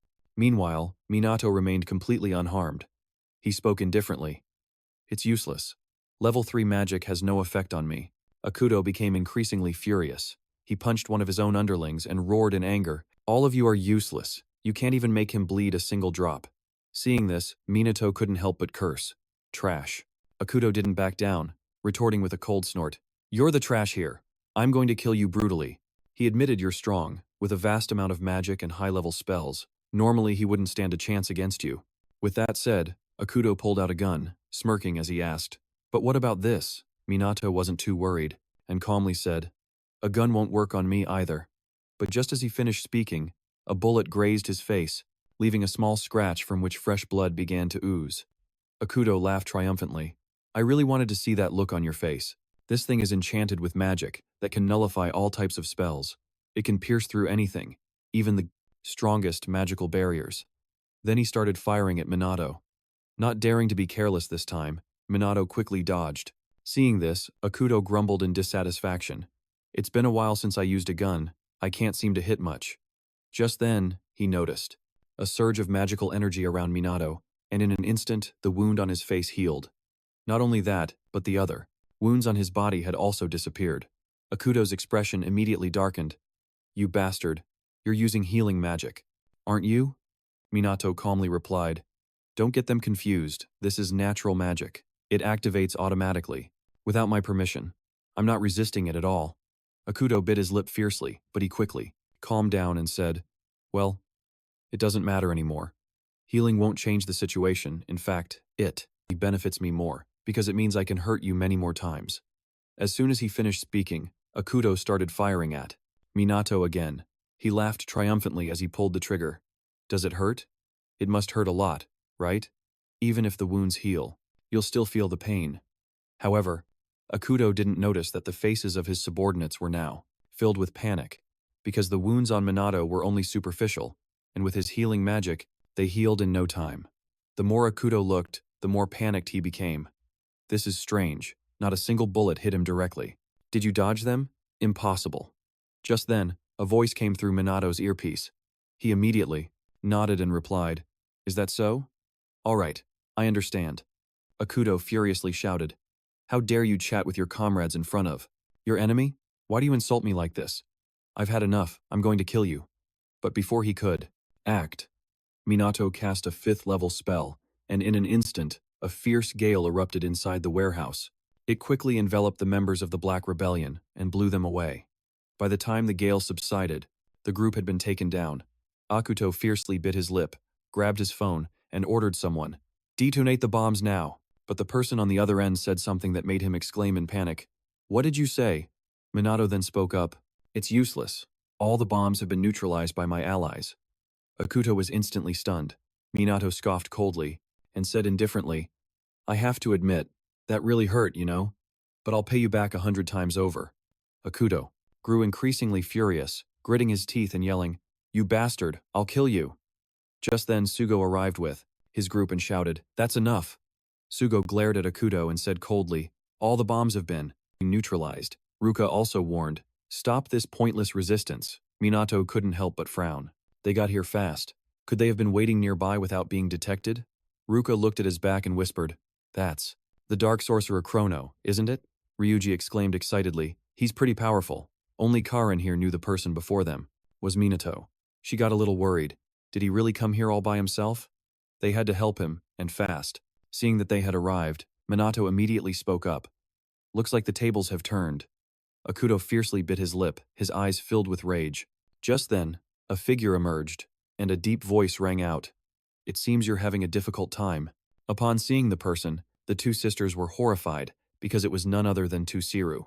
Du couldn't help but demand, "Why are you here?" Ruka also asked resentfully, "Why are you standing with that man, Kuroi?" With an involuntary smile, Akuto spoke smugly, "That's because we're allies, of course." This left both Ruka and Du in disbelief, and they asked in confusion, "What is the meaning of this, father? What's happening?" Tusiru remained indifferent and said coldly, "I am under no obligation to tell you." Even now, the two sisters still couldn't accept that the father they had always respected was colluding with a criminal from the underworld. However, Sugo paid no mind to this, instead running towards Minato to arrest him. Minato frowned slightly and asked in annoyance, "Is this really the time to treat me as an enemy?" Karin then chimed in, "Kusanagi isn't here. We should be cooperating." Ryuji nodded slightly in agreement. "Yeah, there's no time for misunderstandings right now." Biting his lip fiercely, Sugo hesitated for a long time before agreeing, "All right, we'll cooperate just this once." Just at that moment, Minato suddenly shouted, "Dodge!" Almost at the same time, several grenades landed in front of Sugo's group. With a boom, an earth-shattering explosion erupted, spreading smoke and fire everywhere. Fortunately, Sugo's group managed to dodge in time. Ruka pursed her lips and mumbled, "That's terrifying power. Those aren't ordinary grenades." Minato couldn't help but add, "I didn't expect them to have anti-magic devices that can nullify magic, in addition to guns." But Akuto just laughed and said, "That's not all." With that, he opened his jacket, and inside were many smoke bombs and other weapons. Meanwhile, the Ruka sisters were quietly watching their father. Ruka hesitated for a long moment before speaking. "I never thought I'd have to fight against our own father." Dua also reluctantly spoke, "How did things come to this?" While the two were confused and unsure what to do, Tusiru cast a spell, sending a massive wave of water surging towards the two of them. Seeing this, Ruka immediately jumped in front of Dua to shield her, casting a counterspell at the same time. The two waves of water quickly collided. However, Ruka's magical power was weaker than Tusiru's. Her wave was dispersed, and Tusiru's wave continued straight towards Ruka and Dua. Fortunately, Ryuji managed to create a stone wall in time to block it for them. Having just escaped danger, Ruka looked at Ryuji with gratitude. "Thanks." Dua also spoke up, "I thank you both." Tusiru, however, showed no concern for his two daughters at all. He spoke coldly, "You two have certainly gotten much stronger, and your teamwork isn't bad, but compared to me, you're still nothing." As soon as he finished speaking, the magic power in Tusiru's body erupted. Ruka couldn't help but panic. What terrifying power! Ryuji also muttered in shock. Could he be on par with Minato? Just at that moment, a bold figure stepped forward. Dua walked forward confidently and declared fiercely, "Now we can make our move." "All right.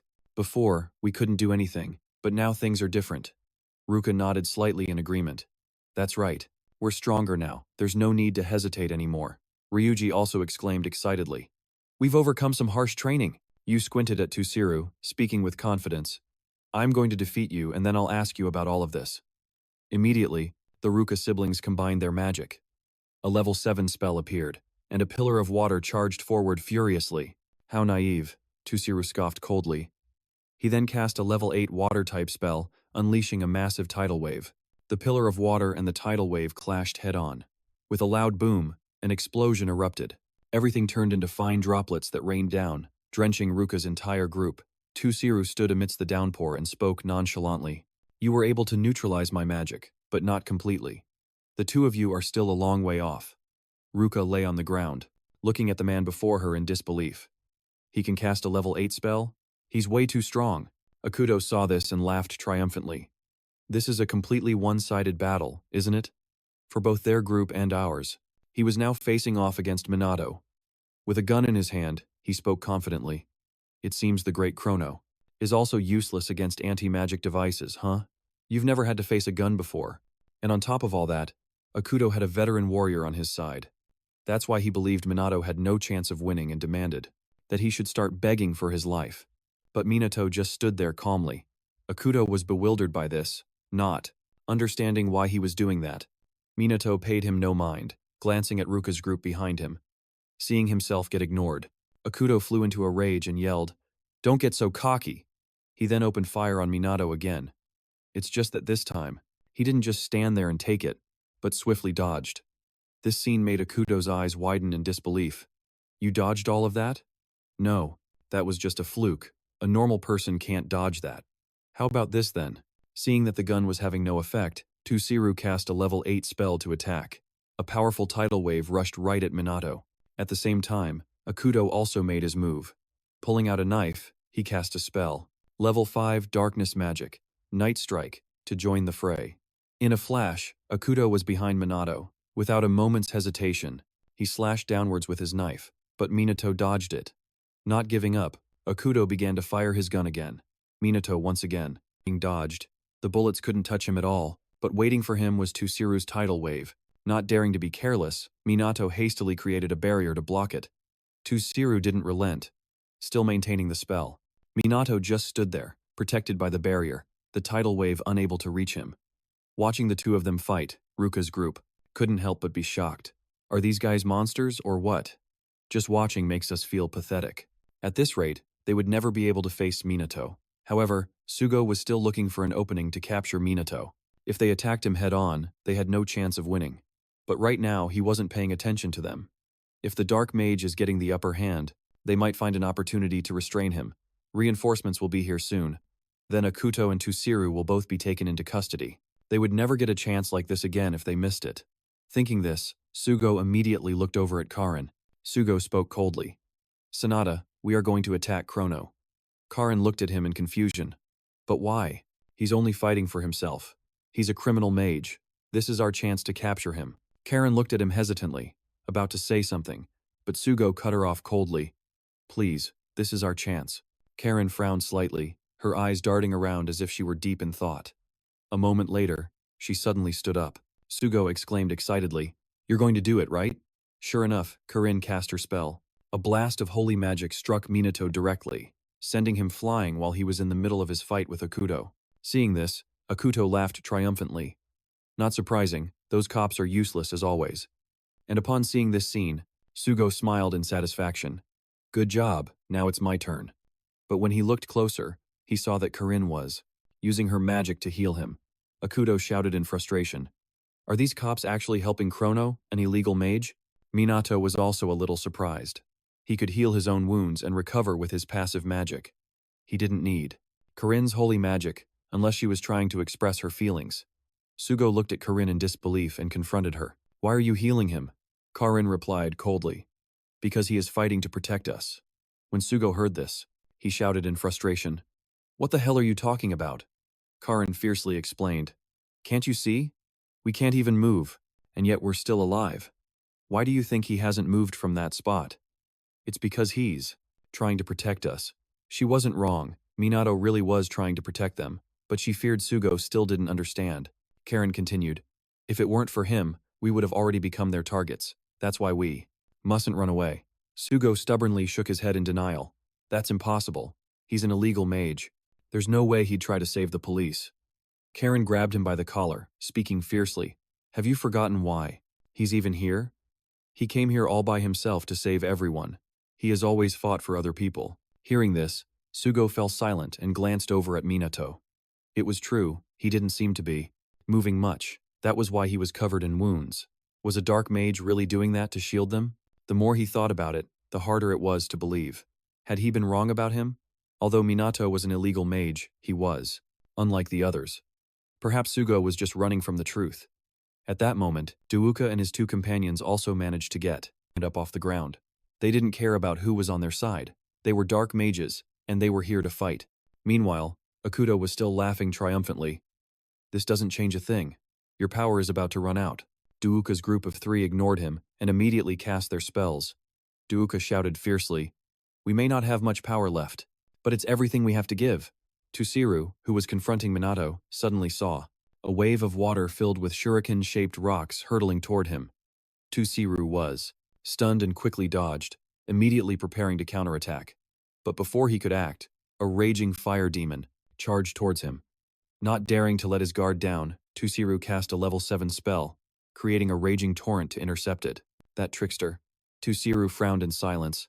He didn't have many opportunities to attack the Black Sorcerer, even when aiming for the magic squad.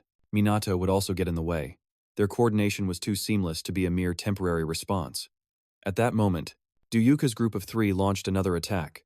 Du shouted aggressively, "At least we know how to hold you back." Meanwhile, Karin used healing magic to support Minato. He wasn't fighting alone at all, only Sugo still stood there alone, in silence. After hesitating for a long time, he suddenly became resolute and quickly joined the battle. This made Akuto roar with fury. "You disgusting bunch!" Minato slightly frowned, contemplating. Thanks to the special magic squad, Tusiru's attack seemed to have weakened, making this battle a bit easier to handle. But Akuto still had no intention of letting him go. He frantically fired his gun in this direction, while continuously shouting, "You're all so annoying. As usual, Minato dodged every single bullet fired. Akuto looked at him in disbelief. "You dodged them all? What kind of trick is this? Is it an illusion? What magic are you using?" Minato replied coldly, "I'm just dodging normally. There's no need to use magic." Hearing this, Akuto shouted in frustration, "Just dodging? Don't mess with me. This isn't like the movies." Shrugging indifferently, Minato pouted and said, "It's been a while since I've faced a long-range weapon that isn't magic. I haven't even gone all out yet." In just a moment, Akuto's eyes gradually turned vicious. He once again fired wildly at Minato, but he was still dodged. He spoke coldly, "It's useless. I've already read all your moves." Akuto didn't give up. He took out a suitcase and shouted aggressively, "If that's the case, then how about this? An anti-magic device, a rocket launcher. Everyone will be blown to bits by this." However, before Akuto could do anything, Minato instantly appeared behind him. He opened his mouth with a cold smile. "There you are." Akuto couldn't help but be stunned, asking in confusion, "You can use Flash Step?" But Minato didn't answer. He just muttered 2 words, "Wicked karma." Immediately, a stream of dark magic power entered Akuto's body, causing him to scream wildly. This was a special type of darkness magic. Unlike other spells, Akuto would have to endure the pain for 3 days and 3 nights. Minato spoke with a wicked smile. "A fitting punishment for someone like you." Akuto lay on the ground in pain, looking at him with disbelief. But Minato didn't care. He glanced at Tusiru and spoke, "Now it's your turn." At the same time, Duka's group over here was also exhausted, sitting on the ground panting. Minato smiled at them. "Good job, leave the rest to me." With that thought, he looked at Tusiru again and spoke, "All right, shall we begin?" Tusiru squinted at Minato for a long moment, then coldly raised his hand. He slowly opened his mouth. "I surrender." Minato was utterly confused. "What do you mean?"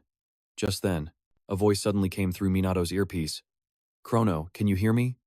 Leona says she's in trouble. The police and magic nobility are surrounding all of Black Rebellion's bases in Tokyo. She's sure they're plotting something. Their information was leaked by Tusiru." Hearing this, Minato immediately understood the situation. He squinted at Tusiru and asked, So you're a spy who infiltrated Black Rebellion? Tusiru nodded coldly. Something like that. It was just that at this moment, Minato was suddenly startled and looked back. Akuto had somehow escaped his magic. He gritted his teeth and cursed. Are you kidding me? You bastards, every single one of you. Minato narrowed his eyes at him, so he broke the curse using a device, an anti-magic device. Akuto was furious at this moment, holding a remote control in his hand and screaming frantically, I will destroy everything. I'll activate the bombs planted nearby. Hearing this, Ruka's group immediately panicked and shouted, we have to run now, but their bodies couldn't move. Immediately, Minato and Tusiru charged forward at the same time. Minato created a wall of fire to protect everyone. Even Tusiru created a wall of ice surrounding Ruka's group. He naturally wanted to protect his two daughters. Rui couldn't help but be stunned, because she had seen the Dark Sorcerer up close. Akuto had almost gone completely berserk by now. He ceaselessly screamed, Die! But when he pressed the button, there was absolutely no reaction outside. Du couldn't help but be shocked and muttered, Did nothing happen? Akuto was just as panicked, grumbling discontentedly, What's going on? I clearly planted bombs everywhere. Just then, Leona ran in from outside and said, Didn't we already say that those bombs have been disarmed? Akuto glanced at her and furiously roared, One of the Dark Sorcerer's underlings. How dare you insects gather together? He had become deranged by now, constantly screaming, You scum, kneel down and submit to me. Useless people are just slaves who work for me. Leona paid no mind to his words. She rushed forward and punched Akuto. Seeing him collapse, she breathed a sigh of relief and said, I've finally gotten my revenge. Akuto still couldn't accept reality, muttering with a trembling voice, You're all just being led by the nose. I'm not the mastermind, just a pawn. Ha ha, he finally realized. As soon as he finished speaking, Akuto passed out. Minato heard everything he said before passing out. He frowned slightly in silence. Is there someone behind the Black Rebellion? If that's the case, what grand conspiracy is unfolding here? Minato just stood there silently without saying a word. But very quickly he sensed something. Perhaps the police were approaching. So Minato quickly lifted Leona up. Seeing him about to leave, Du hurriedly called after him. Wait. But in an instant, Minato had vanished without a trace. Ruka's group of 3 stared blankly after him.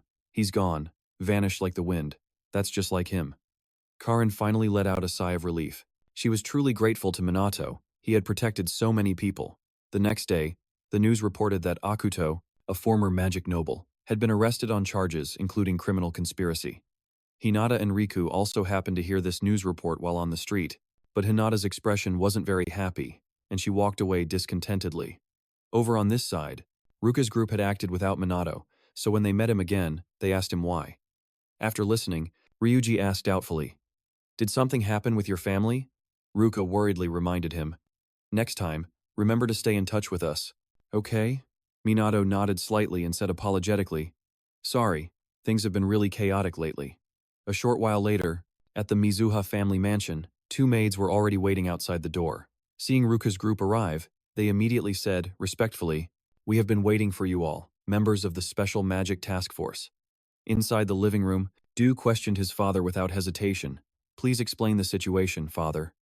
Tusiru was silent for a moment before speaking slowly. To wash away the shame of the magic nobility and stop the rampage of illegal mages, I pretended to cooperate with Kuroi and infiltrated the Break Rebellion. Akuto is a former magic noble, involved in countless crimes and constantly expanding his influence. He said he couldn't just stand by and let Akuto continue his evil deeds. After hearing this, Du became suspicious and asked, But why now? Tusiru slowly explained. It was a special directive from the police. Previously, Tusiru had been summoned by the police chief and asked to be an undercover agent. Since Akuto was in league with Fuiuka, they figured it would be easier for Tusiru, the head of a magic noble family, to approach him. And, as expected, Akuto trusted Tusiru. Minato frowned in silence after hearing the story. It all fit together perfectly. Tusiru then continued, And although I'm not officially on the police force, I'm being treated as an exception, like an undercover investigator, and won't be held responsible for any crimes. After hearing the whole story, Du and his sister breathed a sigh of relief. Then they both started criticizing the police for making someone endure this while they did nothing at all. Minato was still quite suspicious. The Magic Special Task Force is just the visible part. It's very likely they'll make the same mistakes again. But why did Tusiru have to go this far? As for the police, they always seem to respect the magic nobility. But this time the roles were reversed. Moreover, why did the police decide to act right now? The reason that they couldn't ignore it any longer wasn't convincing. On top of that, on the night of the incident, after leaving the warehouse, Minato had asked Leona about the police actually making the first move. Leona nodded firmly and replied, "That's right. The police, with their inferior intelligence-gathering capability, acted before us. Plus, more than half of the bombs were just fakes." Hearing this, Minato frowned and speculated. They didn't prepare enough real bombs? Shrugging indifferently, Leona pouted and said, "That could be a possibility, but it's too sloppy to be a real threat." The police acted too quickly. As if they already knew, there's something suspicious about this case. While Minato was thinking, Tusiru continued, "Following Homurai and Kaichi, I will also cooperate publicly from now on, and I will rescind the order disowning you two. I admit my faults and ask for your forgiveness." Hearing these words, both Du and his sister were overjoyed. Seeing them like that, Minato also felt much more at ease. And after the conversation, their group quickly left the mansion. Ryuji walked and said with a laugh, "The Mizuha family has reconciled and even promised to cooperate with the Magic Special Task Force. With the Black Rebellion eliminated, the problems have been solved." Karin silently watched Minato from behind, feeling very happy at that moment. The Black Mage and him were the same person, and he was her hero. At the same time, Sugo was also lost in his own thoughts. The Black Mage is an illegal mage, but he saved them. If the Black Mage is actually Minato, should he arrest him? What should he do, after all? Jika was also confused about the Black Mage's identity. At that time, she had seen the Black Mage's eyes for a brief moment. They were identical to Minato's, so she suspected they were the same person. Minato, walking ahead, felt everyone's gazes on him and sighed internally. This is just unbelievable. This is really troublesome. If things keep going like this, it will be dangerous. That night, as usual, Minato went to the hospital to heal Kai's injuries. But the boy wouldn't wake up, which made him a little anxious. While Minato was in the middle of the treatment, Leona pushed the door open and came in. With no other choice, the treatment was interrupted, and Minato quickly slipped out the window to hide. Unaware of this, Leona walked to Kai's bedside and murmured, "We defeated the bad guys together. You don't have to worry anymore." As she said this, she reached out to stroke the boy's head, whispering, "No one will ever hurt you again." However, before Leona could even finish her sentence, Kai suddenly moved his lips on the bed, calling out for something. In an instant, Leona joyfully grabbed the boy's hand. "I'm here, your sister is right here." Kai had finally woken up. The boy smiled at her and said, "Welcome back, sis. I tried my best to be strong while you were gone." Leona, moved, pulled her little brother into a tight hug and cried her heart out. Finally, all her efforts had paid off. Minato, who was watching from outside the window, saw this heartwarming scene and felt happy for them. Soon after, he melted into the night and headed home. The next morning, on the rooftop of the Magic Academy, Ryuji was pleading with Minato and the others. "Please, I need you guys to look after my younger siblings tomorrow." Hearing this, Minato asked with confusion, "What's wrong?" Ryuji hurriedly explained. "The thing is, my shift lasts all day, so I'll be back very late tomorrow." Usually, Ryuji participates in the activities of the Special Magic Task Force and goes to work whenever his mother doesn't have a shift, but it seems that this time neither of them are available. Ryuji said he can't leave his siblings at home alone until late at night, so he hoped Minato could take care of them for him. Minato didn't hesitate at all and nodded in agreement, replying, "Sure, I like kids anyway." Ryuji's face lit up when he heard that.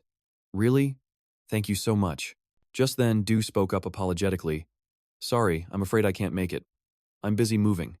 Hearing this, Ryuji seemed to remember something and nodded. "Oh, I forgot. Are you moving back to your father's house?" Du shook his head gently and replied, "No, we're moving to a bigger place. Be bold, assert yourself, and step out to explore the world, as long as Kusanagi Minato is by your side. That's what our father said." Ryuji couldn't help but feel exasperated. "Your father is the same as always, huh?" Du scratched his head in embarrassment. "Well, I guess we're lucky he provides for us so generously." Minato furrowed his brow slightly. If he really wanted to encourage their independence, wouldn't it make more sense for Du and Ruka to live together? But it seems he has his own reasons for keeping me close. Du then spoke up quietly. "So that means Minato and Ruka will be going with you." However, as he looked at the two figures sitting on the bench, two words clearly appeared in his mind, domineering and idiotic. So Ryuji immediately changed his tune. On second thought, maybe it's better for Du to be alone. Seeing this, Minato became annoyed and asked, "Why are you hesitating?" But Ryuji didn't answer. Minato then glanced over at Ruka and asked, "What about you, Ruka? I can probably manage on my own." Ruka hesitated for a moment. Then after a long pause, she stammered, "I want to help too." Seeing that both had agreed, Ryuji said cheerfully, "Sorry to trouble you both, I'll repay you." Minato gently shook his head to show it was no big deal, then glanced at Ruka, who was sitting hesitantly beside him. The next day, as promised, Minato and Ruka took the three kids to an amusement park. He smiled and said happily, "It's been a long time since I've been to a park. Let's have some fun." The three kids were ecstatic to be out, constantly shouting about all the games they wanted to play. Minato didn't hesitate and agreed immediately. "All right, we'll play everything." With that, he led the three kids inside. But after taking just a few steps, he noticed Ruka wasn't following them. Minato frowned and asked, "What are you doing? Come on, let's go." Ruka squinted at everyone, her aura a bit intimidating, and she said coolly, "Oh, okay, I'm coming." Her presence made the kids cling to Minato and cry in fear. Minato sighed helplessly, "Hey, your face looks really scary. Why don't you try smiling?" Ruka apologized sheepishly. She then tried to force a smile, but it looked more awkward than if she were crying. And so the kids burst into tears again. "You look so scary." This left Minato feeling a bit helpless as he tried to console them. Ruka felt helpless too. It was just her natural expression, and even her smile didn't look much better. But this incident was quickly forgotten. Minato took the kids to ride the carousel, and then the Ferris wheel. The children were so happy their eyes crinkled with laughter. And that wasn't all. Minato also took the kids on the roller coaster. They continued to play like this all day long, and the kids kept asking to play more.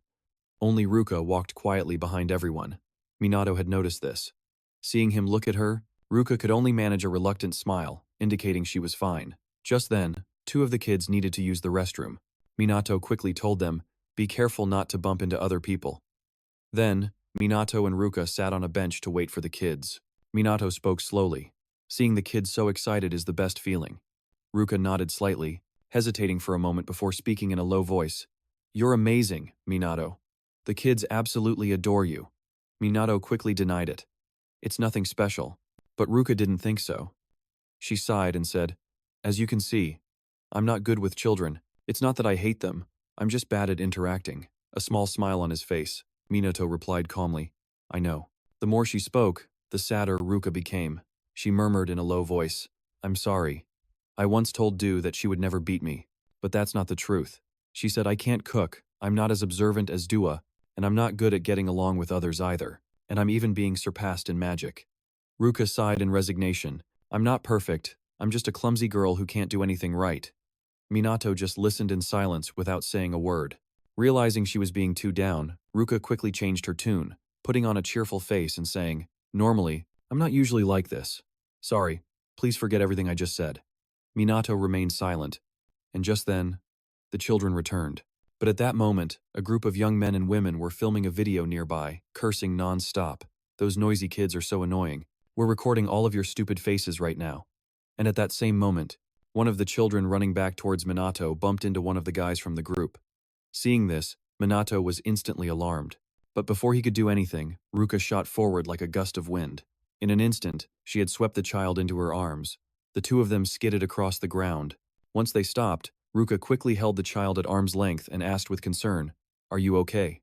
The child, now realizing what had just happened, burst into tears. Seeing that the child wasn't hurt, Ruka breathed a sigh of relief. "Thank goodness, you're not injured at all." At that moment, the man and woman from the group came up behind Ruka, aggressively scolding, "What the hell? That's not cool. Bumping into someone without even apologizing? How incredibly rude." Ruka overheard this. She glared at them defiantly. "We didn't do anything wrong. You're the one who should be apologizing." This attitude infuriated the scumbag. He clenched his fist and lunged forward, cursing relentlessly. "You little tramp, you think you can act tough just because you're pretty?" However, before his fist could even touch Ruka, it was caught. Minato gripped the scumbag's hand tightly and said with a cold snort, "You lowlifes only know how to cause trouble for others. Don't ruin a place meant to make people happy." As soon as he finished speaking, he twisted the scumbag's arm back, ignoring his futile struggles. Minato let out a cold snort and then released him. The other scumbags immediately tucked their tails between their legs and fled. Minato didn't pay them much mind, glancing over at Ruka and asking, "What about you two? Are you all right?" Ruka gently shook her head, but the child was crying and hugging her leg tightly. "I was so scared." The other two children did the same, leaving Ruka flustered and unsure of what to do. She looked hesitantly towards Minato, as if pleading for help. Minato simply stood there with a smile. Having no other choice, Ruka had to embrace the three little ones and comfort them. It's all right, you're all safe now. Afterward, they took the children home. It wasn't until dark that Ryuji rushed back. Sorry for being late. Did the children cause any trouble? But as soon as the words left his mouth, he heaved a sigh of relief, as it seemed they hadn't. Because at that moment, Minato and Ruka were sleeping soundly on the floor with the three kids, looking just like a family.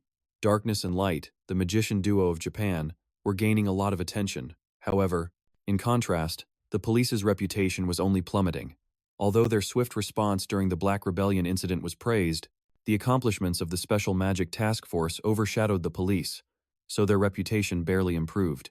Ultimately, they had to hold a meeting to discuss how to deal with the Dark Mages. They couldn't let the honor of the police force be tarnished. The chief of police spoke with firm resolve. We must immediately apprehend those criminals who are masquerading as knights. Meanwhile, at the Kaiichi clan's dojo, Minato had been training with Riku ever since he started cooperating with the Kaiichi clan. He was always practicing his swordsmanship with Riku, and right now was no different, as he was preparing for a sword duel with Riku. Riku, on the opposite side, showed no signs of holding back, calmly drawing his own sword. In a flash, he lunged forward like a gust of wind. The sword in Riku's hand danced as it relentlessly attacked Minato, but Minato's speed was nothing to scoff at, allowing him to calmly parry. Riku didn't attack head-on, instead shifting to strike at Minato's lower body, but Minato was still a step ahead and dodged. His first strike unsuccessful, Riku pressed his attack once more. The two were locked in a stalemate for quite some time, until the tip of a sword stopped right in front of Minato's face, bringing the duel to a halt. Riku narrowed his eyes at the boy and spoke calmly. The match is over. It's a draw. Why is it a draw, you ask? Because Minato's sword is also poised right at Riku's stomach. The two quickly lowered their swords. Riku couldn't help but remark with admiration, "How impressive. You were able to fight me on even terms." With a slight chuckle, Minato pouted and said, "When it comes to pure swordsmanship, I'm no match for you." Upon hearing this, Riku's admiration only grew. He nodded with a smile and said, "You're both humble and talented. I'm truly impressed." Minato replied modestly, "You're too kind." Riku said no more and walked over to the wooden rack to put his sword away. However, just as the sword left his hand, Riku was dejected. He grumbled in discontent. "What a pain." Minato couldn't help but ask in confusion, "What happened to you in such a short time?" Riku listlessly explained, "Holding a sword in my hand helps me feel a little motivated, otherwise I don't want to do anything at all. I wish I could just disappear or become a tree." Minato went over to him and slowly advised, "Let me put it this way. Even if no one asks you to, don't die. It's okay if you don't do anything. It's enough just to be alive. If that makes you happy, then nothing else matters." After hearing this, Riku couldn't help but remark, "You truly are an interesting person." He said he'd always felt out of place, and when he became famous for his swordsmanship, he felt even more isolated. Minato gently shook his head and argued, "That wasn't being isolated, it was just your uniqueness." Hearing that, Riku couldn't help but mutter doubtfully, "My uniqueness? No one has ever told me that before." Minato sighed softly and whispered, "I've had a similar experience." He had been caught in an unimaginable horror, with death looming right before his eyes. That was his experience in a past life, as Ichikami Minato during a natural disaster, when he was just an ordinary person and Minato fought back against the magic beasts that attacked him. As a result, he awakened his powers. Riku frowned upon hearing this. In the investigation documents, he found out that Minato had changed after an accident. He thought that was the reason, but he never expected the boy was talking about a different experience. From that day on, Minato learned to use magic by imitating the spells of monsters, and now, he has even developed his own magic. But on that day, Minato was the sole survivor, and he couldn't save anyone. At this thought, Minato couldn't help but clench his fists and say with determination, "Everyone around me treated me like a freak, but now my power, my abilities, have saved others." With that, he looked at Riku and asked, "Don't you have anything to protect? Isn't that the reason you fight?" Riku was stunned for a moment. Then after a long pause, he nodded and replied, "I see. You're right. There are indeed some things that I want to protect." Hearing these words, Minato immediately smiled and said, "Then use your power for that. You have that uniqueness, right?" Riku finally regained his confidence. He smiled gratefully and said, "That's right. Thank you, Kusanagi Minato." Right after that, the two shook hands sincerely. Minato said cheerfully, I look forward to cooperating with you. Riku also nodded in reply. Yes, me too. After their conversation, Minato left the dojo of the Kai family. Riku watched his retreating figure, seemingly deep in thought. Meanwhile, Minato also had a new perspective on Riku, the head of a noble mage family. He was actually quite a decent person. Although it was true that he had some odd quirks, Riku was still much better than the other arrogant, evil, or simply incomprehensible types. While lost in thought, a figure with dazzling red hair bumped into Minato. Minato quickly reached out to help the person up, asking with concern, "I'm sorry, are you okay?" The person didn't answer, instead complaining in annoyance, "Ouch, that hurts. Watch where you're going, kid." Hearing that voice, Minato was instantly stunned. It was Hinata, and when she saw him, she also asked in confusion, "What are you doing here?" With that, Hinata quickly got up, gritting her teeth in annoyance as she started to say, I ran into someone troublesome today." Minato looked her up and down, smirking teasingly. "You're not wearing your usual flashy outfit today, are you?" "Flashy outfit?" Hinata glared at him in annoyance. "Who wears flashy clothes like that all the time? I only wear it for missions, kid. It's magic resistance gear after all." Shrugging nonchalantly, Minato said casually, "I just thought that was your style. Thought that was your style." Hearing that, Hinata turned her head away and said nothing. Seeing her reaction, Minato muttered in confusion, "So you actually like it?" Hinata grew even more annoyed and yelled, "Shut up, it was my decision, okay?" Her shout attracted the attention of the people around them. Hinata immediately lowered her voice and muttered, "We're standing out too much here." Then she noticed a cafe on the side of the road and quickly rushed inside, urging Minato to follow. "What are you standing there for? Hurry up." Minato felt completely helpless. She always does whatever she wants. Even though he thought that, he still followed her, and they found a table in a secluded corner to sit at. However, some people still noticed Minato, and they began to whisper among themselves. Someone even recognized Hinata and assumed the two were on a date, which made Hinata furious. She shot a death glare at them, making them break out in a cold sweat. Minato felt she was like a mad dog, always looking for a fight. While he was pondering this, Hinata suddenly spoke up. "Hey, you met Riku today, didn't you?" Minato looked up at her and asked doubtfully, "You already know?" With a small scoff, Hinata pouted teasingly. "You two seem to get along great, huh? Must have been fun." Minato thought she was jealous, and quickly said, "I should have invited you along. I'm sorry." Hearing this, Hinata yelled in frustration, "I'm not sulking just because you didn't invite me. We're just temporary allies. I have no interest in getting friendly with you." Just then, she suddenly noticed a happy family nearby and fell silent. Minato, however, didn't notice and said with a cheerful smile, "That's fine too, as long as we can cooperate for now." Hinata quickly averted her gaze and said in a serious tone, "The confidence of the strong, huh? It's as annoying as ever, but you really are powerful. Can you tell me how you got so strong?" Minato replied nonchalantly, "A traffic accident." Hinata had no interest in hearing that story and immediately cut him off. "I already know about that, but there's no way a single accident could make you that powerful." She said that Minato's mana was abnormal, that it couldn't just get stronger overnight. Mana doesn't work that way. In reality, Minato was suppressing his mana a great deal, even more than before. Seeing that he didn't answer, Hinata continued, "If simply facing death was enough to increase one's mana, then we wouldn't have to struggle so much." At this point, she suddenly lost control, grabbing Minato by the collar and demanding, "There has to be a reason you got so strong, right? Spit it out." Minato saw the desperation in Hinata's eyes. Does she want to become stronger that badly? But telling Hinata that he was the reincarnation of Ichikami Minato wouldn't mean anything to her, nor would it satisfy her. After hesitating for a long moment, Minato slowly began to speak. "There's nothing special. If you want to get stronger, just train like usual." Hinata let him go in frustration, snorting coldly, "I really can't figure you out." Just then, the server brought over their drinks, and a strawberry ice cream was placed in front of Hinata. Upon seeing it, Minato immediately exclaimed in shock, "What is this monstrous ice cream?" But Hinata's eyes suddenly lit up with excitement. She laughed and said, "Here it is. I've been waiting to try this for so long." Minato grew even more confused. What's going on? At that moment, Hinata was like an excited puppy seeing its owner return. Realizing she had lost her composure in front of him, her attitude immediately changed, and she said with feigned reluctance, "It seems they mixed up our order, but since it's already here, let's just eat it." So Hinata didn't care anymore, and scooped a spoonful of ice cream into her mouth.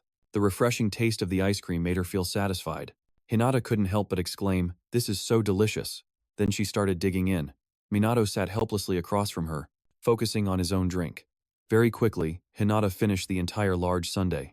She clutched her full stomach and said with a laugh, "That was really good. I'm totally stuffed." Only then did she realize Minato was still there, and she scratched her head shyly. "Hey, kid, I've wanted to try the parfait here for a long time, but it's too weird to come alone, so this is perfect."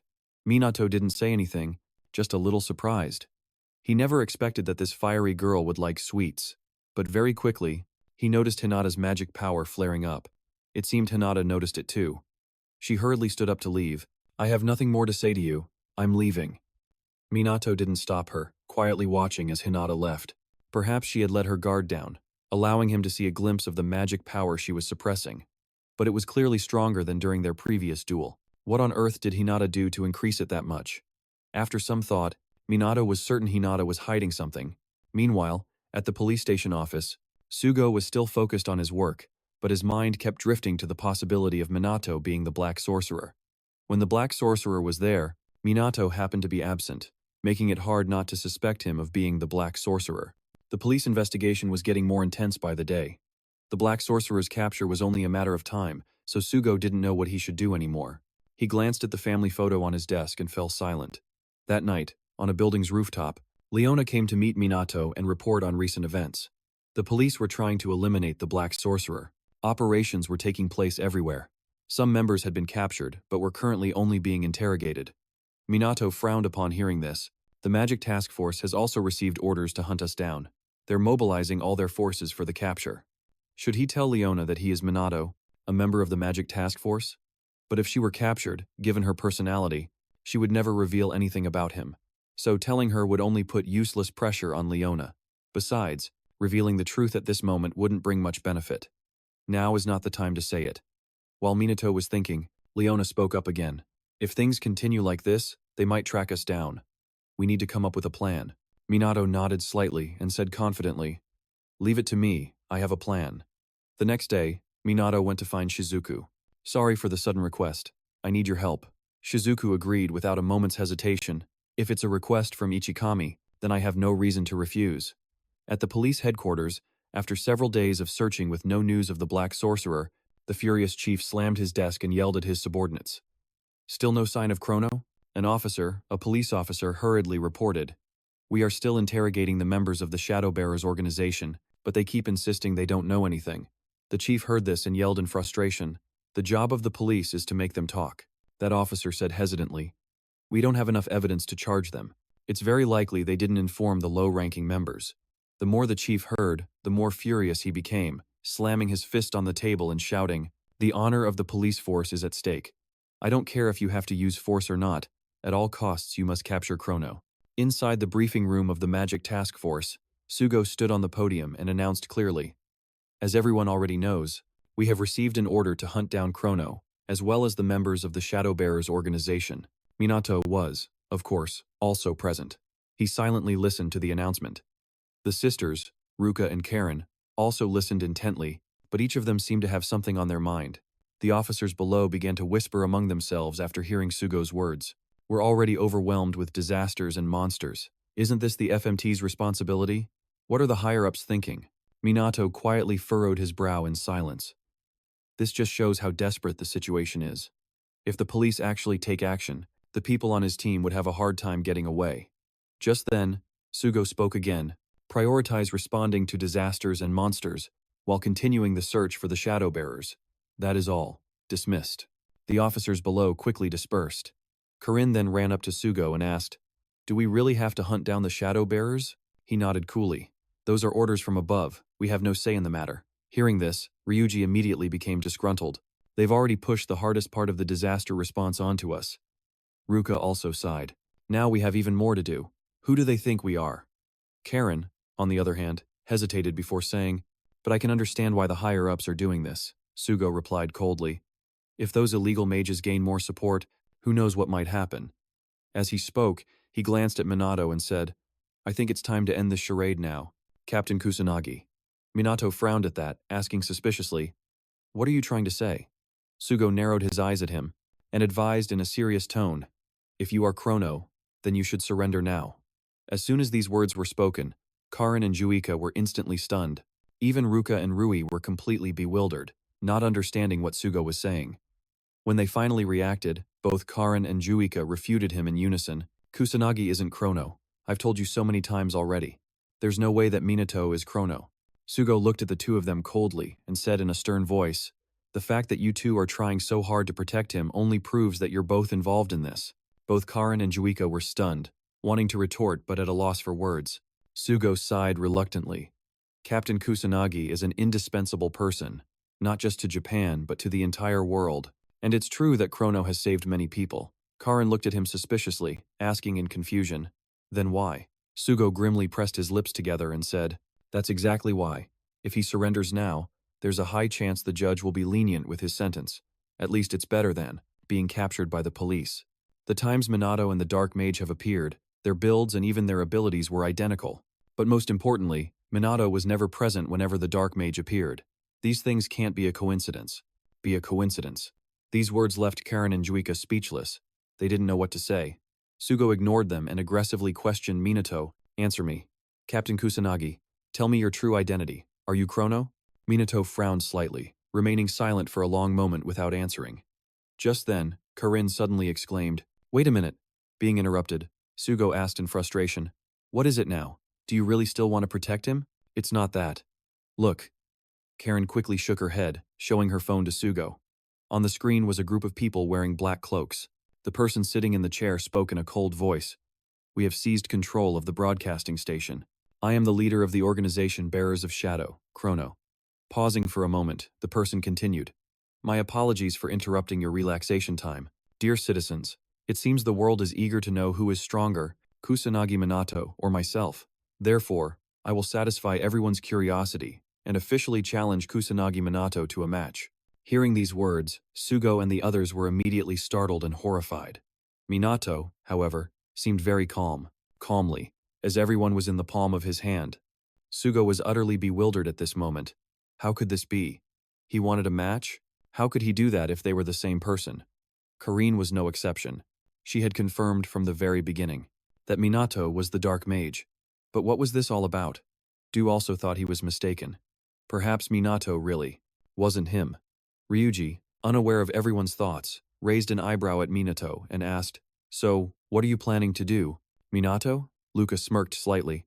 Is there even a need to ask? Minato scanned everyone, then gave a triumphant smile. He calmly spoke, of course I accept the challenge.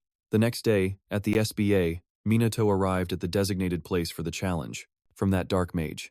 Naturally, for such a momentous event, reporters would also be present. They arrived early and started reporting live. The battle between Kusanagi Minato and Chrono was about to begin, but Chrono had not yet appeared. A large crowd had gathered here, as if it were a massive event. The police had been dispatched due to its dangerous nature. They might also be waiting to arrest the Dark Mage. The people outside were constantly cheering for Minato. Of course, there were also those who believed the Dark Mage would win. Ryuji stood at a distance observing everything, unable to help but remark, this has turned into a massive spectacle. Luca's group of 3 was also watching, the reactions online. Everyone was very interested in this. Sugo frowned slightly as he watched Minato from afar. What are you planning to do? There's no turning back now. At the same time, Hinata and Riku were also present. Hinata couldn't help but say, he's late. But it wasn't long before Tushiru also arrived. Hinata pouted slightly and muttered, so you're here too, huh? Riku nodded in agreement, remarking, this is quite a surprise. Tushiru nonchalantly said, this is a battle I must witness in person. Just then, Hinata sensed something and quickly turned her head to look. Riku and Tushiru noticed it too and quickly looked over. Sugo's group on the rooftop cried out in alarm, what is that? In the sky, a streak of light was seen plummeting towards the ground. It zipped past the helicopter in the sky, causing it to wobble. Minato also looked up, waiting for that thing to appear. With a loud crash, the streak of light landed on the ground. Minato stood there calmly, his expression unfazed, but the others were not the same. They were pushed back by its pressure. The Dark Mage, leader of the organization the Bringers of Darkness, had appeared. Seeing the person behind the black cloak, the reporter immediately exclaimed, Chrono has appeared. This is astonishing. It's really him in the flesh. Sugo was horrified upon seeing that person. Karin also exclaimed in shock. So Kusanagi isn't Chrono? They're really two different people. Down on the field, Minato suddenly scratched his head and muttered, I don't usually like to be flashy, but it seems I have no other choice. Chrono on the opposite side didn't say a word and got into an attack stance. Minato couldn't help but raise an eyebrow and say with a smile, What's wrong? Cat got your tongue? All right then. That's fine too, let's just get this over with. Immediately after, both of them got into their fighting stances, and the people outside were filled with anticipation. Sugo's group also watched the two below. They were worried about Minato.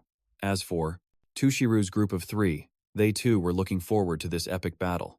Minato at this moment had summoned his magic attack. Chrono didn't back down either, dark magic appearing in his hand.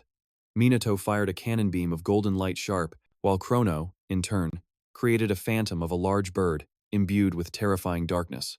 With a loud bang, both streams of power collided, creating an earth-shattering explosion. The helicopter in the sky was tossed about by the blast's shockwave, and the reporter couldn't help but shout, If we stay here any longer, we'll crash. Let's get out of here. But the fight below had reached its climax, and they didn't want to miss it. At that moment, Chrono charged forward like the wind. Minato didn't yield either, clenching his hand into a fist and rushing in. Their two fists clashed just like that, neither giving an inch. Their speed was too fast for the naked eye to follow.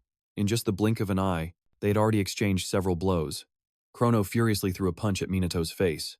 At first, Minato was still able to parry calmly, but after a few exchanges, Chrono suddenly struck his stomach while simultaneously unleashing level 9 lightning magic from his hand. Just like that, Minato was sent flying, crashing hard into the buildings behind him. Chrono smiled smugly, as if he had already won. Minato got up from the ground and said with dissatisfaction, You've got to be kidding me, you didn't hold back at all, did you? My clothes are all dirty now. Chrono didn't answer, and once again cast an attack spell, and in an instant, a giant boulder flew towards Minato. But Minato wasn't the least bit panicked, calmly casting his own magic. Immediately, a shield appeared above Minato's head. Once again, two powerful spells collided. But this time, the giant boulder was shattered into pieces by the shield. Minato let out a sigh of relief and reached out to grab a magic spirit floating around him. He smiled in satisfaction and said, For a new type of magic, this is pretty decent. Seeing this magic of his, the onlookers couldn't help but be stunned, but they quickly snapped out of it and began to cheer wildly. Who cares about the magical nobility anymore? These two have ascended to a completely different level. The female fans couldn't stop praising Minato. Meanwhile, Hinata grumbled in annoyance. Those magic nullification users are always so flashy, they're all just a bunch of show-offs. Those clueless fools. Riku remarked scornfully, yet they could both use 9th tier magic, letting out a small scoff. Hinata retorted, not wanting to concede. Their mana reserves are just monstrous. Even after using high-tier magic, they still have plenty of power to spare. Tushiru also chimed in, but the most outstanding was Kusanagi Minato's magic. His chain magic moved as if it had a will of its own. Hearing this, the three of them fell into deep thought. After activating a spell, if you reactivate it within an extremely short time frame, the magic's effect is sustained. That is chain magic. But Minato was on a completely different level. After a long moment, Hinata spoke again. Only a very few mages can use chain magic, right? Tushiru gave a slight nod, and the number who could also combine it with automated magic was even smaller. And another thing was Minato's extraordinary physical strength. He was likely using mana for body reinforcement, and he was also using it to strengthen both his attacks and defense. Hinata looked at Tushiru and asked with a frown.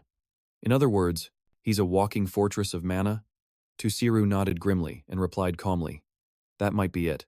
It's because their magic is so unconventional that they've surpassed us, the magic nobility, in every single way. At this point, he was truly convinced that both Minato and Chrono were monsters. Unaware of everyone's thoughts, down on the field, Minato and Chrono were still clashing wildly. The magic they were using was all astonishingly high tier. Minato let out a cold snort, and in a flash, he was in front of Chrono. Without a shred of hesitation, he landed a powerful kick on him, sending Chrono plummeting from the sky to the ground. But he quickly used magic to launch himself back into the air. The group of Sugo watched from a distance, their faces filled with utter shock.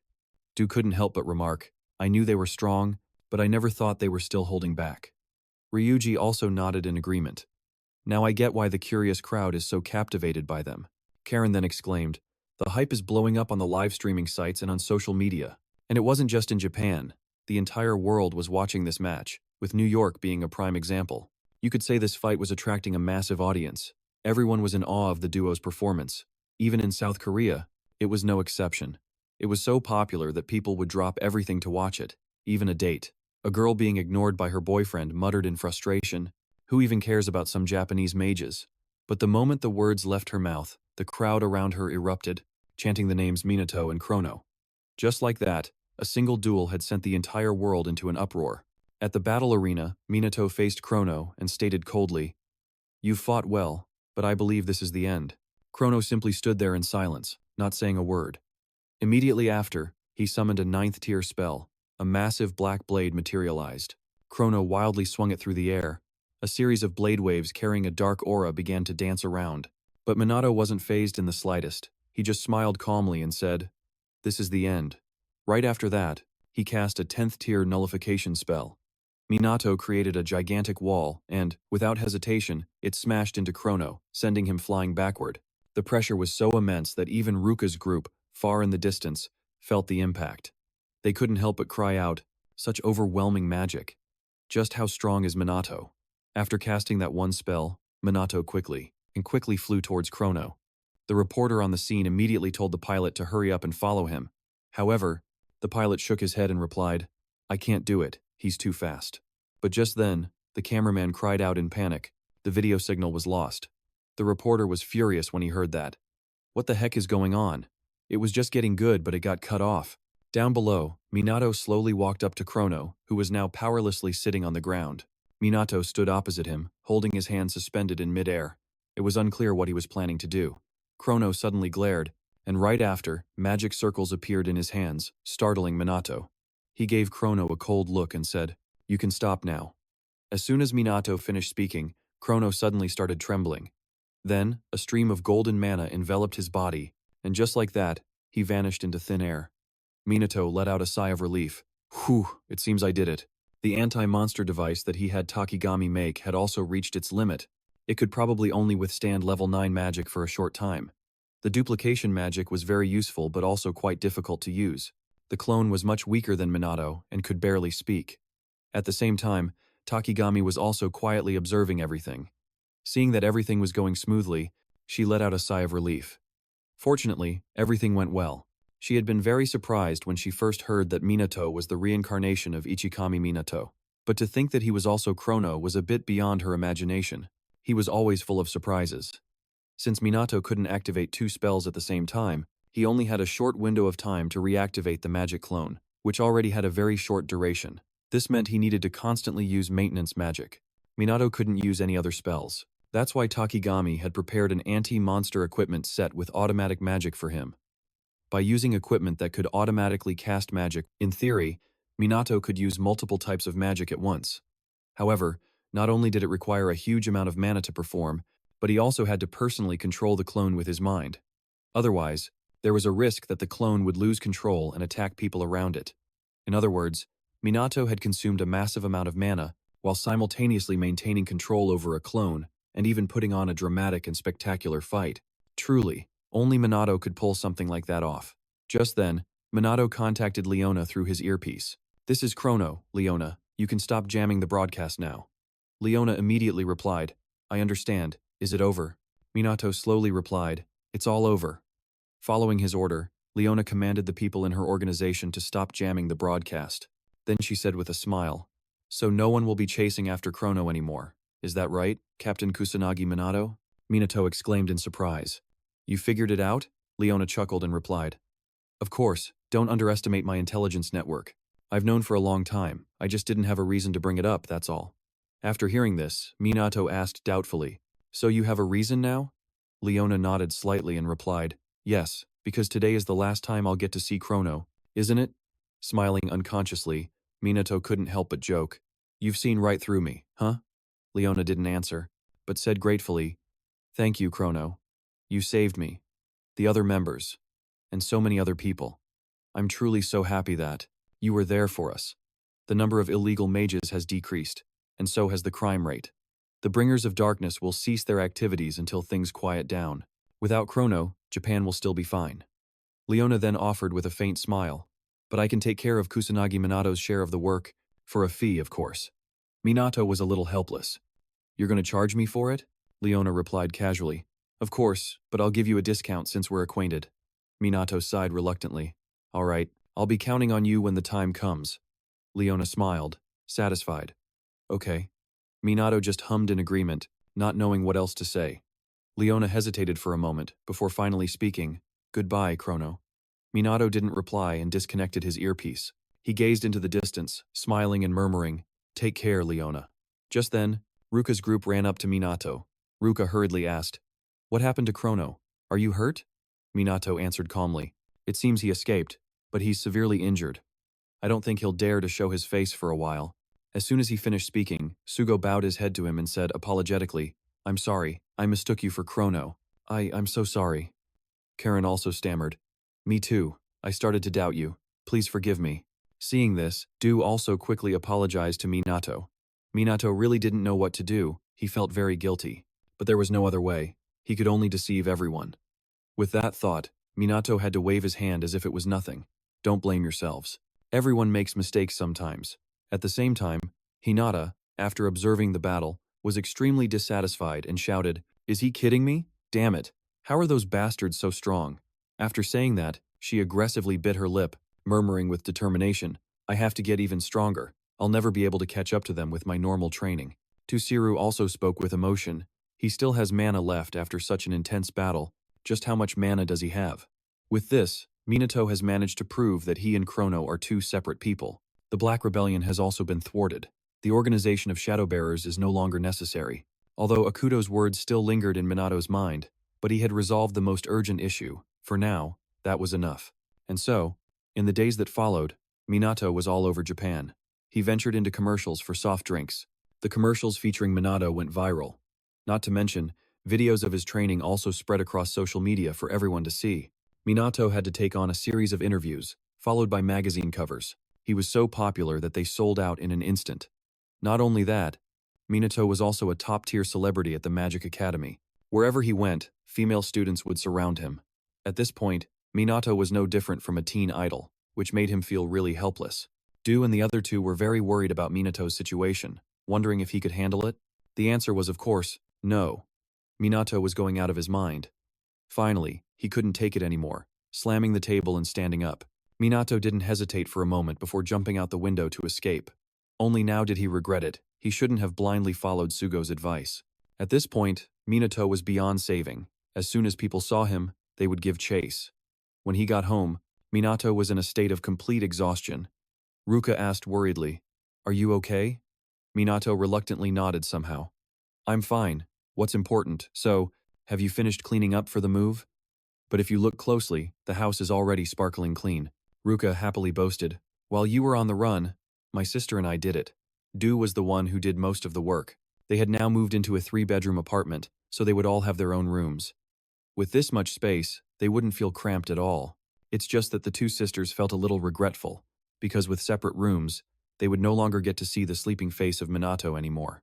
At this thought, both of them immediately turned away in embarrassment, leaving Minato utterly bewildered. But he didn't pay it much mind. He went out to the balcony because his phone was ringing. Minato quickly answered the call. Hello, Takigami. The voice of Takigami quickly came through from the other end.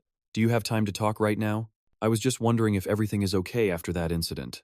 Minato replied cheerfully, Everything went smoothly thanks to you. Although it seems to be causing me some trouble now. Takigami couldn't help but smile.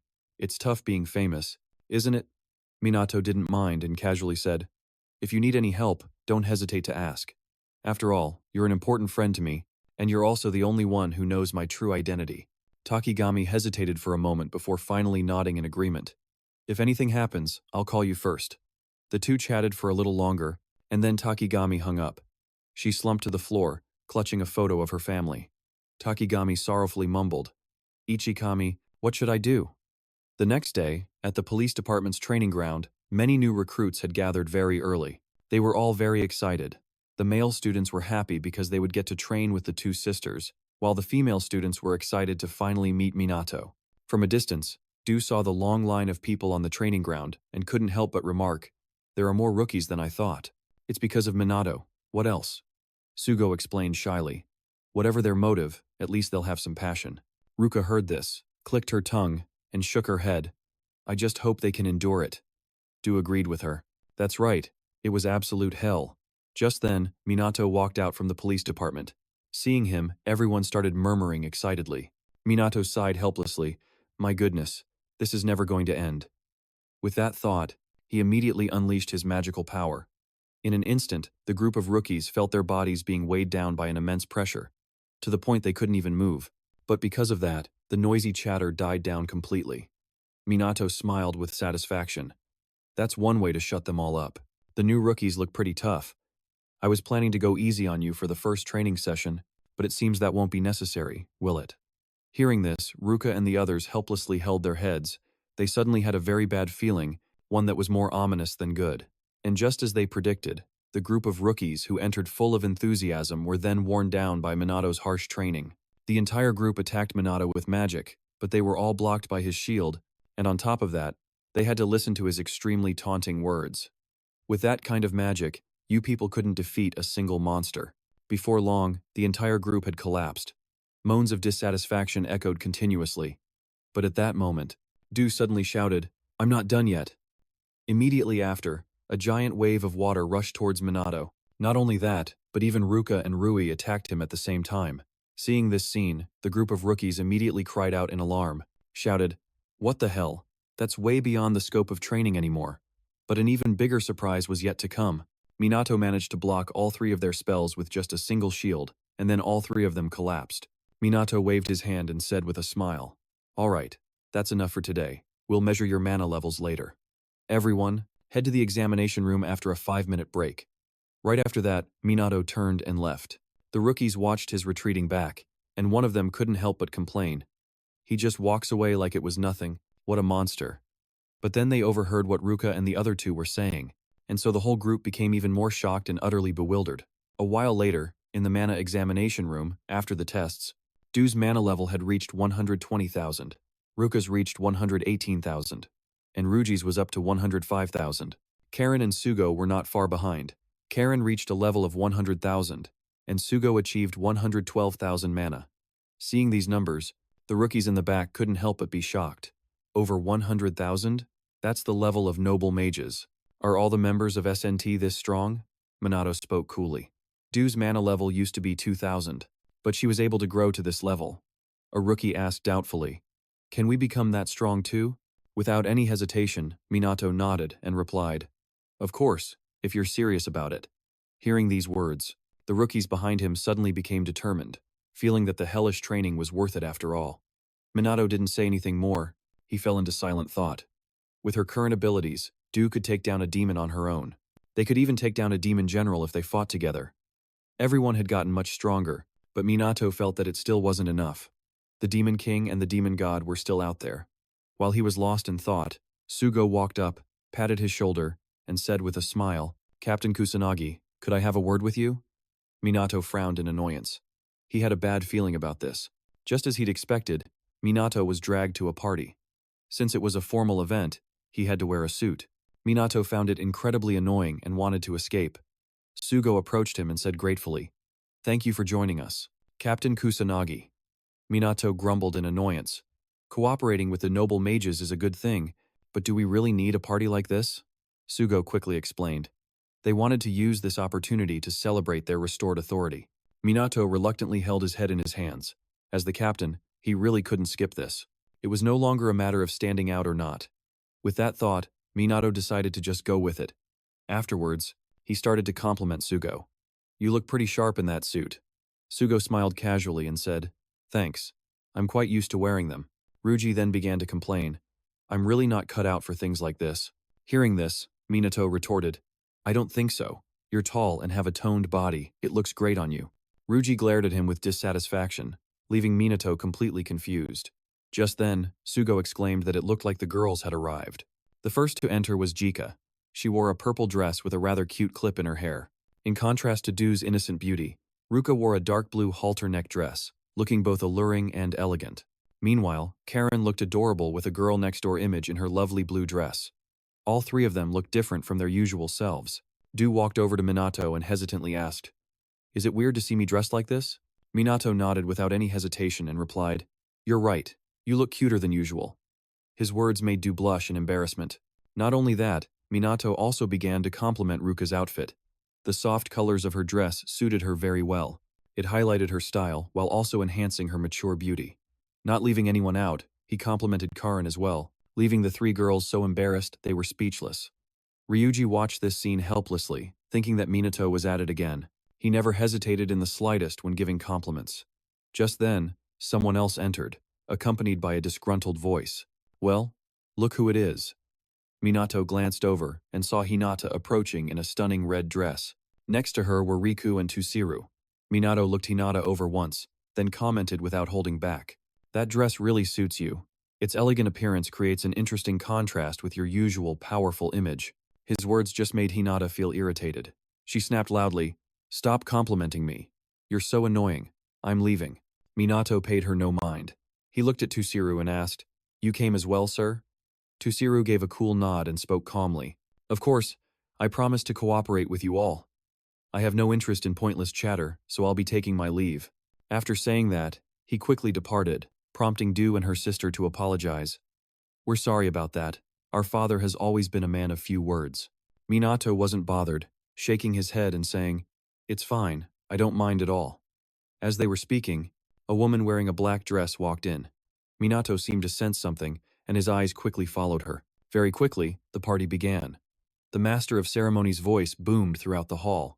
"Thank you all for joining us today. Please give a warm round of applause to welcome the main figures of tonight's event." Tusiru's group quickly formed an orderly line. The three heads of the noble magic families also prepared to step onto the stage.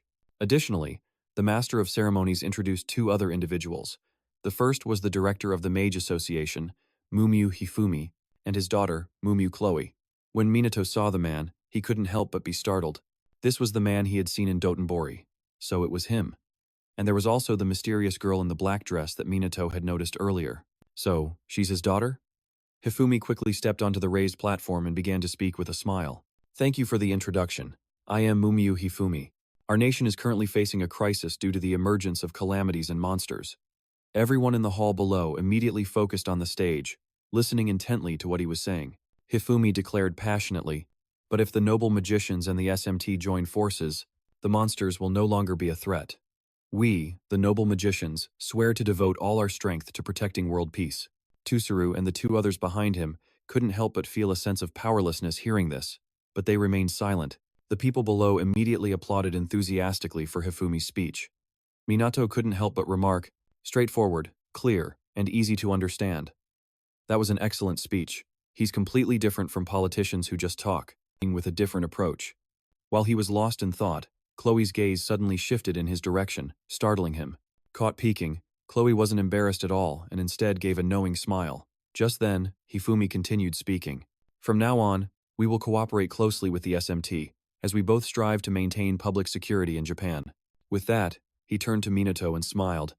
"It's a pleasure to be working with you, Captain Kusanagi." Minato politely returned the sentiment. "Yes, it's a pleasure to work with you as well, sir." Immediately after, the two shook hands.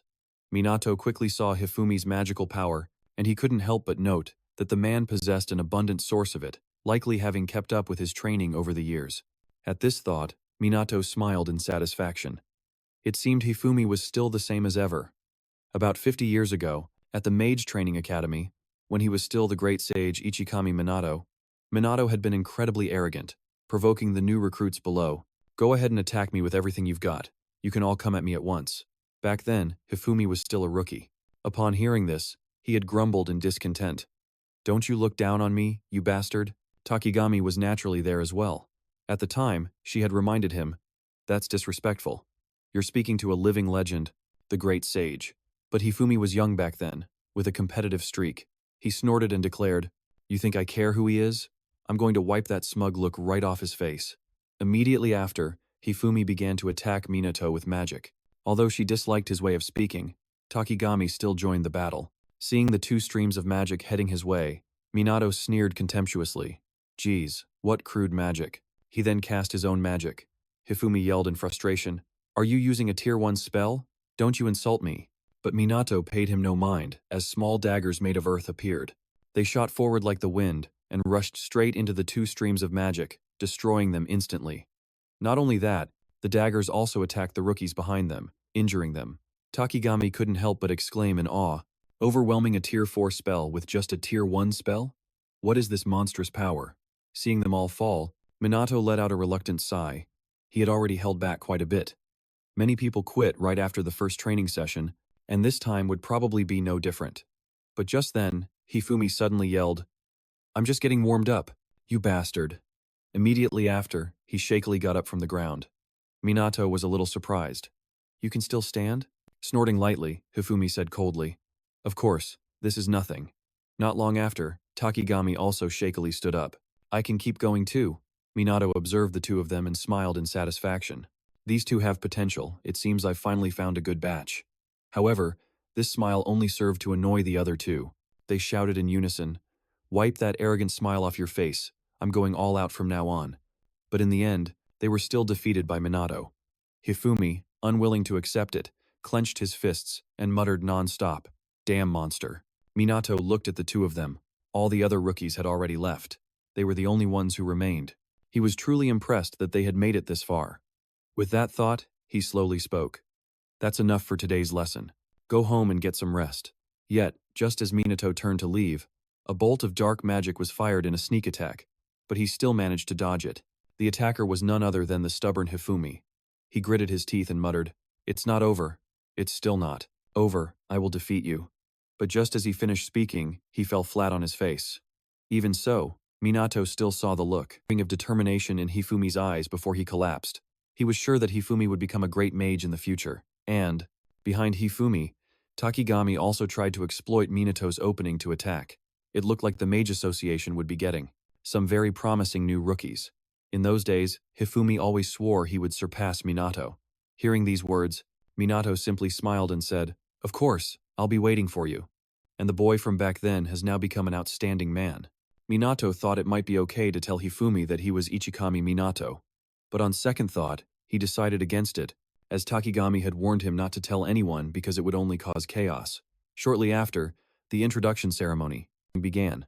After introducing a series of key figures, the host then announced, "And with that, the introductions are now concluded.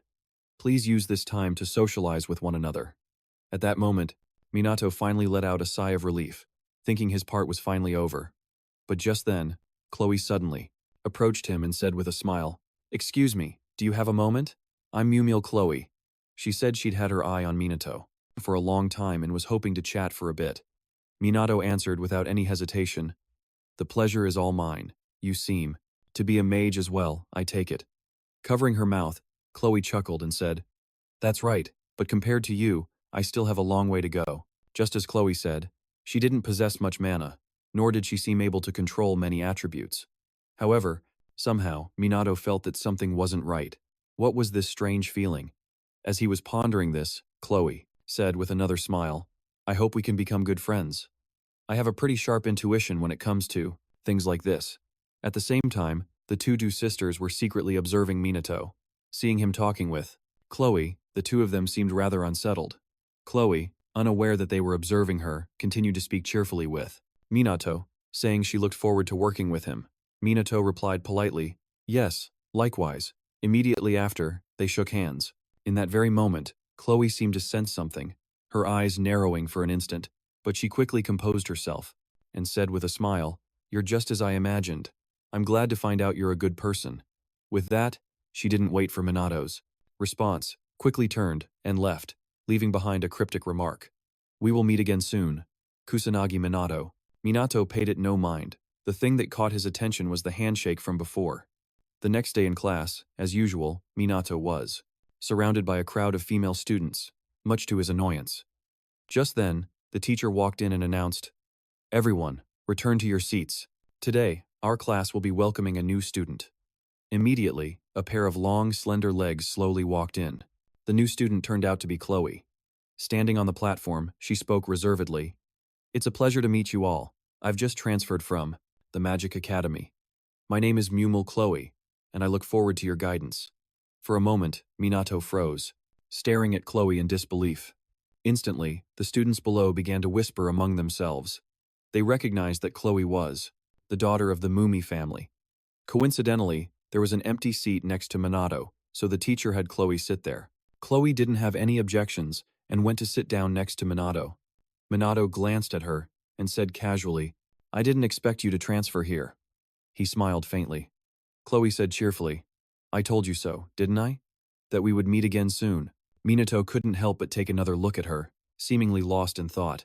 During the break, the male students started to surround Chloe, asking her all sorts of questions. The female students also couldn't help but remark, "Has she become this popular already? They usually surround us." Even Ruka couldn't help but speak up. "I really didn't think she would transfer here." Ryuji also mumbled in confusion, "What on earth is that girl thinking?" The three of them, Ruka's group, gathered together and started discussing why Chloe transferred here. Minato glanced at them and couldn't help but smile. Chloe wasn't flustered at all by being surrounded by so many people. She handled it calmly, always wearing a faint smile. After school, Ruka's group was in for an even bigger surprise. Sugo had brought Chloe to the police training grounds. I should probably say this again. This is Mumi Chloe. She will be joining the FMT starting today. As soon as these words were spoken, the trainees below were immediately confused. Isn't she the daughter of the Mumi Corporation? Why is she joining the FMT? Sugo slowly explained. To strengthen our cooperative relationship with the noble mages, we have decided that Chloe will act as a bridge between the two sides. That is what we have been told. Chloe then stepped forward to introduce herself. My name is Mumi Chloe.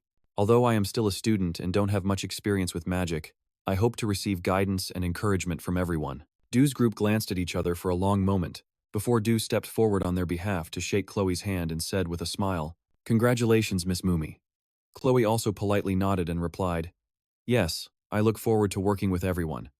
Sugo looked very apologetic. He went over to Minato and mumbled in a low voice, "I'm sorry, this was a sudden order from the higher-ups." Minato replied calmly, "They announced that we would have a major collaboration. I had already anticipated that something like this would happen." Hearing this, Sugo let out a breath of relief. "I see. As expected of President Kusanagi." But just as he finished speaking, Minato spoke coolly, "But I still need to test her." Very soon after, Minato began training everyone. As usual, it started with running. The three of them ran forward frantically, but before they could even catch their breath, Minato coldly announced, "I'm going to get serious now, keep up with me." As soon as he finished speaking, he sped up and took off like the wind. Du's group of three refused to be beaten and hurriedly gave chase. The other trainees had already given up, unable to keep up any longer, and started to pant and sigh. But at that moment, a figure suddenly zipped past them. It was Chloe. She quickly caught up to Ruka's group. And not long after, Chloe pulled ahead of them. She smirked and said, "Excuse me." Seeing this, Du's competitive spirit was immediately ignited, and he yelled aggressively, "Like hell you will," then frantically chased after her. After finishing the running training, Minato began to train them in using magic. Just like before, Ruka's group was still holding on, and so was Chloe, even though it was only her first day of training. Next came push-ups and weightlifting. Minato didn't hold back. Just like a drill instructor from hell, he had them doing push-ups while shouting, continuing to train their bodies. It only truly has meaning when everyone puts their lives on the line. A moment later, when almost all the students had collapsed, Minato spoke with satisfaction. "All right, take a break." Ruka's group of three wasn't much better off, sitting on the ground and sighing that it was the same as always, but still so tough. Surprisingly, Chloe was still standing. She walked over to Minato and said with a smile, "Is it time for a break already? I still have some energy left." Unlike everyone else, she still looked fresh. This left Dua completely astonished. How is that possible? Even they had only recently gotten used to this intensity. Chloe, unaware of Dua's thoughts, continued to speak. "This is truly some extremely harsh training." Minato glanced at her and asked if it was too old-fashioned for her. She calmly shook her head. Chloe replied nonchalantly, "Not at all. In fact, I find it very logical. By training the body, everyone will improve their physical strength and combat ability. And when using magic while reaching your physical limits, it helps improve magical techniques and raise the limits of one's power. By pushing your magical energy to its limit, you will make it stronger." At this point, Chloe glanced over at the collapsed students. Then she smiled and added that a bit of Spartangent-style shouting helps keep everyone's spirits up. If you don't act as if your life depends on it, then you might lose your life in a real battle. After hearing her speak, Minato nodded in praise. "Exactly, you really understand." Chloe covered her mouth and smiled. "I am a daughter of the Mumi family, after all." Dua didn't expect Chloe to understand so well, and couldn't help but praise her. "You're truly incredible. I admit it." Ruka also nodded in agreement. "We should learn from you." A smile unconsciously formed on his face. Chloe said modestly, "You all did very well. I know the members of the SMT are all very reliable." Then she turned to Minato and asked, "By the way, Captain Kusanagi, I have a question." Seeing this, the Ruka sisters had an uncomfortable look in their eyes. Chloe is so beautiful. She seems to be liked by both boys and girls, and perhaps even Minato. Chloe's abilities are undeniable. If Chloe is stronger than them, she'll be the one to stand by Minato's side and support him. At this thought, the two sisters' expressions immediately turned sour, which made Ryuji, who was next to them, look on in confusion. And so, they chose to stand near Minato and Chloe to listen in on their conversation. By building a cooperative relationship between the SMT and the mage nobles, even though disasters occurred frequently, they could now respond faster than before. And thanks to that, the SMT expanded its operations to more areas. The number of casualties from disasters decreased significantly. However, the number of disasters was still increasing. Minato knew they couldn't let their guard down. Right now, they were dealing with a natural disaster alongside the mage nobles. Hinata slammed a flaming kick into the body of a demon general, burning it to ashes in an instant. The people with Hinata immediately jumped out and cheered. "As expected of our great leader, those weak demons are no match for you, boss." At the same time, Dua also ran up to Minato and said, "The monsters have been cleared out," though Homura took down most of them. Minato didn't pay much mind and said with a casual smile, "She's very skilled, much stronger than before." Hinata glared at him, her tone filled with defiance. "Sooner or later I'm going to surpass you, so get ready." After saying that, she turned and walked away. Riku sighed helplessly and said apologetically, "Sorry about that. It seems she can't be honest with herself." Minato replied indifferently, "I don't mind, so don't you worry about it either." The two of them continued talking, while Hinata stood to the side eavesdropping, and on the other side, Chloe was only being friendly with the special magic squad, chatting happily. Minato noticed this, and couldn't help but ask, "Aren't the mage nobles close with Chloe?" Riku nodded slightly and replied, "We usually try to avoid getting too involved with the Mumi family." As they were talking, Chloe walked over. Riku tactfully made his exit. Chloe asked with a soft smile, "Kusanagi, are you free right now?" Minato looked at her with a frown. "What is it?" The Ruka sisters, seeing the two standing so close, also stared intently. At that moment, they heard a sentence from Chloe that struck them like a thunderbolt. "Would you like to go on a date with me?" And so, later in Gasinjuku, Minato arrived as planned and came to the location. While waiting, he heard the people around him gossiping about a very cute girl.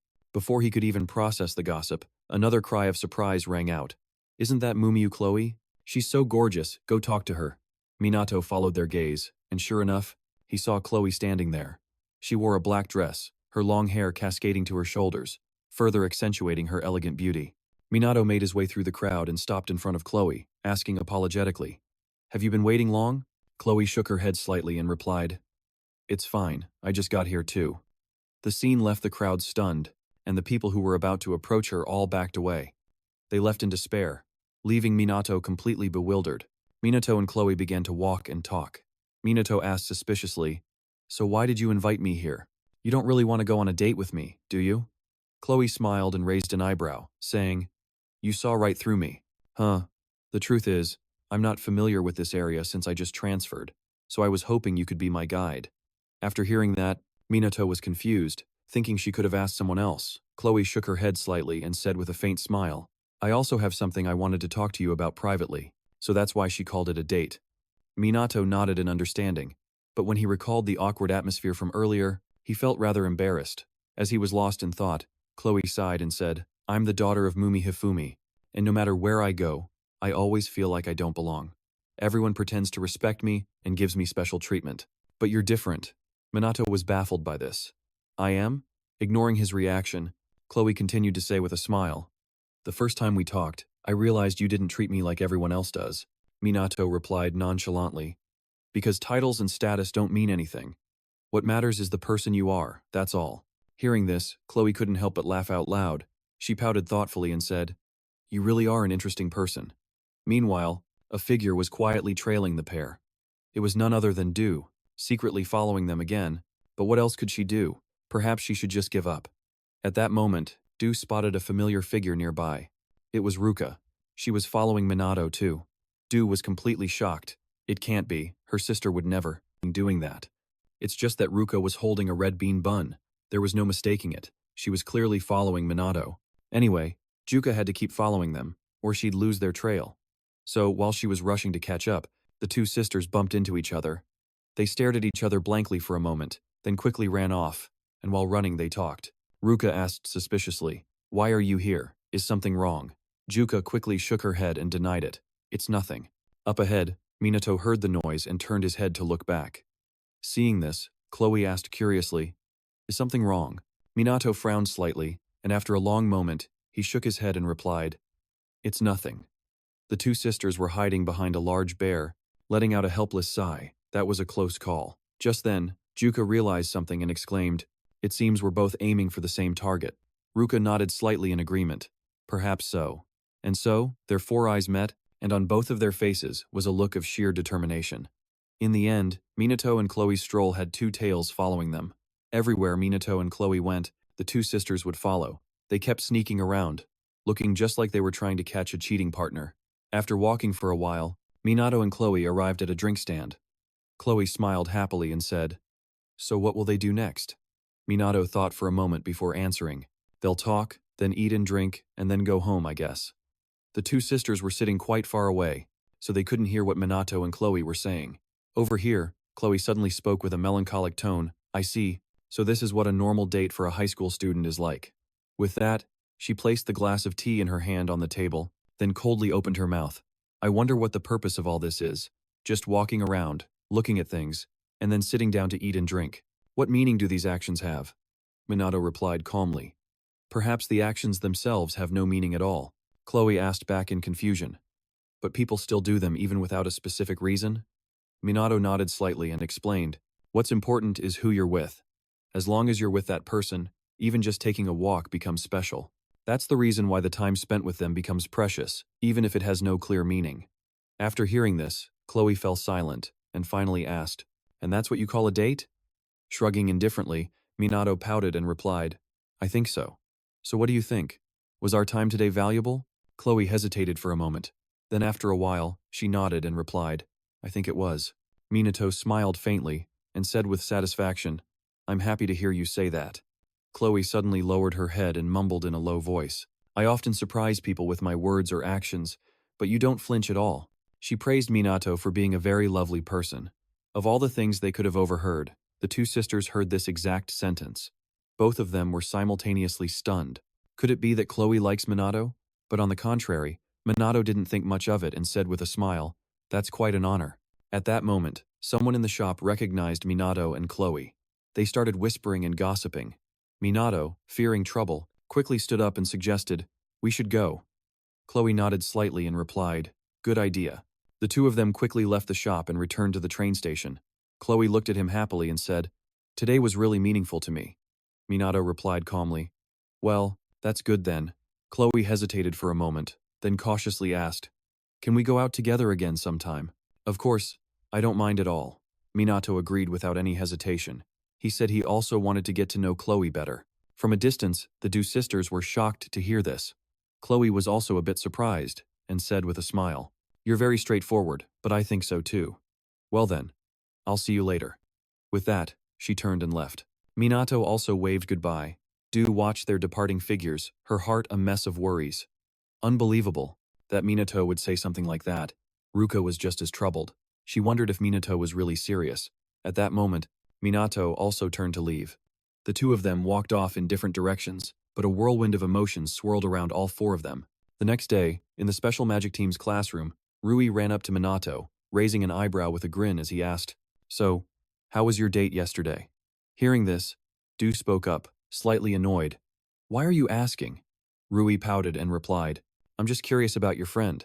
Minato replied resignedly, "It wasn't a date, I was just showing her around the area. All we did was walk around, shop, and have some tea. It's just that the things you just mentioned are what people call a date."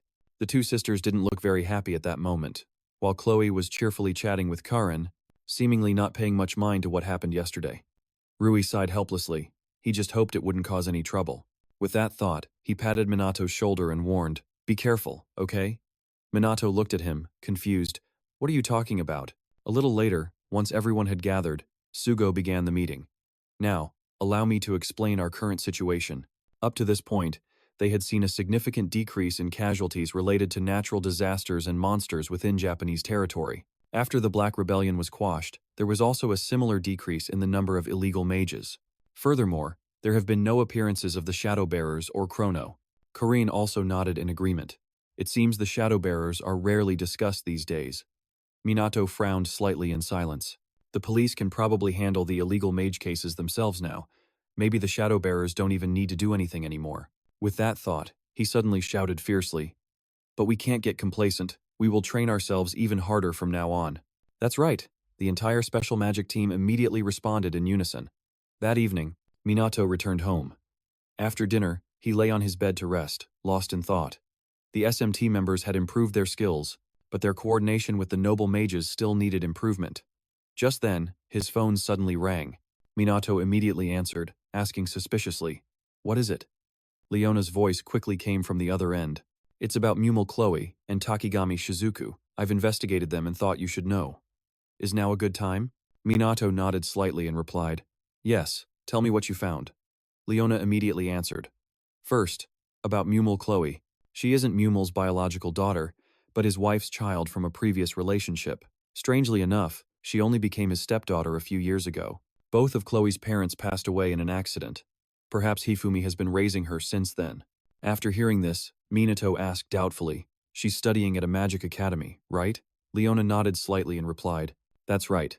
Although she transferred schools at the same time she joined the FMT, her magical abilities are clearly superior to the average."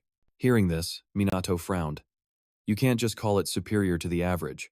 Seeing his silence, Leona continued, "She usually seems like a quiet girl with a strange aura. With her looks, she always stands out from the crowd. Because she was cooking, she put her phone on the table. Then Leona called out loudly, 'Kai, help me set the table.' Kai immediately ran in from the living room. The boy seemed to be doing much better. On the other end of the line, Minato heard the scolding yet affectionate tone in Leona's voice to Kai, and he couldn't help but smile. After giving Kai his task, Leona spoke apologetically, "Sorry, let's continue talking. Next up is Shizuku. She apparently has a daughter and a young granddaughter. However, no one has seen her around lately." Minato frowned slightly, asking doubtfully, "What do you mean?" Leona slowly replied, "Some sources say she has gone overseas." Just then, a noise was suddenly heard outside. Minato quickly said, "Hold on a second." Then he went to open the door and saw that the two sisters had returned, so he waved to welcome them home. After greeting them, Minato returned to his room to continue his conversation with Leona. "Sorry about that, please go on." Leona nodded slightly and replied, "All right, as you know, that's still unconfirmed. Anyway, there's something about this that doesn't feel right. I'll dig a little deeper into it." Minato had gotten a lot of information from her, and he said gratefully, "Sorry for all the trouble, I really appreciate it." Leona brushed it off, saying casually, "It's nothing, you've helped me many times. Okay, let's talk again later." With that, she hung up. Seeing this, Kai ran over and asked innocently, "Was the person you were just talking to Chrono?" Leona looked at the boy doubtfully. "Why do you think that?" Smiling in spite of herself. Kai replied nonchalantly, "You looked really happy." Her words left Leona stunned. A moment later, she patted Kai's head and said with a smile, "I see, so I looked happy, huh?" Meanwhile, in the police chief's office, it seemed he had a visitor.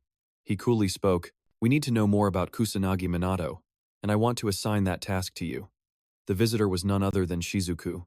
Hearing the chief's words, she remained silent. The chief paid her no mind and continued, "If we can't uncover the secret of his power, we'll be left helpless." After hesitating for a moment, Shizuku finally nodded and replied, "I understand." The chief frowned slightly, asking suspiciously, "That guy seems to let his guard down around you. Is there a reason for that?" Shizuku fell silent again, hesitating for a long moment. She finally spoke up, "That's probably because I am old, and he is a very kind person, you see." The chief didn't seem suspicious and got up from his chair. He walked over to Shizuku and warned in a cold tone, "Either way, there's no turning back for me now. And the same goes for you, we're in the same boat now." "Yes, sir." A look of reluctance appeared on Shizuku's face, but she ultimately nodded in agreement. Elsewhere, at the police department's training grounds, it was time for Minato and the others to practice. Seeing that everyone was there, Minato immediately announced, "All right, let's begin training." But before they could even start, Sugo rushed over. "Excuse me, wait a minute." Minato glanced at him and asked, "What's wrong?"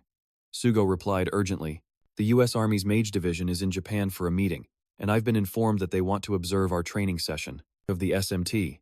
The crowd below was stunned, and Rika muttered in confusion, "Aren't they one of the strongest elite units?" Ruka nodded slightly and replied, "They boast some of the best mages in the world." Ryuji shook his head, looking clueless. Minato also frowned in silence. America's skill level wasn't this high 50 years ago. He figured they had risen to the top in the current era. While everyone was bewildered, Sugo spoke up to explain. News about the SMT had spread overseas.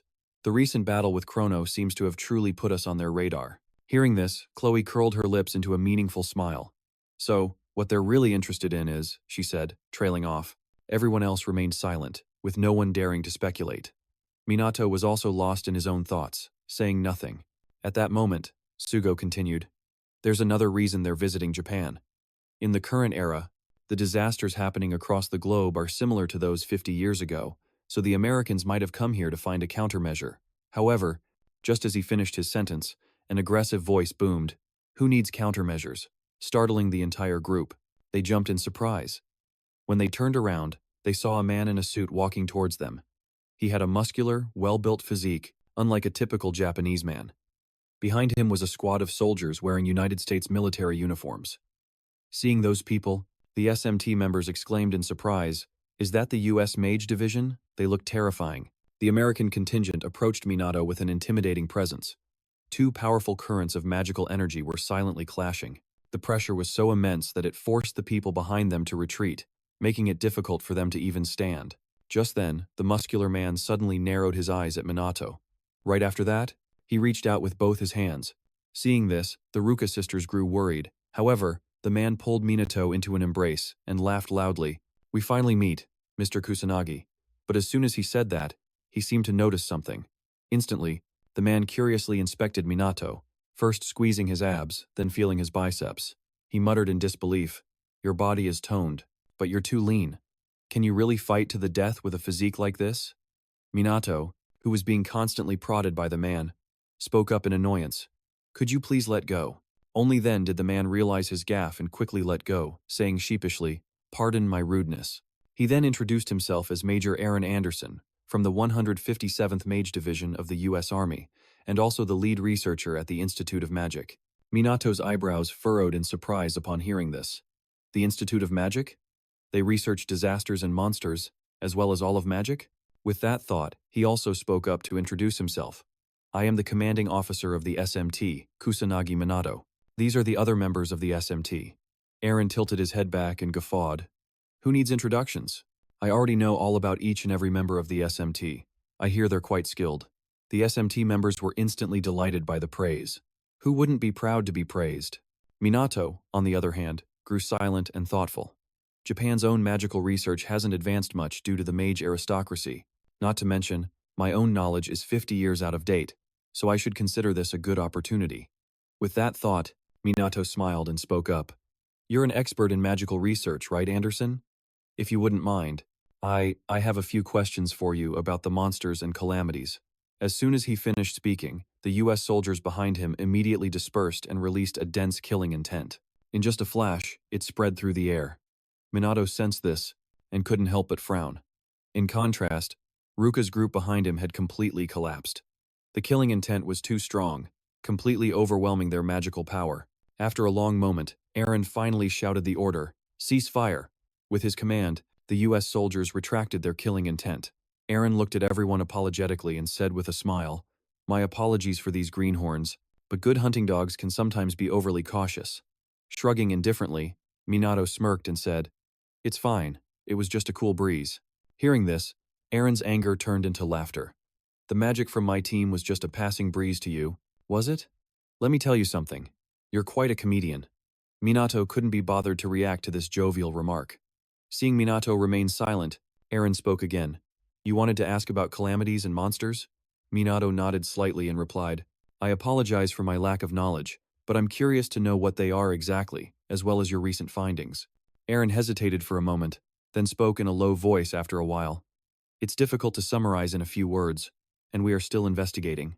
But I believe that monsters are living magic, and calamities are the phenomenon that transports monsters to Earth. Recent investigations have revealed that when a calamity occurs, The area is flooded with a special kind of magic, separate from the magic that humans possess. Basically, this theory is supported by the fact that people can detect magical power when the sky turns red, but until now, there has been no conclusive evidence. That magical power has characteristics similar to monsters. In other words, monsters are composed of magic, and their bodies also turn into particles upon death. This further reinforces that theory. After hearing this, Minato frowned and asked, "Why do they attack humanity?" Eren shook his head slightly and answered, "There's no clear reason, but there is a theory that they are reacting to our magic. 50 years ago, there weren't many calamities in the US, so there were fewer investigations and limited information to work with. However, there were many reports of calamities activating the magical power of an awakened person. That still holds true even now.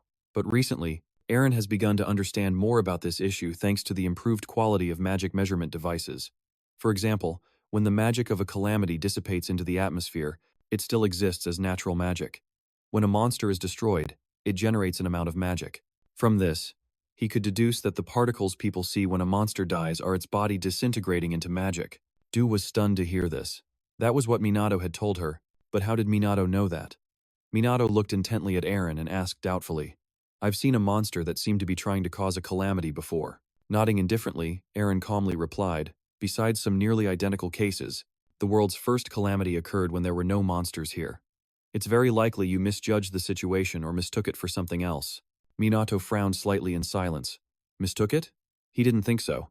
The rallying actions of the demon general before clearly had something wrong with them. Eren then continued, "But it's true that monsters, especially the final boss, can slowly become stronger. It's possible that monster has become the cause of the calamity." Minato asked back, startled. "Really?" He nodded calmly. Eren coolly admitted, "We've already tested it. We waited to see what would happen. If we intentionally don't defeat the boss of a small calamity, monsters will appear in waves, but they stop spawning after reaching a certain number, and then their increase suddenly stops. After that, the amount of calamity magic in the atmosphere doesn't increase either. There's no longer any doubt that the act of leaving a calamity unchecked is very dangerous. Even if the monsters are getting stronger, the final boss must still be defeated, at least until that theory can be proven correct." Minato frowned deeply after hearing this. His thoughts about the monsters were the same. Those calamity experiments were very interesting, but Minato guessed they hadn't found anything concrete yet. Just then, Eren spoke up again. "Anyway, you have an impressive amount of magical power, don't you? There aren't many mages with power as impressive as yours. Please let me examine your body." "I refuse." Minato shook his head without any hesitation. Eren sighed in despair. "He finds you to be quite selfish." But Minato didn't care and calmly asked, "Do you know about the mage nobles?" Eren calmly replied, "I probably only know as much as you do. 50 years ago, the mages of the United States were still weak.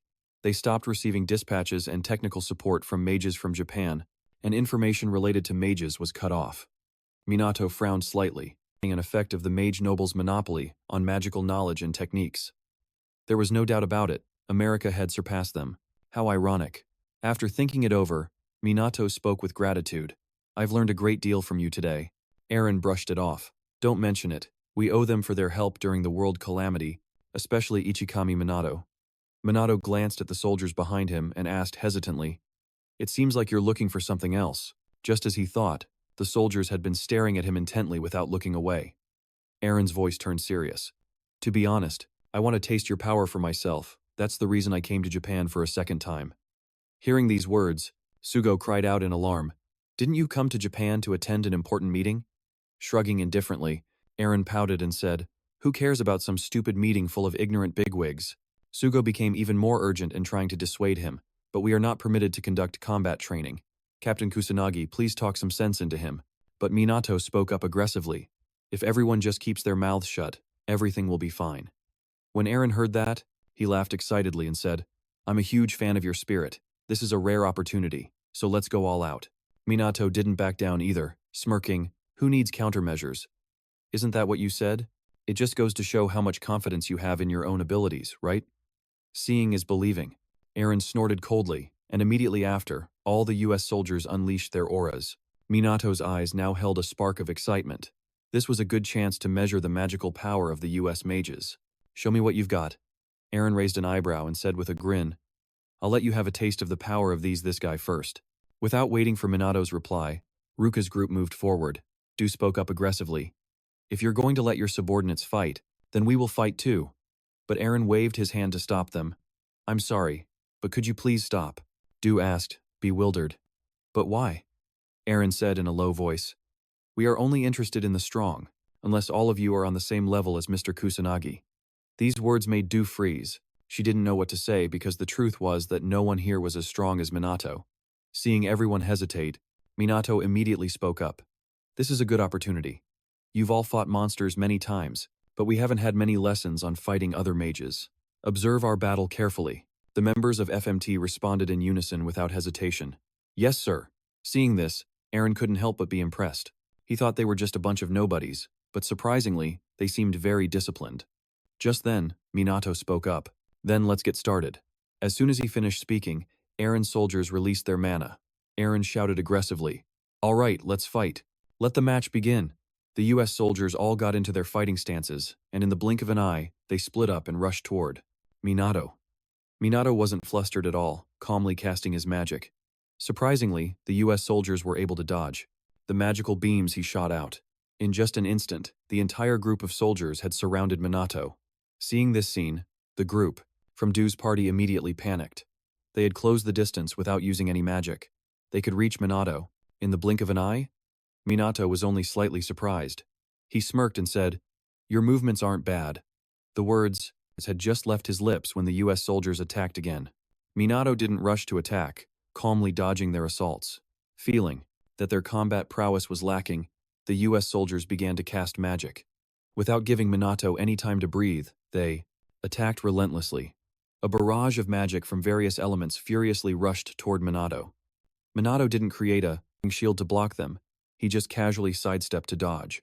He landed safely without suffering any injuries. However, as soon as he landed, the US soldiers attacked again. Their speed was quite fast, and Minato was startled, using his hands to block the attack. But before he could even catch his breath, the others attacked with magic. Once again, a barrage of magic spells appeared furiously. This time, Minato didn't dodge but created a shield to block them. Witnessing the battle, from the start, the people from FMT couldn't help but be stunned. Du muttered in disbelief. No way, they're pushing Minato onto the defensive. Ruka also spoke with a serious tone. Although their magic level isn't particularly high, each one of them has considerable firepower, so even Minato's magic defense can't hold out for long. So this is the power of the US Mage Division? After a while, Minato stepped out safely from behind the shield and said coolly, Just as I expected from the US military, you all are excellently trained. With that said, Minato then declared loudly, In a battle against a single mage, you rarely use large-scale spells. It's said that only when both sides are highly skilled does it make sense to use them. In most cases, people will fight their opponents in close-quarters combat. That's because it takes time to cast magic, making it very difficult for a mage to use spells when to assassinate an opponent. Even for two high-level mages, engaging in close combat is common. For that reason, while Minato was talking, the American soldiers' cooldowns were over, and they cast their magic again. Without hesitation, they attacked Minato. From fire to water, Minato dodged them all. Even the bolt of lightning that one American soldier unleashed was stopped by his shield. Aaron, who was observing from the side, couldn't help but frown. Is Minato lecturing to show off in front of his subordinates? If so, he was disappointed in the boy. Aaron wanted his soldiers to end this quickly. However, he soon realized that his soldiers were struggling. They couldn't even touch Minato. His speed was just too fast. Aaron watched in silence, his frown deepening. Strange, what is happening? He didn't understand why his subordinates couldn't do anything to Minato. The more he watched, the more sour Aaron's expression became. Why couldn't his soldiers even put a single scratch on Minato? They couldn't land a hit on him, and none of their attacks were effective. They had never faced an opponent like this before. While the American soldiers were still bewildered, Minato spoke up. I commend your refined techniques as a result of your diligent training, and your combat skills are also truly wonderful. As soon as he finished speaking, he unleashed his own mana and said with a faint smile, As thanks for showing me your skills, I suppose I'll get a little serious. Immediately after, Minato dashed forward. He continuously launched attacks at them. Minato's speed was too fast, leaving them no time to react. Minato punched and kicked, and every single move landed on the American soldiers. He took them down one by one without using any magic. Minato didn't give them a chance to react. Before the last one could retaliate with magic, He struck first. This one-sided beatdown left Ruka's group in the back, astonished. Aaron's expression also began to darken. All the American soldiers had been defeated by Minato. Aaron was stunned for a long moment before sighing. My elite unit was taken down just like that? Who would have thought that an ordinary student from this once complacent country could become so strong? Minato said calmly. Your men fought wonderfully. Aaron replied unhappily. While I'm honored by your praise, we have been completely defeated. Where did you learn to fight in close combat like that? Actually, I'm mostly self-taught, Minato replied nonchalantly. Hearing this, Aaron couldn't help but laugh out loud. Ha ha, how interesting. You truly are an interesting young man. In that case, allow me to show you my power next. As soon as he finished speaking, he took off his outer jacket, tossing it aside without hesitation. Aaron's muscular, solid body was quickly revealed to everyone. He raised an eyebrow and said with a smile, I may not look it, but I love an interesting fight. Minato was a bit speechless. You certainly look the part. Aaron was now brimming with fighting spirit, and said excitedly, Now then, shall we begin our battle, Mr. Kusanagi? Minato narrowed his eyes at him, a glimmer of wariness appearing in them. In just an instant, Aaron unleashed his mana. Minato couldn't help but be surprised, his pupils contracting involuntarily. While he was bewildered, Aaron appeared in front of Minato in a flash. Minato was even more startled, the speed of he's so fast. Aaron attacked Minato without any hesitation, but Minato still managed to dodge. When his fists failed, Aaron switched to attacking with magic. A bolt of electricity shot toward Minato. He leaned his head back to dodge, then did a backflip backward. Minato landed safely without taking any damage. But before he could even catch his breath, Aaron appeared behind him. He sneered. Too slow. Minato flinched slightly and hastily dodged. He retreated a few meters away from Aaron. This time, it was Aaron's turn to be bewildered, muttering, You're a slippery one. I was sure I had you, Minato said casually. You've enhanced your physical abilities with magic, haven't you? Aaron raised an eyebrow and smirked. I'm glad you noticed. This is a technique I invented myself.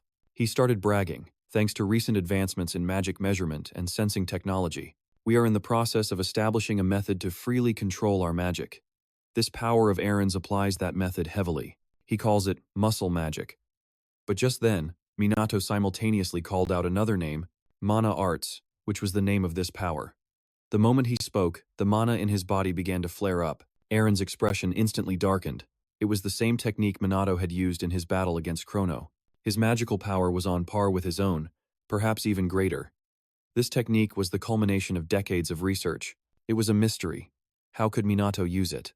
But Aaron didn't care about that right now. He would just increase his own power along with him. Minato, on the other hand, had no intention of backing down. Even though it was still far from perfect, he was still surprised that Aaron could use mana arts. He never expected to find someone who could create the same technique through their own efforts. It looked like Minato was going to enjoy this fight. With that thought, Minato took off running. He increased his speed at the same time. In the blink of an eye, Minato charged in front of Aaron, throwing a punch at his face, while also getting hit in return. The two exchanged several blows in an instant. Their speed was so fast that Ruka and the others watching couldn't keep up. Ryuji couldn't help but exclaim, just how strong is he? Minato was still a student, just like them. His knowledge of magic far surpassed that of this world, and he could defeat any enemy without breaking a sweat. This was truly terrifying to them. The more Ryuji spoke, the more admiration filled his voice. He's going head-to-head with an elite of the US military. Minato was overwhelming him not only in magical power but also in physical combat. So how was he doing it? Du couldn't help but frown, lost in thought. All this time, she had pretended not to notice that Minato was simply too strong. It was only then that Ruka truly recognized the problem. They were getting stronger. That was why she had always believed that one day, as long as they kept training, they could stand by Minato's side as equals. But was that even possible? Ruka truly couldn't imagine a future where they could catch up to Minato. The more the two sisters thought about it, the more they panicked. They truly couldn't accept it. Meanwhile, in the midst of the battle, the two, Minato and Aaron, were still fighting. Minato had the upper hand. During the exchange, he landed a powerful kick on Aaron.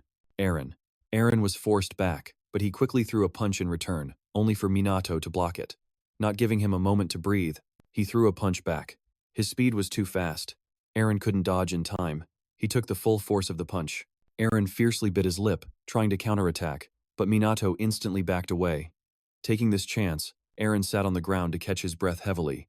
In contrast, Minato stood there perfectly calm.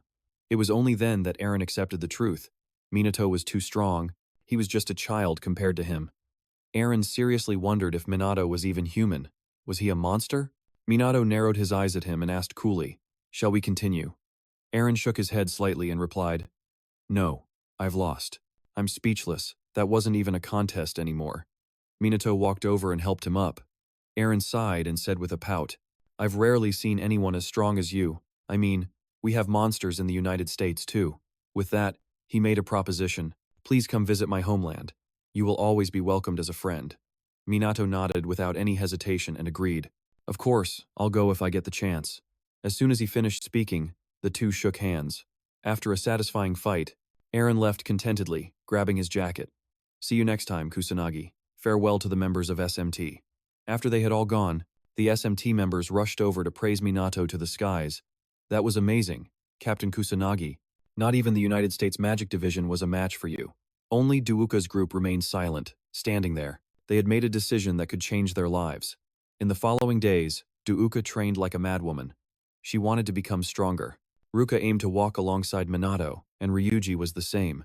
He was sick and tired of always having to rely on others. He had to find a way to move forward with his own strength. While they were going crazy with training, Minato was struggling with a different problem. He exclaimed in surprise, "We're going to sell merchandise for the collaboration between SMT and the Asian mage aristocracy?" Sugo nodded slightly and replied, "Now that you're appearing in the media more often, more people want to join SMT, and our budget is steadily increasing, so we're considering our next move." Upon hearing this, Minato asked discontentedly, "Is that why you want to sell merchandise? Are you trying to line your own pockets?" Sugo immediately shook his head in denial. "We need money to continue our operations." "I don't really like this idea either." Minato reluctantly sighed. "What a shame." Thinking, he looked at the sketch in his hand, which depicted a Minato-shaped stuffed animal. He suddenly remembered the Ichikami Minato plushie that the boy he'd saved the other day had, and finally nodded in agreement. "All right, I'll allow us to sell the merchandise." Hearing this, Sugo exclaimed happily, "Really?" But before he could celebrate for long, Minato raised his lips into a smile and said, "But on one condition." After hearing it, Sugo hesitated and mumbled, "That will eat up a lot of our budget. Is it even feasible?" Minato pouted and said, "That's not a problem. The preparations are already underway." And so, the entire SMT team received a surprise message. A joint training camp with the aristocracy was proposed. A few days later, in a certain area of Tokyo, Minato's group had arrived at the location. Before long, the people from the mage aristocracy also showed up. Hinata, who was leading, complained non-stop, "This is really a pain." Soon after, Hifumi also appeared with an assistant, a constant smile on her face. "This might be a bit much, with that fake body of mine." Seeing him, the two sisters exclaimed in surprise, "Even Chairman Mum Mew is here too? Isn't this just a normal training camp? Is there some mistake?" Sugo seemed to understand something, muttering in a low voice, "It seems Chairman Mumi Mew is the one behind this training camp. Perhaps he wants to make up for the past of the noble mages." Minato glanced at Chloe and asked doubtfully, "The Fuyuka family isn't here?" Shrugging indifferently, Chloe pouted and replied, "They basically disbanded after their leader was arrested. The Fuyuka family will never regain its former glory." Minato, still a bit skeptical, asked, "Aren't there still members who weren't involved in that conspiracy?" Chloe replied nonchalantly, "I'm sure they're all starting new lives." Hearing this, Minato furrowed his brow in silence. He had heard a little about the Fuyuka family from Leona, and it sounded like that butler was still safe. After that, they got on the bus to head to the training grounds. When he got off, Minato suddenly noticed Hinata's gaze. On the empty field, other members of the magical nobility were already waiting, but their gazes seemed displeased upon seeing the SMT group. Sensing these stares, Du couldn't help but panic. "Why are they staring at us like that?" Ruka frowned and muttered, "Even though we're cooperating, they don't seem to have a good impression of the SMT." Seeing this, Minato sighed helplessly. "Oh boy, I wonder what's going to happen next." A moment later, they entered the storage area, then began to gather on the training field. Hifumi stood on a high platform, speaking clearly, "Thank you for taking your precious time to come here. I'm quite sure you all feel mentally exhausted." Minato frowned slightly. The police and SMT's regional units were temporarily providing support in their absence. There shouldn't be any problems since natural disasters are rare during this time, but he still felt a little worried. While Minato was thinking, Hifumi continued, "However, I believe this joint training session is extremely important for overcoming the great disaster. From now on, their battles will become increasingly fierce. That is why improving the cooperation between mages, nobles, and the SMT is crucial. Hifumi said that there are very few people capable of leading everyone. This person must be upright and wise, and above all, an outstanding mage. He thought there was only one person suitable for this role, and that person is none other than Minato. He will be the instructor for this joint training camp. Hearing this, Hinata clicked her tongue, seemingly guessing what would happen, and just as expected, the noble mages immediately erupted with discontent and began to object. Hifumi had also anticipated this. He scanned the crowd below them and snorted coldly. It seems some people are not satisfied. Tell me, is there any mage here who can defeat Captain Kusanagi? These words made the noble mages fall silent. No one dared to object anymore. Hifumi was now satisfied. He looked down at Minato and said, "Well then, Captain Kusanagi, please show them something." Minato frowned slightly in silence. Although what Hifumi said was true, it also served his own interests. The noble mages had monopolized magical knowledge and techniques, but they couldn't defeat him. They had realized they had reached their limits, and Hifumi wanted to take advantage of that. Minato. After all this time, he still hates to lose. Minato didn't mind that about him. With that thought, he stepped onto the platform and declared clearly, "You will all be training here for 2 weeks. I only have one request. Stick to me as if your lives depend on it." After saying that, Minato's gaze swept over everyone, and not a single person objected. Immediately after, they obediently followed Minato to train, only to be made to do push-ups. This caused them to shout in protest, "Why are you making us do push-ups?" Minato paid them no mind. On his back at that moment was a weight 10 times heavier than theirs, yet he hadn't broken a single drop of sweat, and he said coldly, "Physical conditioning is the foundation of all magic, so push yourselves to the absolute limit." The 3 heads of the 3 noble magic families were also doing push-ups with everyone else. They also had many heavy weights on their backs. After all, as family heads, they could not afford to lose face. After the push-ups, Minato had everyone run while pulling tires, constantly urging them on. "Run with all your might. There's no point in cutting corners." And so, the whole group pulled the heavy tires and ran frantically after Minato. Hinata and her 2 companions always stuck close to Minato because they didn't want to lose to him. Watching this, Du couldn't help but be moved. It's amazing. The noble mages are actually listening to Minato. She never thought she would see this day. A while later, the running training ended. Minato casually announced, "Take a 5-minute break, and remember, to drink some water." But someone spoke up discontentedly, "What's the purpose of all this? We're just training, without any specific goal." Before Minato could answer, a member of the FMT team aggressively retorted, "You've got it all wrong. Captain Kusanagi is an amazing person." Just like that, an argument broke out. Neither side was willing to back down. Rui sighed helplessly. "I knew this would happen." Du also cried out in panic, "We have to stop them." Not letting the situation go on for long, Minato stepped in. "That's enough, both of you." The person from SMT, still not convinced, wanted to say something more, but Minato held up a hand to stop him. He looked toward the other noble mage and coldly said, "I know you don't trust me. If I weren't your instructor, I wouldn't mind the criticism, but, right now, I demand that you follow my orders." With that, Minato turned to his own man and reprimanded him sternly. "And as for you, if you trust me, just bear with it for now. Understand?" They immediately nodded in acknowledgement. "Understood.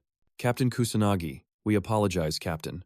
Minato successfully diffused the argument, but he was still worried. It seemed they harbored a deep-seated resentment. The fact that they still found reasons to argue was the real problem. In that case, he would naturally have to do something about it. Minato suddenly flashed a malicious grin, causing Du, who was standing nearby, to jump in fear. And so, their hell had begun. Minato found a high vantage point and, without a word, began to furiously attack everyone with magic, causing them to panic and scatter. He shouted aggressively, "Come on, what's wrong? You'll really end up dead if you don't. Fight back for your lives. Use every last bit of your mana until it's gone." But was Minato's magic something they could even fight back against? The answer was no. And one by one, they were taken down by his magic. The guy who had just been complaining, still not satisfied, shouted, "This isn't training, this is abuse." Hearing this, the FMT members snorted contemptuously at that bunch. "You noble mages are truly pathetic." This remark wounded the pride of the noble mages, So they all glared aggressively at the members of SMT. Don't underestimate us. We'll show you what happens when noble mages get serious. The FMT team refused to back down, retorting, as if we'd ever lose to you. Seeing this, Minato smiled with great satisfaction. It seemed his words had ignited their competitive spirit. Mission accomplished. Then, Minato took everyone down.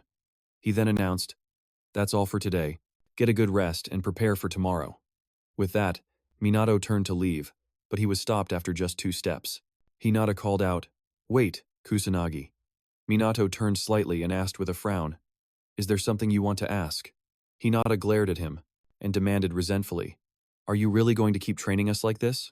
Minato asked, a little surprised. "Is that a complaint?" She shook her head in denial. "No, but surely there has to be another way." Minato replied coolly, "I've told you before, there is no other way. There is one method to stimulate one's ability to sense mana, and that's with the help of a high-ranking mage performing shock therapy to awaken the mana flow within, but that's for novices." He said it wouldn't work on Hinata. Hearing this, Hinata immediately shouted back, "Then how did you get so strong? How can you possess such an absurd amount of mana?" Minato calmly replied, "Besides increasing your mana flow, there's using your mana until it's completely depleted or improving your magic techniques through other means.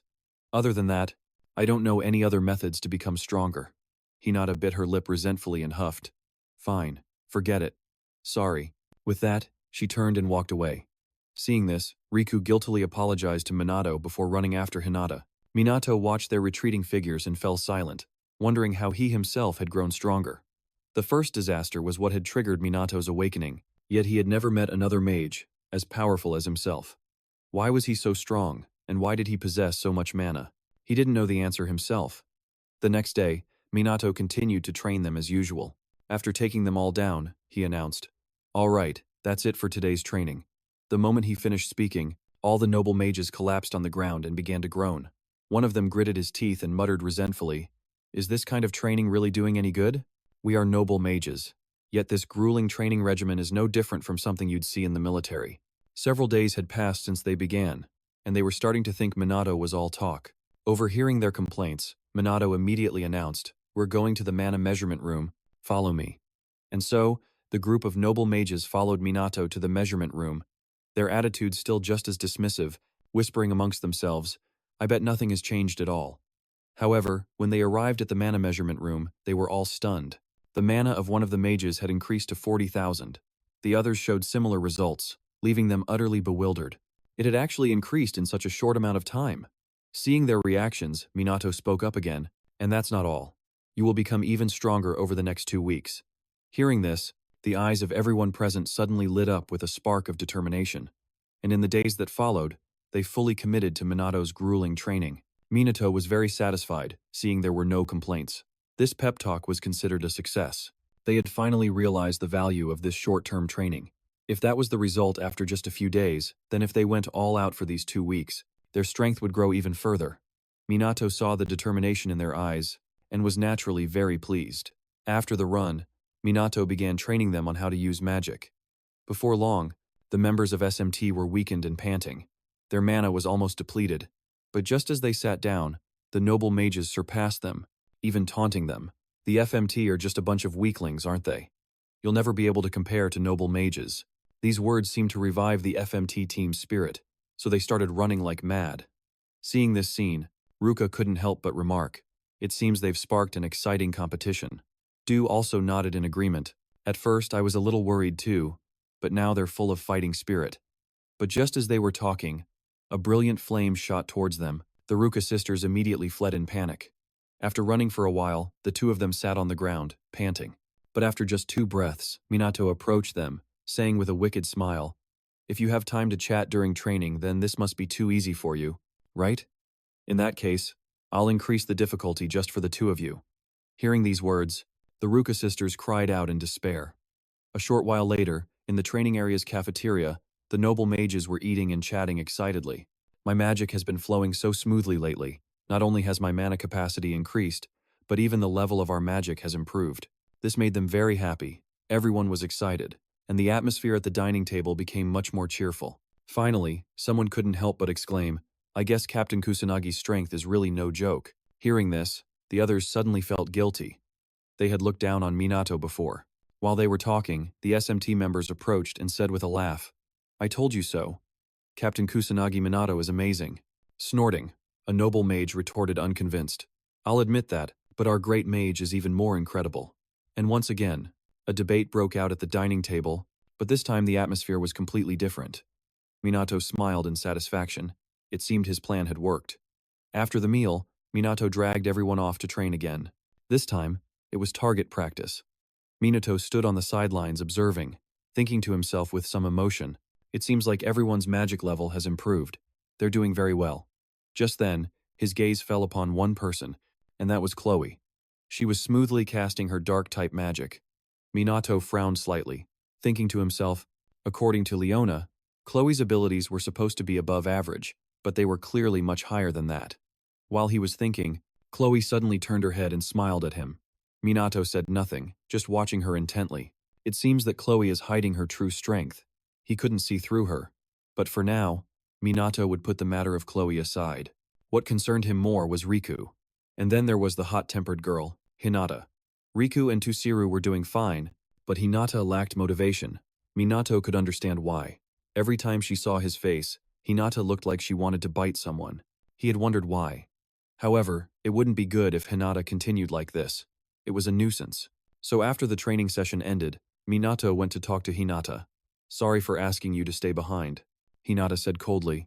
"Just tell us what you want." Minato narrowed his eyes at her and said calmly, "It seems like the training isn't effective for you. Can you tell me why?" Hearing the question, Hinata, who seemed to have been holding it in for a long time, immediately exploded. "Because it's practically useless. I can't get any stronger this way." Minato asked back, confused. "But you still participate every day," Hinata snapped aggressively. "Shut up. It's an order, so I don't have any other choice." Minato became even more puzzled. An order? It seems only Hifumi can make the noble mages, and of noble birth obey. He was quite surprised that she would actually listen to someone. While Minato was thinking, Hinata turned away in frustration. "Anyway, I'm not changing my attitude about this." Seeing this, Riku immediately apologized guiltily on Hinata's behalf. Minato waved it off, shaking his head and saying, "It's fine, I don't mind." Thinking back, he's always by her side. "What is your relationship with Homure?" Riku hesitated for a moment before speaking. "I think we're just friends, but maybe I was wrong. We're nothing special." Minato nodded slightly in understanding. "I see. I'm sorry for asking about personal matters." Riku chuckled softly and said, "It's all right. I'm also sorry for bothering you." Minato was a bit confused by this and asked doubtfully, "Do you mean Hamurai?" Riku nodded. Riku sighed and said, "Her personality is a bit rough, so people often misunderstand her, but she's not a bad person." Hearing this, Minato finally understood what was going on, and said with a light smile, "I quite like straightforward and grumpy people like her." "I see." Riku gave him a sincere smile. "Thank you, Kusanagi Minato." Right after that, Riku also left. Minato said goodbye to him, but inwardly decided to keep an eye on Hinata. The next day, at the training grounds, everyone gathered as usual to practice and chat during their breaks. Only Hinata was sulking by herself, ignoring everyone. Minato was always watching her, and seeing this, he couldn't help but frown. Hinata really did everything alone, even eating by herself. He decided that he should probably step in and help Hinata a little. And in the following days, whenever he saw Hinata, Minato would always strike up a conversation with her. He also paid special attention to Hinata during training, constantly following her, and chattering non-stop in her ear, which drove Hinata crazy. She snapped angrily, "What the hell? Do you have a problem? Why do you keep sticking to me? What are you trying to pull?" Shrugging nonchalantly, Minato casually replied, "I just want to talk to you." Hinata looked at him, bewildered, and asked, "You just want to talk?" Minato nodded slightly and replied, "Yes. You're always alone, and you look very lonely." Hearing this, Hinata immediately snorted, "I'm not lonely. I like being alone." But Minato didn't think so and retorted, "But it doesn't seem that way." This made Hinata shout in frustration, "What do you know?" Minato spoke slowly. "Someone who likes being alone wouldn't put themselves in a situation where they have to cooperate with others. They don't pay attention to anyone, can't accept being cared for, but it seems you don't fit any of those cases." Hearing his words, Hinata frowned, pursed her lips, and mumbled, "Stop talking like you understand me." But Minato didn't care and suggested, "Let's be friends." Hinata stared at him, stunned, didn't know how to react. but she quickly became aggressive and questioned, "What the hell are you talking about?" Shrugging indifferently, Minato raised an eyebrow and asked, "Can't I? You know, I actually quite like you." Hearing the word like, Hinata blushed with embarrassment. She hurriedly said, "Normal people don't just ask to be friends like that, you know?" Minato muttered in confusion. "Is that so? I guess you're right." Hinata glared at him, then suddenly mumbled in a low voice, "Just stop. Give up on trying to get to know me. A girl like me is just annoying and a bother, right?" With that said, she fell silent again. However, Minato retorted without hesitation, "Not really, I don't think so. Actually, I like how you're so straightforward. People who flatter me for no reason just make me feel uncomfortable." These words made Hinata stop in her tracks. A moment later, she raised an eyebrow, smiled, and said seriously, "Well, you really are a weirdo." Minato couldn't help but be stunned. What's that supposed to mean? Hinata then realized what she had just said, and a hint of panic appeared in her eyes. She quickly turned and ran away, shouting as she went, "Anyway, I'm never going to be friends with you. It's not happening." Minato sighed helplessly. "Oh man, it looks like I've been rejected." Little did he know, their entire conversation had just been overheard by someone. Chloe was standing behind a wall and heard everything. A little while later, on the training grounds, Minato had everyone practicing how to use magic. After training with Minato for a few days, Tusiru's magic had improved. When the Ruka sisters saw this, a flicker of fear appeared in their eyes. Just then, Minato shouted, "That's enough training for now, let's take a break." Everyone was working very hard, as if they were honing their own powers. On the way to the cafeteria, Minato saw the 3 members of the Mizuha family. The 2 sisters were trying to ask Tusiru to have a family meal with them. They hadn't had a chance to talk in a long time, but Tusiru coldly replied, "I still have a lot of work to do, so I must decline this meal." With that, he turned and left without a second glance. Minato walked over to the 2 sisters, Ruka and Ruika, and said helplessly, "He's still the same, huh? His attitude hasn't changed even after he decided not to disown you?" Ruka shook her head slightly and replied, "He wasn't like this before." Hearing this, Minato asked in confusion, "What was different?" Ruka's tone was a bit melancholic. "He used to be kinder and would listen to us. But ever since his wife passed away, Tusiru has never been the same. He doesn't talk to me and my sister as much as he used to, and is always away on business." Ruka then mumbled in a low voice, "I think I understand how our father feels because I'm the same. When Mom died, I felt I had to become stronger. While trying to protect Ruika, I became stricter and lost myself." Hearing this, Ruika immediately squeezed Ruka's hand to comfort her. "But you're still the same gentle older sister you've always been." Ruka looked at her gratefully and said with a smile, "Thank you, but I changed, and Dad didn't. Does he still love us?" Ruika wasn't sure either, shaking her head and whispering, "I can't tell what he's thinking. He never tells us anything." Hearing their conversation, Minato immediately smiled reassuringly. "If he didn't love you too, he wouldn't have seen me as an enemy and tested me, right?" he said. "That's definitely how a father acts, towards anyone who intended to approach his daughter." But there was something that puzzled Minato. Why was Tusiru's mana fluctuating so much? It seemed like he was hesitating about something. Just then, Chloe suddenly approached and called out to him. She smiled and said, "Can I talk to you for a moment?" Minato didn't refuse. The 2 of them found a secluded corner to talk. He thought Chloe wanted to ask him out on a date again. While Minato was thinking, Chloe slowly began to speak. "Lately, I've been thinking a lot. I want to know more about you." As she spoke, Chloe stepped forward. She quickly closed the distance until she was right in front of Minato. Chloe placed her hand on his chest and whispered, "To understand the very depths of your true nature, I want to know what kind of person you are." She said Minato was unlike anyone else, in both beauty and spirit, a kind of charm that only emanated from him. Hearing these words, Minato didn't react much, just slowly nodded. "I understand. I'm very honored to receive such praise from you." Chloe couldn't help but be stunned. She let out a faint laugh, and then she spoke lightly. "What a strange man. Straightforward on the outside, yet full of schemes on the inside. Sometimes full of valor, other times naive. Even those elusive aspects of you are captivating." At this point, Chloe paused for a moment, before seriously proposing, "Would you consider dating me?" She believed that their relationship would surely be wonderful, and despite her appearance, she was a very loyal person. Chloe also said that if Minato wanted, she would do anything and give him everything. As she spoke, Chloe moved even closer to Minato. Their faces were only a few millimeters apart. She raised an eyebrow and asked with a smile, "So what do you say? Shall we be together forever?" Minato. Seeing the distance closing in, Minato quickly moved away, shaking his head in refusal.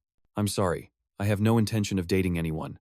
Chloe wasn't too surprised by the rejection. She just gave a faint smile and said, "Is that so? That's too bad." Soon after, she returned to her usual demeanor, smiling as she said, "Well, that's settled then. I'll be going now." Minato watched her back as she left, falling into a thoughtful silence. Elsewhere, on the training grounds, Ryuji was suddenly throwing an arm around Riku's shoulder and laughing loudly. "Keep it up, man." Riku frowned at him and muttered, "You too. You're not so bad yourself." Minato, having just returned, saw this scene and asked in confusion, "What's going on? How did things turn out like this?" Luca slowly explained that the two of them were discussing their training regimens and decided to challenge each other. And the result was that they both completed 1,000 reps and then collapsed right after, and then somehow, things ended up like this. After hearing this, Minato sighed in resignation, so they were both muscleheads. Putting aside these trivial matters, Minato began training everyone on how to use magic. After some time, the people from SMT and the noble mages had grown much closer. On the final day of the training camp, Minato stood on a high platform and declared loudly, "All of you have trained very hard. Today marks the end of your training camp, but this is just the beginning." The people below listened intently. Minato continued to speak. "Many lives may be in danger in the upcoming world disaster, but if you can perform your roles to the best of your abilities, then all disasters will be defeated." He told them they were all very strong, that not even a world disaster could. They were not rivals, and told them to rest until the mission begins and to prepare themselves mentally. At this point, Minato raised his fist high and shouted powerfully, "It all rests on your shoulders. We will definitely protect Japan and the world." As soon as he finished speaking, everyone present cheered in unison. The two groups that had initially entered with a dislike for each other had finally become comrades in arms. Hinata watched this scene from a distance and couldn't help but feel impressed. Minato was truly an incredible person. He not only trained the SMT, but also the noble mages, and their abilities must have grown much stronger than before. Minato even managed to get everyone here to open up to each other more. He was even kind to her. The more Hinata thought, the more her gaze was drawn to Minato on the high platform. Thinking of the word friend that he had offered, she quickly shook her head. "What am I thinking? I don't need friends. Hinata doesn't need that. After all, it's all meaningless to me anyway." A moment later, Hifumi approached Minato from afar and praised him. "The results are wonderful, Captain Kusanagi." Minato smiled politely and replied, "It's an honor, sir." Hifumi ignored the formality in his words and continued speaking. At first, they had disagreements because they didn't understand each other, but now they are all beginning to trust one another. Everything is progressing very smoothly. By continuing like this, the world will finally see peace. This made Hifumi very happy. "I hope so," Minato replied with a slight nod, extending his hand to shake Hifumi's warmly. Thanks to the training camp, the levels of the SMT and the noble mages had increased. The coordination between the two sides also improved significantly. As a result, the damage caused by disasters and demons around Tokyo decreased greatly. Although natural disasters still occurred, the recorded damage was the lowest in the past 50 years. People all over Japan were overjoyed about this. Now, we can finally go outside without worrying. Thanks to the success of the SMT and the noble mages, for better or worse, all of Japan was living in peace. Well, except for the SMT team, of course. They still had to train daily with their hellish instructor, Minato. He was on one side teaching, and on the other, pushing them. It will be meaningless if you don't push yourselves to the limit. The closer we are to death, the more peaceful Japan becomes. During the training, Sugo ran up from a distance to report, "Captain Kusanagi, it has been decided that we will cooperate with mages from all over Japan. Many mages will come to our aid when the Great Cataclysm strikes." Minato nodded in satisfaction. Karen added, "Based on identifying the locations and the extent of the damage from the Great Cataclysms 50 years ago, we have decided on a deployment plan for each member." After the report was finished, Sugo leaned close to Minato's ear and whispered, "I've arranged the distribution you requested. I did it discreetly." Minato nodded and instructed, "That will be useful. We need an insurance policy. The world disaster. The largest of the great cataclysms, affecting not only Japan but also the entire world. This was not a single disaster, but multiple disasters happening all at once. 50 years ago, humanity could not handle a disaster of such an unpredictable scale. But this time, that wouldn't happen. Minato was prepared for any situation. With that in mind, Minato shouted out loud, "As we all know, in a few days, the world-ending disaster will occur, so rest until then and spend a lot of time with your families." Hearing this, the members of FMT immediately started whispering among themselves, "Is this really okay? We don't know how dangerous these great disasters will be. Minato heard this and spoke up to reassure them. We've done everything we can. All of you have become much stronger. So relax, we will definitely win. Even though he said that, everyone below was still worried. Even Sugo's group was no exception. Seeing their gloomy faces, Minato felt a bit helpless. Right after, he confidently declared, "Let me say one last thing. Believe in me when things get tough, when pain strikes, when fear takes over, when they make you want to turn and run. Remember me." Hearing these words, everyone was immediately stunned. Dua, Ruka, Ryuji, Sugo, Karen, and even Chloe. After hearing his declaration, they became much more confident. Smiles returned to their faces. Minato continued to speak clearly and loudly. "No matter the situation, I will save all of you and this world.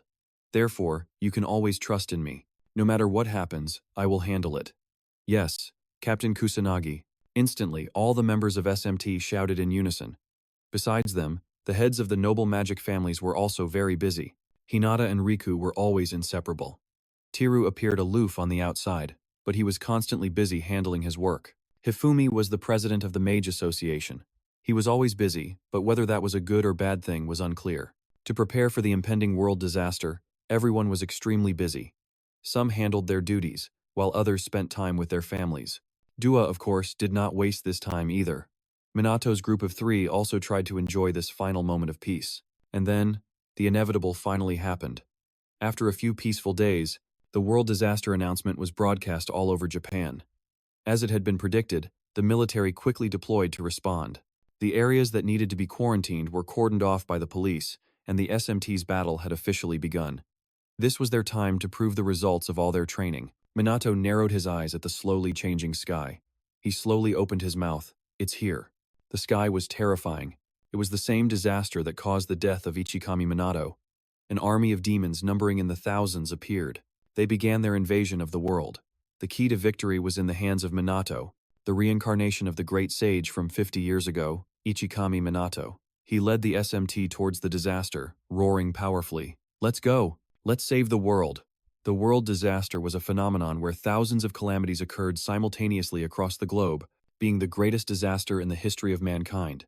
And at that very moment, the greatest disaster of all began in Tokyo. The world disaster was what took Ichikami Minato's life as he fought against it. In a government meeting room, high-ranking officials were gathered. An aide rushed over to report, "Prime Minister, it seems the world disaster has begun."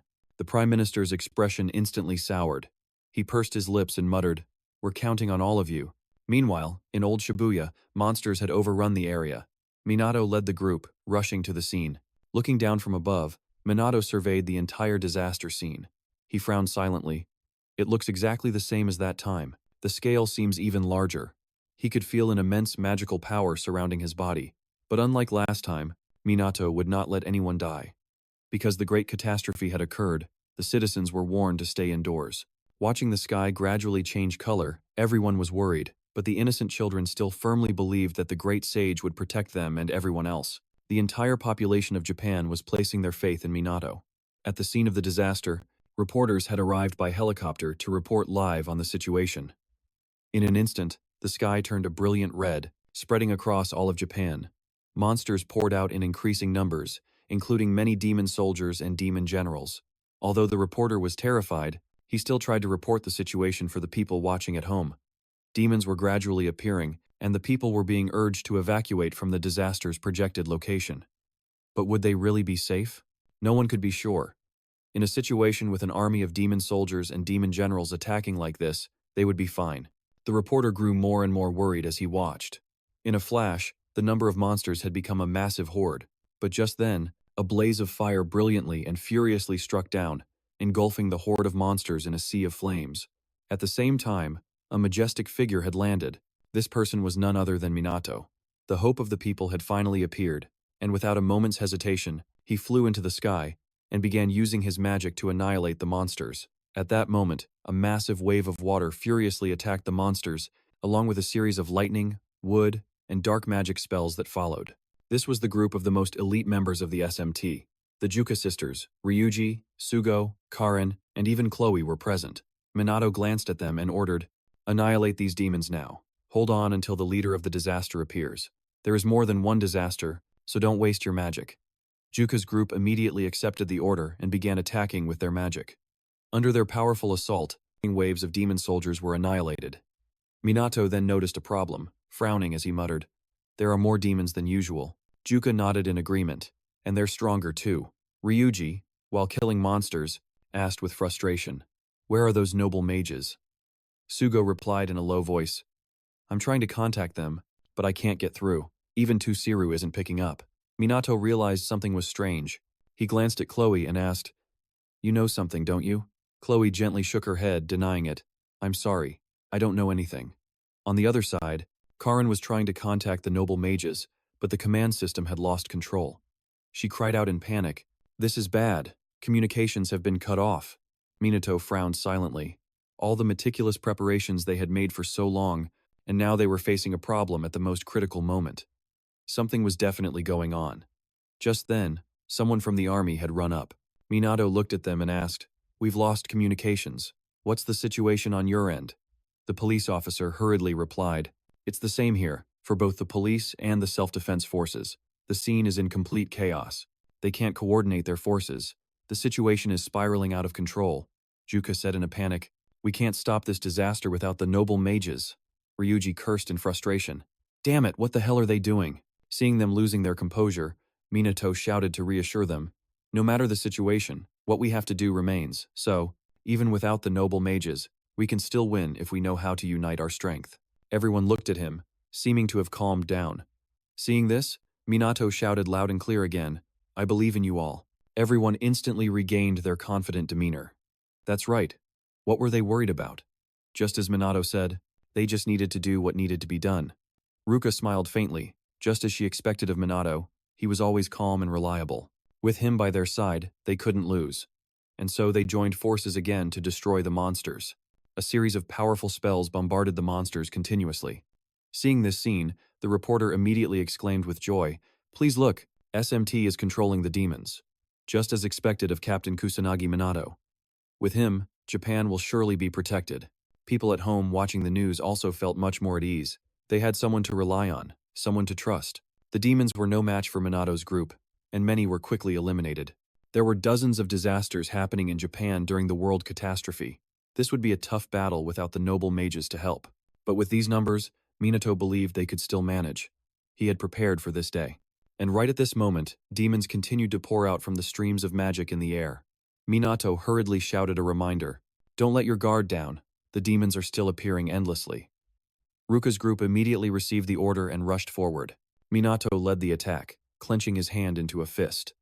Without a moment's hesitation, he punched the body of a demon general. But it wasn't long before Minato noticed something. A series of demon generals were simultaneously attacking him with magic toward him. The ground was hit by the assault, dust and smoke filled the sky. But Minato remained completely unscathed. He snorted in contempt, too naive, and then he used 9th tier magic to attack them. A halo quickly appeared in the air, devastating the bodies of those demon generals.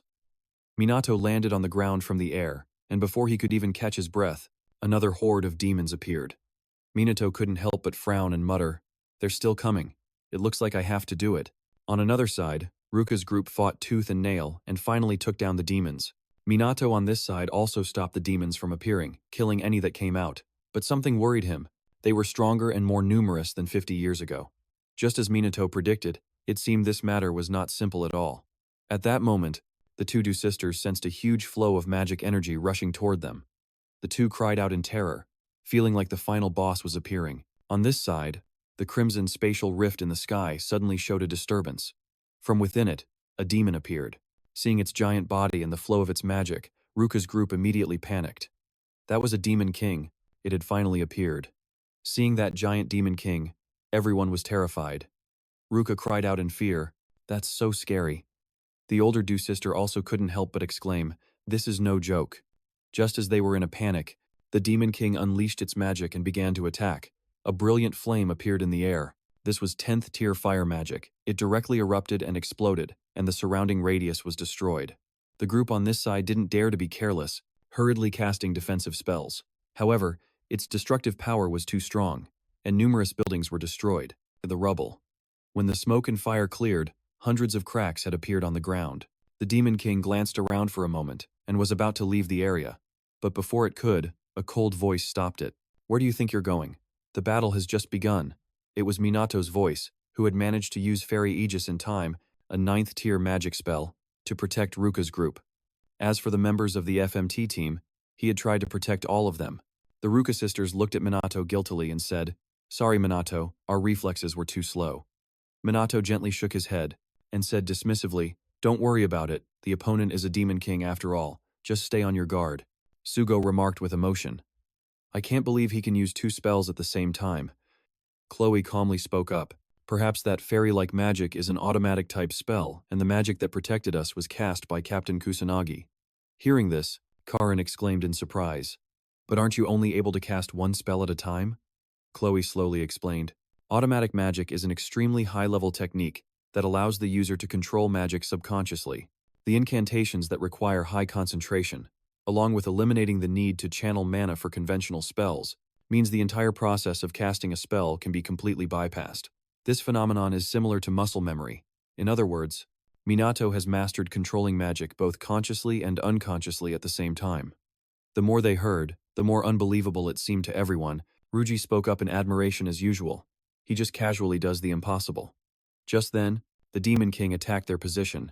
Ruka's group hurriedly dodged to the side, and then Ruka quickly shouted, "Let's do it!" Very quickly, the two of them cast a spell together. An 8th-tier magic spell appeared. A massive tsunami rushed towards the Demon King. At the same time, Ryuj and Sugo's group behind them wasn't idle either. They also began to cast offensive spells. All the frantic spells rushed towards the Demon King, but surprisingly, it was able to dodge them all without taking a single bit of damage. Seeing this, Rui couldn't help but be shocked. "It dodged our spells?" Ruka also muttered in disbelief. "Can't we even hurt it?" Just then, an explosion suddenly went off in midair, filling the sky with smoke and fire. But when the smoke and fire cleared, the Demon King was still standing there imposingly. Minato immediately shouted a suggestion. "I'll take care of this one. You guys go to the other disaster sites." Hearing this, the two sisters hesitated, not leaving. Minato urged them impatiently. "There's more than one disaster, and without the help from the noble mages, the response measures are about to reach their limit. Go support the other teams. I'm about to get a little serious now." The two sisters hesitated for a moment, and finally, Rui said, "We'll only get in his way if we stay here." Ruka agreed and nodded firmly. "You're right." With that, she turned her head to look at the other members behind her and shouted, "Leave this place to Captain Kusanagi, every squad. Move to the other disaster sites." The two sisters led the way and ran off. Ruka smiled and said, "We don't have to worry about Minato." Rui nodded slightly in response. "After all, it's Minato we're talking about. Minato will definitely not lose, no matter who the opponent is." After they had left, Minato finally looked at the Demon King and said with a smile, "Now, it's just the two of us." As he spoke, Minato unleashed his power, his mana, facing the Demon King's colossal body without a hint of fear or hesitation. He quickly rushed forward. Seeing this, the Demon King swung its claws, but it was too slow. Minato dodged it. Defeating the Demon King was actually simple, but he needed to conserve his mana. With that thought, Minato leaped onto the Demon King's back. He didn't have infinite mana, and preparing more would take time. Minato would defeat the Demon King while using as little mana as possible. With that decided, he threw a punch.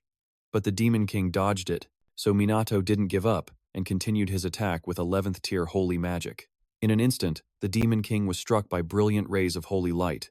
Its body was now covered in wounds, but it was still alive. Minato frowned slightly, so it broke free. After escaping Minato's assault, the Demon King began to channel its mana to attack, but in a flash, Minato appeared right in front of it. He scoffed contemptuously. Too slow. Then, Minato proceeded to cast another spell, a 12th tier fire and earth fusion magic. With a loud bang, the ground erupted in a violent explosion. He couldn't help but frown. Did I use too much mana? It seems this one is even stronger than the previous Demon Kings. The Demon King was finally taken down within Minato's massive explosion. He frowned silently, realizing he needed to conserve even more mana until the Demon God appeared. On the other side of the screen, everyone was waiting for the result. Just then, the reporter's joyful voice rang out. "Captain Kusanagi has defeated the Demon King. He doesn't even seem fazed by it at all." Everyone immediately rejoiced upon hearing the news. But in the other disaster zones, the FMT squad and the defense forces were struggling to hold on. Without the noble mages, the demons were overwhelming them. Back on the scene, the reporter suddenly cried out in shock. What is that? In the now crimson sky, countless monsters were circling endlessly while letting out incomprehensible sounds from their mouths. Minato frowned at the sight. It was similar to the scene he had witnessed before, where the demons summoning a catastrophe. In the blink of an eye, the sky once again became a blazing inferno. From within a spatial rift, a horde of demon generals emerged. Minato's expression instantly darkened. This was the final stage of the world-ending disaster, where the demon god appears, the final catastrophe that had claimed his life when he was Ichikami Minato. Meanwhile, on another side of the battlefield, Duika's team was still facing 7 low-level demonic beasts. Duika thought as she fought, that immense mana signature has disappeared. Minato defeated the Demon King. That's just like him. However, the FMT team members here were beginning to wear down. She wondered if Ruka was okay in the other disaster zone. Right at that moment, a crackling sound came through her earpiece. Duika cried out in alarm. The wireless connection is back online? I'm receiving a signal. A voice came through her earpiece. A major disaster has occurred near Tokyo Tower. All personnel, proceed to the scene immediately. Hearing this, someone asked in a panic, what are we supposed to do now? We can't even handle this small-scale disaster here without the support from the noble mages. Duika frowned in thought for a moment before finally saying, I'll head to the major disaster site. I'm leaving the rest to you all. The others immediately nodded in acknowledgement. After giving her orders, Duika departed. Meanwhile, Minato was unleashing his mana. He began to cast a spell. An 8th-tier spell, inorganic magic, furiously surged forward, annihilating the demon generals in front of him. Minato landed from the sky, frowning in thought. There are too many demons. Will I have to use an even higher-tier spell? But he still wanted to conserve his mana. Just then, Ruka's group flew in from a distance and quickly called out, Minato, sorry, we're late. Minato looked up at them and asked suspiciously, You all seem to be fine. Did you just abandon them and leave? Yuka nodded slightly and replied, That's right, we're short-handed everywhere. Ruka also chimed in to explain, there was no other way to fill the gap left by the noble mages. Hearing this, Minato frowned, glanced at the demons that were slowly appearing, and finally spoke, Then we'll hold them off here. The moment he finished speaking, everyone answered in unison, Yes, Captain Kusanagi.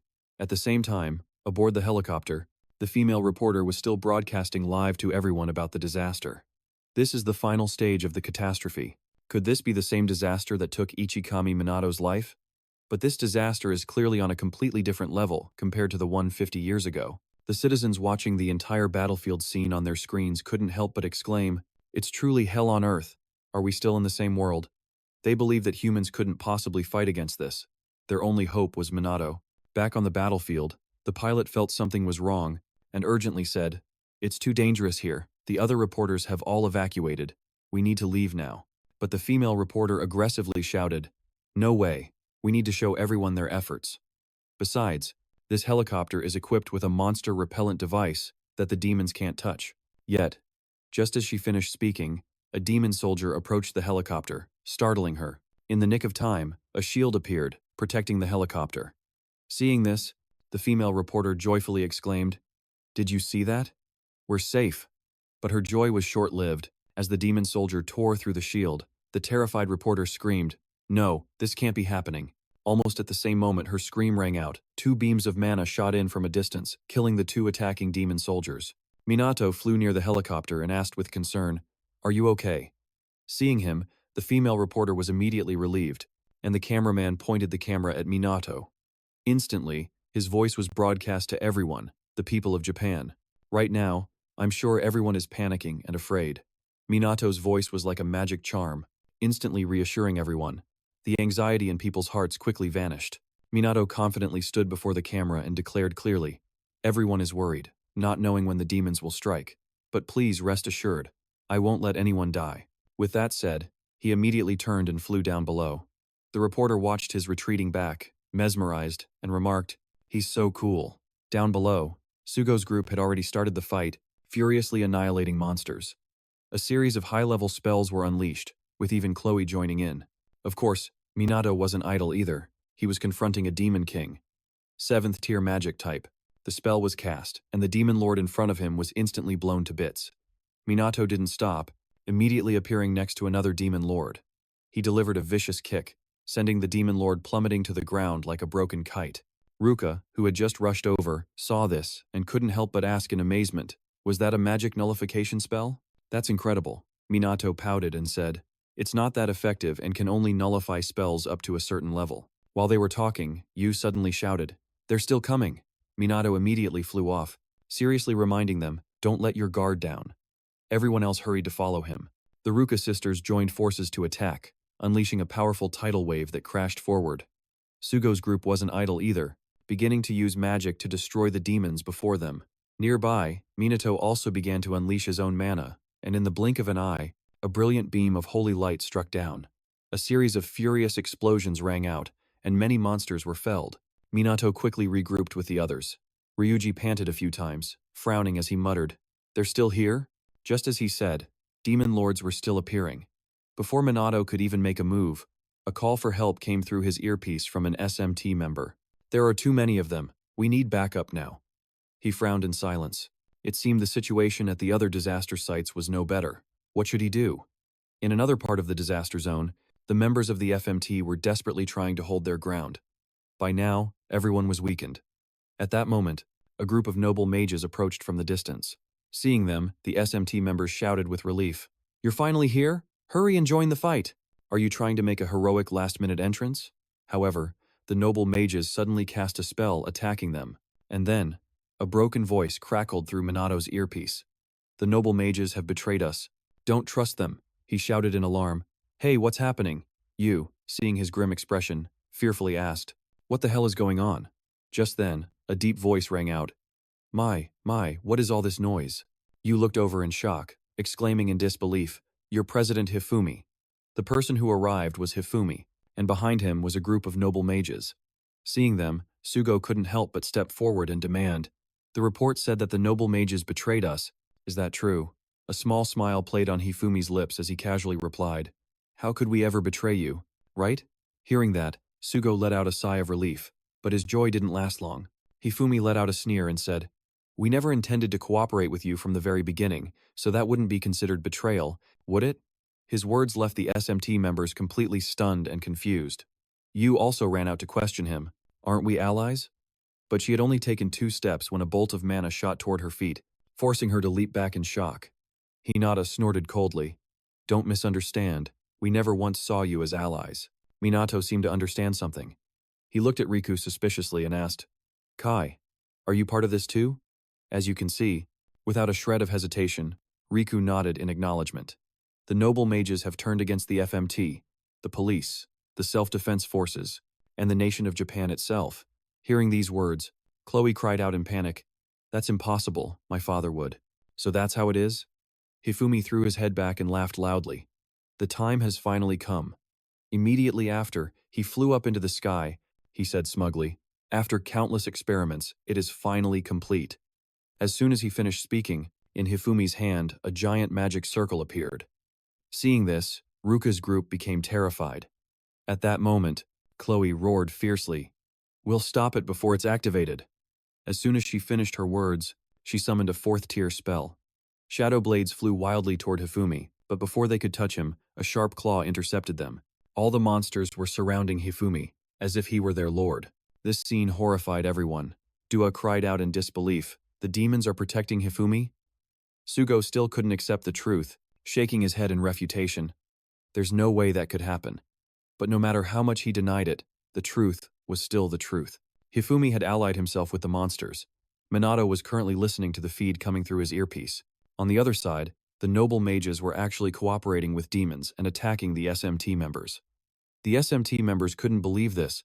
They trembled and mumbled, "Why? I thought we had reached an understanding during the joint training." Back on Minato's main battlefield, Hifumi was now laughing triumphantly. "With this calamity control magic, all the demons in Japan will become our allies." Minato looked up at this scene, utterly speechless. Magic that affects calamities and demons? How did he learn to do that? While he was pondering, Hifumi laughed again and said, "And one more thing, this magic has a special effect." The moment he finished speaking, immense streams of mana began to surge. They frantically poured into Hifumi's body. This sight made the group below gasp in horror. Chloe cried out in disbelief, "The calamity's mana is flowing into Father?" Dua also panicked and mumbled, "What kind of demonic magic is this? I've never seen anything like it." Minato's expression also turned grim. It was just like that time when he awakened his magic. The phenomenon was identical to when Minato encountered his first calamity. Thinking of this, he slowly spoke. A calamity is a phenomenon that brings mana to this land, and at the same time, it also provides mana to those with magical potential. If one knows how to harness it, a person can obtain an immense amount of mana. With a cold laugh, Hifumi sneered and said, "As expected of Kusanagi Minato, you catch on quick. The mana from a calamity allows a person to receive a vast amount of it, but of course, that's meaningless if you don't have enough capacity for it." Minato narrowed his eyes at Hinata, asking, "So that's the reason your mana kept increasing?" Hinata chuckled and replied, "That's right. We've been receiving mana from the calamities all this time. We pretended to cooperate all this time just to ensure the calamities would proceed smoothly." She shamelessly said that she only took advantage of the SMT members so fewer people would suspect the noble mages. Whether they were instigating calamities in the shadows or stealing the calamity, no one would ever realize it. After hearing this, Minato frowned and asked, "A monopoly on power?" Hinata replied coldly, "Initially, we planned to eliminate you, but you turned out to be more capable than we expected, so we decided to make use of you. If the calamities were left to rampage uncontrollably, the noble mages would have to face the risks, a wave of criticism, and that's a hassle. Furthermore, to activate the world-ending catastrophe, they need to follow the flow of history." Minato was even more confused. Why did she have to follow the flow of history? The ignorant fool Hinata scoffed contemptuously. Disasters basically all happen in the same location, because there are certain places that allow the disaster's magical power to flow more easily, and unless one disaster is resolved, the next one won't occur. So the noble mages used Minato to resolve each disaster one by one. Hifumi is absorbing the magical power of the great catastrophe. The amount of magical power he'll receive is immeasurable. This will be the birth of the strongest mage. Minato fell silent for a long time after hearing this. Then he slowly asked, "Did you plan to betray me from the very beginning?" Hinata snorted in reply, "We just said that a moment ago, didn't we?" Minato narrowed his eyes at her, asking in a low voice, "Was there never even a single bond between us?" These words made Hinata shout in frustration, "Shut up, shut your damn mouth, stop saying such disgusting things." She said there's no such thing as a bond. She doesn't need an ally like him. Rui also looked at Riku in disbelief and questioned, "Riku, are you really going to betray us?" Riku froze at this question. After a long moment, he finally slowly opened his mouth. "War is breaking out everywhere. The mages, nobles, and demons are the enemy. It's only a matter of time before Japan collapses." Riku glared at Minato and said seriously, "Kusanagi Minato, even you cannot protect all of Japan." Minato faced him without saying a word. Meanwhile, the other members were in a predicament. The enemies were too numerous. They couldn't hold on any longer. On another front, monsters had attacked the civilians, causing them to panic. On the main battlefield, Sugo was now extremely panicked and muttered, "The situation is not good. There are no reserve forces left. If this goes on." But before he could finish, two evil voices rang out in succession. "Everything is still going according to plan, right?" "Exactly." Sugo looked at the source of the two voices and cried out in disbelief. "Why is this happening? Why are Kuroi, Akudo, and Fuyukajin here?" That's right, Jin and Akudo had also appeared on the battlefield, and even Shizuku was following behind them. Sugo cried out in disbelief. Why Takigami too? Even Minato couldn't believe Shizuku would betray him. He muttered in a trembling voice, "Takigami, why would she?" Akudo was now extremely smug and laughed loudly. "I finally get to meet you, Kusanagi Minato. I can finally kill you with my own hands." Sugo glared at Akudo and aggressively questioned, "You're supposed to be imprisoned, aren't you?" Shrugging nonchalantly, Akudo pouted and said with a grin, "The noble mages have many allies, of course, including the police." At this point, Akudo placed his hand on Shizuku's shoulder, raising an eyebrow with a smirk. "And this one here, too." Hearing this, Yuka questioned resentfully, "Even if you are a noble mage, why would you do this?" "Because we are the noble mages," Akudo replied with a cold laugh.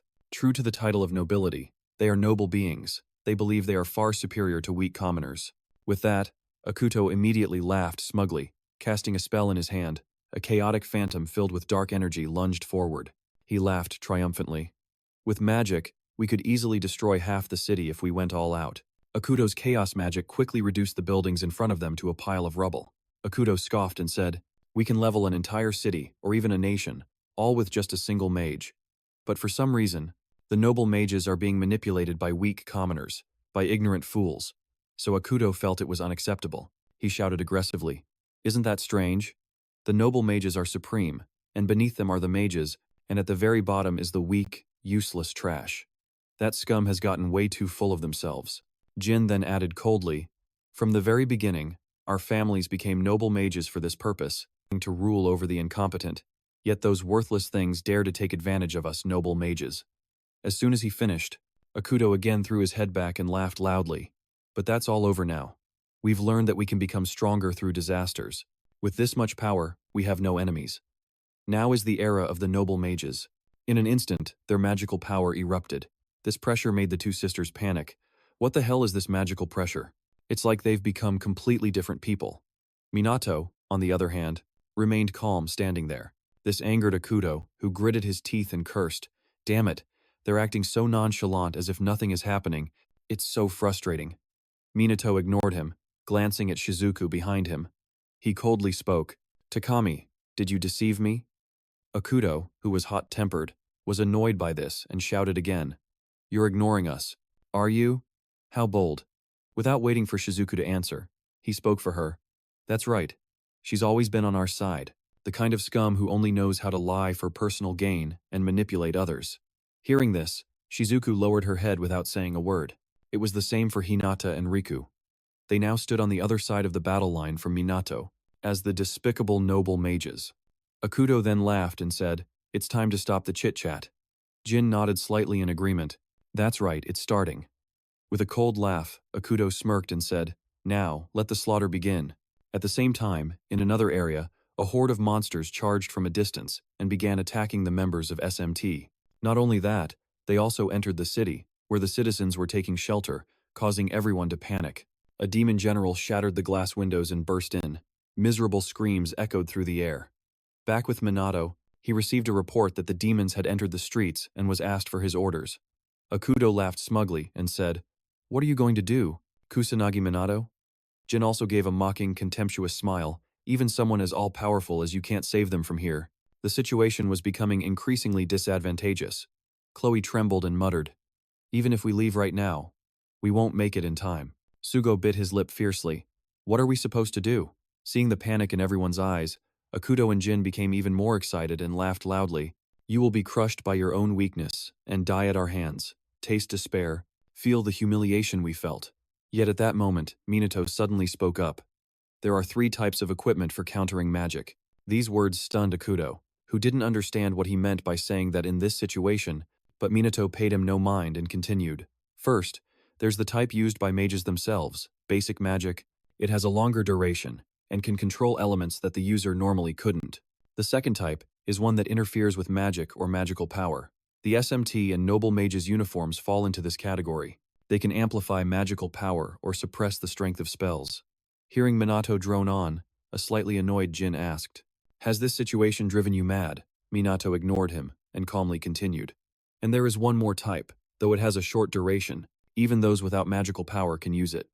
It's a type that requires specific conditions to be met for activation. Certain conditions." Akuto scowled aggressively and asked with annoyance, "What the hell are you talking about?" At that same moment, in the civilian shelter, just as a demon was about to attack, an anti-magic item with an automatic magical effect activated, forming a shield to block its attack. And that item was none other than the doll printed with Minato's face that had been released to the market. Not only that, but civilians who owned similar items were also being protected by Minato's magical power. Bracelets, keychains, anything Minato released became anti-magic equipment, and it was working perfectly. They had used SMT's popularity to mass-produce merchandise and cleverly embedded defensive-type anti-magic gear into those items as an insurance policy for situations just like this one. When Sugo first heard about this plan, he couldn't believe it either. Hearing Minato's words, Akuto gritted his teeth in frustration, thinking he was truly insane to have planned this far ahead.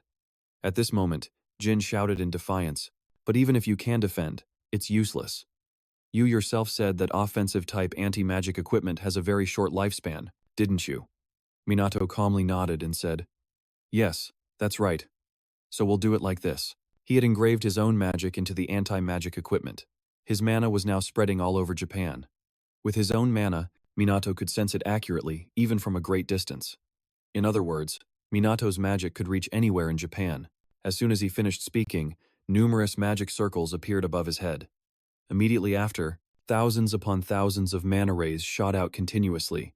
This was the 13th level void magic, infinite magic bullets. They seemed to have a mind of their own, aiming straight for the demons attacking the city and killing them instantly. Just as Minato had said, the magic bullets, like his mana, could cover the entirety of Japan. Wherever they passed, demons could not survive, and as long as he maintained it, no citizen would be attacked by demons. This scene made the group of noble mages break out in a cold sweat. A moment later, Minato retracted his mana. Immediately, reports of safety from the others came through everyone's earpieces.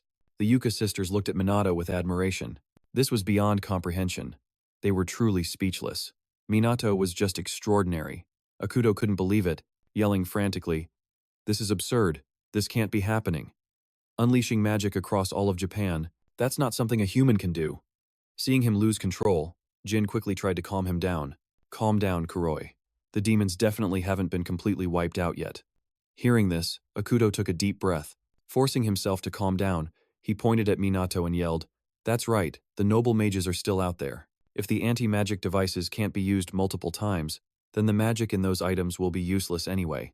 However, Minato raised an eyebrow and asked with a smile, "Have you forgotten?" Akuto was stunned and questioned him back. "What?" Elsewhere, on the outskirts of the disaster zone, just as everyone was breathing a sigh of relief, a group of demons suddenly approached, leaving them stunned. But at seemingly the same moment, another group of people appeared behind them. Minato raised an eyebrow, looked at Akuto, and said with a smile, "Is there really no one else in Japan to rely on?" And in a twist, the people who had vanished for months, the Shadow Bearers organization, suddenly appeared. In this place. Seeing them, the police and the SMT members immediately exclaimed in surprise, "The Shadow Bearers? Are they? Here? Are they here to help?" While they were still confused, the figures in black had already sprung into action. A barrage of magic spells was launched at the monsters. Without a doubt, they were on the same side as the police and the SMT. Immediately, an SMT member reported the situation to Minato. "The safety of the citizens is our top priority. We will cooperate with the Shadow Bearers." At the same time, a reporter at the scene saw this and joyfully exclaimed, "Look, the SMT is cooperating with the Shadow Bearers." As soon as this news broke, Chrono's fans began to cheer wildly. Not only that, the internet exploded. Everyone was anticipating the moment Minato would team up with Chrono, but the one leading the Shadow Bearers this time was Leona. She was also very confused, not understanding what was happening. Leona had gone through incredibly harsh training and had to memorize how to use a whole pile of anti-magic equipment. She had already said her goodbyes to everyone, so meeting them again now felt a bit awkward. But regardless, Leona thought she just needed to give it her all. With that thought, she summoned a 7th-tier magic spell, a giant tidal wave, that annihilated a demon. Seeing this, the members of the Shadow Bearers immediately started cheering Chrono's name. Leona quickly joined in the cheering, though she felt a bit embarrassed inside. Seeing that their leader had taken action, the organization's members, the Shadow Bearers also began their attack. Seeing this, the SMT members and the police joined the battle as well. As Leona fought, she thought to herself that Minato had better treat her to a huge meal after this. At the same time, Akuto, on the other side, also received this news, and his expression immediately turned ugly. He roared furiously, "The Shadow Bearers are appearing all over the country? You bastard, if you were prepared from the beginning, does that mean you already suspected the noble mages?" "That's right," Minato admitted with a cold nod. His words further enraged Akuto and Jin. They both shouted in unison, "You've made a fool of us, I'll kill you." Immediately after, they both unleashed their magical power. Akuto glanced at Shizuku behind him and demanded, "Go and fight."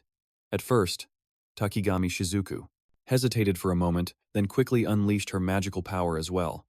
Seeing the tense situation, Hinata snorted coldly and said, "It seems we have no other choice." At the same time, Minato quickly ordered the bards, "Let's end things here." In the blink of an eye, both groups charged forward. Akuto used his dark element skills. "I'll go first." In a flash, he appeared behind Dua with a knife in his hand. He snorted coldly, "I would take care of the small fry first." Seeing this, Minato couldn't help but worry, but he had no time to help because Hinata had launched a surprise attack from behind him. Minato quickly dodged, her fist hitting nothing but air, while on the other side, Du realized that the tip of Akuto's knife was already too close to dodge. In a situation where he was hanging by a thread, a wave of water rushed in, stopping Akuto's attack. Du glanced back. He said gratefully, "You saved me." Ruka quickly reminded him, "Stay alert. It's not over yet." Over here, Minato had just dodged Hinata's attack and taken a few steps back. He narrowed his eyes, planning to run, when Riku slashed at him. Minato was surrounded by Hinata and Riku, but he wasn't panicking at all, calmly dealing with the situation. He raised his leg for a sweeping kick, sending them both flying. Minato landed calmly, preparing to run, but a large ice wall appeared in front of him. Suzuku spoke slowly, "I won't let you pass." In the end, it became a 1 versus 3 fight for Minato. Hinata snorted coldly and said, "We've seen your power with our own eyes. We won't let you help the others." Minato couldn't help but frown. A separation tactic? What a pain. He had already used too much mana. If possible, he wanted to deal with Hifumi first, but a large number of monsters were protecting him. If he used his full power, Minato could win, but it was a gamble. While he was thinking, Hinata spoke coldly again. "I won't let you interfere with President Mumio." Riku also said firmly, "You'll have to get through us first." Minato knew they were stalling for time. "Then let's just fight." He began to seriously attack the group surrounding him. His speed was too fast for the naked eye to follow. Riku couldn't help but exclaim, "He's so fast." Hinata, on the other hand, shouted in frustration, "Stop dodging."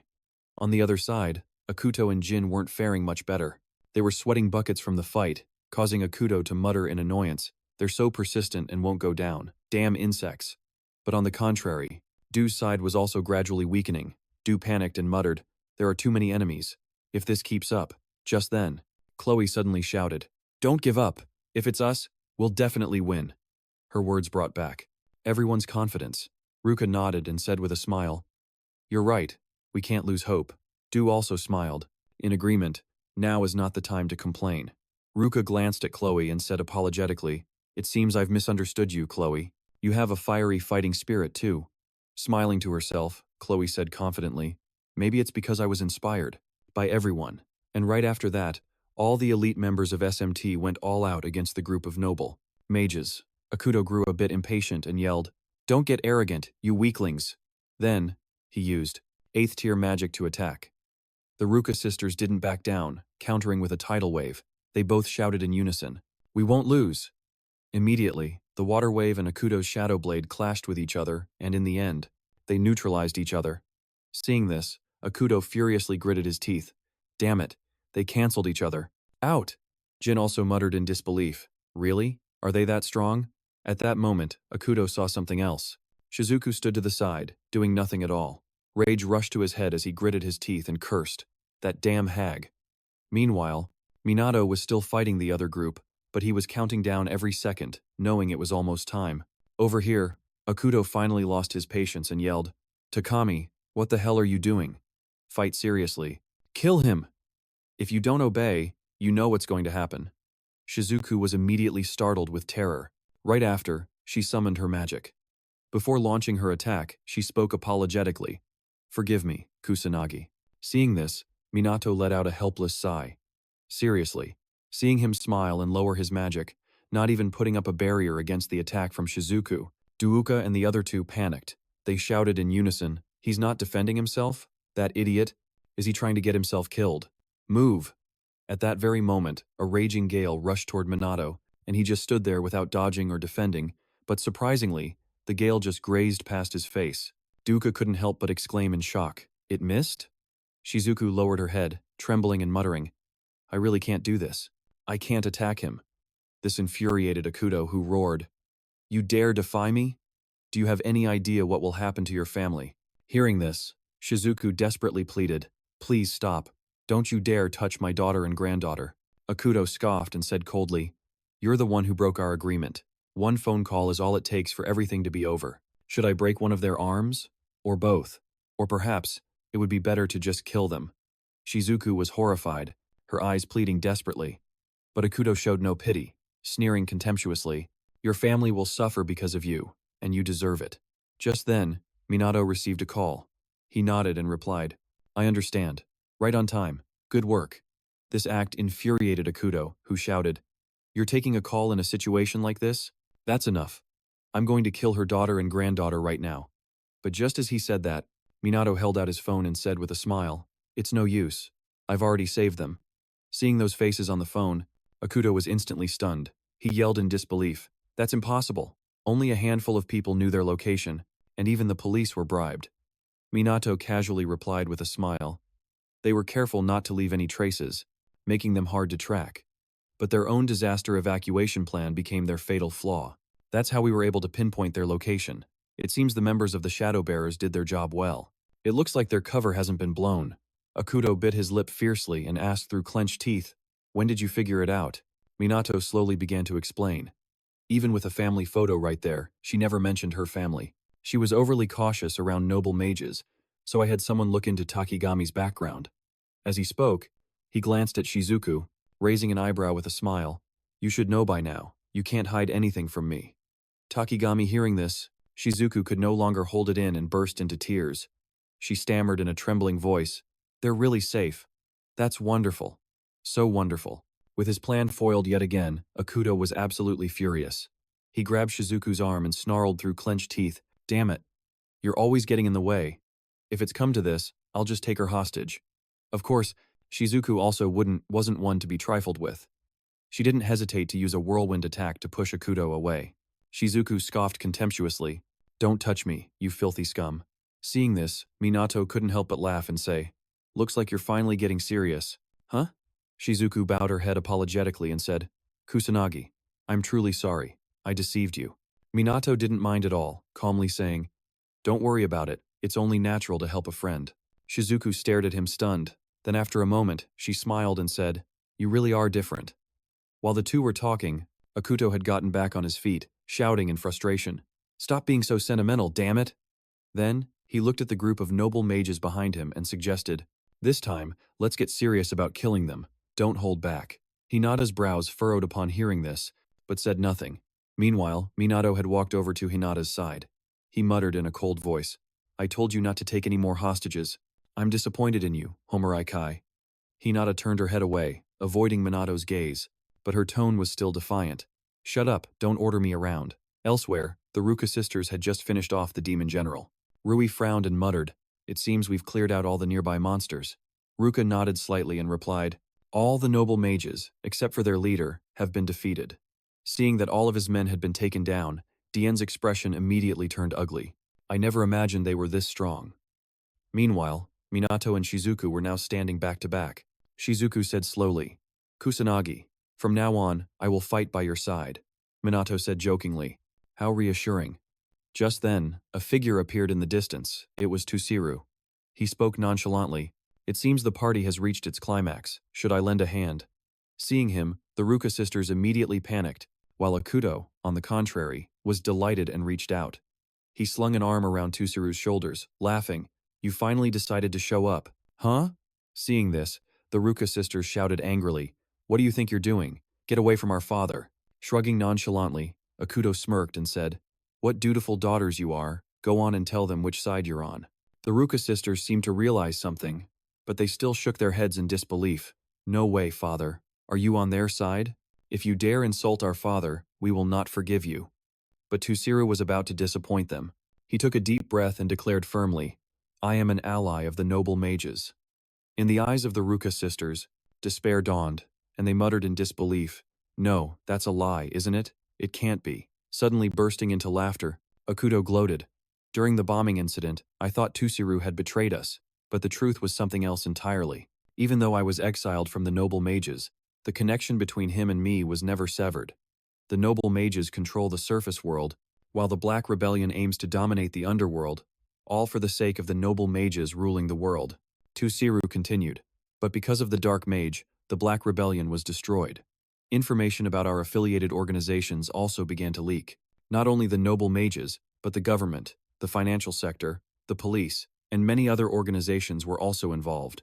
Akuto laughed and said, "So, they decided to abandon the Black Rebellion. A truly ruthless decision, wouldn't you agree? Like a lizard cutting off its own tail, I thought I was going to be abandoned too." Tusiru spoke coolly. As a result, the police's reputation improved, and their connection to Black Rebel was completely concealed. This led to the noble mages, and the FMT naturally forming an alliance.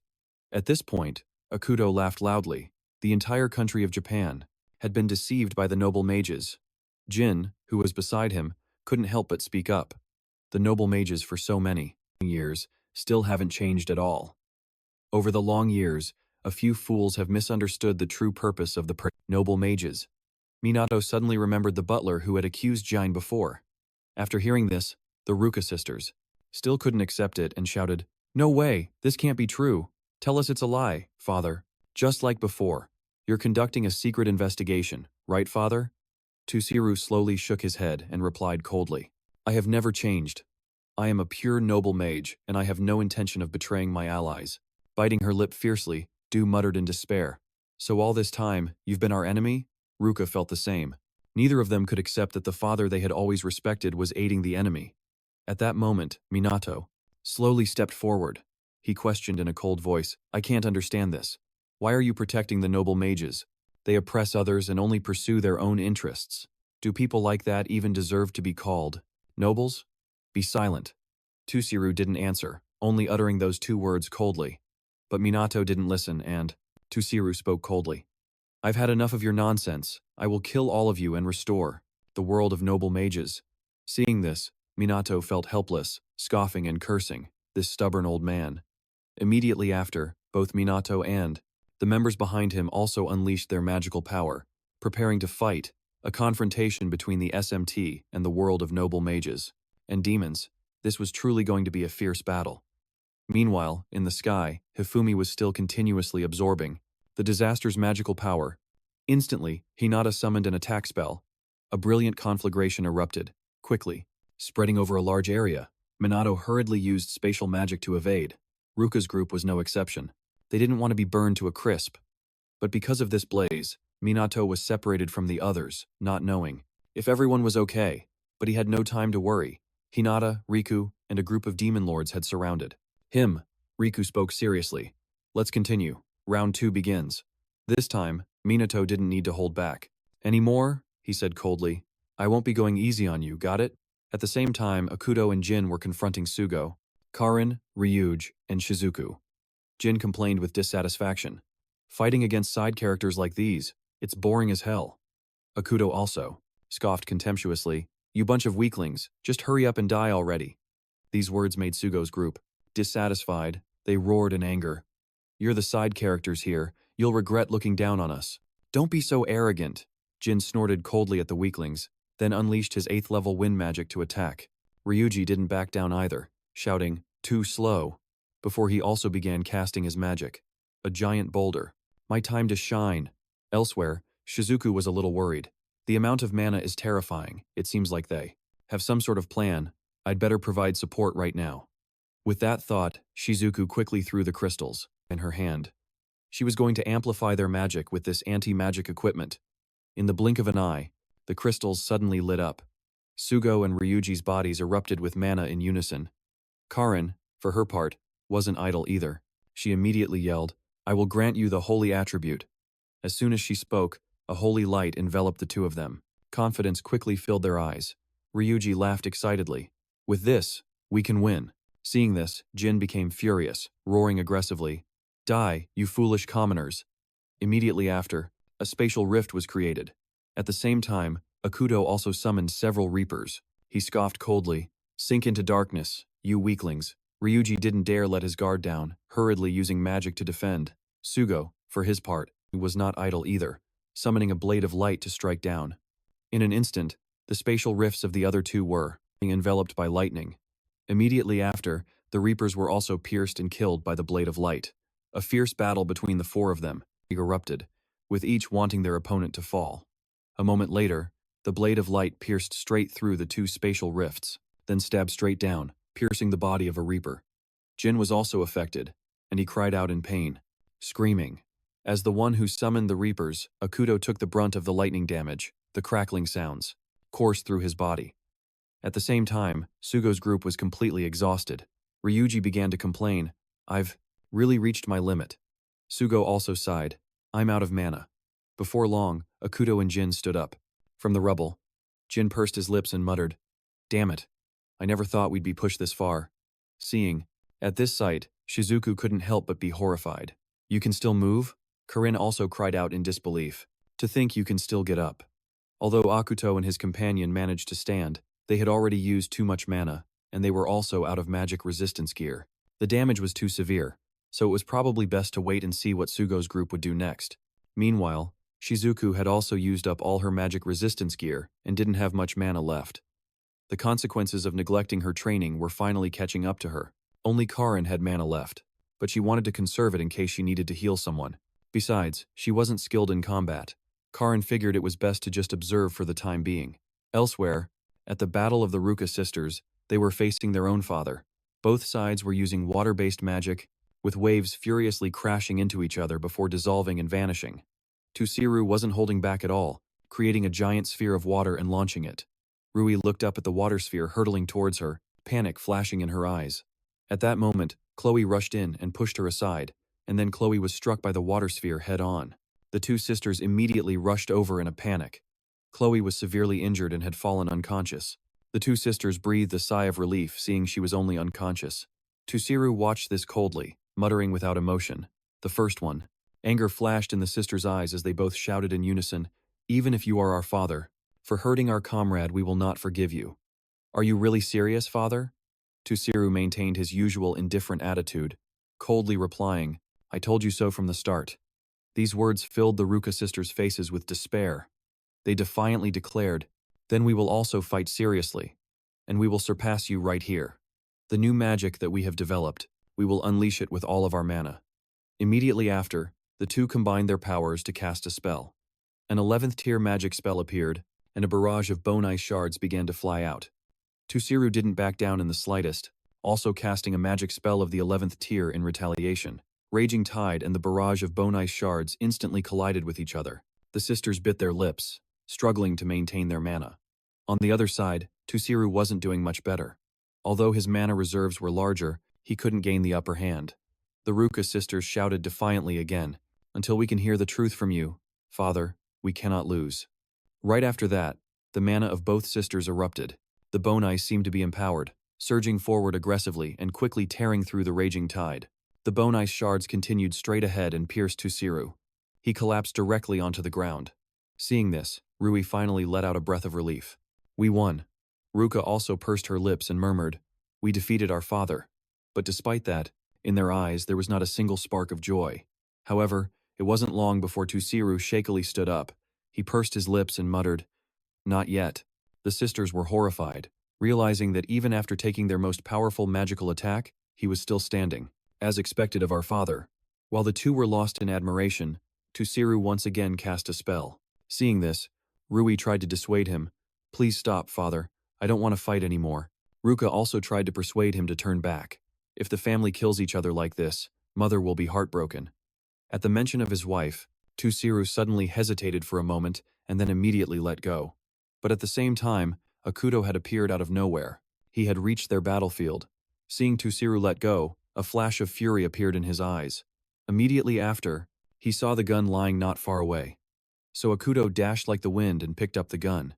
He screamed maniacally, "Die, you weaklings." As soon as he spoke, Akuto fired at the two Ruka sisters. Fresh blood instantly splattered everywhere, staining both sisters. They couldn't help but panic, yet they felt no pain, because the one who was shot was Tusiru, not them. The two Ruka sisters quickly ran to support him. They cried out in anguish, "Why? This father, why?" Akuto still didn't lower the gun, speaking coldly, "You are all so annoyingly stubborn." At that moment, Shizuku couldn't take it anymore and shouted, "I won't let you cause any more harm." In an instant, before Akuto could fire again, her magic struck his hand, causing the gun to drop. Akuto clutched his stinging wrist, cursing through gritted teeth. Worthless weaklings. Meanwhile, Tusiru, having been shot, was becoming delirious, thinking about what he had tried to do, even though it meant he would make his own daughters cry from heartbreak. Only at this moment did he realize he had done something pointless. Tusiru was born a noble mage and raised as a magic noble. Tusiru had believed that noble mages were the supreme beings. Those magic users had been exploited by humans to change the world. They had been waiting to rise up, seeking power. That was the duty of the noble mages. After the Great Catastrophe, the noble mages were able to seize control of Japan. But because of those who used magic improperly, the followers of Ichikami Minato, and due to the schemes of influential figures, the noble mages were unable to rule Japan. Ever since he was a child, Tusiru had always trained for all of that, to be able to dominate the foolish masses and to stand at the very top. He was chosen as the clan head, and then an arranged marriage was set for him to preserve the bloodline of the noble mages. The clan leader chose a wife for Tusiru. That day was the first time he met his fiancée. It was just a political marriage, nothing more than a formal arrangement. That was what Tusiru thought until the day he met Juji. She was a strange person. She expressed her emotions openly. Juji was stubborn like a child and always wanted Tusiru to hold her hand. But it wasn't long until he found these things to be comforting. For someone like Tusiru, who always focused on matters related to the noble mages and their laws, he felt that it wasn't a problem. Juji was the first person Tusiru truly loved, and then later on, he gained more precious people in his life. They were his two daughters, Ruka and Jika. But Tusiru was a noble mage, and he needed to prepare for the inevitable wars to come. Therefore, at that time, he worried for his wife and daughters, wondering whether he should drag them into this war, forcing them to bear the burden of saving lives. His beloved family could die, and just the thought of it made Tusiru feel terrified. And then that fear transformed in a different way. Juji fell ill with a terminal disease.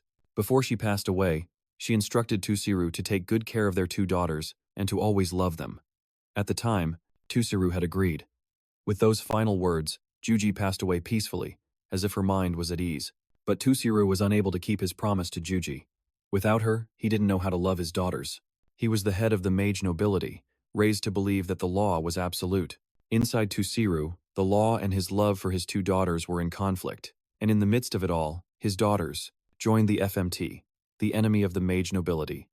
The noble mage blood within Tusiru and his feelings as a father were at war within him, and he truly didn't know which side to choose. And in the end, it all came to this. Tusiru did not betray the mage, nobility, or Japan to fight his own daughters, but in the end, he took a bullet for them. Thinking about the past and everything he had done, a look of loss, rarely seen before, appeared on Tusiru's stoic face. He cried out in anguish, "I couldn't love you completely. I'm so sorry." Seeing this, the Ruka sisters also began to sob uncontrollably. Tiru passed out from losing too much blood. The Yuka sisters panicked, hastily trying to shake him awake. Seeing this, Karin ran over to heal Tusiru, trying to reassure the Juka sisters. "He'll be fine, he just passed out." In an instant, holy light enveloped Tusiru, beginning to heal the wound on his chest.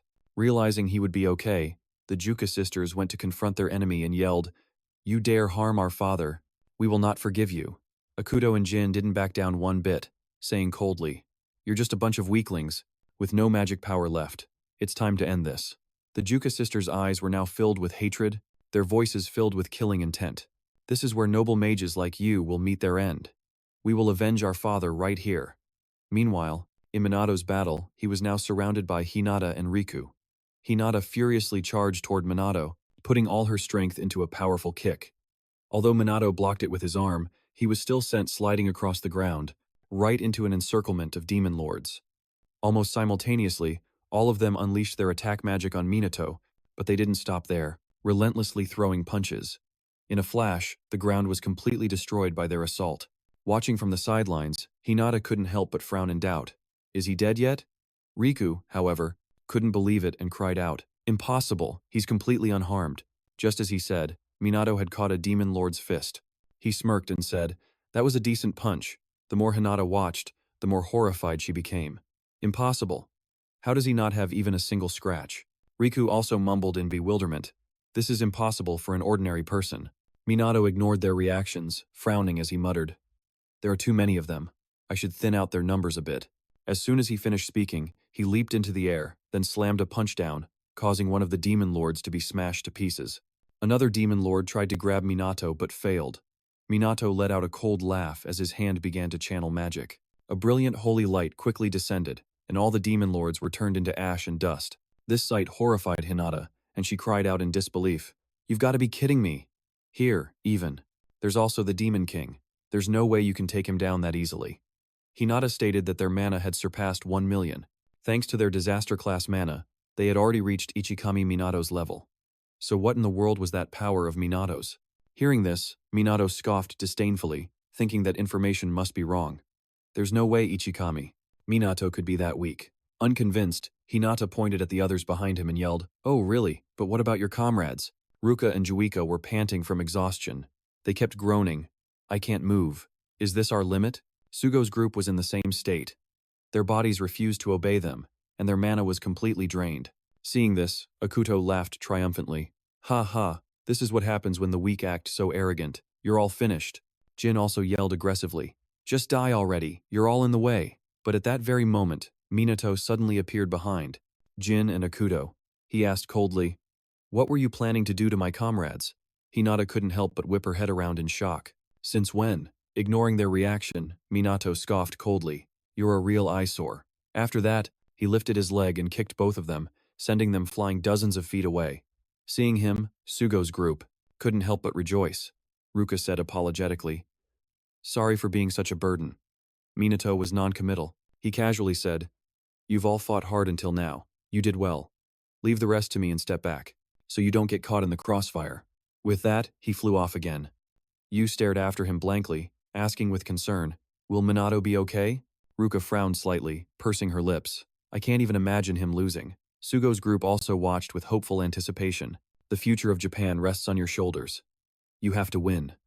Shizuku frowned slightly, her heart filled with only the hope that Minato would return safely. Meanwhile, Minato had arrived in front of the group of noble mages. He coldly announced, "So all the noble mages have gathered here." The four of them glared at him, their eyes filled with various emotions.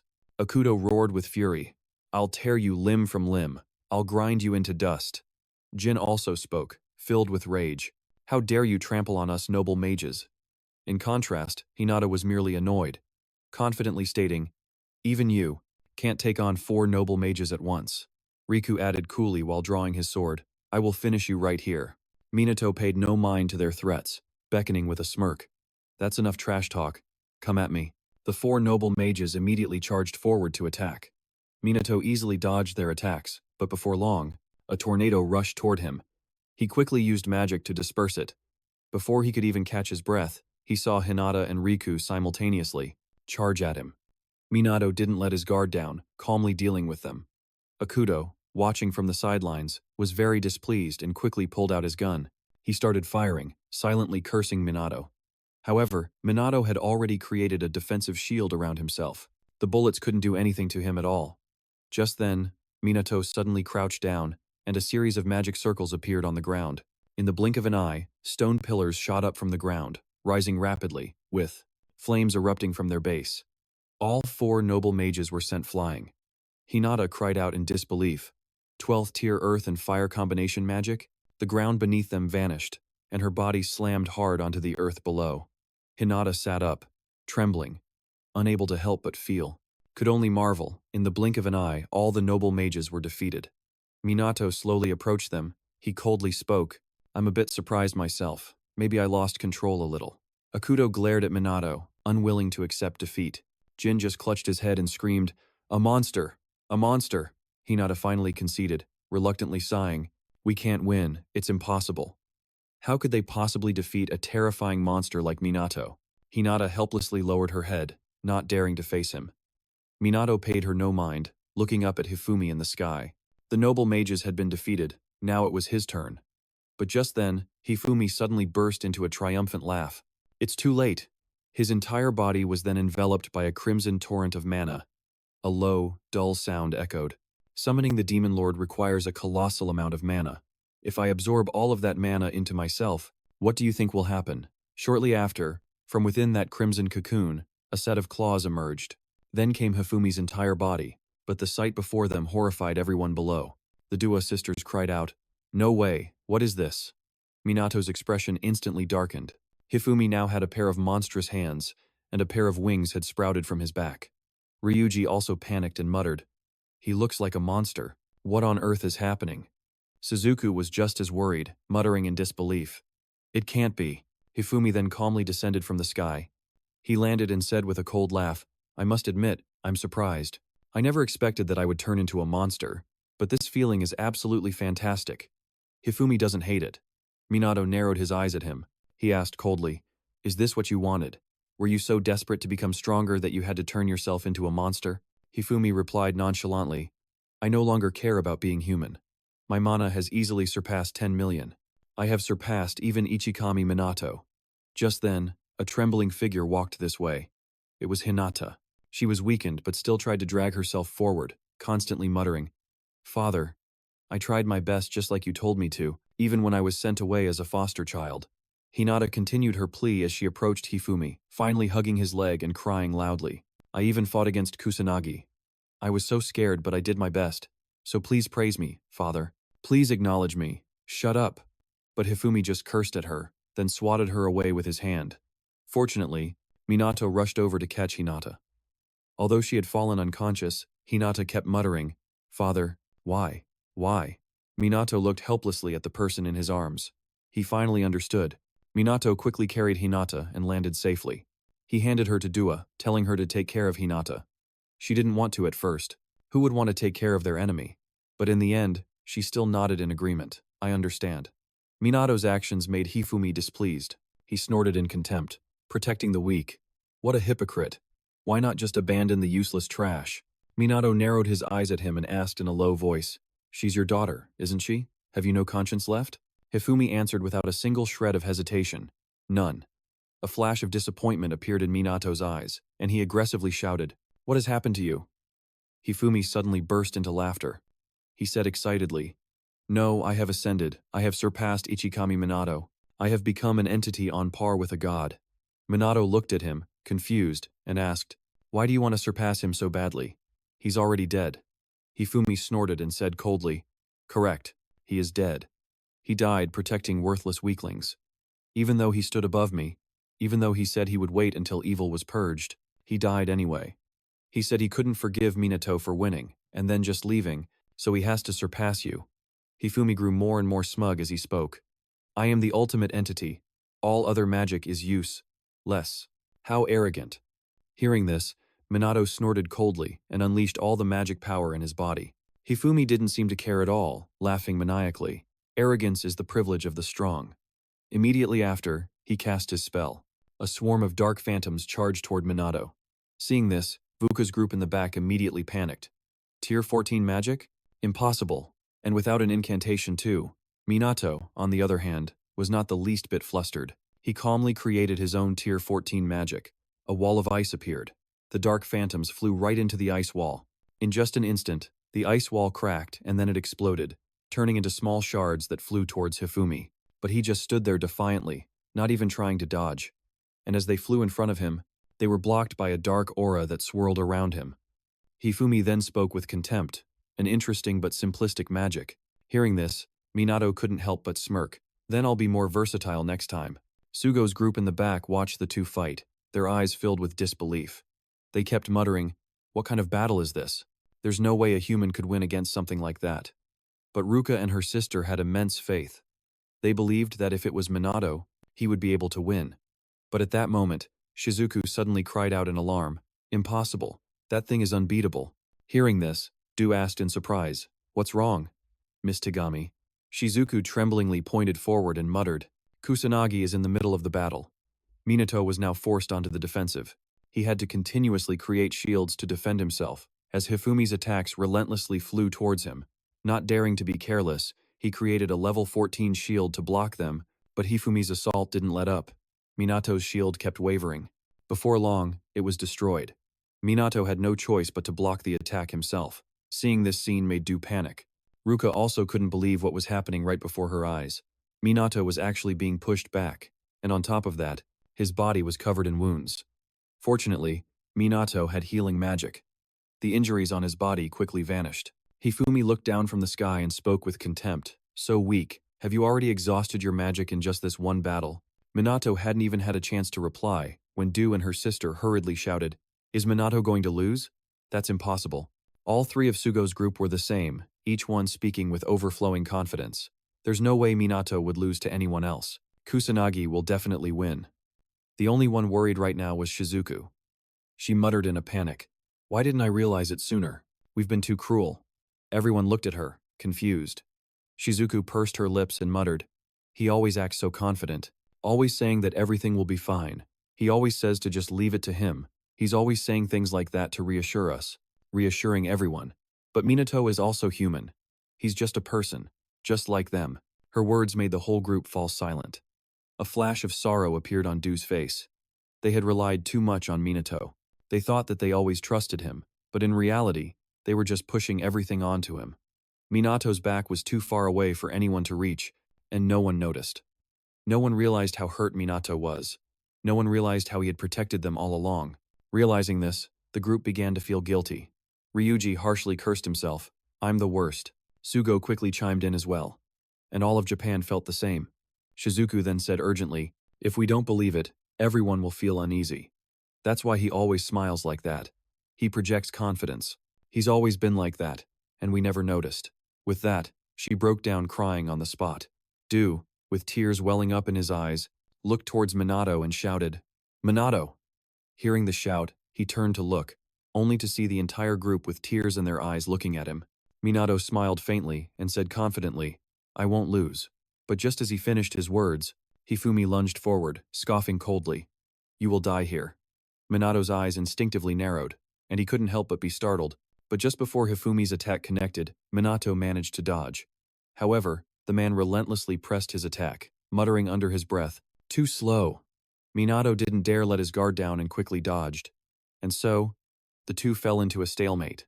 Hifumi attacked relentlessly with overwhelming ferocity, while Minato focused on defense, counterattacking whenever an opportunity arose. For instance, right now, he summoned 13th tier magic, and infinite magic bullets shot out frantically. There were so many that Hifumi couldn't possibly dodge them all, taking the full force of the barrage. This infuriated him, and he roared with rage, You dare mock me? As he finished speaking, a shield of dark energy materialized to block the attack. Minato couldn't help but frown. Automatic magic. Huh? You're persistent. Hifumi snorted and said coldly, That should be my question, but it's over now. Your magical power is about to run out. Minato narrowed his eyes at him without a word. Seeing this, Hifumi sneered aloud. The match ends here. At almost the exact same time, Minato also spoke coolly. I think it's about time. Hifumi frantically began to cast a spell. He roared continuously. You will die here by the ultimate magic I have created. Minato frowned slightly and muttered. Looks like I have no choice but to use my full power. At that moment, a 15th tier magic spell was cast, dark energy forming into arrows that furiously rushed towards Minato. Not backing down, Minato cast the 15th tier Holy Nullification combination, and in the blink of an eye, the energy of the Holy Light enveloped the area. The Holy Light shot towards those dark arrows. It was like it was gliding on the wind. The arrows were completely unable to stop it. Seeing the Holy Light about to engulf him, Hifumi couldn't help but panic, but it was too late. He was sent flying. Minato sat on the ground, panting, his body somewhat weakened. Ruka, seeing this, muttered in disbelief. Did we actually beat him? But then, Hifumi stood up from within the rubble, laughing triumphantly. Not yet. I can still move. Even after using magic of such immense power, I still have strength left. Behold this boundless magical power. At that moment, Minato also got to his feet and said coldly, That's enough. That's it. Hifumi glared at Minato and scoffed coldly. Are you begging for your life now? So, you're just a mediocre mage after all. That's all. With that, he unleashed his magic, throwing his head back and laughing loudly. The magical power of a calamity is terrifying. I will surpass Kusanagi Minato and Ichikami Minato and become a god. Minato was truly helpless before him. He quickly spoke up. Why can't you see that you've already reached your limit? Hifumi was stunned, and only then did he realize something. His body was starting to crack. Hifumi cried out in panic, What's happening? Moreover, his body was continuously bursting into flames. Minato slowly spoke. If you forcibly increase your magical power, your vessel will shatter. That's only natural. Hifumi looked at him in disbelief. You knew from the beginning? Yes. Minato casually nodded in admission. Hifumi was indignant. He muttered resentfully, I was so close to surpassing Ichikami Minato. So why did I fail? The only one I should lose to is Ichikami, and him alone. Hearing this, Minato couldn't help but sigh. Because I died, I caused you so much pain. I told you to wait. These words left Hifumi bewildered. He stammered, trembling, What are you talking about? Minato lowered his head slightly, and said sorrowfully, I'm sorry. In that moment, Hifumi suddenly saw a face from the past in Minato's eyes. He cried out in disbelief, It can't be, it can't be. About 50 years ago, at the memorial hall for Ichikami Minato, there was an incredibly lonely figure. Hifumi couldn't believe his eyes, muttering with a trembling voice, Why did you have to die? Why do you look so peaceful? Minato at that time had fallen after the great calamity. Seeing his heartbreak, Shizuku came over to console him. Ichikami fought tirelessly for everyone. So please, Let him rest now. Hifumi refused to listen, aggressively swatting her hand away and roaring in anger, "Shut up, don't bother me." Then, he ran to Minato's coffin and wailed, "Ichikami is still alive, it's just those incompetent healers, he can still come back."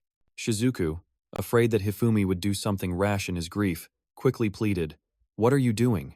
You're not allowed to use the sacred arts, and even if you did, Ichikami is already." But before she could finish, the sacred arts had already appeared in Hifumi's hands. Shizuku grew even more panicked. "You can't use that." But Hifumi wouldn't listen, still using the sacred arts on Minato's body, wailing nonstop, "Come back to life, Ichikami." However, it wasn't long before his actions were stopped. It was because someone had run up and grabbed his hands. Unwilling to give up, Hifumi struggled relentlessly. "I will never forgive any of you. You incompetent trash killed Ichikami." He began to curse madly. Hifumi screamed like a madman, "You're all useless. Ichikami died because of you weak and incompetent fools. Only mages who are outstanding are necessary. I will change this rotten world. I will surpass Ichikami Minato." Seeing this, Shizuku couldn't help but feel heartbroken. The death of Ichikami Minato had left an immense void in Hifumi, and from that day on, he trained relentlessly, spending every single day honing his skills. Hifumi took full advantage of his position, creating the magic aristocracy, then expanding his influence into politics and finance, and controlling the information provided to the ignorant masses, monopolizing knowledge and technology. Hifumi trained non-stop, but he was still far away to reach Ichikami Minato. So, because of Hifumi's foolish pride, he even falsified information about Ichikami Minato. He turned his shame into anger and continued to train on his own because of the promise he made that day, because of his vow to surpass Minato. So he lived for Minato's sake. No matter how many times he fell, Hifumi would always get back up. He wanted to surpass Minato, to become stronger than him so he could stand by his side, so they could walk together. Hifumi kept living in this delusion until one day, a familiar hand reached out to him. It was the figure of the old friend he saw in his dreams every night, Ichikami Minato. He reached out his hand to Hifumi, wanting to help him up. In reality, Hifumi had never hated Minato, he only admired him. That was the reason he wanted him to live. And now, Hifumi's wish had become a reality. A new, real Ichikami Minato was truly standing before him. Hifumi tremblingly raised his hand, wanting to grasp his old friend's arm. But at that very moment, a stream of black blood suddenly gushed out. Hifumi's eyes flew wide open, his face twisting in pain. Minato was caught off guard by the sight and couldn't react in time. Someone had stabbed Hifumi through the chest. That hand then grabbed the spirit stone from his chest. Hifumi's body collapsed limply to the ground. Ruka trembled at the sight, unable to believe her eyes, exclaiming, "You are." Why was she so horrified? Well, the reason was that the attacker was none other than Chloe. Ruka would have never expected this, not even in her wildest dreams. At that moment, Hinata also regained consciousness. But the sight before her was heartbreaking. Hinata frantically screamed as she ran over. "Stop!" Minato couldn't accept this either, and, unable to hold back any longer, rushed forward. He threw a punch at Chloe's face, but she conjured a shield beside her cheek to block it. She sneered and said, "Hitting a woman is the lowest of the low, Minato." Hinata rushed to Hifumi's side, her eyes filled with worry. Minato narrowed his eyes at Chloe and demanded, "What are you trying to do?" "This is something I must do," Chloe replied flatly, then used a level 14 spell. Death Shadow began to attack. The main target was Hifumi and his daughter, but Minato wouldn't give her that chance. He used his magic to defend. A wall of bone ice formed in front of Minato. The Death Shadows frantically crashed into it and exploded, sending Minato and the others flying backward. Minato was okay, but Hinata and Hifumi were not. He quickly used magic to catch them, pushing the two towards Ruka's group behind them. Just then, Chloe laughed triumphantly. Finally, the moment has arrived.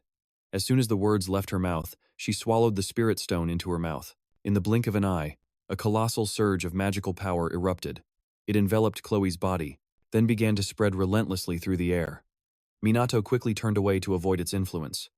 Before long, from within the surge of magical power, a figure emerged with a spirit stone embedded in its forehead. In that instant, Ruka's entire group began to tremble uncontrollably, as if their bodies were being crushed by some invisible force.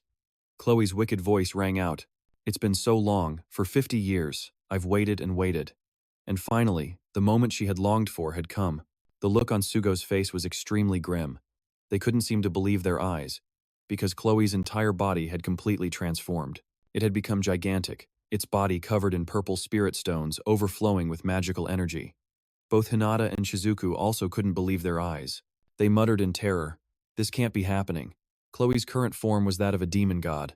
Minato, of course, recognized this form. While everyone was still confused, Chloe suddenly unleashed her mana. Its power was so immense that Luca and his group couldn't withstand it. Before long, they all collapsed to the ground. Even those far away felt that same terrifying sensation, though not to the same extent as Luca's group. And inside the city, the citizens in their homes suddenly fell into despair. Cries and wails echoed endlessly.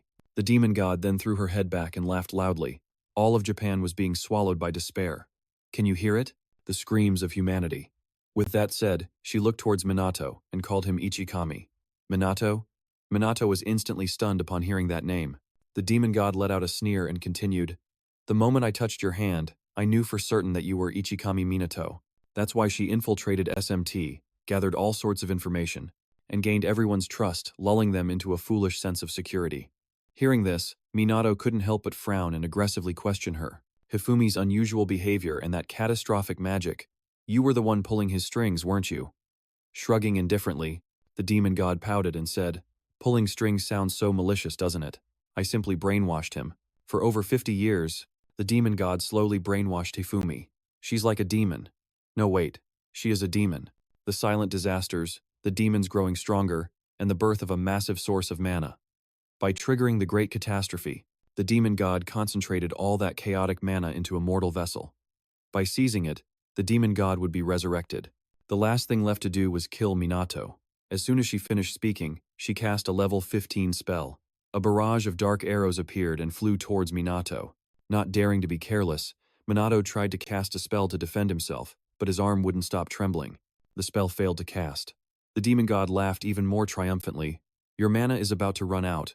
Even the great sage can't do anything when his mana is depleted." Unable to cast magic, Minato could only dodge on his own. But there were too many dark arrows, and they chased him relentlessly. Before long, Minato could no longer hold on and was struck by an arrow. He was sent flying, his body slamming hard onto the ground. Minato couldn't help but spit out a mouthful of fresh blood, but the dark arrows didn't stop. They continued to charge aggressively, piercing Minato's body without any hesitation. He lay powerlessly on the ground, covered in injuries. Seeing this, the demon god laughed triumphantly again.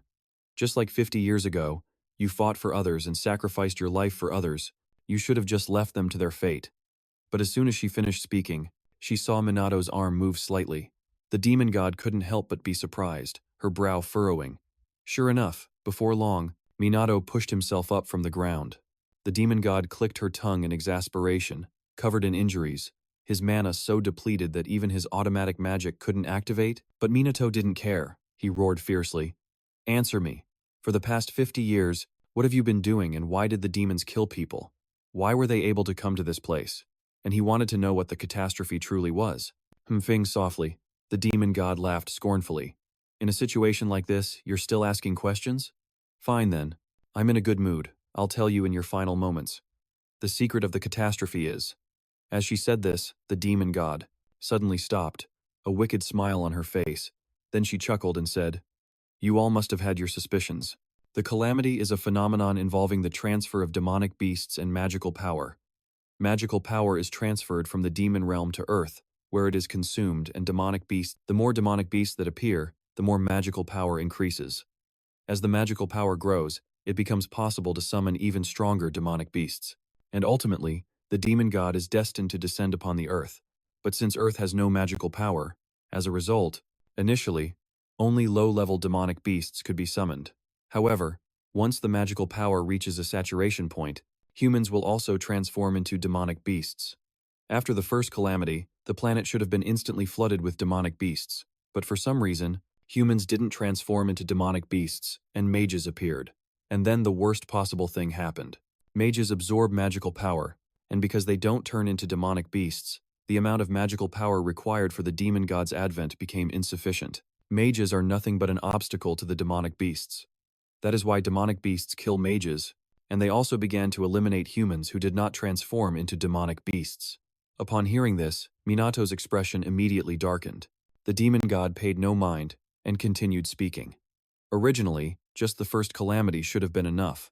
But to augment the mana, it was necessary to proceed with the calamity one step at a time. The powerful magic beasts, known as bosses, are, in reality, reservoirs of mana. They are monsters containing immense amounts of mana. Whether they live or die, their role remains unchanged. This is the true meaning of the calamity. The calamity was initiated so that the demon god could seize the earth. Saying this, the demon god suddenly muttered in frustration, but an unexpected event had occurred. To my utter fury, I was defeated by Minato Ichikami, the demon god, endured a devastating attack, and had even prepared to accept death, yet just before being dispersed into mana, the demon god managed to hold on to its consciousness. Her mana became weaker than even a magic beast's, and she could no longer use magic. In other words, the demon god had just enough to maintain its consciousness, becoming a mere remnant of mana and wandered all over Japan. Never had she endured such a great humiliation. While wandering in the darkness, the demon god sensed a resonance of mana, and just like that, she met Hifumi, a man who harbored a deep darkness within him, but also possessed a pure and steadfast soul. It was precisely these cracks in his psyche that made it easy for the demon god to infiltrate. Over time, the demon god slowly recovered her mana, and she continued to whisper into Hifumi's consciousness. The resentment he held for the 8 mages, his self-righteous way of thinking, his habit of blaming others, and the decay in his moral values all paved the way for the insidious brainwashing to take hold. In the end, Hifumi seized control of the underworld of Japan. His weak heart continued to resist in desperation. Pathetically, he cried out begging for salvation. Hifumi called Minato's name over and over again. Minato listened in silence. By now, the cold aura around his body was growing ever stronger. The demon god gave a cold laugh and sneered. After a long time, my mana slowly recovered, but I couldn't reclaim the body of a demon god. To stabilize my mana supply, I needed a vessel and a massive amount of mana. It was then that the demon god met Chloe. Just as with Hifumi, she sensed a powerful mana resonance. The demon god seized Chloe's dying body and became the adopted daughter of the Mumu household, allowing her to recover, regained a portion of her power, but during those 50 years, the number of mana beasts dwindled. She tried to activate the Great Cataclysm, but her mana was too weak, so only a few scattered mana beasts were summoned. Therefore, the demon god devised a plan. She started to gather the mana beasts and force the Great Cataclysm to happen. Once the Great Cataclysm occurs, the minor cataclysms will happen naturally. The major disasters were created by controlling the mana beasts. By causing the Great Cataclysm, the earth was flooded with mana, but it still wasn't enough for the demon god to fully restore her form. She needed a type of mana that was more concentrated and pure. The human body itself is a perfect vessel for mana. So if the demon god directly injected mana into a human body, and if she accumulated enough intense mana to the point of explosion, she could condense it. That's why Hifumi was forced to the point of explosion, and by doing so, she obtained a massive source of mana. Saying this, the demon god suddenly let out a sinister laugh. And by the way, let me tell you something. The reason you ended up in this dead-end situation today, it was all part of my plan. As she finished her words, she tilted her head back and roared with laughter. 50 years ago, Minato refused to abandon others, fighting on the front lines until he exhausted his mana and collapsed. He even defeated the demon god, but in doing so, he also exposed his own weakness. That weakness is that no matter how strong he was, Minato's mana was finite, and right now he doesn't even have 10,000 mana points. The demon god, as if exacting her old revenge, laughed wildly. How pathetic, right? Ichikami Minato, when I found out you had reincarnated, I was terrified, but ultimately you just made the same old mistake. Considering Minato's mana level, he had practically become a magical life form just like a mana beast. Even after dying, he maintained his consciousness in the form of mana and eventually found Kusanagi Minato. In other words, Minato also reincarnated using the very same method as the demon god. But at this point, the demon god didn't seem to care. She just snorted coldly, but none of that matters anymore. I will wipe out every last trace of your mana, and your soul itself will be destroyed by me. Minato, who had been silent all this time, finally spoke in a deep voice. So all the past cataclysms? The first cataclysm, the turning point in Minato's life, the day he first saw mana beasts swarming the sky, the time he saw mages and civilians falling in waves, and even many children perished in that cataclysm. And in the disasters that followed, Minato lost so many of his comrades. The corruption within the magical aristocracy, the conspiracies behind the curtain, and even the raids by mana beasts, all dragged countless innocent lives to their destruction. He wanted the demon god to admit that she caused it all. The demon god gave a sinister laugh, sneering as she replied, "And so what?" The moment she said that, Minato suddenly tilted his head back and let out a huge roar. His body was abruptly enveloped by a layer of mana, which exploded outwards in the blink of an eye. Witnessing this, the demon god shouted in disbelief, "What kind of magic is this? Why is your mana surging like that? Your mana should have been completely exhausted by now." Minato didn't reply, he just bit his lip hard, and then began to wave his hands to cast a spell. First up was a chantless 15th tier holy magic spell. A torrent of holy light rapidly enveloped Minato. Then, that holy light began to devour mana. The demon god watched this scene in horror. Parallel subconscious magic? Full recovery combined with the ability to devour mana. What kind of monstrous magic is this? But something even more surprising was yet to come. She saw that the mana of Minato was growing stronger and stronger. In just a blink of an eye, it had increased to 30 million, then 50 million, and was still continuously rising. The demon god couldn't believe her eyes, pursing her lips and muttering, "Impossible." In just an instant, the mana of Minato had reached a number just 1 unit short of 100 million. He spoke coldly, "You have made me truly angry now, demon god." The demon god found it increasingly hard to believe, impossible. The only magic that absorbs all energy is destruction magic. And is that magic a subconscious magic? Not to mention, its recovery speed even surpasses destruction magic. It doesn't just absorb mana.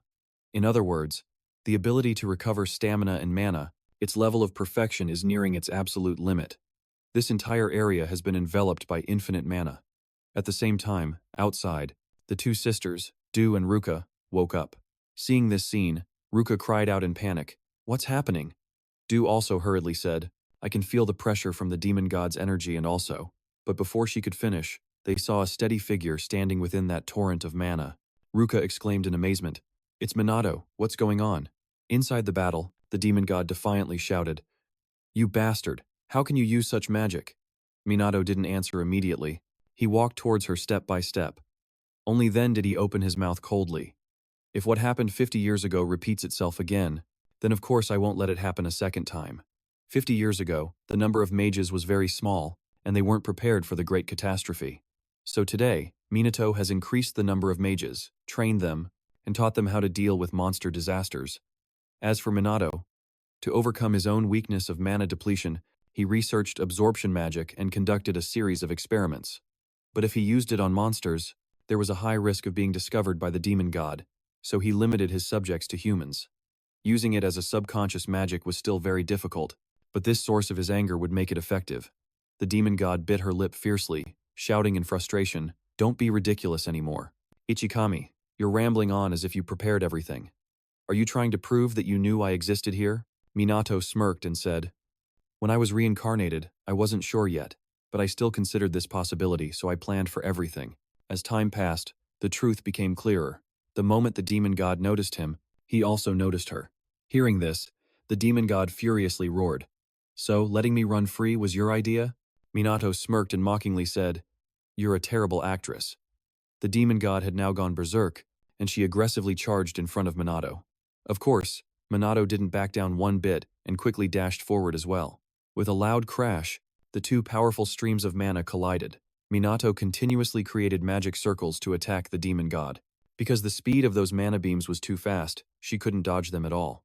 Minato didn't stop either, he continued to charge forward. Very quickly, he was in front of the demon god, and then he landed a kick on her. But right at that moment, a beam of dark light shot out. It crazily rushed towards Minato.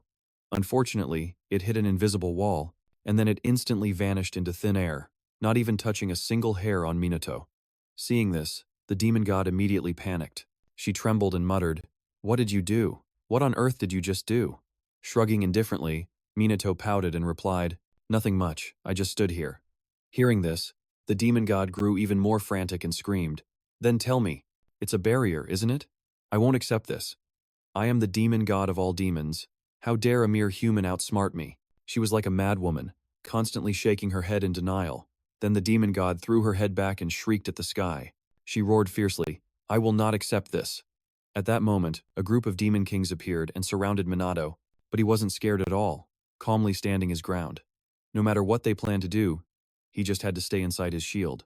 Just then, the demon kings began to cast their magic. In the blink of an eye, A barrage of magic beams shot towards Minato's position, but they couldn't do a thing to him. Meanwhile, Minato unleashed his infinite magic bullets, and one by one, the Demon Kings fell. In just an instant, there wasn't a single Demon King left around Minato. The demon god recovered and screamed, her face turning pale.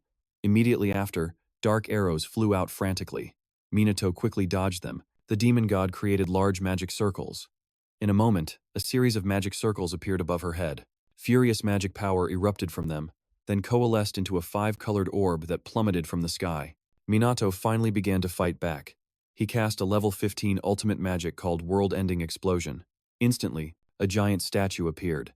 It reached out its hand, caught the 5-colored orb, and directly crushed it into dust.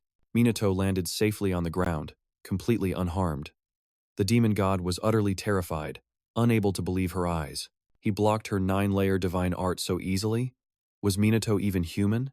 The more she thought about it, the more resentful she became. The demon god screamed wildly, "You dare to surpass me, a demon god, what an absurdity. If you can surpass me, then I will definitely go even further than you." As soon as she finished speaking, she began to absorb the remaining disaster magic, and in an instant, magic power flowed madly into the demon god's body. Before long, her body was overflowing with magic power. Without hesitation, the demon god began to cast her magic. She laughed triumphantly. "The highest level of magic Ichikami Minato can use is 15, but I can reach 16. Immediately after, a level 16 dark magic was cast, and a terrifying dark aura began to envelop the skies of Japan. Minato, however, remained calm. He gave a cold smile and said, "Then I'll take level 17, please." As soon as he spoke, Minato began to cast his magic. A divine spear glowing with golden light appeared. The divine spear shot straight into the dark aura. With a deafening boom, a world-shaking explosion erupted, and the dark aura was completely obliterated, but the divine spear continued its path straight towards the demon god. It pierced through the upper part of her body, causing the demon god to scream in fury, "You!" But there was nothing she could do, as the divine spear continued its relentless assault. Before long, the demon god's body fell like a broken kite. Yet, she stubbornly tried to cast another spell, then rushed in front of Minato to attack. Unfortunately, Minato was one step ahead, greeting the demon god with a flurry of punches. She was knocked to the ground just like that. Minato glanced at the demon god, snorted coldly, and said, "Disaster magic. Yours is incomplete. It has too many openings, and its magic absorption speed is too slow. That's why you only use it on fools, right?" The demon god trembled as she looked at him, muttering in disbelief, "Why? How can you see so much? What the hell are you?" Minato smiled faintly and said nonchalantly, "I am the great sage. I am the one who knows everything." The demon god grew more and more resentful, screaming frantically, "What do you mean, great sage?" Then she charged forward to attack Minato again, but he wasn't fazed at all, coolly saying, "I'm so tired of these monsters already. Just disappear." As soon as he finished speaking, a beam of magical energy shot toward the demon god, piercing straight through her. Until the moment she vanished, the demon god still couldn't understand why she lost to a mere mortal. How a human could not only adapt to magic, but also maintain their human form. Why wasn't this world corrupted? The demon god had thousands of why questions, but there were no answers. But she quickly realized it was because Minato was here. He had the ability to contain magic far beyond even a demon god. It was because he was here that humanity wasn't corrupted by magic. Could it be that Minato had absorbed Earth's magic into his own small human body? This world was different from the demon world, a small world with an anomaly, and that anomaly was Minato. After the demon god was destroyed, the skies over Japan returned to a bright, clear blue. Everyone rejoiced. "The disaster is over." An FMT member nodded and replied with a smile, "It seems so. Damn these magic nobles." The entire population of Japan poured out into the streets to celebrate. Not only that, but other places around the world had also survived the disaster. That muscle-bound king, Eren, wasn't so bad after all. He managed to hold out until the disaster ended. By the time it was over, Sugo's group had finally regained consciousness. The magic nobles also slowly opened their eyes. Minato had now descended from the sky. Seeing this, everyone excitedly ran over to him. Ryuji smiled happily and said, "You defeated the demon god, right?" Sugo also exclaimed with joy, "If that's the case, this world will return to peace." The two sisters also looked at Minato with gratitude and said with a smile, "Thank you. If it weren't for you, we wouldn't have been able to defeat the Demon King." Minato shook his head slightly and replied, "It wasn't just my strength. It was thanks to the strength of everyone in the world. Thank you, everyone. That's right. This victory didn't belong to Minato alone but was a testament to everyone's efforts. Just then, a sudden sob broke the silence, causing Minato to look over in surprise, only to see Hinata crying her heart out next to Hifumi. Dad, I don't want you to go. Seeing Minato approaching, Hinata grabbed onto him like a lifeline, desperately pleading, Please, I'm sorry for everything I've done to you. I'll make it up to you. I'll do anything. So please save my father. After saying that, she bowed her head low, looking utterly pathetic. Riku also spoke up to plead, I want to ask the same of you. I know it's selfish, but please, I beg you. Then he also kowtowed to Minato. Minato narrowed his eyes, looking at the two of them for a long time before speaking. Don't forget what you said, understand? To restore him, he'd need to supply magical power, and for the parts that had turned into a monster, Minato would extract the disaster's magical power. With his current abilities, he should be able to do it all. With that thought, Minato bent down and placed his hand on Hifumi's body. In an instant, a halo of light enveloped him, of his. Seeing the wound heal at a speed visible to the naked eye, Dua's group behind them cried out in alarm. Everything returned to normal. It was a miracle. Hinata finally felt relieved, and she couldn't help but burst into tears. Thank you. Riku also said gratefully. I thank you from the bottom of my heart. Minato just smiled without saying a word. And so, the days of fighting came to an end.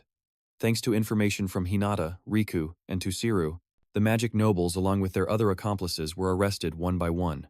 Many people had been forced to cooperate under duress, and although they couldn't prove their innocence, there was a high probability their sentences would be reduced. Hifumi had regained consciousness but had lost his memory. Hinata was Hifumi's biological daughter, and as his child, she had renounced her family's guardianship.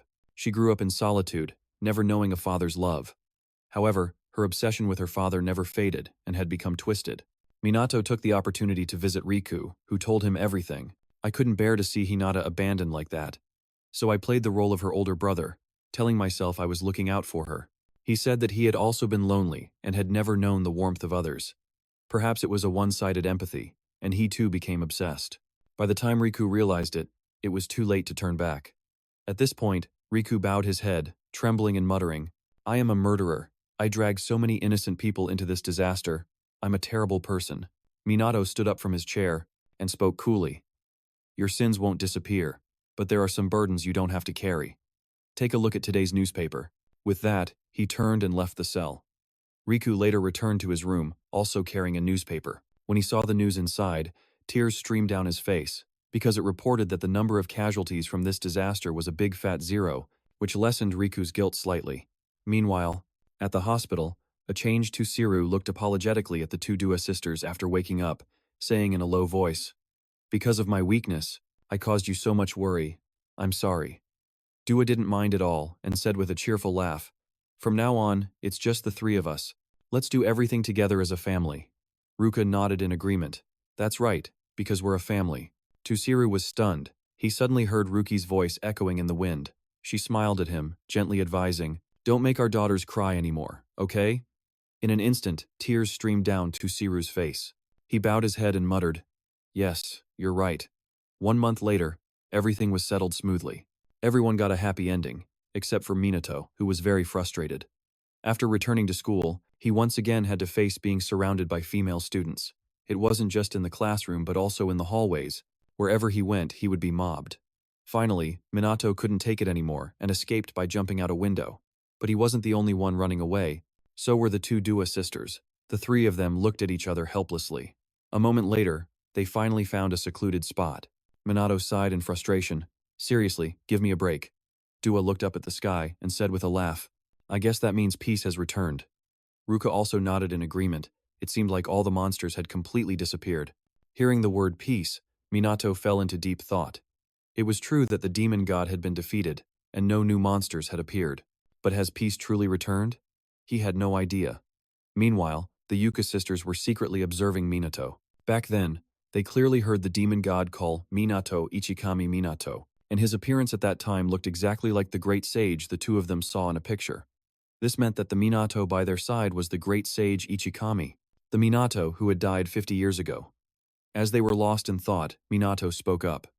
Well, I guess I'll head to the training grounds. I can't rest easy until Sidhu learns to be more considerate. Ruka and her sister quickly snapped out of their thoughts and hurriedly ran after him. Elsewhere, in some dark corner, a set of claws was breaking out of its cocoon, foretelling a very bad omen. A few months after the Great Disaster, other calamities stopped appearing, and monsters vanished from the world. The entire world rejoiced in the peace, and daily life slowly stabilized.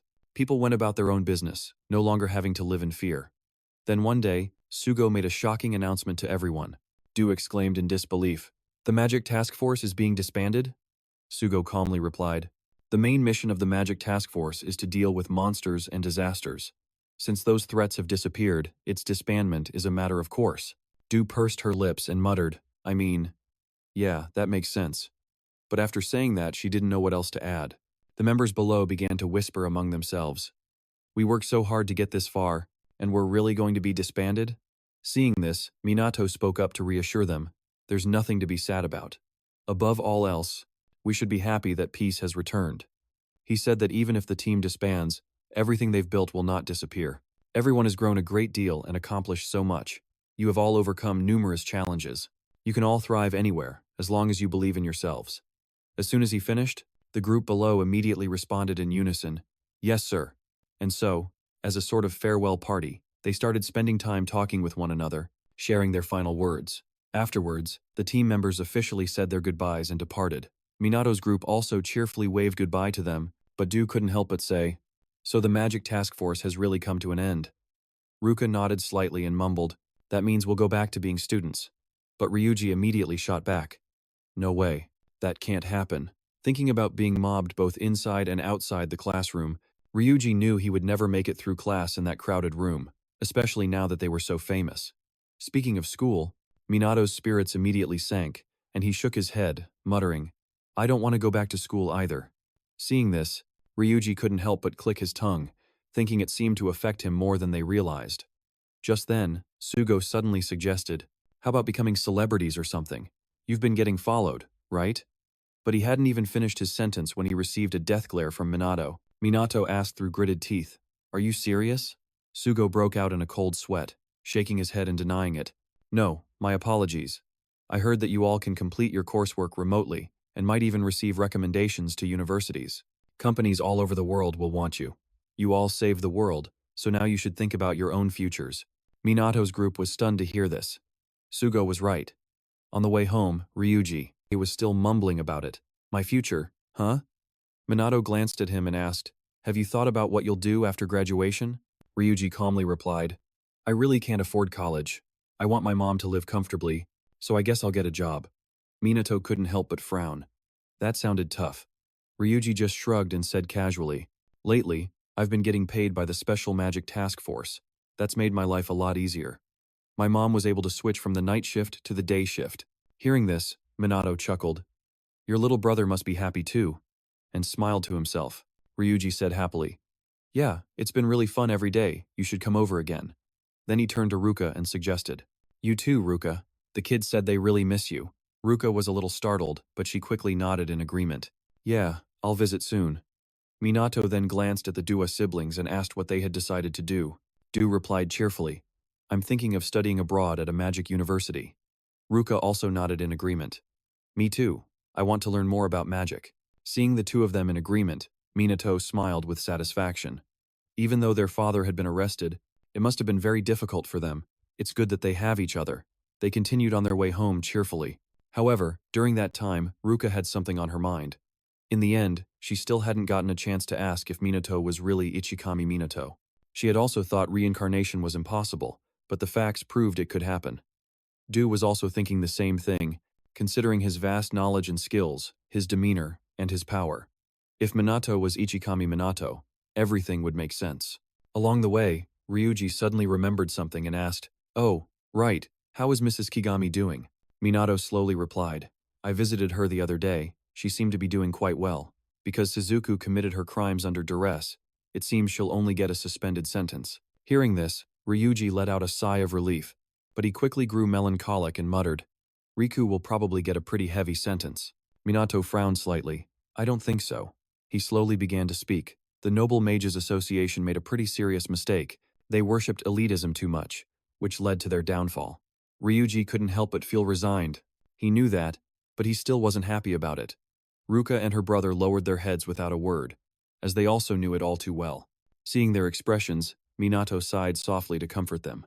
However, the demon god was also really behind this, so that will probably be taken into consideration. At this, smiles returned to the faces of Ryuji and the others. They were much more relieved. But Minato wasn't. His mind was filled with countless unresolved questions. For example, what is the demon god? And what was the other world she mentioned before disappearing? Why did Hifumi take on a demonic form? And then, the reason for his own reincarnation, perhaps he was reborn using a method similar to the demon gods. If that's the case, then he is an entity similar to the demon god. And finally, is he truly human? A short while later, at Ryuji's house, Ruka was currently struggling to babysit. The two kids were clinging to her and spinning in circles. Du couldn't help but remark upon seeing this, "Hey, I've never seen my sister act like that." Hearing this, Minato pouted and replied, "I already told you, you're not much better, letting a kid pinch your cheeks for fun." Seeing this, Ryuji spoke up apologetically, "Sorry, I think he's just too excited that you all came over. He's more energetic than usual." Just then, the phone. Minato's desk phone rang. He quickly picked it up and answered, but because his cheeks were being squished, his voice sounded a bit strange, making Sugo on the other end of the line confused. "Commander Kusanagi, your voice sounds really weird." Seeing this, Du lifted the baby off of Minato. Only then could Minato calmly ask, "Why are you calling me?" Sugo quickly replied, telling them about the paperwork for their international MAGE qualification exam which had just arrived. Hearing this, Minato immediately put the call on speaker for the rest of Ruka's group to hear. Sugo on the other end continued to speak. Unlike the exam in Japan, this certification helps you operate on a global scale, and its difficulty is very high. But he said it seemed their achievements during the calamity had been recognized. Many new mages appeared during the disaster, and their abilities weren't being properly valued, so they decided to have the mages retested. Hearing this, Du asked in confusion, "You mean we're also considered temporary mages or something?" Ruka casually opened her mouth. "Well, since you're a minor, you're not eligible for a license anyway." Minato glanced at everyone and said with a smile, "This is a perfect opportunity, let's do it." Immediately, Du was fired up and declared, "For us, it'll be a piece of cake." Ruka also nodded in agreement. Compared to the Great Calamity, this was nothing. Ryuji also spoke up excitedly, "Let's do it." Sugo on the other end of the line smiled when he heard that, then continued, "I'll send you the detailed information, so do your best. Commander Kusanagi, you might even be able to get into the Sage class." Minato couldn't help but frown. Glancing at everyone as if to ask what the Sage class was, Du quickly explained, "It's the highest rank for a mage. There are only 6 of them in the world." Ruka winked and said with a smile, "To put it simply, they look like this." A few days ago, at the International Mage Association in the US, Aaron walked in from outside. Looking at the people sitting at the long table, he greeted them respectfully. "Thank you all for gathering here, esteemed members of the Council of the 6 Great Sages."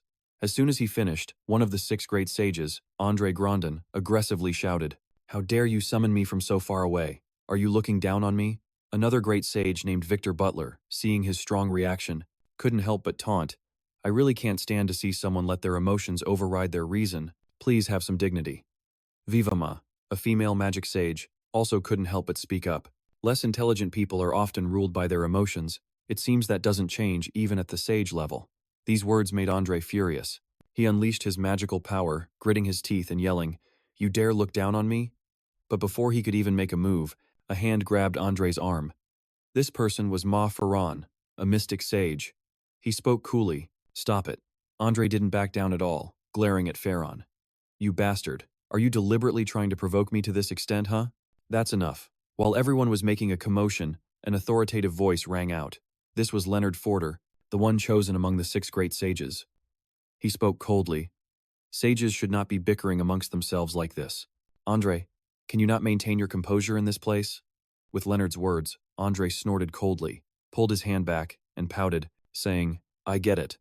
Ignoring the commotion, the Cardinal Chrisman asked doubtfully, "We were originally meeting remotely, but now is it really all right to do it like this?" Aaron slowly explained. "The 6 sages are not required to meet in person, but this time I believe a face-to-face discussion is necessary." Leonard frowned slightly, asking suspiciously, "Is this about the International Mage Tournament?" Mac nodded, and Aaron calmly replied, "Yes, the great catastrophe has gradually subsided. However, A movement is now emerging that calls for a thorough review of the inaccurate information related to magic. Vidya seemed to understand something and asked with a frown, "So the mage tournament is being held as part of that, right?" Aaron gave a slight nod and calmly began. "There is one more reason, and that is Lord Kusanagi." Hearing this name, Leonard's expression couldn't help but darken. He pressed his lips together and asked, "You stopped the great catastrophe in Japan? In other words, you want us to evaluate him?" Aaron still hadn't realized the issue and replied calmly. "He likely possesses the potential to rival the rank of a sage," but as soon as he finished, he felt a terrifying magical pressure in the air. The other great sages were fine, as they were used to this. But it was different for Aaron. He was forced back step by step. After a moment, Leonard slowly spoke. "Potential to reach the rank of a sage, you say? Do you think defeating some demon god is enough to become a sage?" Aaron scowled fiercely, replying through pressed lips. "Perhaps that is merely a hypothesis." Scoffing coldly, Leonard sneered. "I can't believe you'd say that." At this point, he waved his hand and challenged. "Come now, if that's the case, then prove it to me. Show me just how strong this Kusanagi is." The six great sages were now paying attention to Minato, and Minato himself had soon set foot in the United States. Ryuji looked at the surrounding streets and couldn't help but exclaim, "So this is the United States." The streets were bustling with people, and the main language was, of course, English. Ryuji couldn't understand a thing, and he glanced at everyone, shouting, "That's English, they're speaking English." Du sighed helplessly. "Well, this is the United States, so that's normal." Seeing their calm demeanor, Ryuji couldn't help but protest. "Get excited, you guys. We're in a foreign country." Ruka pouted and replied, "Even if you say that, this isn't my first time here." Hearing this, Ryuji felt defeated. These guys just didn't get it. On the way here, they kept rattling on in English, but surely there had to be someone else like him. Just then, a few girls approached Minato to chat, but Minato turned them down in English. Seeing this, Ryuji asked, revitalized, "You can speak English too?" Minato replied casually, "It's passable." Ryuji couldn't help but marvel, what is with this guy?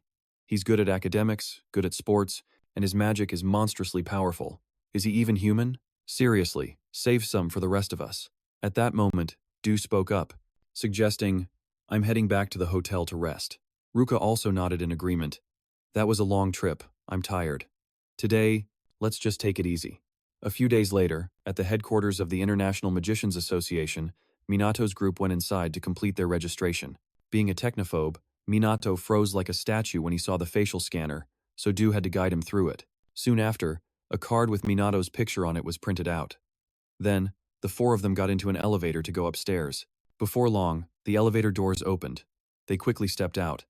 There were already many mages waiting there. As soon as Minato's group entered, a barrage of gazes focused on them. Whispers began to spread. The chatter of the other mages began to rise, and hundreds of eyes were fixed on them. This made Ryuji a little uncomfortable. He muttered in confusion. "What's with all the staring?" Ruka said reluctantly. "It's probably because of the great catastrophe." At the same time, all four of Minato's group were being secretly observed by the six great sages. Leonard couldn't help but speak up. Not bad. Their mana levels are quite good." Krista suddenly murmured that the true power of a mage has a huge impact on national strength because they possess abilities that far surpass any conventional weapons. Leonard spoke casually. "These young mages will become the core force protecting their country's future." In other words, the results of this exam will not only evaluate individuals, but are also tied to the standing of each nation. Vi couldn't help but chime in. "We can't rule out the possibility of a war breaking out, can we?" Smiling faintly, Leonard said calmly. "However, generally speaking, countries other than Japan have always had strict restrictions related to magic." Vi frowned slightly, speaking hesitantly. "And yet they're holding such a large-scale exam this time. They should have controlled information about magic more tightly." Leonard shook his head slightly, raising an eyebrow with a smile. "That's because magic has similarities to military technology. It's just that Japan proactively disclosed the information first, so the trend has started to change." Vi looked at Minato's information on the computer, and after a long moment, she remarked with feeling, "The theory of mage education by Kusanagi is knowledge already known in developing nations. However, it has never been widely published. This is also what Leonard has his eye on." He spoke slowly. How he came to know that is still a mystery, but he's the one who brought Japanese mages to the world stage. And he came to the conclusion that Minato is anything but simple. Meanwhile, in the waiting hall of the International Mage Association, the four of them were waiting quietly. 3 punks suddenly approached them, asking aggressively, "Are you that Kusanagi guy?" Hearing his name mentioned, Minato turned his head to look, and the leader shouted resentfully, "Defeated a demon god? What kind of joke is that? What tricks did you pull?" The guy asked if Minato had someone backing him up, or if he had dug up some dirt on a politician. Seeing the guy act like this, Minato was suddenly reminded of Jun. He frowned and asked, "You don't have anything to do with Sin or someone like that, do you?" Hearing this, the guy shouted resentfully, "Don't change the subject." Seeing this scene, Ruka's group wasn't worried at all but actually felt a sense of nostalgia, standing on the sidelines enjoying the show. The three punks didn't dare to do anything and turned to leave, but not before issuing a warning. "Damn it. Anyway, this whole thing will be exposed sooner or later. Everyone's watching you." Hearing the commotion, the eyes of everyone did indeed turn in their direction. Minato sighed reluctantly. "Man, what a pain, but it looks like this might be interesting too." Just then, someone else entered from outside.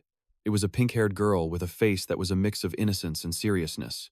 A moment later, Aaron walked in from outside, shouting in a clear voice, "Everyone, take your seats now." Seeing him, Ruka's group was instantly alarmed. It turned out the US military was in charge of the exam. While they were still in shock, Aaron had already stepped onto the high platform and announced, "From this moment on, I will explain the exam. I will only say this once, so please listen carefully." He said the exam would consist of the following tests: a written test, a mana measurement test, and a practical exam. If you fail to meet the standard score in any section, you will be disqualified. Besides the tests, other factors will also be taken into consideration. Therefore, please conduct yourselves in a manner befitting a mage and do nothing disgraceful. After passing the exam, your rank will be determined by your total score. Hearing this, the punk who had questioned Minato earlier asked doubtfully, "What are the requirements to achieve the rank of Great Sage?" Aaron slowly replied, "Achieving a perfect score is a crucial prerequisite, but there are other criteria as well. Ability, achievements, aptitude, and even public recognition. You must excel in every aspect." As he said this, Aaron meaningfully glanced at a figure down below and said with a mysterious smile, "Perhaps the seventh sage will emerge from among you here today." Hearing this, everyone was immediately fired up. Aaron nodded in satisfaction. This year's batch of candidates is truly outstanding, but no matter what, Minato is on a completely different level than them. With that thought, he immediately shouted, "Then let the official exam begin." The first test was the written exam. Minato took the test paper, and his expression immediately changed. All the questions on the test were related to Minato's father. Minato sighed in resignation. "I thought this was a magic-related exam. I never expected a trap like this." Aaron, watching Minato from the high platform, saw him sighing repeatedly and couldn't help but remark that this was truly the most difficult exam. Even Minato wouldn't have an easy time passing it. "But you better not disappoint me." However, when he saw the results, Aaron was not only not disappointed but was utterly stunned, unable to believe it, exclaiming, "Are you kidding me?" Minato's name was sitting comfortably in the first-place position, and with a perfect score, no less. Aaron couldn't help but remark, as expected, he's no ordinary person. Even for him, just getting 80% would be a problem. If it's Minato, he might actually be able to reach the rank of Great Sage. At the same time, Duuka and the others also ran over to congratulate Minato. He didn't seem to mind much and calmly asked, "How did everyone else do on the test?" Duuka immediately replied, "My sister and I are probably around 20th place or so." Ryuji also excitedly boasted, "I'm in 40th place." Hearing this, Minato couldn't help but ask doubtfully, "You're good at the written test too?" This made Ryuji glare at him in annoyance. Next up was the mana measurement test. The instructor pointed at the measuring devices and announced, "There's no type of magic that these latest measuring devices can't read. Alright, let's begin." Minato watched as everyone went up one by one and couldn't help but sigh. His turn was last again. "What's with this?" Just then, Duuka suddenly cried out in shock, "Wait, is this for real?" The number displayed on the machine was 980,000. Not just her, even the people outside cried out in astonishment, "What's with her mana level? It's almost 1 million. Even this person over here reached 900,000. Ryuji wasn't far behind, getting a whopping 890,000. Ruka glanced at them and Ryuji, and couldn't help but reflect internally. She had fallen completely behind in the written test. As for mana, it seemed they were gradually catching up to her as well. But Minato was very happy. All three of them were making clear progress. Just then, another cry of shock rang out, making him look over in surprise. Above the measuring device, a powerful surge of mana was continuously spreading through the air. Aura. Soon, the measuring device displayed a value of 1 million mana points. Someone recognized the girl and started whispering, gossiping. Isn't she from China? It turns out the pink-haired girl is a genius in both magic and martial arts. Guyu Minato silently observed the girl, a spark of excitement in his eyes. It seems there are some rather interesting people here. It looks like they still haven't revealed their true power. While he was lost in thought, the instructor shouted out, Kusanagi Minato, begin your mana measurement. Hearing this, Minato stepped up to the measuring device. He frowned thoughtfully. Oh man, this machine again? What am I supposed to do now? As Minato walked up, the crowd below began to whisper among themselves. Leonard, watching from a screen, smirked and said, let's see what happens this time. Aaron, who was in the back, was also eagerly anticipating it. He wanted to know the exact number of Minato's mana. It wasn't just him, even. Ruka's group was the same. Ruka couldn't help but mumble, I wonder how much mana Minato has. Ruka mumbled a guess of 99,990,000. He had joked before about having 99 million. But at this point, they were starting to think it wasn't a joke and might actually be true. At the measuring device, Minato unleashed his mana. He had decided not to hide his true power anymore. Sure enough, in just an instant, an immense pressure emerged, bewildering the crowd behind him. His mana surged uncontrollably, and the numbers on the machine climbed non-stop, with no sign of stopping. Even Aaron was frozen in place. The entire headquarters of the International Mages Association was now enveloped in mana. And then, with a loud bang, the measuring device exploded outright. Minato sighed helplessly. I knew it. It must be broken for real. Through the monitor, Leonard witnessed the entire scene. He couldn't help but remark, how unexpected. Krista, however, pouted disdainfully, saying it was nothing special. Our mana can't be measured by that machine either. Leonard disagreed and retorted. In other words, there's a chance he is. As strong as us. Krista scoffed, no way. Just then, Via also remarked, that kid is interesting. After the mana assessment concluded, the combat evaluation began in the form of one-on-one duels. Minato was now wearing a special uniform. It was very comfortable, and it was nice that he got one too. His opponent saw Minato suddenly, smile, and said with dissatisfaction, smiling before we even fight? Are you looking down on me? Minato was taken aback and replied apologetically, my apologies, I'll be serious now. Seeing that everyone was ready, the officiator immediately shouted, then, let the first match begin. The words were barely out when Minato lunged forward, and in less than 3 seconds, his opponent was on the ground. The officiator immediately shouted, the victory goes to Kusanagi. The crowd watching below was instantly stunned. What just happened? I couldn't even see it. Aaron, who was observing from the sidelines, couldn't help but smile at the sight.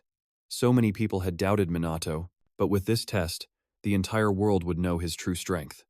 Minato himself paid no attention to the reactions of the crowd. He walked over to help his opponent up. Leonard, watching from the monitor, also commented in praise. Amazing. Via couldn't help but exclaim, I couldn't see a thing. What did he even do? Leonard slowly explained.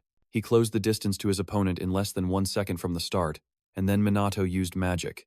Hearing this, Via exclaimed in amazement again, he's incredible. Leonard nodded slightly and said, besides, he hasn't even shown his full strength yet. This remark made Krista dissatisfied, her brows knitting together tightly. In contrast, the other three didn't seem to care much, but no one knew what they were planning. It wasn't just Minato. Ruka, Zuika, and Ryuji were all improving and winning their matches. After her victory, Ruka was overjoyed. She exclaimed excitedly, I'm getting stronger. Ryuji also commented, who would have thought we'd be using this to fight other people?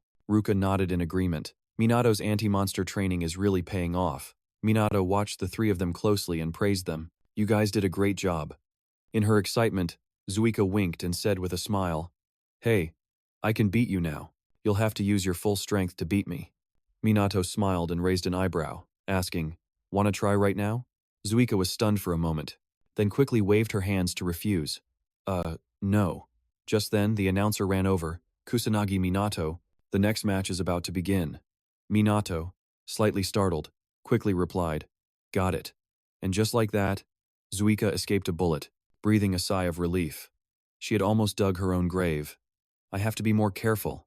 A while later, the one-on-one battles ended. Once again, Minato took first place. Ryuji looked on in admiration. You got a perfect score. Ruka also remarked, Minato, at this rate, you might really become a mage. Ruka searched for their names on the board and mumbled after a moment. We're ranked around 20th.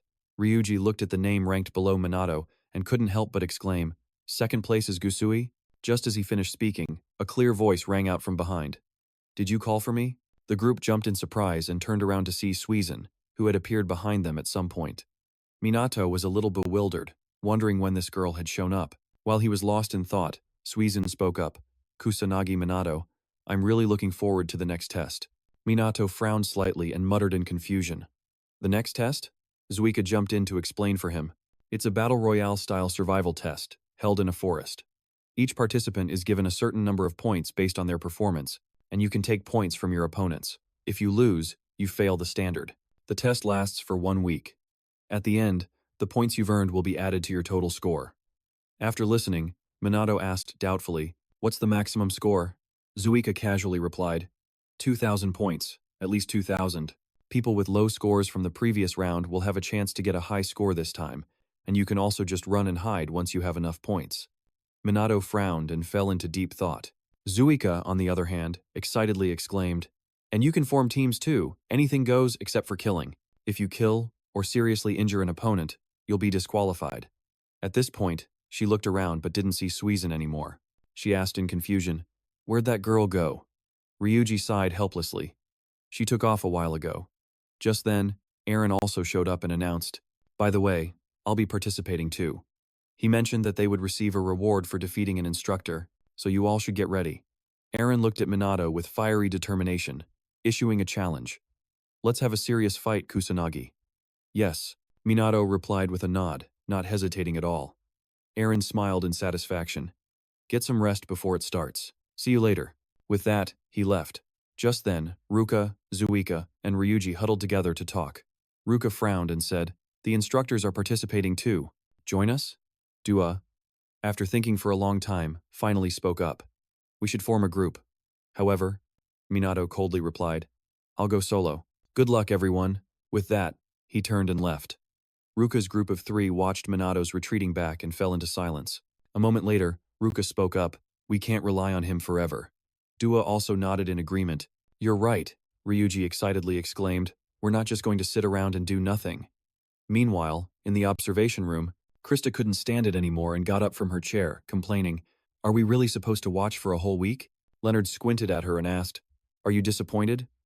Krista shook her head and replied, "No." Leonard smiled faintly. As for him, he was very much looking forward to it. He wanted to see what Minato would ultimately show in that survival match. After the break, the final forest survival test began. The host clearly announced that the test would be broadcast globally, so they should be careful with their actions. A 3-second countdown began. At this point, everyone was fired up. Each of them had their own agenda. Ruka's group of 3 wanted to make it into the top 20. Minato, on the other hand, was very calm. What was his goal anyway? Suingen was also looking forward to this match. And then there were those 3 punks. They were always staring intently at Minato. And finally, there was Aeon. He was the examiner for this competition. He was greatly anticipating the final battle with Minato. The 3-second countdown quickly ended. The competition officially began. Everyone quickly ran off. Ruka's group of 3 was no exception. They wanted to avoid conflict at all costs. Splitting up early wasn't a good option. Only Minato alone stood still, doing nothing. Seeing this, the 3 punks scornfully cursed under their breath. What is that idiot doing? It was like he was inviting others to attack him. Minato watched everyone leave, looking a bit bewildered and not knowing what to do. He remained standing there, not moving an inch. And just as expected, someone walked right into the trap. The 3 punks led a group of people over. The green-haired one smirked and said, "Found you, you arrogant bastard. No one is coming to save you." After saying that, he even stuck out his tongue to provoke Minato. But Minato indifferently asked, "Who are you?" The green-haired guy was enraged by his attitude and shouted furiously, "Don't even try to resist. You can't escape. You're finished." Immediately, the group cast their magic, preparing to attack. This action of theirs was, of course, captured by the cameras in its entirety and broadcast live for everyone to see. Someone indignantly cursed, "They're ganging up on him. How despicable." However, the people of Japan all believed in Minato. A girl raised an eyebrow and said with a smile, "Don't worry, Kusanagi will definitely win." And right after that, everyone started chanting his name like a cheer. Not only that, but many comments appeared on the screen, cursing out those punks. They, of course, didn't know about this, and were still very confident in their abilities, aggressively shouting, "Come on, you don't dare, do you?" As soon as the words were spoken, magic beams furiously shot towards Minato. Thinking they had hit him, the green-haired guy scornfully cursed. So weak, he didn't even dare to fight back. But a second later, Minato's voice echoed from behind the hazy dust cloud. "How pathetic." The punks immediately cried out in horror. "He's still unharmed after that attack?" After a moment of confusion, the green-haired guy shouted an order, "Use all your power and attack him." Unfortunately for them, their abilities were pathetic. They couldn't do anything at all. Hitting Minato's shield only sent their attacks flying right back. This scene shocked the brash kids, who muttered in disbelief. He blocked all the attacks with just a single barrier. My god, how terrifying is that? While they were in a state of confusion, Minato fired off mana bullets, and just like that, their entire squad was wiped out. They lay sprawled on the ground, in a large crater. It was only then that they realized the truth, that Minato's victory over Chrono wasn't just a rumor.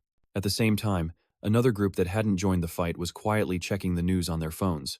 They figured that, if they managed to defeat Minato, they would become famous instantly, not to mention earn a ton of points.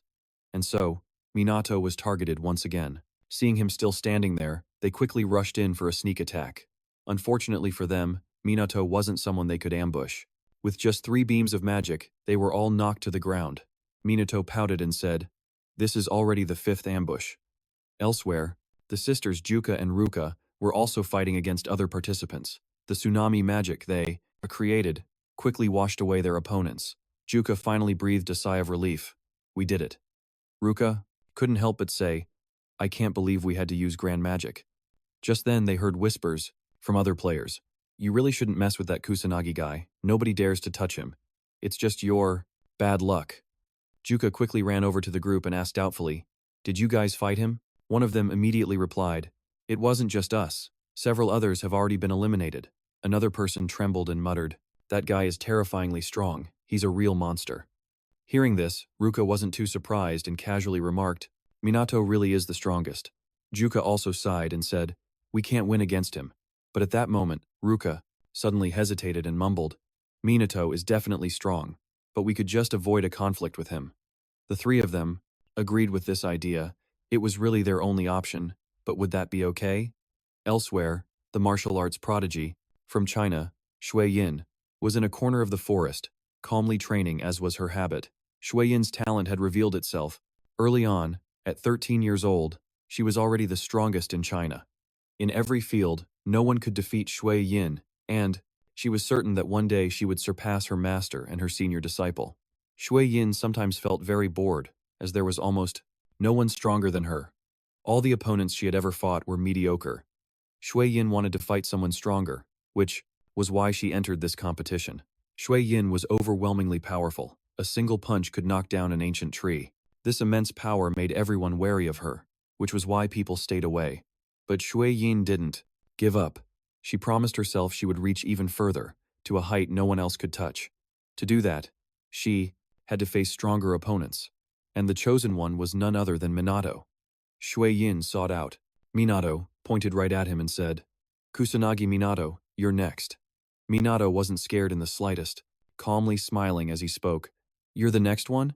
Quite a few people have their eyes on me." Shui Yin frowned slightly, glancing behind her, and saw a group of people approaching. Shui Yin immediately stepped aside, pouting as she said, "Shui Yin always works alone. I don't do teams." The man nodded in agreement. "Same here. We all want a one-on-one fight." Hearing these words, Minato couldn't help but click his tongue. "A free-for-all fight? This is my specialty." At the same time, Eren had also arrived on the scene. He quietly observed Minato. The elite representatives from around the globe all had mana levels exceeding 1 million. Even Minato would struggle to fight all of them at once. But what about a one-on-one fight? However, Eren still liked Minato's spirit. He approved. This was no longer the childish scuffle from before. Now was the time to see his full power. Down below, the man unleashed his mana, raising an eyebrow, and spoke, "I'll go first." Seeing his mana, Minato couldn't help but praise him. "The amount of mana you've refined is quite good." With a soft chuckle, the man said casually, "I'm a former mercenary who has been on many battlefields and of course, I've taken lives. But don't worry, I won't kill you." Minato clicked his tongue, so persuasive while acting with such killing intent. How untrustworthy. As soon as he finished speaking, that man quickly charged forward. Minato didn't back down in the slightest, calmly reacting. In the blink of an eye, the knife in the man's hand was right in front of Minato's face. He hastily dodged, but still had a few strands of his hair cut off. The man couldn't help but marvel, such exquisite movements. In that case, let's see how you handle this. With that thought, he summoned his dark magic. A dark tendril shot towards Minato, but he dodged it. In an instant, he appeared in front of the man and landed a punch without hesitation. An excruciating pain immediately washed over him, causing him to scream as his body flew helplessly for dozens of feet. The man couldn't help but tremble. Just one hit could cause this much devastating damage. What terrifying power. Minato scanned the crowd, raised an eyebrow, and said with a smile, "Who's next?" Immediately, a muscular guy stepped forward, boldly declaring, "I'll take you down and become famous." But the scene that followed left the former mercenary utterly bewildered, causing him to cry out in a trembling voice, "Unbelievable." Because everyone who had just rushed forward was taken down by Minato in an instant, a sight too brutal to watch. The former mercenary bit his lip hard. Even with a first-class mage among them, they couldn't land a single scratch on their opponent. And him, a man who had never known fear on the battlefield, was now trembling like this? Eren, observing the battle, couldn't help but be impressed. Never expecting such an immense power gap, he also wanted to fight Minato himself. But Eren quickly dismissed the thought, shaking his head with a sigh. "If I get taken out too early, I won't be able to complete my mission. What a shame, but I'll have to retreat to another area." Su Yin, who was nearby, witnessed Minato's instant kills, and her eyes widened in shock. What was that? What is happening? Those movements, she never imagined Minato could do that too? Over on his side, Minato watched the crowd flee with their tails between their legs, and helplessly sighed. He had only gotten a little more serious. With that thought, he glanced at Su Yin and said, "Only you are left. Are you going to fight?" Su Yin immediately walked up to Minato. She had always been called a genius, but Minato was far beyond that. This feeling was just like when she had faced the master disciple, and perhaps even greater. At this thought, she clenched her fists and then shouted aggressively, "Bring it on!" Suijin feared nothing, neither heaven nor earth. Driven by her thirst for battle, she charged into the fight. Minato frowned slightly. He calmly observed Suijin's movements. She dashed forward like a gust of wind, appearing before Minato in an instant. Minato clicked his tongue slightly, then threw a punch, but it was caught by Suijin. At the same time, she also cast a spell. But before she could attack, Minato had already dodged. However, another spell suddenly appeared in Suijin's hand. She aimed it at Minato's chest. A furious wave of water surged out. Suijin frowned slightly, thinking to herself, "Maybe I got a direct hit?" Unfortunately, Minato was now behind her. He raised an eyebrow and said with a smile, "That's an interesting way to fight." Hearing his voice, Suijin quickly dodged, putting distance between herself and him. Minato didn't seem to care. He casually commented on the combination of Chinese martial arts and magic, and how she maintained an activated state. Even during combat, she had to time the activation perfectly. It was flawless. It was different from normal mana, and it wasn't like the magic-infused martial arts he often used. There was something strange about Suijin. Suijin snorted coldly and said, "This isn't mana, it's fighting spirit." Minato asked, looking a little confused, "What kind of power is this?" Suijin pouted slightly and said, "I'm not telling you." Immediately after, she began to cast a spell. A level 12 combination spell appeared. Boom! A world-shaking explosion erupted, filling the sky with smoke and fire. After unleashing this attack, Suijin was left panting. But unfortunately, Minato was completely unharmed. A single barrier was enough to block it. He even smiled playfully and said, "What an impressive spell." Seeing this, Suijin was instantly frustrated and aggressively lunged forward. She decided to fight Minato hand-to-hand using martial arts. But surprisingly, Minato knew them too, easily parrying her attacks. Suijin's eyes widened in horror. "How are you so skilled in both magic and martial arts?" He was good at everything. None of her techniques worked. Minato squinted at Suijin, who was now crouched on the ground, and muttered in confusion, "Is it over already?" Suijin trembled where she sat, her expression unsightly. She thought she was very strong, but against a monster like Minato, she was just a child. After a long silence, Suijin muttered in a low voice, "This is Suijin's defeat. It's time to end it." Hearing this, Minato was bewildered. She really is a strange one. But then Suijin looked up at him. She gave him an innocent smile. "That was really fun." Minato was even more stunned. Why is she smiling? Shouldn't she be crying from fear? He couldn't understand it and decided to turn and leave. Suijin watched his retreating back, falling into silence. This person was overwhelmingly stronger than her. Compared to the four great masters, he was not inferior in any way. She needed to find someone like that. Suijin wanted to know more, to know what Minato knew that she didn't. So Suijin started running after Minato. She kept peeking from behind him like a little tail, relentlessly sticking to him. Suijin believed Minato would become even stronger, so she decided to follow him. Minato, of course, noticed she was following him. He felt a bit helpless but didn't do anything about it. That evening, Minato stopped to rest by a stream. He caught some fish. Then he started a fire to grill them. Hiding behind a bush, Suijin's stomach started to rumble loudly. She had been so focused on following Minato that she'd forgotten to eat. While grilling the fish, Minato heard the sound from behind and felt truly helpless. He sighed and said, You can come out now." Suyin was stunned, not expecting to be discovered. She peeked out from behind a tree, looking bewildered, at Minato. After hesitating for a long moment, Suyin timidly approached him. Minato saw this and offered her a fish he had grilled, asking, "Want some?" Suyin's eyes immediately lit up, her face filled with longing, and so she quickly snatched the fish and began to eat ravenously. Minato couldn't help but smile at the sight. In just a moment, Suyin had eaten until her belly was full. Minato had finished his meal as well. She secretly observed him. When he fought, his aura was completely different, but normally he was very calm and gentle. However, Suyin was still scared of him. And just like that, Suyin drowsily drifted off to sleep.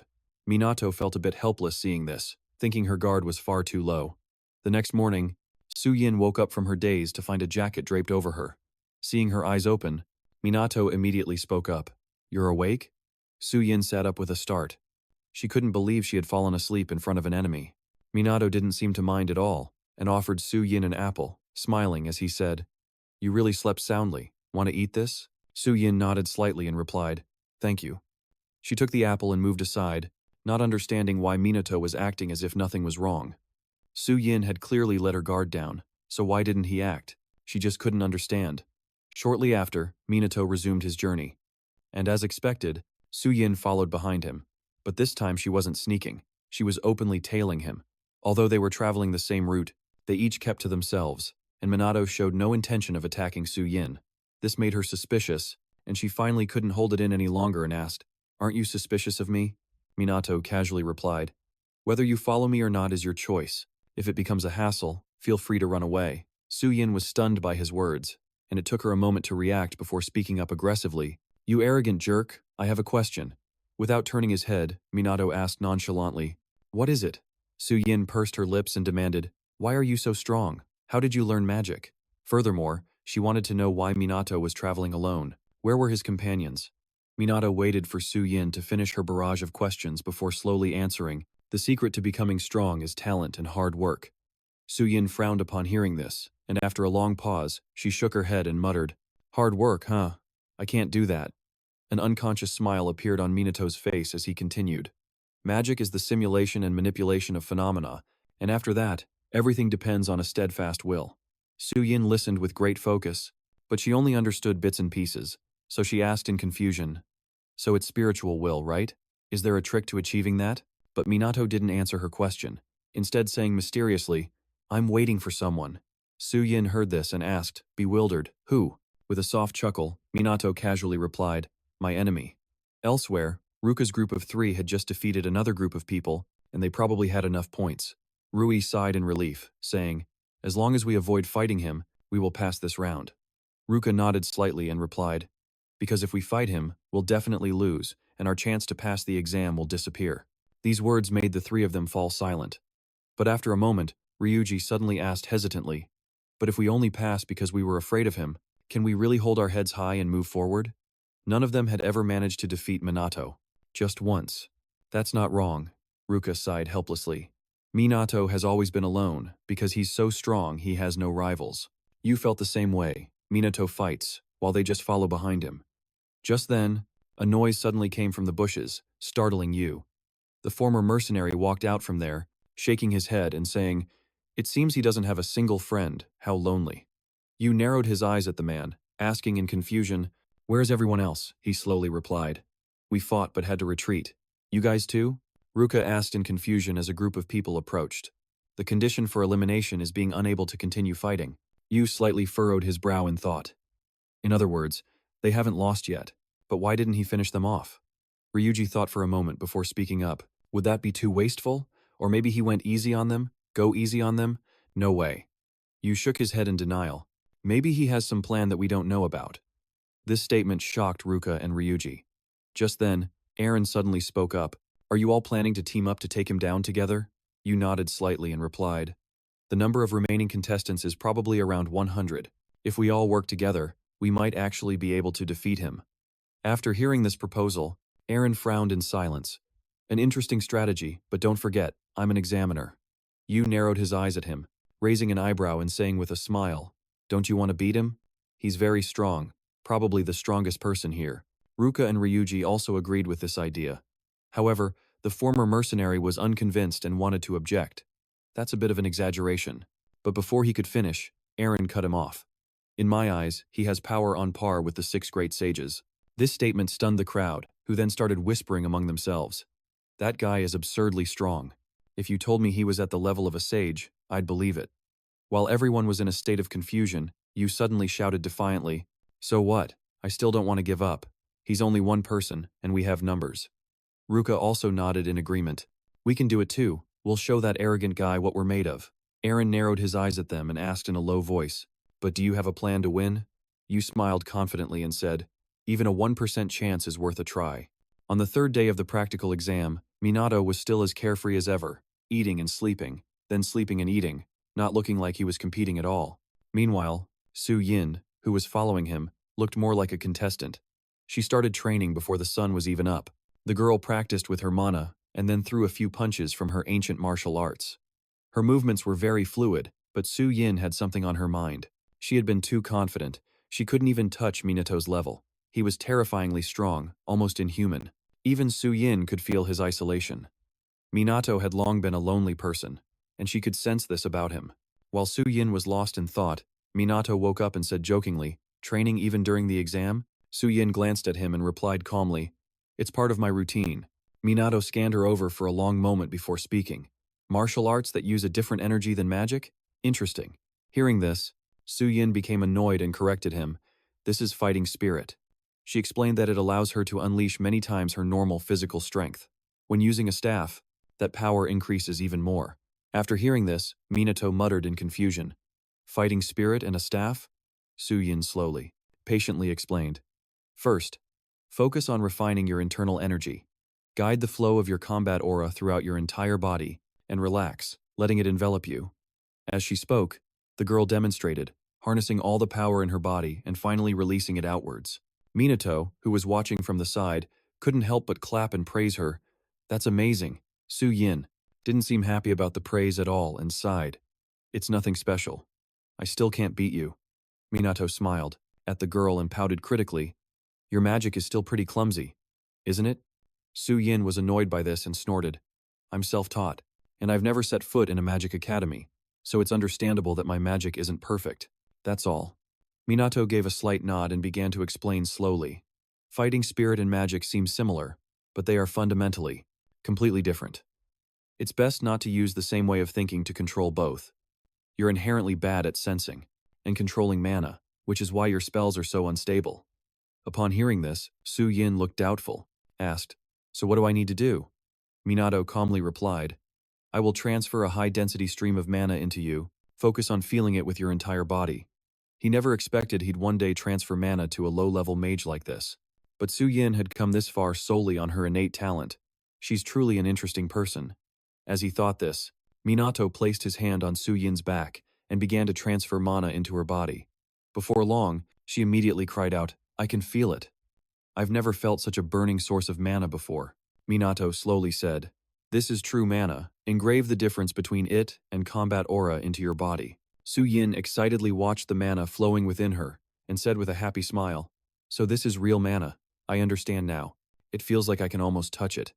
Minato calmly explained that because she could use both combat aura and mana, she probably never clearly distinguished between the two energy sources. Su Yin looked as if she had just been enlightened. Her eyes instantly filled with a radiant light. she said with a cheerful laugh. Kusanagi Minato, you're a real monster. The problem that has troubled me for so long was solved in the blink of an eye. Thank you. Minato made no comment, shaking his head and said with a smile, It's nothing. While the two were talking, several pairs of eyes were secretly watching them. Immediately after, they rushed out from the bushes to ambush the pair. But with their pathetic abilities, before they could even touch the two of them, they were sent flying by Su Yin's kick. Minato also landed a punch. He couldn't help but click his tongue. An ambush this early, huh? Just then, the remaining enemies attacked the pair with magic, but their spells hit Minato's shield and disappeared. He casually fired a mana bullet, causing an explosion in front of him. Before he could even catch his breath, another enemy rushed forward with a knife. The two had already detected him, so they simultaneously turned to counterattack. Magic spells from outside were still frantically rushing towards them. Unfortunately, they were too slow, and Minato and Su Yin dodged them. Immediately after, both of them simultaneously cast magic to counterattack. With a loud boom, the ground was bombarded by an inorganic cannon and a raging torrent wave. The entire group of people was taken down just like that. The ones hiding in the distance hastily grabbed their comrades and fled. Seeing this, Su Yin couldn't help but be bewildered. They're running away? Minato sighed in resignation. They're fast on their feet. Su Yin, on the other hand, was dissatisfied, scolded. Running away in such a hurry, what a bunch of cowards. Letting out a smile, Minato said mysteriously, I'm not so sure about that. Su Yin was a bit confused and asked, What do you mean? Minato slowly explained. They're not like the guys we've faced so far. It's likely that someone is pulling the strings from behind. Who's pulling the strings? It's obviously the troubadours. A few minutes earlier, they had gathered together in an open field. Ruka declared aggressively that no one could defeat Minato. He can use level 17 magic with a nearly infinite amount of mana. His words left the entire crowd stunned and speechless. Seeing their confusion, Du spoke up again. But even Minato has a weakness, and that's the fact that he's still human. Even though holy magic can heal wounds and dispel fatigue, it can't restore mental exhaustion, nor can it replace sleep or food. Therefore, they plan to always attack during the times Minato tried to rest. Shin, having just chased off a group, was irritated as she took off Minato's coat, then grumbled in discontent. Such dirty tricks. They should be fighting fair and square. To take advantage of an opening to strike is just despicable. Minato couldn't help but smile and say, I see it differently. As long as I win by any means necessary, I'm fine with it. That's actually my kind of style. Su Yin was stunned to hear this. She was supposed to be the one who craved battle, yet now she was just following Minato around. The enemies were risking their lives trying to defeat him. But as for her, what was she doing? At this thought, Su Yin couldn't help but clench her fists. Being with Minato was truly fun, but that wasn't her true purpose. At that moment, Su Yin's resolve hardened. Minato was preparing to leave when he suddenly turned back to look. Su Yin was gone, leaving him alone in the empty clearing. Minato couldn't help but smile. They were gone. And now, the game was truly beginning. The 1 versus 100 battle was about to commence. And in the days that followed, Minato was constantly ambushed on his journey. But with his high-level magic, he dealt with them easily. If 1 came, he beat 1. If 2 came, he beat them both. And if 10 came, he wiped them all out. After they were taken down, a group would come to retrieve the injured. Initially, Minato always ignored them and let them leave. But eventually, he felt it was no longer necessary. So, he decided to chase after them. As he passed through a clearing, Minato ran into another group. They used dark magic to envelop him in a fog, but Minato quickly dispelled it. However, when his vision cleared, he couldn't see anyone. He frowned and muttered. They escaped? Minato couldn't sense their mana anymore either. From the ambush to the retreat, their execution was flawless. Not bad at all. On the final day of the practical exam, Du gathered everyone and declared, Today, we launch an all-out assault. After so many days of constant ambushes, Minato must be completely exhausted. Eren listened without saying a word. Ruka and Rui also maintained their silence. Rika then scanned her eyes over everyone and gave the order, This time the assault team will be on the front lines, and the ambush team will provide support from the rear. We will win at any cost. The moment she finished, the entire crowd roared in unison, and this battle was being watched by people all around the world. The citizens of Japan all believed that Minato would win. At the same time, in Leonard's private residence, he too was watching the live broadcast, a smirk playing on his lips as he said, Well then, let's watch the finale. It wasn't just him. The other great sages were also silently observing this fight. No one knew their reasons for watching, nor did anyone know if they were merely spectating or if they had to be calculated later. Inside the survival battle, Minato finally found Ruka's group. He smirked and said, "I guess the game of hide-and-seek is over now, huh?" Ruka's group glared at him, each one of them filled with fighting spirit, though someone was confused and spoke up. "Is he out of stamina?" But he still looks perfectly composed. At that moment, Ruka's entire group shouted in unison, "I always lose to you, but this time I'm going to defeat you." A faint smile appeared on Minato's face as he coolly spoke. "My, isn't that nice to hear?" But at that very moment, the ground beneath Minato's feet suddenly cracked open, and in the blink of an eye, a large pit formed. Minato didn't have time to react and fell in. Above him, a team of mages was using magic for a sneak attack. Minato couldn't help but frown, thinking that Yu and her team were just a decoy, which wasn't a bad plan. While he was thinking, the crack above began to seal itself, returning to normal in an instant. The mages above looked on in confusion, muttering doubtfully, "Did I actually hit him?" But a second later, the ground erupted. Minato burst out from below, raising an eyebrow with a smirk. Not bad, but still too naive. Seeing this, Yu's team immediately attacked. "It's not over yet." A barrage of multi-elemental spells rushed madly toward Minato, only to be stopped by a single barrier. Taking this opportunity, someone ambushed him from behind, but it was as if Minato had eyes in the back of his head, creating another barrier to block the attack. He stated coldly, "It's useless." At what seemed to be the exact same moment, from the sky, a massive fireball appeared. With a deafening boom, it slammed down on Minato and exploded directly on him. Smoke and dust filled the air. The mages asked again in bewilderment, "Did I get him this time?" But when the smoke and dust finally cleared, Minato was still standing there defiantly. He smirked and said, "That last attack wasn't half bad. I'm surprised it actually managed to injure me." Though he said he was injured, it was nothing more than a mere scratch on his bicep. Ryuji cried out in disbelief. He took a direct hit from an attack that powerful, and it only left a scratch? Is he even human? At that moment, Yu yelled out another command. "Everyone, continue the assault." Minato was facing off against 100 other contestants all by himself, so everyone believed that the other students would win this fight. No matter how strong he was ultimately just one person. But how could Ruka's group be so certain of that? The former mercenary was the first to realize it. This was just foolish. How could they possibly win? Minato clearly wasn't even human, but the two siblings were still brimming with fighting spirit, shouting in unison, "I will not give up, never." As soon as the words left their mouths, the two combined their power to create a level 12 ice element spell, and a layer of frost completely encased Minato. Seeing this, everyone immediately cheered in delight. A new level 12 magic spell? That's incredible. However, it wasn't long before that layer of ice slowly began to crack. Minato shattered it into a million tiny fragments. He smirked and said, "Not bad, but it's still not enough." Seeing his chance, Ryuji hurriedly launched an attack. An infinite gravity pressed down from above, but it was blocked by Minato's barrier. Ryuji watched in a daze as his spell was shattered, leaving him stunned in place. Ruka and Duika could use magic up to level 12, but for him, level 10 was his limit. By now, everyone was growing exhausted, and some were beginning to give up.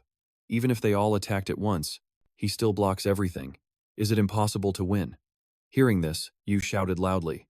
Even if he's using automatic magic and regular spells simultaneously, he can't possibly maintain that for long.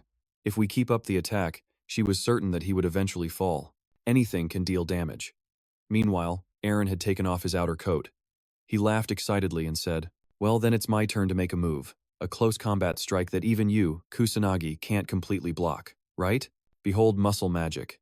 As soon as he finished speaking, he charged forward to attack Minato, but was quickly blocked by him. He smirked and mumbled, "I told you to call it close combat magic."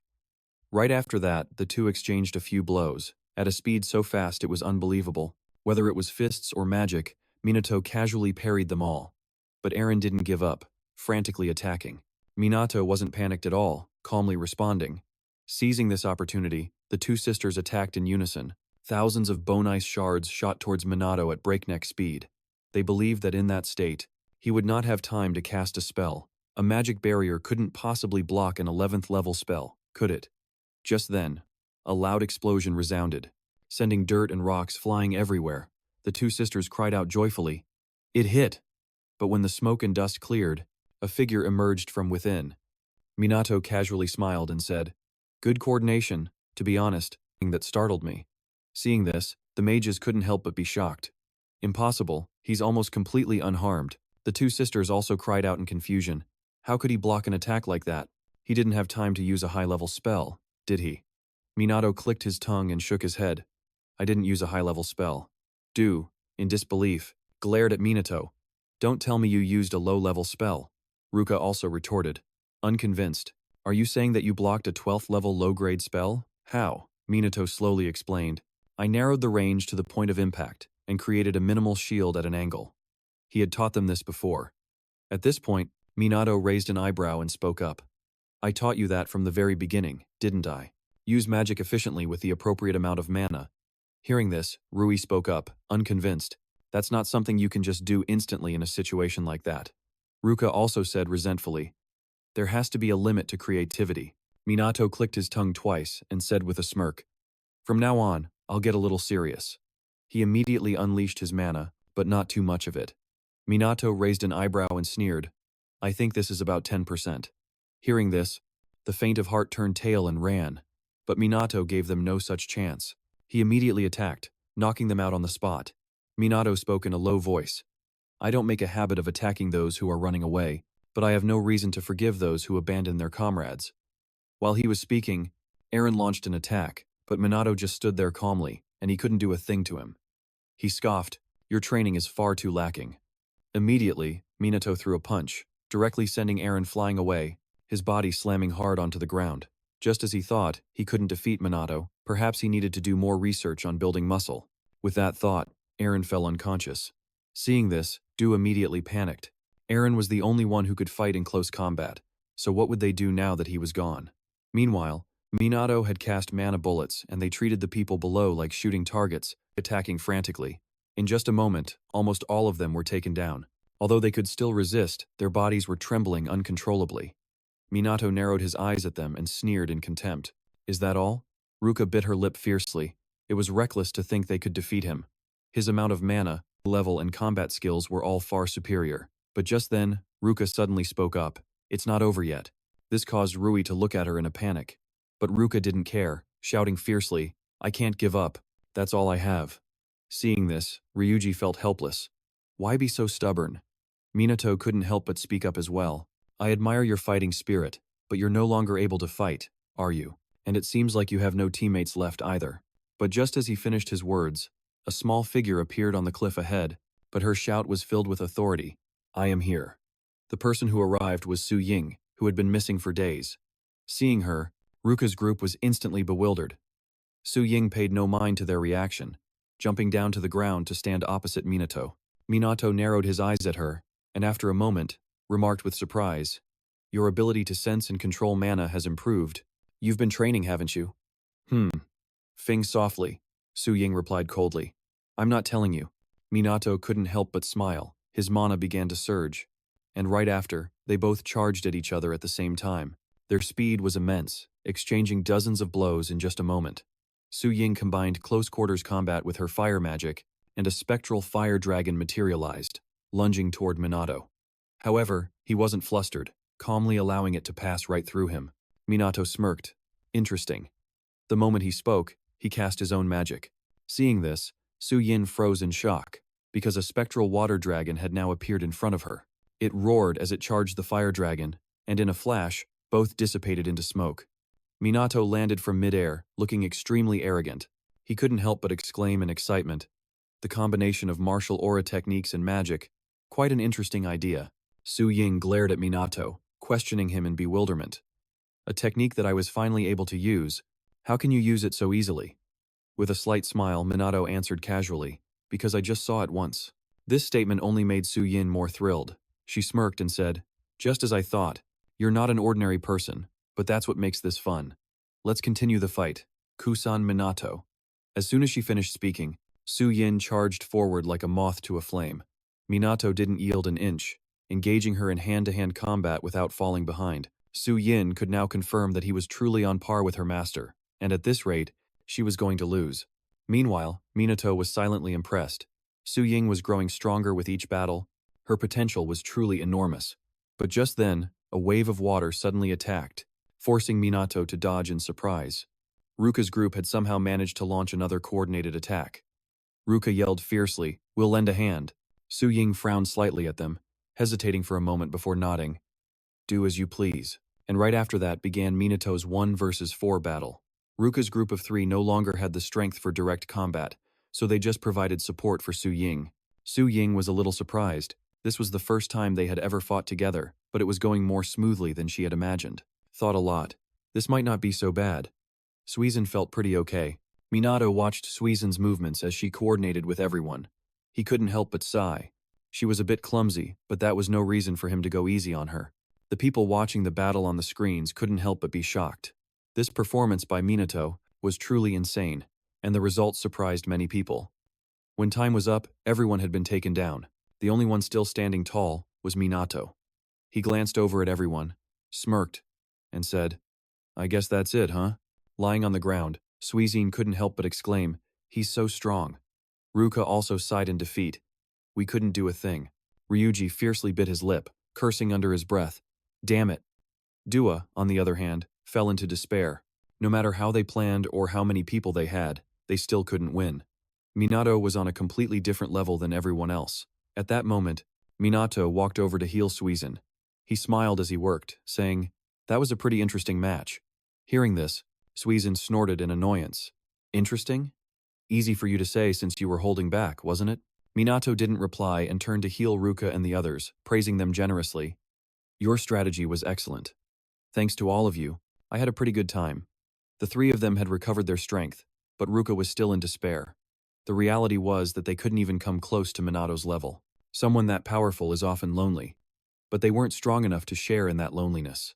While they were still spacing out, Minato spoke up. "You all pushed me this far, so at least you should cheer up a bit."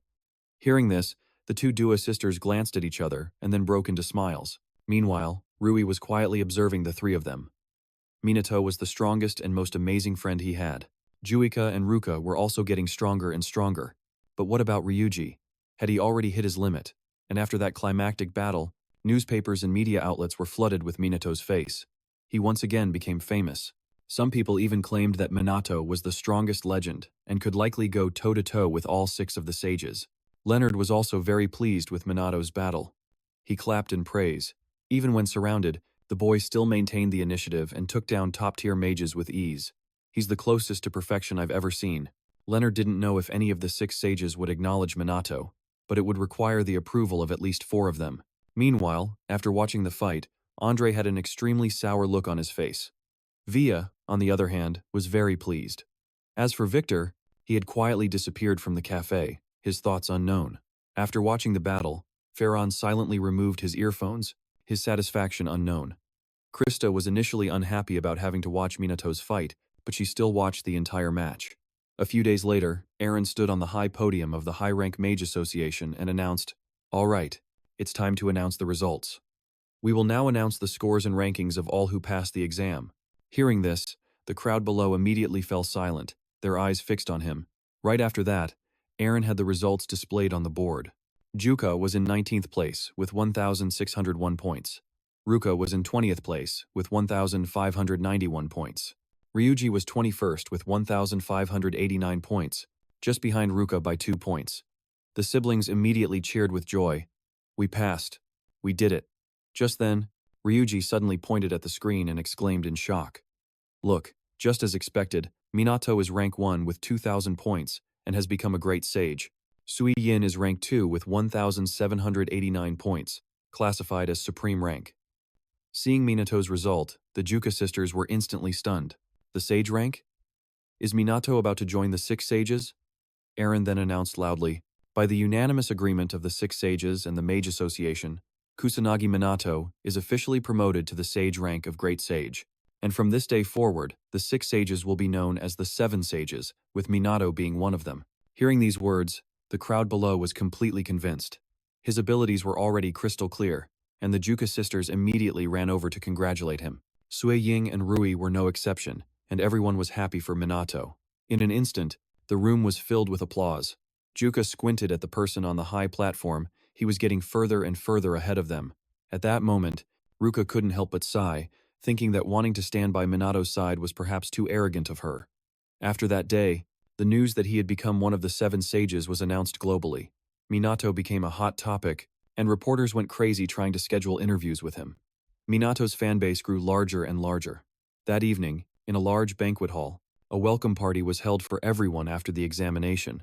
Some were happy while others were sad, and they ceaselessly discussed the day's battle. Eren and Ruka's group were very cheerful. Just then, Sui-yin noticed something.